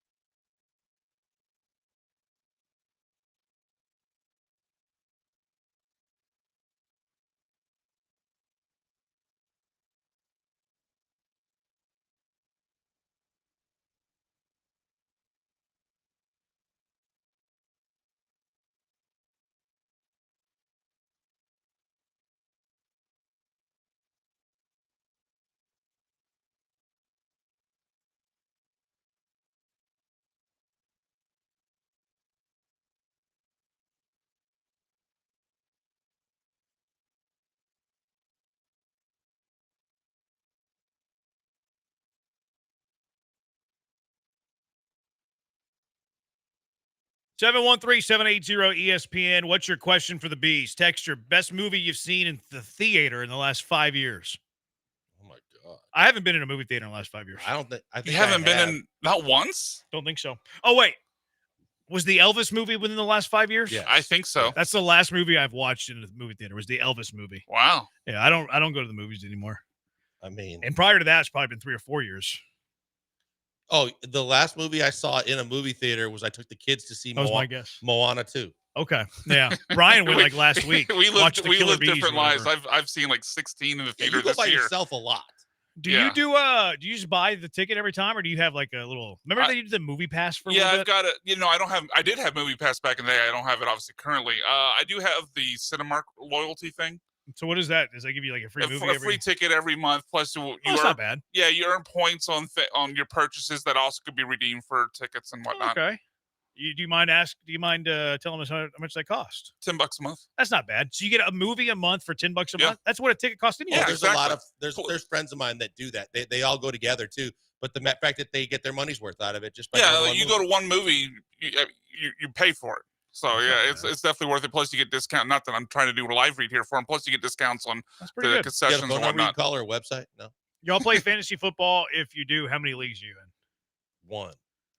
I didn't even know you played. No, I did last year. Okay. Yeah. You play every year, or was that a one? I used to play like 3 or 4 minimum per year. I didn't do the best balls that Jeremy does. I but have I used to play a lot more before I had kids. I have the 2 dynasty leagues. In fact, JBFL golf draft is this Saturday. If anybody wants to come be part of the gallery. So you guys determine your draft order through like longest drive or something? No. I mean, I would get the first pick every year. Yeah, I was setting you up there. No, we have a draft lottery, but we just play golf the day of the draft. Oh, okay. And we do like a little bit of a Some Ryder people Cup thing. have some fun with how they determine the draft. So order. I you're don't know doing if a you were doing football that. draft and then playing golf? No, we're gonna golf and then we'll draft afterwards. But it's a football draft. Yeah, fantasy football Okay. draft. Yeah, it's a dynasty league. I'm in 2 dynasty leagues. I'm in 1 replay league, and usually I play like in another, maybe 4 or 5 real leagues, and then best balls. I think I'm up to 275 ish. I'm at right now. 6. You're at 6. I'm at 6. I'm trying to get to 500, which I think I'm going to be able to do. I think you can do it. Yeah, I'm around 270. I'm a little under 300, but Gotta pick up the pace a little bit. yeah. I mean, vacation kind of stunted the growth of that a little bit. I thought it would have sped it up. Nah, I like to be present. Be where my feet are. You know. Brian, how many real leagues do you play? I play in 2 dynasties, 3 redrafts, and then like I said, I've got 6 best balls so far. Yeah. Key from LA, start, sit, cut, Mexican food, Chinese food, barbecue. Oh, that's tough. Oh my goodness. I'll go first Okay. because I'm ready to go. Start Mexican food, sit barbecue, and then I'll cut Chinese. That MSG stuff gets to me.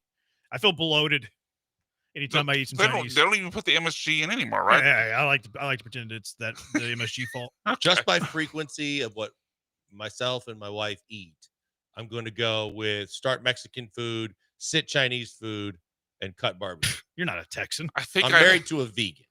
I do Yeah. like Chinese food, but I like less of it than I do the other 2. So I think I'd have to cut it, start Mexican, and bench barbecue. I mean, to be clear, I love all 3. Yeah, do no, too, 100%. Mailbag, who's the greatest bunter in Astro history? Bunter?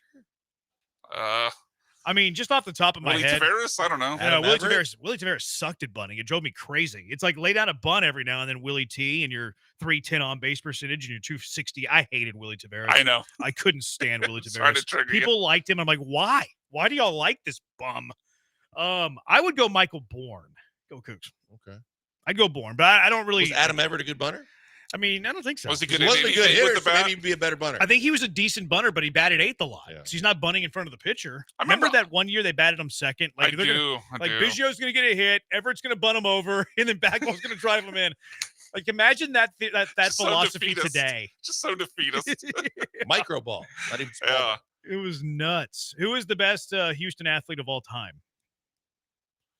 God. Boy, I mean, Carl Lewis is hard to argue with just because of the fact that as an overall athlete. Well, if we're going that road, wouldn't we have to say Simone Biles?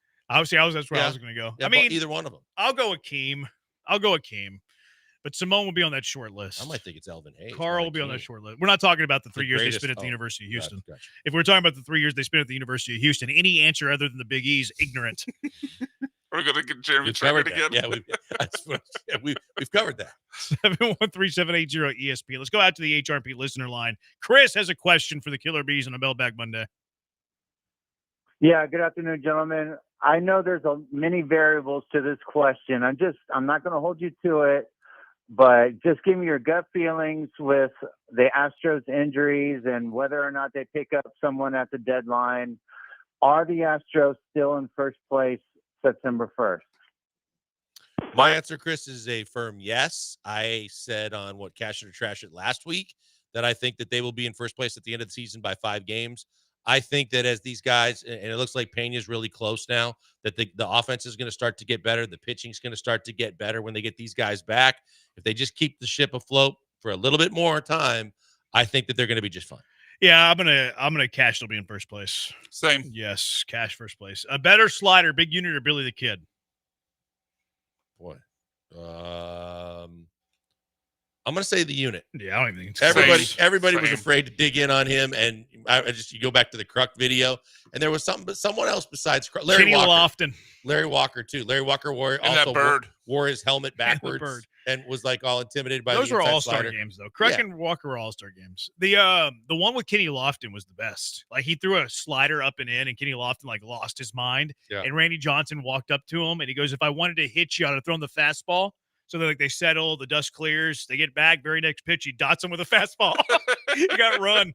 Oh, I saw that video last week. It was great. I had forgotten about it. But I have seen it. Billy the Kid slider wasn't great. In fact, I don't think he learned it until like the middle of his career. I mean, he was fastball, and then everything else was kind of second. Secondary. He was quoted on it this weekend, and because they thought that the unit taught him the pitch. I did watch that. Yeah, he did not. He said Lidge taught him. Lidge taught him. Yeah, and Lidge wasn't in Wagner's life. No, until probably halfway through his Astros tenure minimum. What is your favorite basketball movie? And you can't say Space Jam. I wouldn't. Space Jam wouldn't make my top 5. No chance. Probably Hoosiers. Hoosiers is my one. I wouldn't even say close second, but second would probably be Blue Chips. I like Blue Chips. Blue Chips was good too. I like that. You weren't a fan of Joanna Man? No. What about Like Mike? No. Air You Bud? know that Air Bud's coming back, by the way. Love and Basketball Not bad. was loosely on Tina Thompson's life, I believe. Did not know that. Yep. Can I take basketball? How about White Man Can't Jump? Like Not that bad. one? The original was good. not the remake. Not the sequel is right. What's the one where Teen Wolf? Oh, with What Michael about- J. let's see, Fox. this is way before you guys. He's shooting free throws and turns into a Teen Wolf. 100%. There was one way back when called The Fish That Saved Pittsburgh, and it was Dr. J was the lead. He Got Game with Ray Allen and That's Denzel. a good one. That's a good one. Yep. Given the temps outside the last week or so, if you had to have a job that required you to work all day outside, what would you choose? That's easy for me. I'd be a golfer. That's a great call. That was a great call. I'll take that it's one so as well. good that it feels like it's cheating. It does. Yeah. Benching barbecue is either psychotic or rage bait. I mean, I am Tex-Mex. I'm not benching Tex-Mex. Can't do that. Semi-pro with Will Ferrell. That's actually a pretty good Will Ferrell. That is like it. I didn't think that was one of his better ones. I thought it was fine. Above the Rim. I don't think I've watched Above the Rim. Who's in that? I don't think I've watched it. I don't remember that one. Texter says Akeem is not the best athlete from Houston. Stop the blue hat emoji between Carl and Simone. That's fine. Yeah, we had those. I don't live giving Brian credit, but basketball was a great pull by him. Basketball, yeah. The 6 man. I don't remember the 6 man. 1-on-1, Robbie Benson. I don't remember that one. God. All the way up with a red hot poker. Who's the best pitmaster at the station? Well, the joke is. See, I'm actually going to go Lance. Yeah. I actually think Lance is the best because he learned from his mistakes. Could be. And he does it a lot. He does it far more than anybody else. Paul doesn't, Dell doesn't. I don't really much at all, actually. I think Lance might be the only answer. I think he might be the only one who actually does it. Period. He wins by default, yeah. Which is comical, I guess. How do you like the old English tea that the Texans are bringing in? I saw it. Didn't do anything for me. It's like you don't see the Tigers have an old English T and an old English letter D. I think it's ugly. Yeah, I didn't like the H in the first place. I don't like the T. Do you think a left tackle is more important than a right tackle? I mean, for most quarterbacks, it's depends on the blind side of the quarterback. I would say yes. Yeah, it depends on the headiness of the quarterback. So would it change if the quarterback is a lefty? So if the quarterback's a lefty, does right tackle become greater than a left tackle? Yep. Okay, I think I agree. I saw somebody asked that on Twitter the other day. Figured I'd ask you guys. It's a good one. Glory, everybody's taking us. Coach Carter's a great movie. What was the one with they weren't UTEP at the time, Texas Western. Was that what was that, Road to Glory? Yeah, I think that sounds right. That Or one wasn't Glory bad. Road. Glory Road. Glory Road. Glory Road. That one was pretty good. Yeah. Above the Rim is a movie with Tupac. I didn't know that. I didn't either. The Pistol, The Birth of a Legend. Oh yeah, that was I enjoyed that one as a kid. There? I don't know if Pistol would still be good now, but I did like it as a kid. Would you rather work at UPS or FedEx? I don't know. What's the difference? The uniform? Yeah, I don't know. I don't think I can answer that I would question go because I don't know FedEx. what's different about them. I would go FedEx because I like their slogan more. And plus there's an arrow in between the D and the E in FedEx. Have you ever noticed that? I have. That's a buddy's deal. wife works Yeah. for him. Moving forward, I think is a better slogan than what can Brown do for you. So Okay, that's give me fair. give me That's fair. FedEx. Sounds messy. Aqueduct Plumbing, I think, covers that. What was that Adam Sandler basketball movie? It was pretty good. That's the one with the I old have guys. heard- Grown Ups.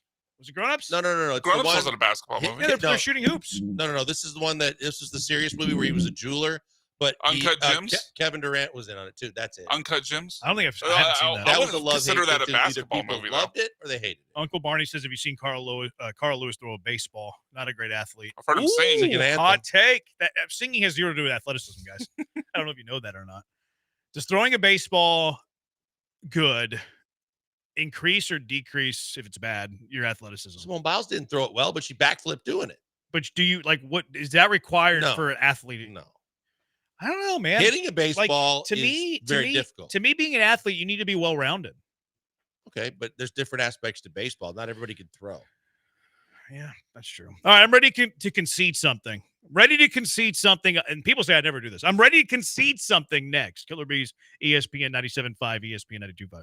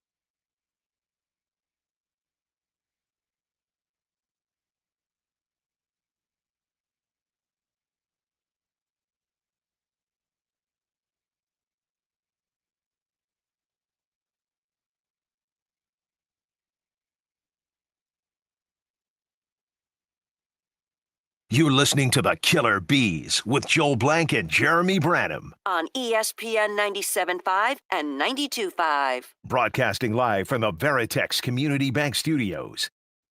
We're going to be out at Carbach on Thursday, by the way. Summer Circuit continues this week. Join ESPN Houston every week as we visit different restaurants all over the greater Houston area. And each week, you can register to win our grand prize of the summer, a pair of brand new e-bikes for you and her, for he and she, whatever. From Power On Electric Bicycle Company, a $4,000 value. For registration, stop by the promo table at the broadcast. This week, we'll be hanging out at Carbach Brewery from noon until 6. That's a great spot to be for Major League Baseball trade deadline day. Pencils down 5 o'clock Thursday.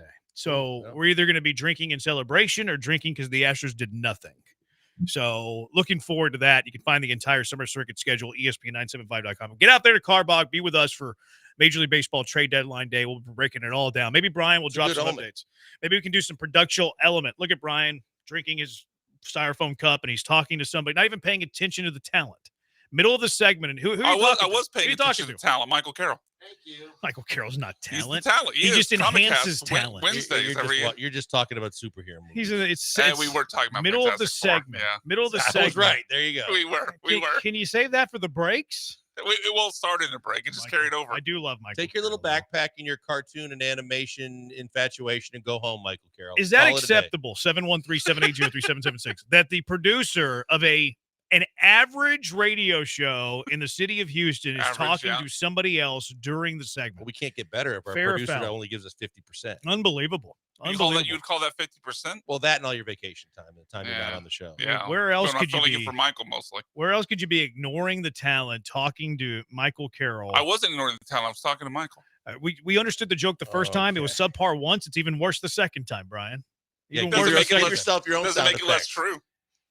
Should the producer be talking to other people during a very average radio show? Did you guys want something? In the city of Houston, 713-780-3776. What can I do for you? Let's hope it's a good omen that we're at Carbach. Last time we were at Carbach and did a trade deadline show. The Astros traded for Yainer Diaz and Phil Maton and all the relievers. Really? Yeah. Yeah, this was before I was here. Yeah, that was the I think it was the AJ Hoffman going away party. Oh, really? Yeah. It was on deadline day? Yeah. That's a lot going on. Yeah, Creighton and I were doing the show. Creighton was filling in, and we were doing the show upstairs at Carbach, and all of the trades started rolling in. And then I was like, oh, they got to do one more because they gave up Miles Straw. They need a center fielder. Did.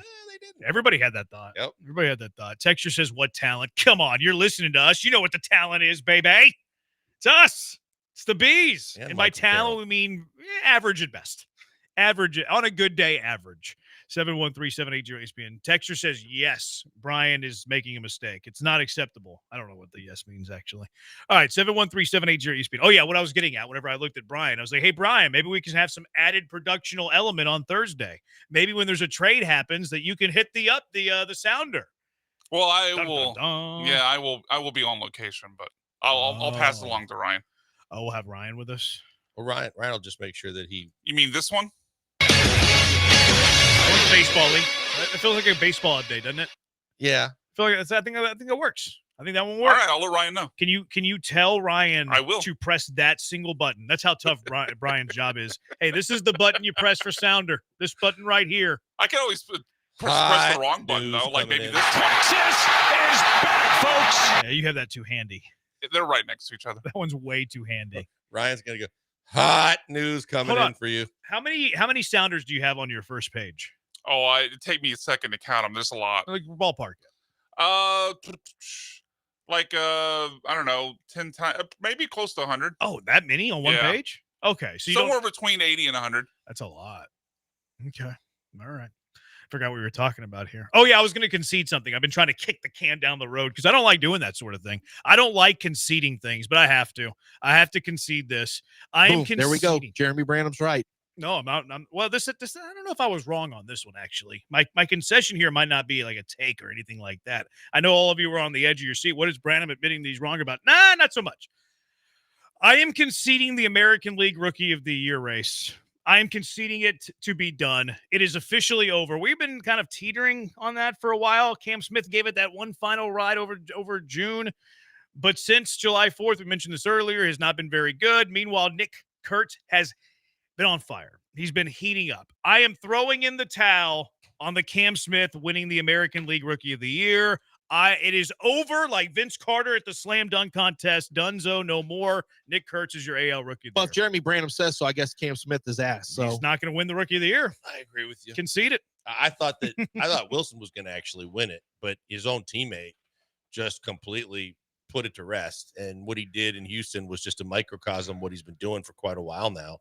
And even Todd Callis said it when he was on with us on Friday, that the big kid, I think went to Wake Forest. Yeah. He said the big kid from Wake Forest is a force to be reckoned with. And lo and behold, right after he said that night, 4 bombs in a game. And yeah, I think that, I mean, sorry, Israel, not sorry, but you were wrong. And I think you're right. Have you guys seen the latest odds? Yeah, I have them pulled up here. Okay. What are yours from what day? Mine are from it says it was updated 7 hours ago. Okay, yeah, what are yours? But Nick Kurtz is a minus 1,800 favorite. Second is Jacob Wilson at plus 900. Cam is 20-1 in third, but a distant third. It's over. It's over. I'm conceding it. I'm throwing in the towel. It is over. You want some numbers to back this up. Nick Kurtz, you know how Israel likes to give us the war. Nick Kurtz, 3.4 war. Cam Smith at a 2.0. So considerable different. And Kurtz also has like almost 100 at-bats less. Not that matters here. Nick Kurtz, 23 home runs to Cam Smith's 7. More than 3 times his homers. Kurtz hitting 309, Cam Smith 358. Well, what's the OPS plus, Branham? Right? That's 258. What'd I say? 3. You said 358, yeah. Oh, yeah, 258. Kurtz's OPS plus 187. Cam Smith is actually a bit below average now at 99. He has dipped down to a 99 OPS plus. Nick Kurtz 187. It's almost twice as much as Cam Smith's OPS plus. If you just go regular OPS, Kurtz is over 1,000. Cam Smith is at 714. I know there's a lot of baseball left to be played. It's over. Yeah, the Windy City Blowhard's going to have to eat that one. I tried to campaign for it on the internet. I tried to do my part. I've thrown the towel in. I'm no longer going to advocate for Cam Smith to be the American League Rookie of the Year. I potentially did. Yeah, this Kurtz guy's unbelievable, man. 187 OPS plus. He's got 23 homers and 243 at bats. 243 bats, 20. He's almost homering once every 10 at bats. You understand how impossible that is? Bonds-esque. And not that he has, but it's not too far fetched to say he's got about a half of them against the Astros. He should have had 5. He had 2 walk-offs in Sacramento. He had 4 the other night. Should have had 5 that game. Gee. Guess where he's at in the American League in the home run race? 4th. Not quite. Tied for 6th, but close to 4th. He's 25 home runs for Riley Green's 4th in the American League. Kurtz has 23, hasn't played the whole year. He'll surpass him quickly. You know what's weird about this, though? Kurtz wasn't up on opening day, right? He wasn't No, up on I don't opening day. think So the A's can't get the incentive pick here. Oh, wow. He's got to be up on opening day. Oh, man. So they can't way to blow it, A's. Now he can eventually be a top 3 MVP guy and get him the incentive pick that way. Think he can get there? Not this year. He doesn't have to be this year, though. Oh, okay. Because like the anytime. Astros can get one for Hunter Brown. Astros could get an incentive pick for Hunter Brown if he's top 3 American League Cy Young, which let's get on the horse again. Cam's defense attorney is already chiming in with emojis and comments. What's he saying? He's saying, on a last place team, good for him. Clap emoji, clap emoji, clap emoji, crying emoji. No, but I mean, he's not saying that I'm wrong. No, he can't. He's not saying, I mean, Nick Kurtz is your American League Rookie of the Year. First one was to calling who? Wilson, today. and then you put that to bed. Wilson's probably said, I think that Cam could have caught Wilson. Wilson's also struggling right now. Yes, he is. But the rise of Nick Kurtz has been unbelievable. This guy. Yeah, and who knew his middle name was Pause? Pause? Because everybody does the over accentuated pause when they say his name. Oh, it was a joke. That's not his real middle name. Yeah, because just listening to the more he does these things, especially after Friday night, and the more reports surface and the more people are covering it, the more people really make sure they pause. His real middle name's Jeffrey. I feel like we need to report that as journalists. Nick Jeffrey. We're not journalists, though. We're not. I'm not. I don't consider Blankers might think he's a journalist. I'm not a journalist. I don't identify as one. People always tell me that on the internet, too. Like, I'm trolling people. Like, you should be above this as a journalist. And I just give him the haha emoji. Me, a journalist. Unfortunately, for that Hunter Brown this year, his odds were slipping, as you might What's expect. But all he has to do is be top 3. Where's he at? Right. Well, this is again the same place that I found the Nick Kurtz Rookie of the Year. Nick Jeffrey Kurtz. Nick J. Kurtz. Hunter Brown's fourth, but it's a distant fourth. He's 40-1. Oh, Jacob no. deGrom in third at 15-1. Then Garrett Cachet plus 325. Scooble minus 450. So they're going to miss out on the incentive pick, both on Cam Smith and on Hunter Unless Hunter Brown catches fire, then They might as well just go way over the Texan and just blow it out. Roman Anthony's coming along, too. He's been better. Did you hear Alex Bregman compared Roman Anthony to? No. Jordan Alvarez. Ooh. He said, I was around when Jordan Alvarez made his debut, and that's who Roman Anthony. Did you see reminds me of. the Shin make the comparison between him and Jordan over their Who? first Kurtz and Jordan, and it was pretty dead heat. I have a feeling that Nick Kurtz is going to win MVPs. I think he's going to win home run titles. That dude is insane. He's so good. He's kind of judgy. Judgy? Aaron Judge. The size and the power, but also he can hit for average. He's got a lot of positives that look like he could be there for the long haul. Yeah, he's a good player. Hopefully they never have pitching, though. That offense is pretty damn good. Texture, please concede your Hunter Brown over Tarek Skubal. I never said that Brown was better than Skubal. I said I'd rather have Hunter Brown than Skubal because of club control. So get it right, Texture. I bet you that's Keith. I know it. All right, 713-780-ESPN, HRP, listen line. Real quick before we move on, Jeremy Pena is taking like fungo and stuff. He's working with Tony Perestica on ground ball techniques because Tony Perestica is the run preventer coach or whatever they call him. But Pena is going to be playing tomorrow in Sugar Land, right? For the Spacers, yeah. He'll be playing for the Spacers. Play for the Spacers. So he seems to be closer than ever before in terms of rejoining the Astros, hopefully by the weekend. Guess the date. Friday. I'm going to go Friday, too. I think he'll play because they don't play Monday. I think he'll play tomorrow. I think he'll play Wednesday. Astros have a day off Thursday. You wanted me to say Thursday, didn't you? What? You wanted me to say Thursday, didn't you? No. Then you'd say you want to bet? No, actually, I didn't think about that. Okay. But that does sound like something I would do, Yes. but that actually didn't cross my mind this time. But it's a good idea. I'm guessing Friday because he'll play 2 games, day off, then be in the lineup Friday. He'll probably play Friday, Saturday, day off Sunday, and then see where he's at. Yep. Okay. Yeah. All right. We're on the same page there. I don't like it when that happens. My wife, by the way, I like when I was confrontation and filling her drama. in about the whole Nick Kurtz and the name and how people are careful. This with is a it. conversation you have, Blankers. Yeah, we were watching baseball, and she likes to watch baseball, and we were talking about, and I was explaining all that to her. She goes, "I mean, come on! By now, shouldn't he just be going by Nicky or That's not a bad idea. Nicholas?" It's not a bad idea. I was like, "I guess he could, but why does he have to? He shouldn't care. Change his name." No, he shouldn't care. All right, 713-780-ESPN. One of my favorite things that we have in Houston sports happened over the weekend. Cal McNair talked.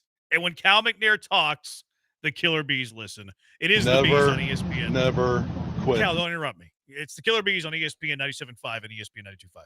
Guys, before we go to the break, we know the dog days of summer are here when the heat starts hitting triple digits. And the last thing you want to have happen is have your AC go out. And if it does, you need to know who to call and you need to have them on speed dial ready to go. And that's why I'm here to tell you about Temperature Pro. Temperature Pro is the place you can go to because the number one thing to me is trust. Yes, they have unbelievable reviews. Yes, they do maintenance and replacement, and they do a lot of great work. But here's the big kicker for me on why I'm telling you about Temperature Pro. I can trust them because I've been trusting them basically my entire life. Their owner has been one of my best friends since I was growing up in Milwaukee, John Blitz. John Blitz came here to Houston before I did. When I got to Houston, we reconnected. John, since then, has bought Temperature Pro and now runs it like nobody's business. It is absolutely fantastic. 20-plus years of experience, trusted and reliable. Their reviews are phenomenal. A+ Better Business Bureau rating just to start with. But they sell and service all the major brands, Train, Carrier, Daikin, Goodman, and Lennox. And they're offering you fantastic financing, 12 months, no payments, no interest. They've even got deals right now if you just want to do a check on your system to make sure it's up to snuff and ready to go, and if there's anything to be concerned with. But you need to put your AC needs in the trusted hands of Temperature Pro and my friend John Blitz. Because if you don't know who you're dealing with, you don't know if you can trust them or not, and you don't know how legit it's going to be when they tell you what needs to be done. With Temperature Pro, you will know. Go to Blitz at BLITZ, blitzproservices.com, or simply call them on an easy-to-remember number, 281-247-5925. 281-247-5925. Call my friend John Blitz and Temperature Pro. You'll be glad you did.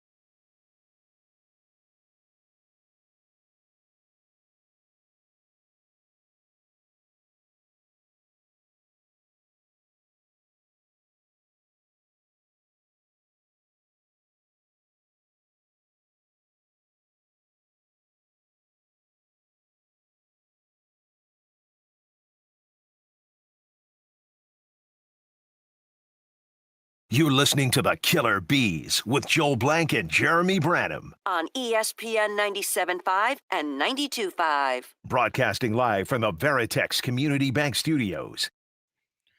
All right, my favorite thing over the weekend happened. It's like Christmas in July. Cal McNair talks. Killer Bees listen.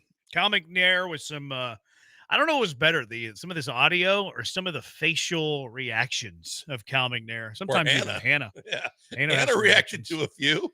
Yeah, always love it. My favorite Q&A, whenever I'm watching Cal and Hannah, or at least my favorite thing to watch when I'm watching Q&A of Cal and Hannah, is who's going to talk first. Because, like, they both kind of look at each other where you can tell, like, Hannah doesn't want to speak over Cal because he's the man, but then Cal's not secure enough with the answer to, like, go first. So he kind of, like, looks out of the corner of his eye like Hannah's going to talk. So it's always fun to watch the dynamic of that. But Cal and Hannah were asked, what are the goals this season for the Houston Texans? Here was Cal McNair's answer to this. But we want to go out every game and feel like we have a legitimate opportunity to win the game, and that's what we want to do every week we go out. There you go. It's always fun to win. He wants to win football games. He wants to do the best they can to win a football game each and every week. The key to the game is to have more points than the opponent at the end.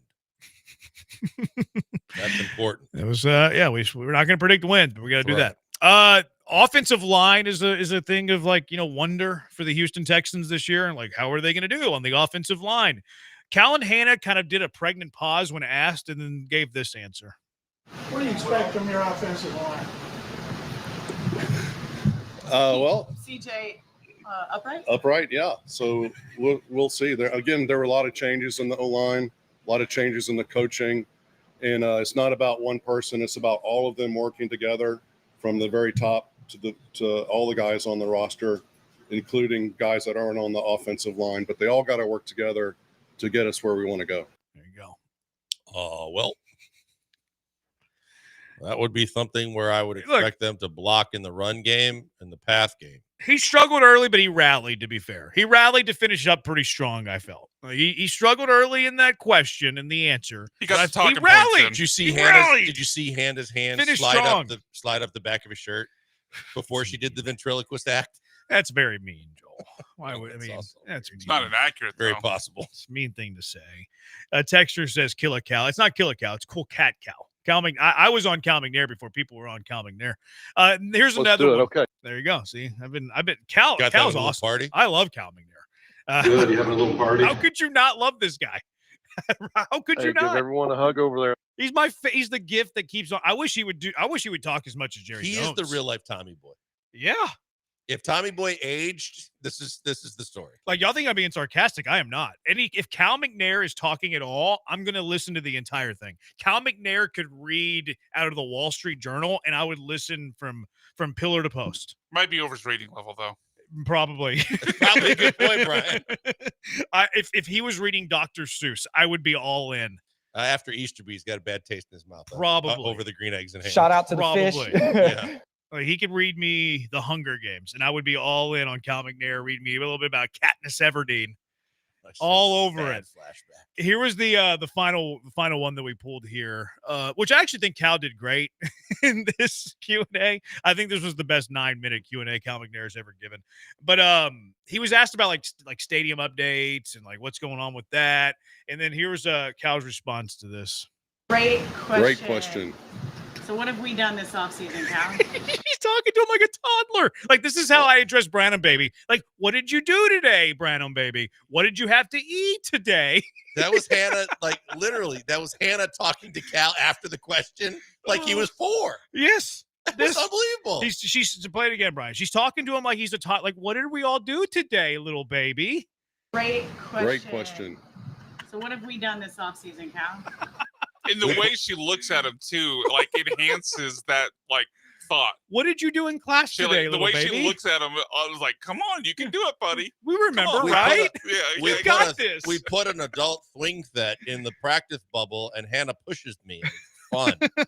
I enjoy it. Your Cal's starting to sound more like Stuart Smalley from SNL. It's okay. And I'm okay, Brian, because people like me. I know you got it. What did we do today? Oh, man. I colored for an hour and stayed in the line. He's my give everyone a hug over there. He's my favorite owner. I really give everybody a Her hug over facial expressions are priceless sometimes. I recorded a few facial expressions that I'm going to quote tweet with our show tweet, but Brian didn't do that today, so I couldn't do that. But it would be coming. Yeah, I had a thing. I had to talk to Michael. My Carroll, bad. Yeah, he was doing other things not involved with the I'll show send at it out all. at 6:05. I shave for tomorrow. Does the bees matter? Texture Yeah, saying bees y'all matter, wrong. man. LOL. Pete says Baby Huey Cal is my second favorite NFL owner behind Jerry. Jerry's taking a beating. You hear at camp, they're just they're screaming at him during camp. The fans are? Yeah, the fans are screaming at him to pay Micah. And Well, Micah he could get hit by a car, Joel. So yeah, I can't pay him. I understand that, but I also understand the fans are not happy and they are letting Jerry have it at camp. I read something today. Was it on ESPN? I just saw the headline. I didn't read the story because I thought it looked so weird. But it was like Jerry said when Micah has to want to get paid too. Stephen Jones? It was Stephen. And he said that he has to want to get paid too? Yes. And then Stephen A. Smith just absolutely annihilated him. So what did he say exactly, Stephen Jones? He basically said what you said. He said he wants to get so he's saying that he's not signing because he's just refusing or whatever. Yeah. But Stephen A. Smith just annihilated. Wouldn't it be great if Cal spoke every week? Oh my God. Never imagine how cringed everybody in the organization would be holding their breath. I lived this when Les Alexander had no filter, especially when we were trying to get a new arena. And no matter what you gave him for speaking points, he said whatever he wanted to. I remember one press conference outside in the heat. I was standing next to Mattress Mac. Lee Brown was the mayor, and he made some comment about Lee Brown and like going to take a dump. And everybody was like, no. And he didn't care. And then he gave us his little, and he just kept moving. I kind of like that a little bit more because he was smart. He just didn't. He's an intelligent man. Yeah. Whereas Cal kind of has to be like told, like, what did we do today, Cal? Great question. Great question. So what have we done this offseason, Cal? Oh, I the underrated tied my own shoes for the first time on Monday.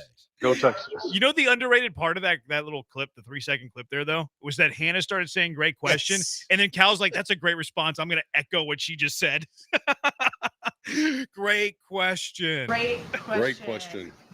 So what have we done this offseason, Cal? That's what like Brandon Baby does too. Like whenever you're saying like, hey, we're going to do this or whatever. Hey, what did mama think? And yeah, we're going to do this. And he echoes everything that she says or that I say. Cal McNair is an oversized 60-year-old toddler. And I love every minute of it. I love it. It's entertaining. He's a better owner than Jerry. He doesn't meddle. Virginia on the Twitch says that Hannah is a controlling, but it's fun to have this narrative that she's good. I think she's a little controlling. I think she can be, but I think she could also be credited with kind of the turnaround of the Cal imaging. I feel like it's really good timing. I feel like they hired somebody. I think they got the right players at the right time. And I feel like they hired like a good PR firm, probably. Yes. Blankers is killing me, laughing emoji. The former 97.5 co-host with Murph, Julia Takahashi, has a voice that makes you want to listen to her read the print version of a Calvin menu. Murphy back in the day. I do. Calvin had a show? Oh, yeah. It was Tepper, Calvin, and that female he's talking about. So Calvin would do a weekly radio, like daily? Daily. Really? Oh, yeah. Wow. Yep. Texture Bo, I think it's time for Big John to retire DFA again. He's not to retire. All right, 713-780-ESPN. How many teams in the NFL can win the Super Bowl? Right now, calling it today, July 28th. How many teams actually have a chance to win it 32. all? No, stop it. 713-780-ESPN. Killer Bees, ESPN 97.5, ESPN 92.5. It's always fun to win.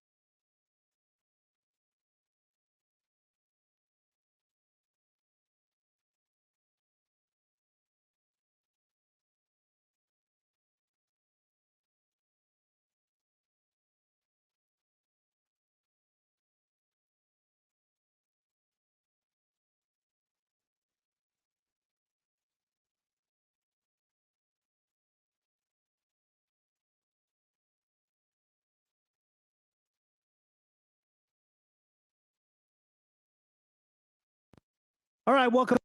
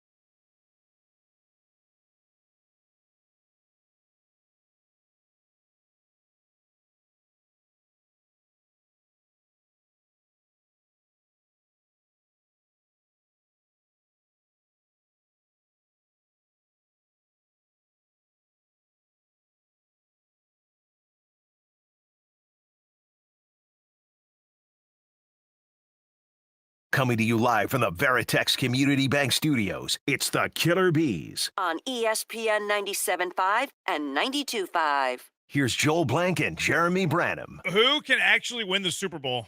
713-780-ESPN. Texture's a Giants fan. I know we do not have a snowball's chance in hell of winning the Super Bowl for the next 3 years. I think you went sooner than that. No, I don't. When I think of Cal at home, I always imagine him lying on his stomach with his feet in the air while holding a PlayStation controller. I mean, that's going to be tough to do with that belly. That probably I mean, be tough. And I can relate. The knees aren't touching the floor, right? It's the tips of Yeah. the toes and the belly.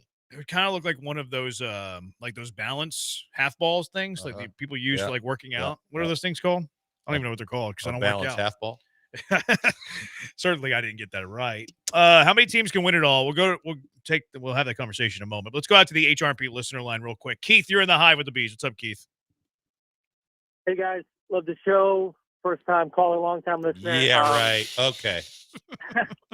So what do you guys think? The Cowboys just paid Jake Ferguson 4 years, 52, and they let Schultz walk a couple years ago. Texans get him 3 years, 36. It's basically they're $1 million off in contract. They're basically very similar deals. Like, why would the Cowboys not pay Schultz but then pay Ferguson, who was injured last year, and like paying him more? What's the deal with that? And why aren't the Cowboys paying Micah Parsons yet? We've had that conversation previously. I mean, from a Micah Parsons perspective, I think it's a mistake on Jerry's part, just simply because of the fact with each passing day, the chances are you're going to pay him more than you would have paid him yesterday. And Yeah. I think from the tight end question, I mean, it's a different player. That Ferguson is obviously a lot younger, but at the time, yeah, you're right. In retrospect, why didn't they pay Schultz? And now, did they learn from their mistake? Probably not. I mean, they finally got a guy that they believe in a little bit. Has he been hurt? Yes, but I think Schultz is better than Ferguson. See, I completely disagree. I think Ferguson's way better than Schultz. I think when Schultz was in Dallas, he was better than what Ferguson was with Dallas. I don't know, man. I like Ferguson. And then quite Ferguson's a Badger. I mean, I'm a big fan of his, but I mean, there's no rhyme or reason to what Jerry does and doesn't do. No, there's not. I don't mind them letting Schultz go. Like, I think Dallas has been on the right side of the Dalton Schultz thing where, they didn't pay him. Like, they did give Ferguson an extra year.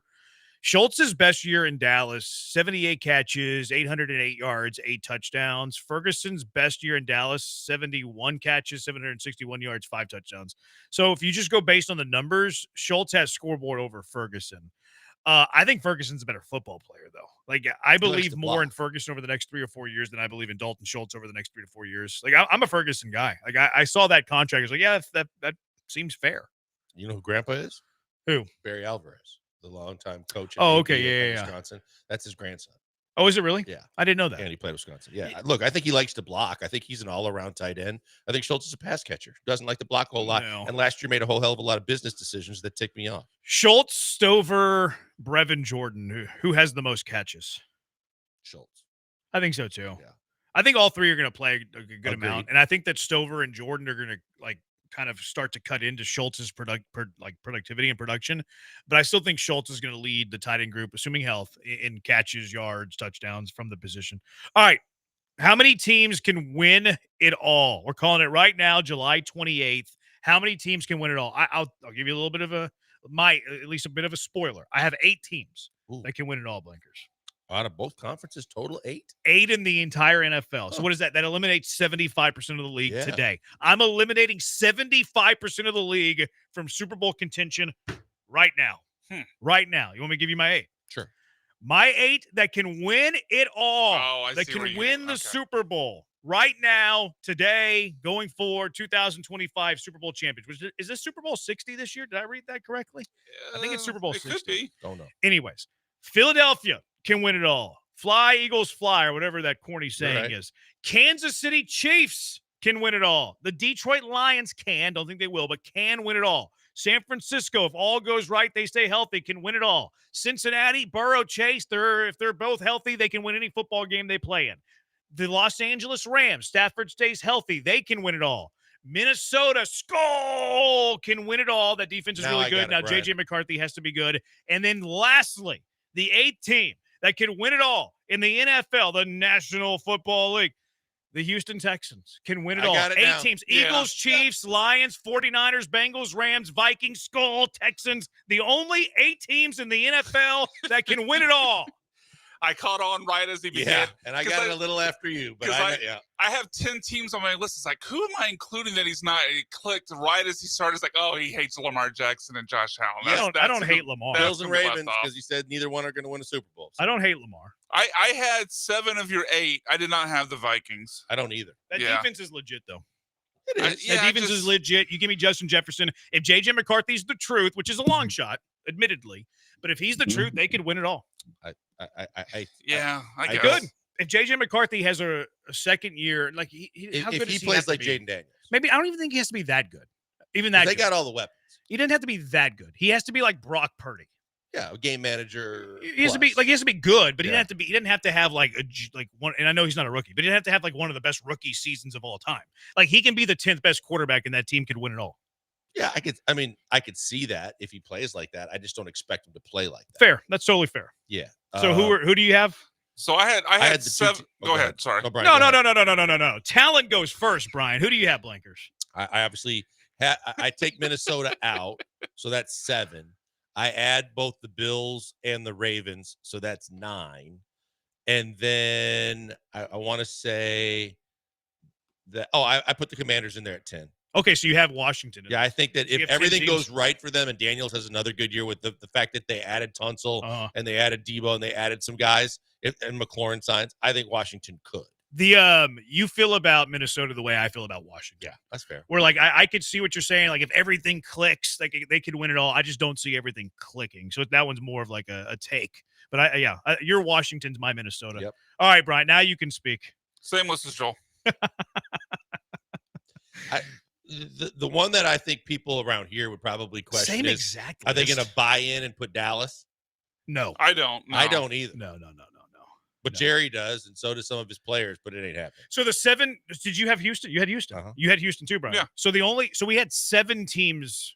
The consensus Yeah, the of only us had team 7. I disagreed with, other than Minnesota. your known Josh Allen Lamar bias, is I had Washington in instead of So Minnesota. y'all We both eliminated did. Minnesota. Yes. Like if we went like all 3 of us had to pick these as contenders. Y'all eliminated Minnesota. Mhm. I eliminated Washington, Buffalo, and Baltimore. Right. So we had the 7 teams that we have: Philly, KC, Detroit, San Fran, Cincy, Rams, Houston. Yes. I'm surprised we're unanimous on LA, and I'm surprised we're unanimous on Cincinnati. You know who didn't make my list? Who? The Green Bay Packers. Yeah, You know Dexter- why? None of our lists. Jordan Love. Because they have Jordan Love. Yeah. Adding Tunsil loses you hundreds of yards per year. Good point. No Packers, Blankers. No, I just told you.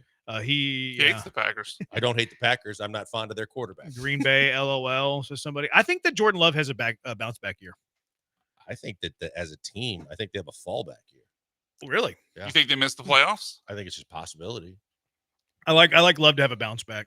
Texter, I'm a Falcons fan, and I think for the first time in a while, we have a decent chance. Another texter says, I think your dark horse is Atlanta. That was Oso. How do you feel about Atlanta? I think they got a ton of talent on both sides of the football, young talent. They got a lot of talent, but it all depends on how Penix plays. Yeah. And I'm not expecting But it, if- kind of to your point, but I don't expect, even if he played like you just said about a quarterback, the way McCarthy could play, I don't know if it's that talented and experienced offensively that if he's just a game manager plus, that they have enough to do what Minnesota could do. My best case for Atlanta is like divisional round of the playoffs. Yeah. I don't even see them making a conference title. No, they could win one game. Yeah, In their best case scenario. Honey Bajan Robinson, though. He's legit. Drake London's legit. I think Kyle Pitts is overrated. I'm going to grade Poupon on that. I don't love. I mean, I like Mooney fine, but they could use another receiver. They could use another receiver. 713-780-ESPN. Let's go out to the HRP listener line. Clarence, you think we left out the Saints? Oh, God. Actually, no, I don't think you. They right where they need to be. Hey, I think they're going to surprise a couple of people. They'll be better than what they was last year, but they shouldn't be in there. I don't think for your list, Jeremy, I don't think the Texans should be in there. Why not?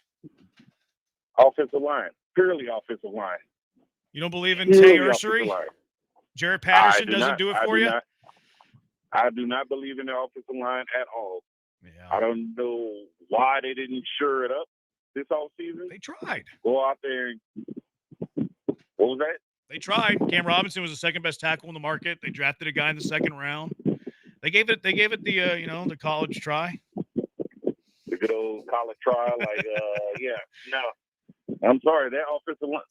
If someone doesn't get hurt within the receiving core, the offensive line is just going to get him killed. He's going to have to get rid of the ball way too quickly.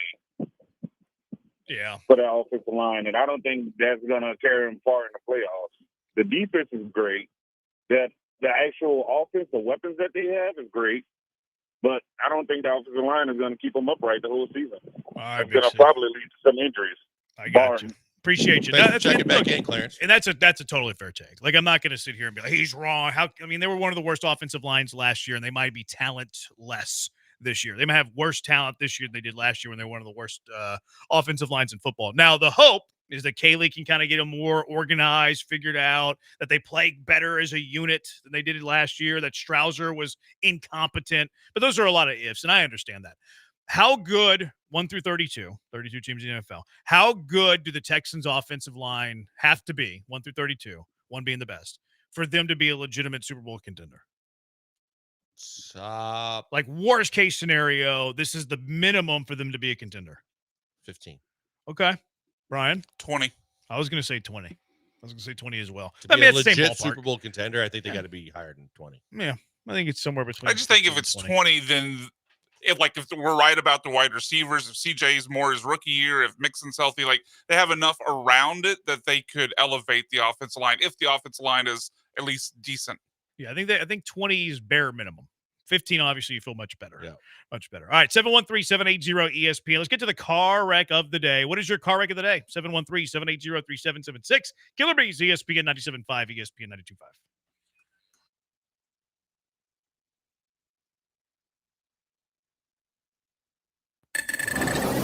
This is Ron Ansana with your market scoreboard report on ESPN 97.5. Stocks closed mixed today, somewhat unenthusiastic about the deal struck between the United States and the European Union, although sectors of the market did better, like defense and like energy, all of which could benefit from the deal struck between the U.S. and the European Union, putting 15% tariffs on European goods coming to the United States, but promises from the EU to buy more defense equipment and energy products as well. The Dow lost 64 points today to 44,837. S&P eked out a new all-time high by a point to 63.89, while the Nasdaq advanced 70 points to a new high of 21,178. Yields on the 10-year note jumped to 4.41%. The dollar firmed strongly as trade tensions are evaporating.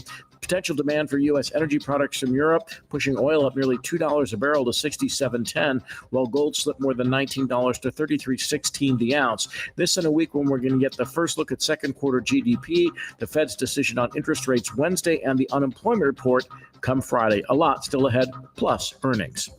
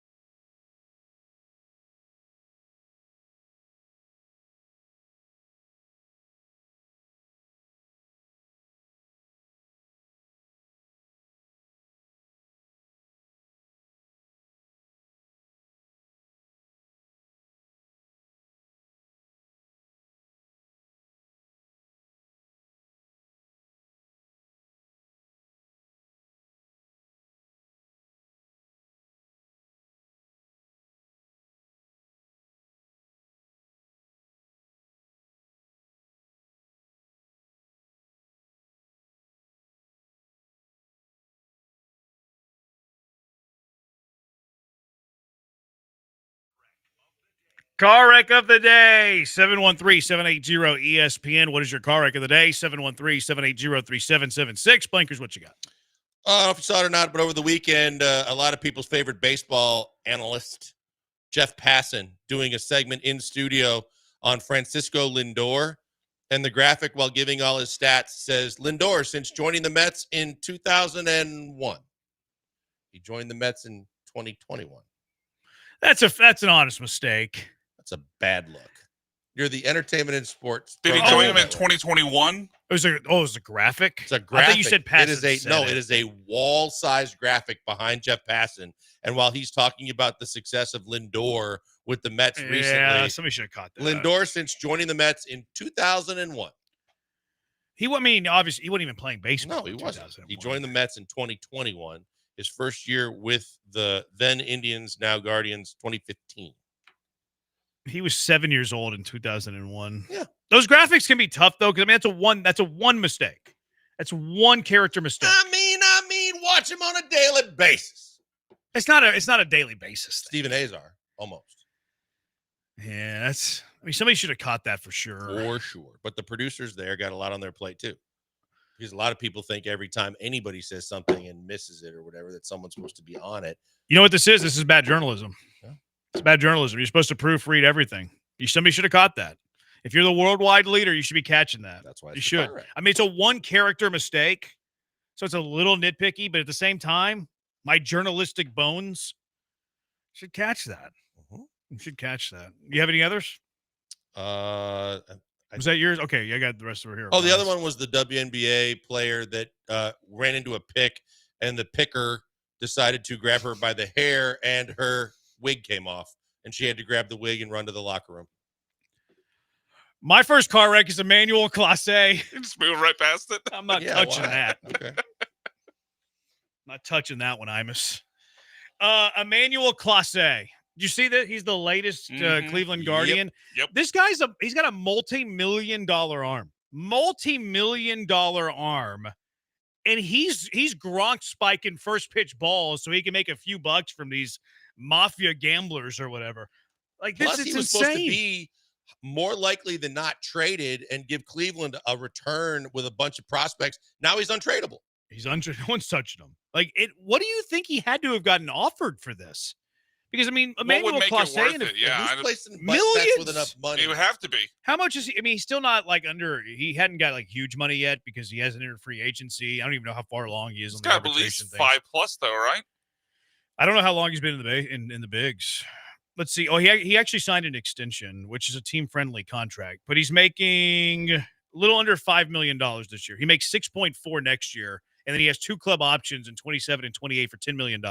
So he's owed $31.5 million over the next, including this year, 4 years. What are you doing? You have $31.5 million coming to you, and you're taking a bribe? Like, the bribe would have to be $10 million minimum for me to even think about this. Yeah, is he taking the bribe or is he having someone place money down? I would think he's taking the bribe. Yeah, because it would be pretty traceable, right? And it's 2 guards that are doing it. And it's very obvious that it's first pitch strike ball. So they probably have that cap too. Like, I don't know which books offer first pitch of the inning strike ball, but I imagine that's not a very big wager you can make. It's probably capped at $5,000 maybe. Yeah, there's no way they're putting $1 million bets down. Something How like that. stupid can you be? It's asinine. You have $40 million coming your way, and you're going to first pitch strike ball yourself out of the league? That is dumb. Yeah. With a capital B. I did B because not D because it's dumb. Dumb. Got it. Ridiculous. Also, these people that broke into Andre Johnson's house and stole his Hall of Fame ring ruthless. and had their memorabilia. How did Aaron Give Wilson, it back? How did Aaron Wilson get scooped, by the way? They got rappers breaking the news instead Lil of Kiki? Yeah, Little Kiki's breaking the news instead of Aaron Wilson. I think this is the company that Andre keeps. I think that Andre's probably more likely to hang out with Little Kiki versus Aaron Wilson. Okay, why is he not giving the scoop to Jonathan Alexander or DJ Bieniemy? Well, I wasn't going that way, Brian. I was going more. These are the circles that he hangs out with. Okay, all right. That's not what I meant. What's with the city too? They stole Vrabel's Super Bowl rings when he was here. They broke into his house. It's the only way to get titles in football. I don't know.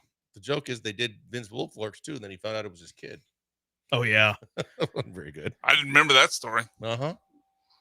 Did he pass in a Vince Wilfork? tragic? No, his son in a tragic car accident. I don't know about that. Brian, what's your car wreck of the day? I don't think we have time to play Quickly. Should I keep going? I think I should really drag it out at this point. We don't have time to play the audio, but go out and find Dave Aranda's.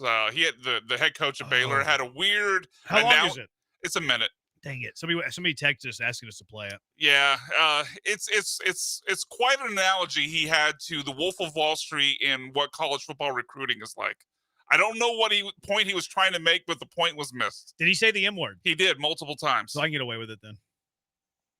If he can say it, I can say it. Think so? Glenn Davis? You think you got if you that had swag? played it, I did it the other day. That's true. You did. you did. Yes, you did. I haven't been reprimanded. Do you think that if you played it, Brian, that Glenn Davis would start a show going, "What time is it, Brian?" No chance. Okay, just check. Josh No from chance. Seabrook. Emmanuel has no class A. Car wreck of the day, the Astros. well Josh from played. Seabrook. All right, what's winning? Oh, it should be the Astros. It should be class Yeah, A. it's the Astros. Fine, Astros Swept by win. the A's. Does it for us. He's No, they Brian. didn't win. That's why He's they were in the car blank. wreck. I'm Brian. I'm talking to you tomorrow. Soccer Matters. Glenn Davis right now on ESPN 97.5. Great question. Great question. So what have we done this offseason, Cal? What have we done this offseason?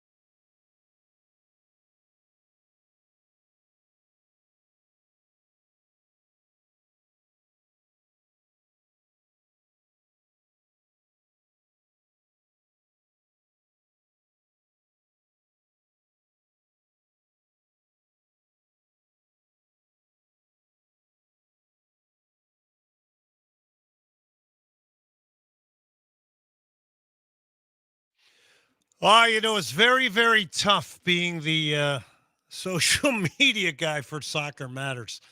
As many people know, I'm pretty challenged in that category.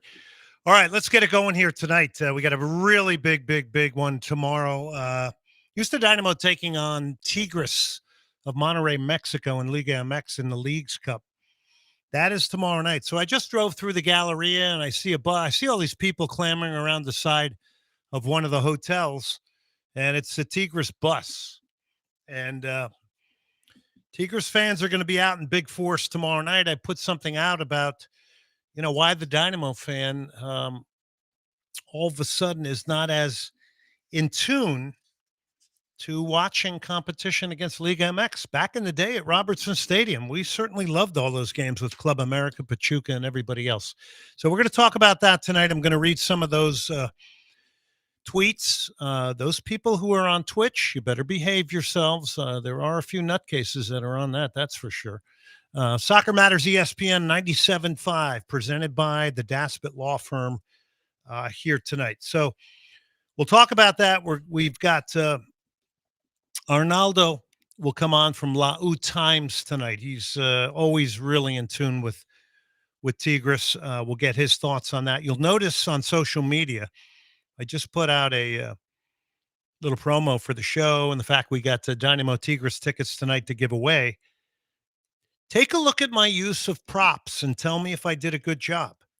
Because I got a really cool prop in the background. It was a little bit dangerous, but I got it done. So it's Twitter at Glenn Davis Sock, at Soccer Matters GD. Instagram, same thing at Glenn Davis Sock.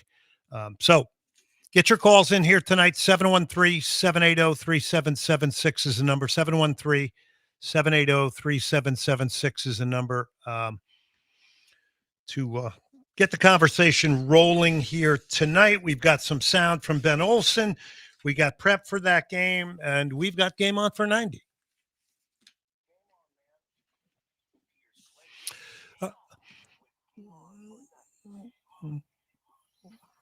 All right, we're going to call it the Messi conundrum, the necessary double standard. So Messi skips the All-Star game in Austin. Everybody knows that. People were upset. The blowback was immediate. Reaction, hot takes, fan frustration.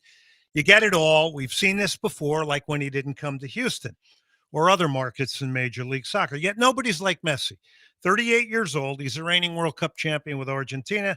Yes, he is the face of MLS. And yes, maybe he knew he was supposed to play in the All-Star game. But come on, the league is marketed around him. Ticket sales hinge on his appearance, and merchandise is flying off the shelves. I mean, you don't watch a game these days without seeing a Lionel Messi jersey at it. He's the engine that's driving Major League Soccer. He's the Pelé from the NASL years. He's the Beckham from the earlier Major League Soccer years as well. He's the GOAT, and he deserves, I think, a little bit more leeway. So in an era where all-star events have really morphed into, they're fan engagement events, they're paying off sponsors. How do you protect your biggest asset while trying to satisfy broadcast partners, commercial, all the partners and supporters that Messi brings? It's not about favoritism. It's not about him following the rules. To me, it's more about preservation of your biggest piece in this league. And believe me, he's brought unique viewers to this league. He's played 33 matches. Inter Miami had just gone 9 games in 35 days. If Messi had gotten an injury in this glorified All-Star game, you would have been outraged, and it would have dwarfed the current discourse, I believe. And yes, rules are rules. I get that too. I like rules. He sat out the weekend. He served the suspension along with Jordi Alba. Let's not kid ourselves, though. It was a calculated decision, and it was a home game that Messi missed. Now, if Inter Miami had been on the road, believe me, the suspension would have at least been waived or weighted. You don't bench an $83 million traveling show unless you absolutely have to. And that's the revenue that has been generated by Inter Miami away games. He's not a player only. He's an economic force, He's brought credibility, global reach, a fan base that Major League Soccer could not have even dreamed of in recent times. So before you criticize Messi for missing one All-Star game in Austin, I would just ask yourself this question: where would this league be without him? Just imagine that. And that is Game On for 90. All right. So we're off and running. Yeah, I'll take your take on that. 713-780-3776. By the way, James Rodriguez didn't play for the Liga MX All-Stars. That's not a Major League Soccer thing. But, he didn't think it was worth his time. So we have all-star games in all these sports. I think the WNBA just had one. We have one in baseball. And I would ask my good friend Brian McDonald, producer extraordinaire, what do you think of all-star games? I don't really care about them at this point. Yeah, I think a lot of people don't. There was a time. I think they're more for, kids and casual fans. Which is okay. Which is fine. They have their place in the sports landscape. But, I cared about them when I was a kid. But at a certain point, it's the NFL's not hitting. The basketball players aren't playing defense. The only one that was kind of played like a real game amongst, football, baseball, and basketball was baseball. But even then, any player with even the slightest toe ache is opting out. So you're not seeing the best of the best against the other best. So, yeah, it's lost its luster over the years. Commercial risk has become just so great based on way, way back. So, when I was a kid, when the American League played the National League, number one, you wanted your players in it badly as a fan and as a kid. And number two, they played to win the American League. Absolutely. And National League back Pete then. Rose nearly killed a dude. Well, he ruined Ray Fosse's career of the Cleveland Indians. It just doesn't mean as much as then, though. Yeah. So it's a completely different thing. It's, as I said in the Game On for 90 take, it's about paying off sponsors. So there you have that. All right. Jordi Sunier, TV3 tonight here from Barcelona. Arnaldo Lozano of La U Times will come on. Becky Sauerbrunn. I'm going to re-air this interview, and I know I had it last week.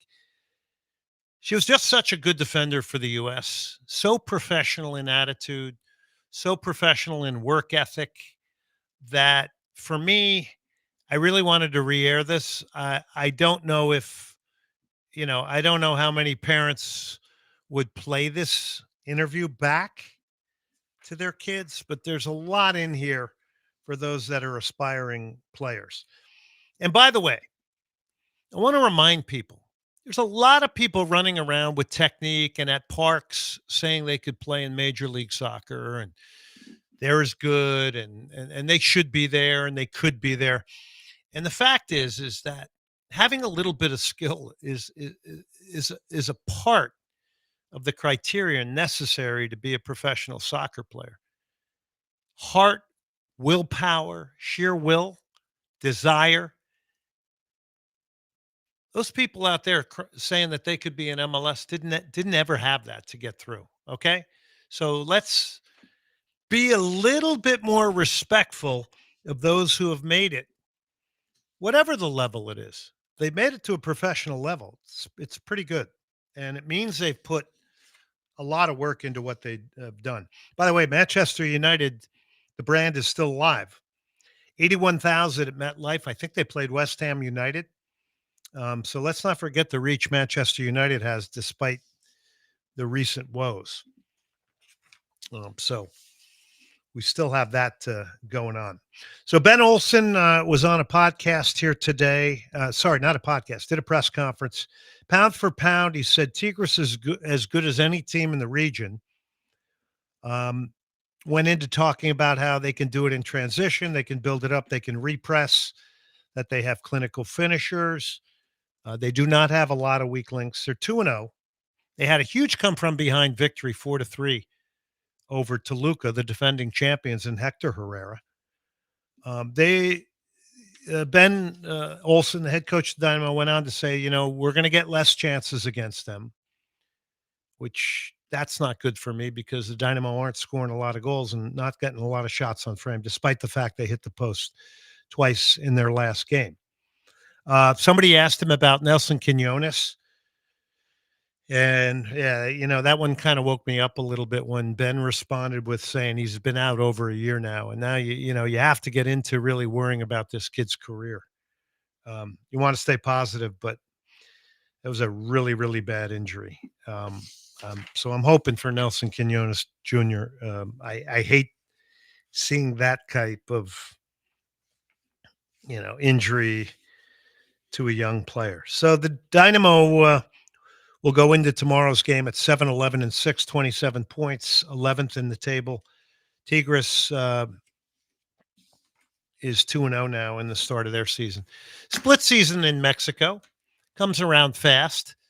I think the negative is you don't know who the champion is because they're handing the championship award out twice a year. On the other hand, with less games, I do think there's more consequence in every game that is played. 713-780-3776 is the number to call in here tonight. 713-780-3776 is the number. What about my take on Leo Messi? Should he have been at the All-Star game? 713-780-3776. 713-780-3776 is the number. By the way, winning the Euros was England. Again, a big come from behind. Spain had a large amount of the possession, and England will win it on penalty kicks. They did it in really pretty crazy comebacks throughout this tournament. So here is the game-winning penalty.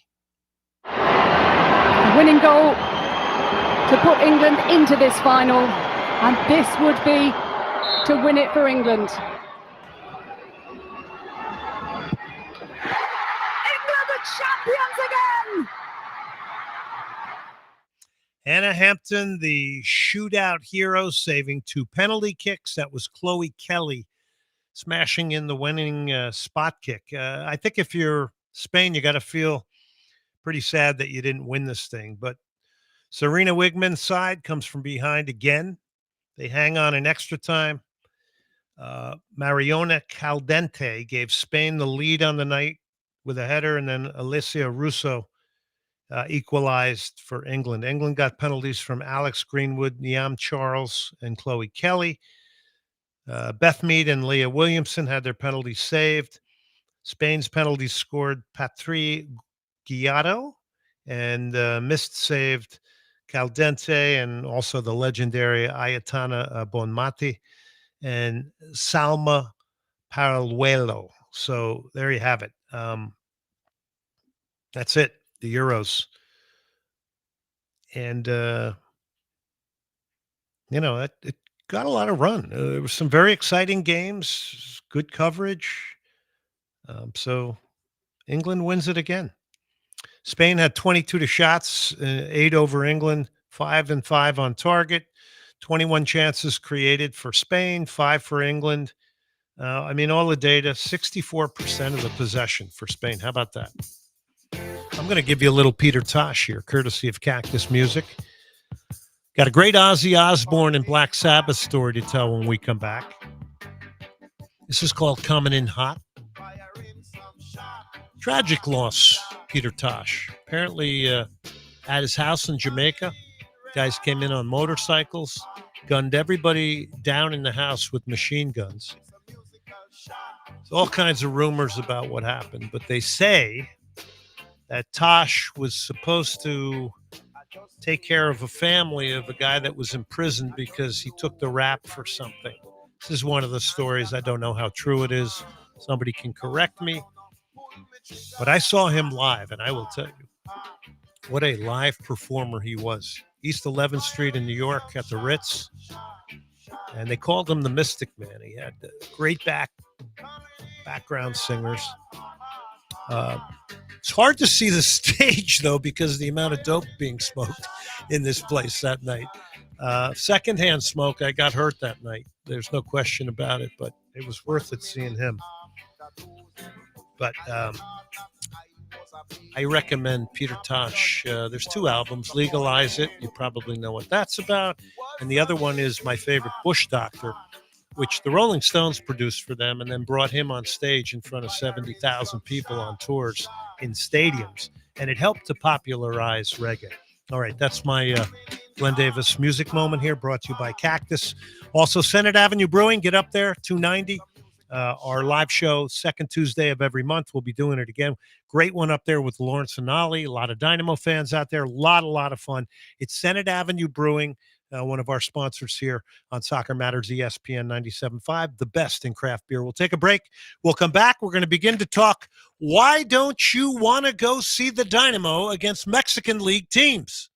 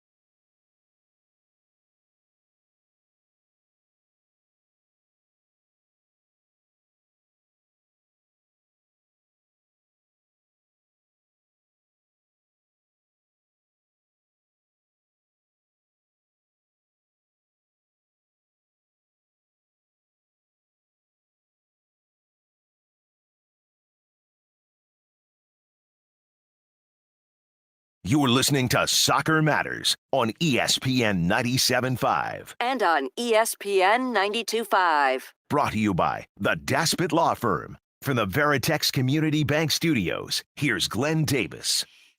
All right, welcome back to Soccer Matters on ESPN 97.5, presented by John Daspit and the Daspit Law Firm. It's daspitlaw.com, 713. Call now. You want to win your case? You hire the Daspit Law Firm. Car, boat, motorcycle, maritime. Maybe you're a construction worker. Getting in an accident, you need the Daspit Law Firm. And you need the best. It's John Daspit and the Daspit Law Firm. Daspitlaw.com, as I mentioned. And they will fight for your right for compensation. They're going to work 24/7 nights and weekends for you. And they've helped get soccer on the airwaves here in Houston over all these years. This is called Tomorrow's Dream by Black Sabbath. So big Birmingham event there were maps around the city for all the iconic places where things happened with Black Sabbath, bars and pubs they played, walls that had their murals. My buddy and his girlfriend, Chris and Jim, brought me back incredible T-shirts. I posted them up. I'm going to have to wear that T-shirt, but it was Back to the Beginning. Sounded really cool. I actually had it on my calendar. I was thinking about going and didn't make it. But nobody did that cover of Tomorrow's Dream, which surprised me when I looked at the set list. So anyway, Black Sabbath defining in heavy metal music, no question, the Tony Iommi sound. And of course, everybody loved Ozzy Osbourne, who passes really quickly. It was like a big goodbye from him. All right, 713-780-3776. I want to, here's Jorge Mas, the owner of Inter Miami. I want you to listen to this on Leo Messi and Jordi Alba. As I said on multiple occasions, Lionel Messi is a competitive beast who only wants to win and play games and represent his club and this league with honor and dignity, as he has, throughout his career. During the course of this year, we have to date played already 33 games. I consider each and every game that Inter Miami plays an all-star game for obvious reasons. And I wanted today express, our full support both to Lionel and to Jordi. As a decision for them to sit this week was a decision made by the club, and I think that's an important point. Well, that was Jorge Mas. So a little note on Jorge Mas, and I don't normally talk about this, but my niece was in the modeling industry and is married to Derek Jeter, the former Yankee, and Jorge Mas was trying to become a owner of, didn't work out. But what was it, Miami Marlins, Brian? Yeah, Miami Marlins. Miami Marlins. Nobody was going to the games. He wanted into. They still don't. Yeah, he wanted into Major League Baseball, and then ended up with Lionel Messi, the two Mas brothers in the Miami area, and they're building a stadium. It's right by the airport. You can see it. And people are like, oh, once Messi leaves, they're not going to be that interested. Yeah, I don't know. I don't know about that. I think you're always going to have a big name in Miami, much like LA and New York. Not that New York Red Bulls or New York City FC really do at this moment in time. But once you set the bar with him, I think you're going to have to do that in the future. And that leads us to the whole star. Do you need a star to sell your team? There was more buzz around the Dynamo when Hector Herrera was there for sure. I don't think he was out in the community enough. And I don't think people really knew who he was. I think if you thought just because he was going to play, the stadium would fill, you're crazy. But I will also say in 2023, to watch Hector Herrera was the best sporting value in Houston. To watch a guy run a team like that, orchestrate a team, define a team, be the face of a team on the playing field from the competitive side, is pretty special. So Tigres comes in, and I pose the question, why don't Dynamo fans like going to see international matches against Liga MX teams? They certainly did back in the day at Robertson. We had great crowds for Club America and many, many others. So 713-780-3776. Let me know. Hashtag Tigres Jersey says, so basically both sides are not that into the Leagues Cup. Maybe not, but there's $40 million in prize money. I guarantee you whoever's playing tomorrow night is going to want to play well. There'll be a lot of Tigres fans there. You're playing in front of the eyeballs of differing leagues and differing coaches. $40 million?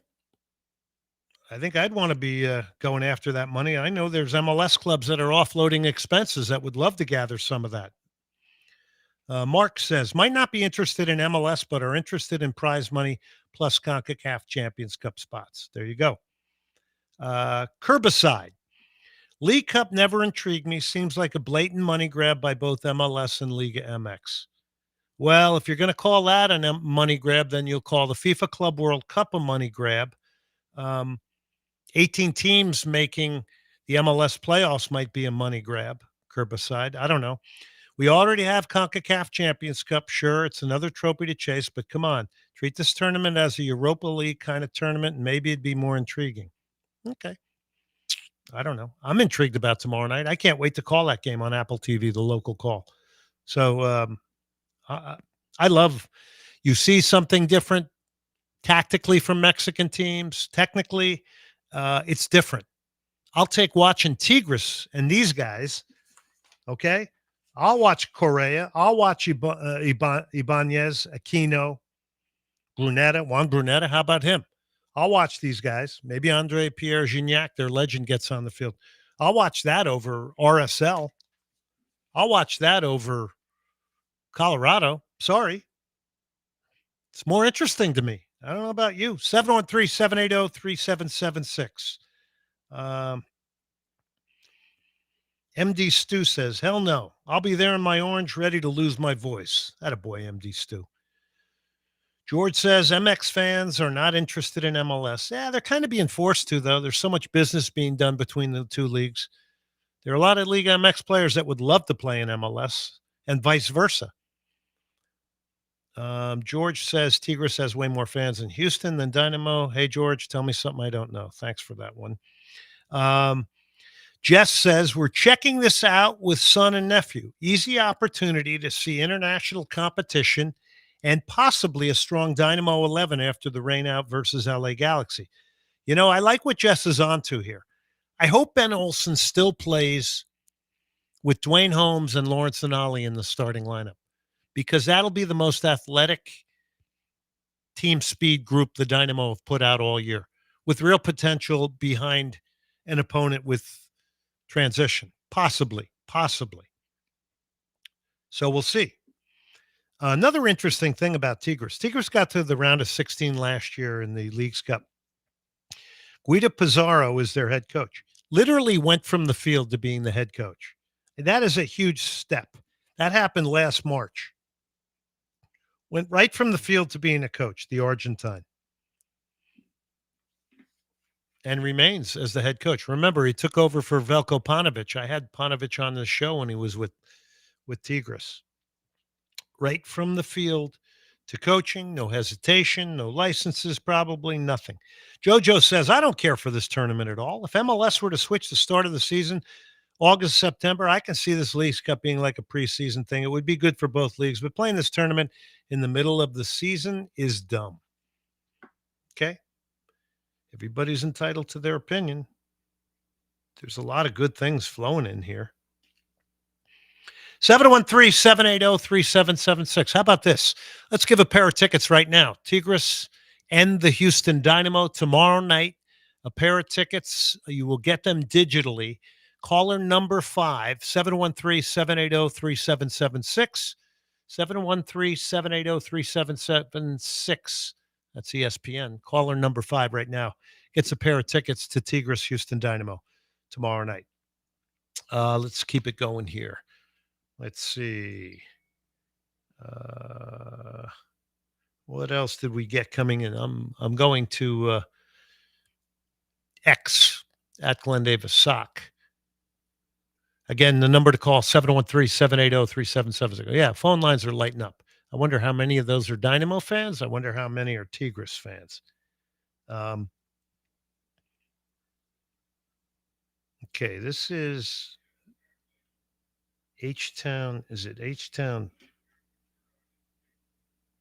H-Town Wiggy. I was at the stadium too, but for the Dynamo, it was a lose-lose situation. It's damned if they do, damned if they don't. If they didn't play, people were going to complain either way. Oh, that was because of the rain situation, which occurred. Remember, the Dynamo did not play this past week because of the field took on a ton of water, ton of water. So that was a big problem. And ultimately, the game was canceled, and people had to stay at the stadium. All right, so 4-3, Tigres knocked off Toluca at Toluca. That was a very dramatic victory, very dramatic. You got Juan Brunetta. He's their playmaker. If you remember, I think it was a Leagues Cup match that was scheduled over at Lone Star Sports and Entertainment between Inter Miami and Tigres. Now, the tickets were sold under the guise that Messi was going to be available for that game at Energy Stadium. He wasn't available.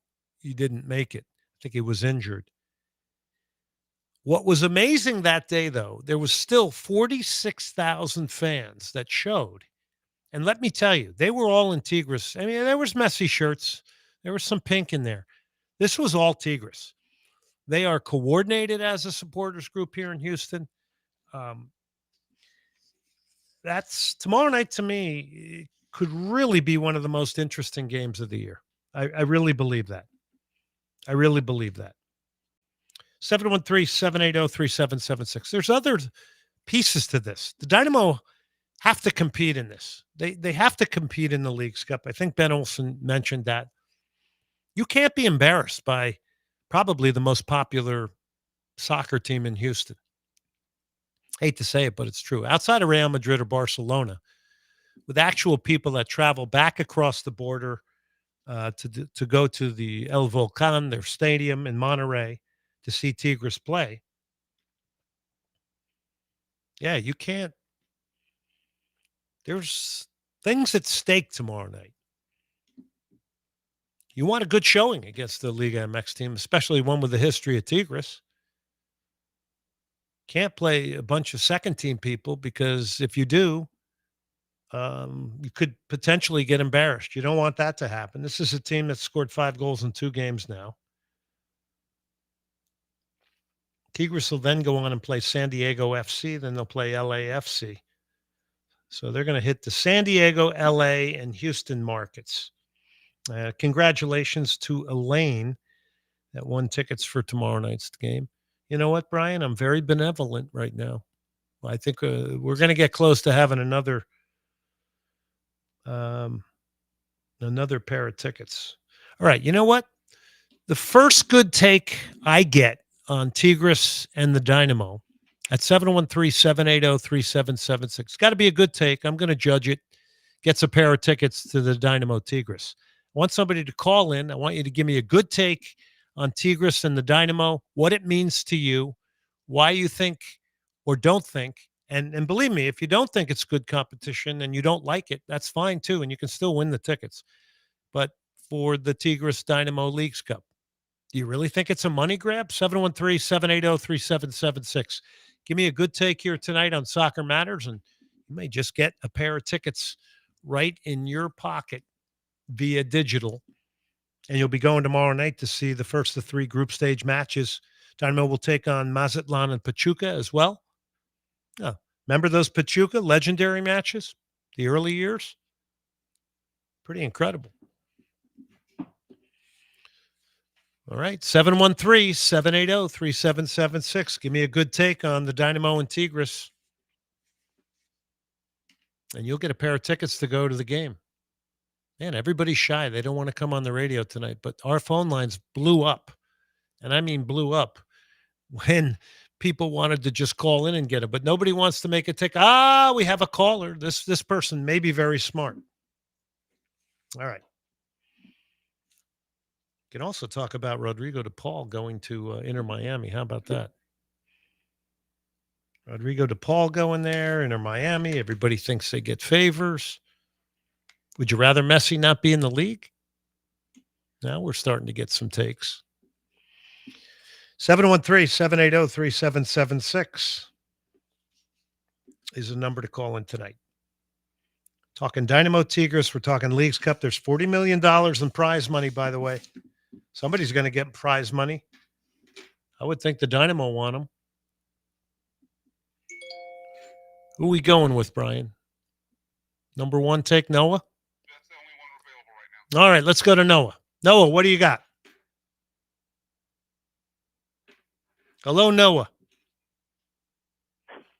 If this were really about the tournament and the quality, you'd have some games in Mexico too and have U.S. fans experience the passion in Mexico. Hey, big fan of the show. This is a very good take, and I'll tell you why it's a good take. Because, yes, The games are based in the U.S. But Noah, you know why they're based in the U.S., right? You can tell my audience why the games are in the U.S. Go. Yes. Tell me why. Money's here. Absolutely. You can't monetize it the same way. So it's all about commercial. It's all about the money. I would love it like you that the MLS teams would have to go play in the environments in Mexico. I think that would be incredible. I don't think you would get the fans the same way. I don't know. Do you think the Liga MX fan would take it serious with the MLS competition coming down there in a tournament like Leagues Cup?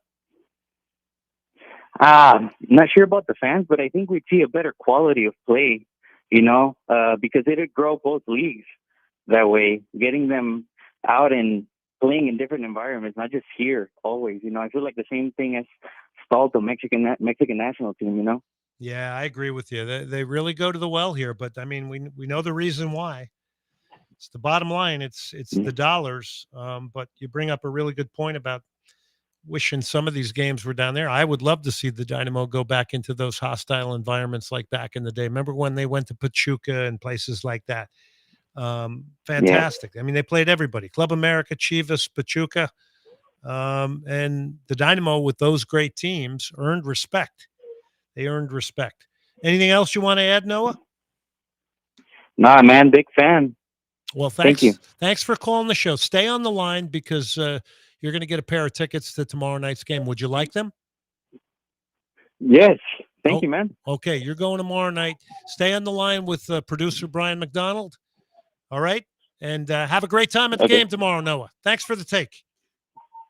All right, so that was Noah. Good take from him. And we had a bunch of other people waiting in line, but Noah got there. There is prize money.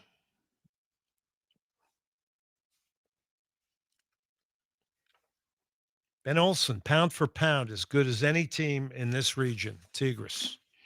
Well, we got one of the Tigres experts on next. Arnaldo Lozano will join me, La U Times. Arnaldo is up next. Looking forward to talking to him. Very, very knowledgeable about Tigres and Liga MX. So good stuff there. All right, Hugh O'Connor's Pub, I-10 Marquee Entertainment Center. Great spot there. We had one of our Monday Night Football World Cup showings. Get ready. We got another one of those coming. I'll break that news to you soon.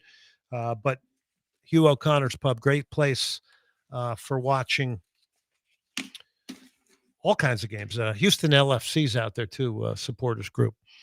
Also, got to give a good shout out to our good friends at Lamont Brands. LamontBrands.com. Get down there. Printing needs, contact them. Whatever your printing needs are, tell them Soccer Matters sent you. It's LamontBrands.com. T-shirts, you name it. Any printing needs, get there. Take a break. We will come back. Arnaldo, La U Times. All Tigres and Dynamo talk next.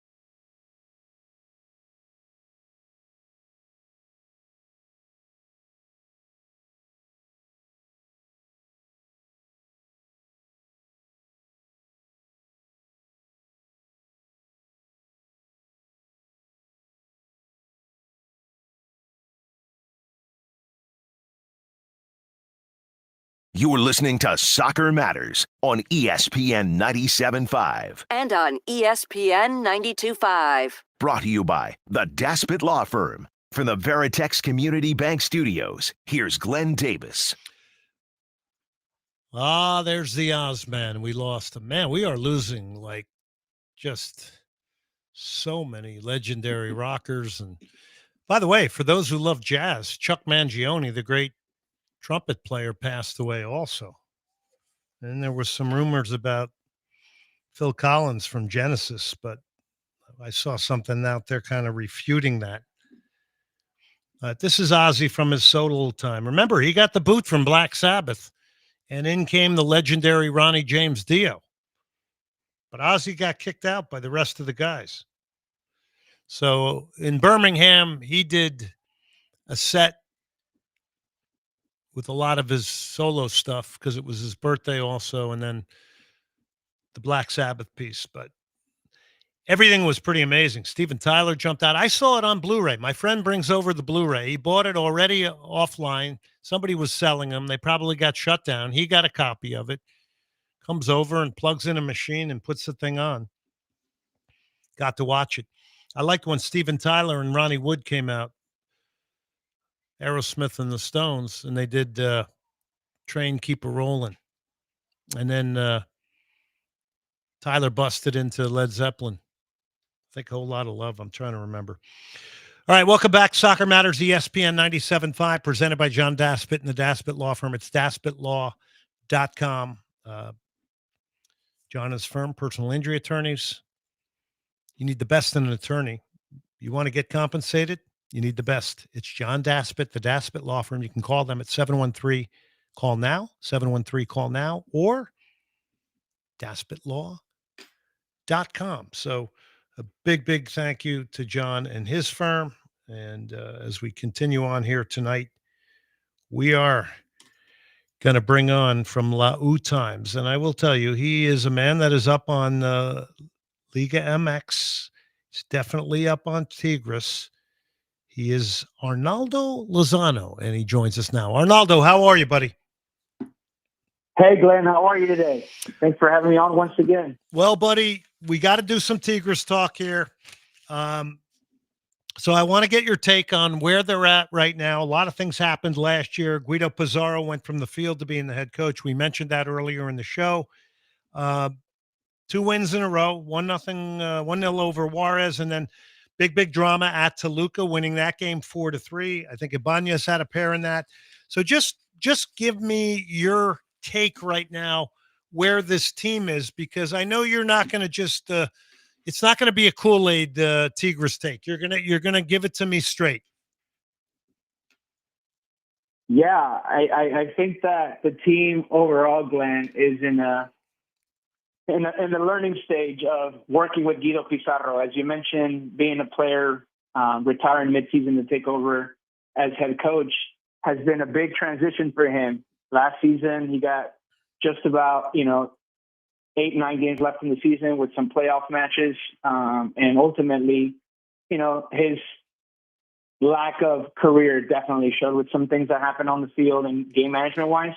But I think in this new season, as he's had a preseason, he had Angel Correa come on, and he's working the system that he's looking to implement. I think that the positive results comes with that from the work that he has been putting in. And I think that, there's still ways to go. I think the team still lacks talent and depth overall, but he's doing what is in front of him. He had a big match against Toluca, where the defending champs on the road. His first victory on the road as the coach, as well as first away goal scored. So a lot of things happened. Nico Ibanez had one of the best performances that he has had since he arrived at the club. So ultimately, for me, it's a learning stage, and this Leagues Cup is going to be very, very important, starting with tomorrow's match against the Houston Dynamo. I think it's time to show that this team can be contending in whatever's in front of them. He's Arnaldo Lozano at @U_times. I suggest you follow him. We got so many Tigres fans here in Houston, Texas. All right, look, that dramatic victory, and I do want to get to their front four or front five in a minute, but dramatic victory at Toluca. Look, they were the defending Liga MX champions. Hector Herrera's on that team. That's a huge win to come back 4-3. That's a platforming type of win early in a season. It's a full 6 points out of 2 matches. You're only 2 matches in. And now all of a sudden you got to slam on the brakes and you got to go into the Leagues Cup here. How serious will they take this tournament? How serious will they take this game tomorrow with the knowledge that a lot of Tigres fans are coming out? Yes, I think it's a perfect opportunity to continue, like I mentioned, the learning transition of implement and play, and coming off 2 victories against a team that you have a good fan base, if not the best fan base outside of the U.S. in Mexico, from Monterrey. And so ultimately, I think the team is very excited to use it as an opportunity to continue to catch good rhythm and go back into regular season Liga MX play and ride that trend upwards and possibly even, look at to see if we can get this hardware in this 3rd edition of the Leagues Cup. Now, you were on the show with me when, the Leagues Cup the last time, Inter Miami game was moved here against Tigres because of the incredible fandom and passion that Tigres fans in Houston have. And there were still 46,000 fans. And I was telling everybody on the show a little bit earlier, if they had not gone to that game, 46,000 people. And I'm telling you, it was all Tigres jerseys. I mean, it was a massive crowd. Yes, some of them might have been pushed to buy tickets for Messi, but this fan base, the passion they have, the connection they have. Tell us a little bit more about it, because you're really in the culture, and tell us if it's a fan base that are followers or if it's a fan base that brings the pressure to a team that draws regularly 40 to 50,000 people at their home games. Yeah, you definitely have a mix of both. And thank you for acknowledging that. We are a very passionate fan base. And ultimately, we want hardware and championship season after season. But we know there's a learning curve. And with this new team and the players that had brought on as a bet towards the future after the generational change and the success we had last decade.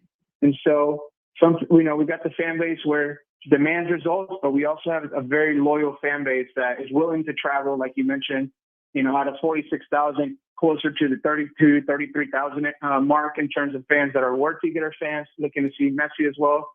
And so I think that tomorrow the expectation is to show out, possibly draw a crowd of 10,000 people at Dynamo Stadium and see if we can obtain this victory and work for the rest of the Leagues Cup. But ultimately, this fan base doesn't play around when it comes to, going on the road and traveling, whether it's in Mexico and the U.S. or any other countries that they've gone to, South America and the Copa Libertadores.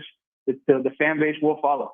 Arnaldo, do you really think it's only 10,000? Because I'm hearing from other sources that it's going to be more than that from the Tigres fan base. Well, I would sure hope so.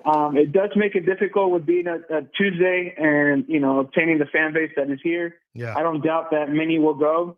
But as far as the traveling, it does, create complications being the middle of the week. So I hope you're right. And I know, and I hope that the sources that you're getting this information from is fantastic. And we get this result of, maybe even feeling closer to that 15, 16,000 mark. All right. So I want you to look at this. I want you to look at this from a different perspective, because I put out the question tonight because back in the day when the Dynamo played in the Superliga and the Interliga, Arnaldo, as you know, Dynamo fans turned out for these games. These were tremendous games for growing the brand, gaining respect. There's all these other things that come with playing a Liga MX team. So from the perspective of the Houston Dynamo fan, why are they not coming to these games? I think it has to do with the connection to the team and the fan base.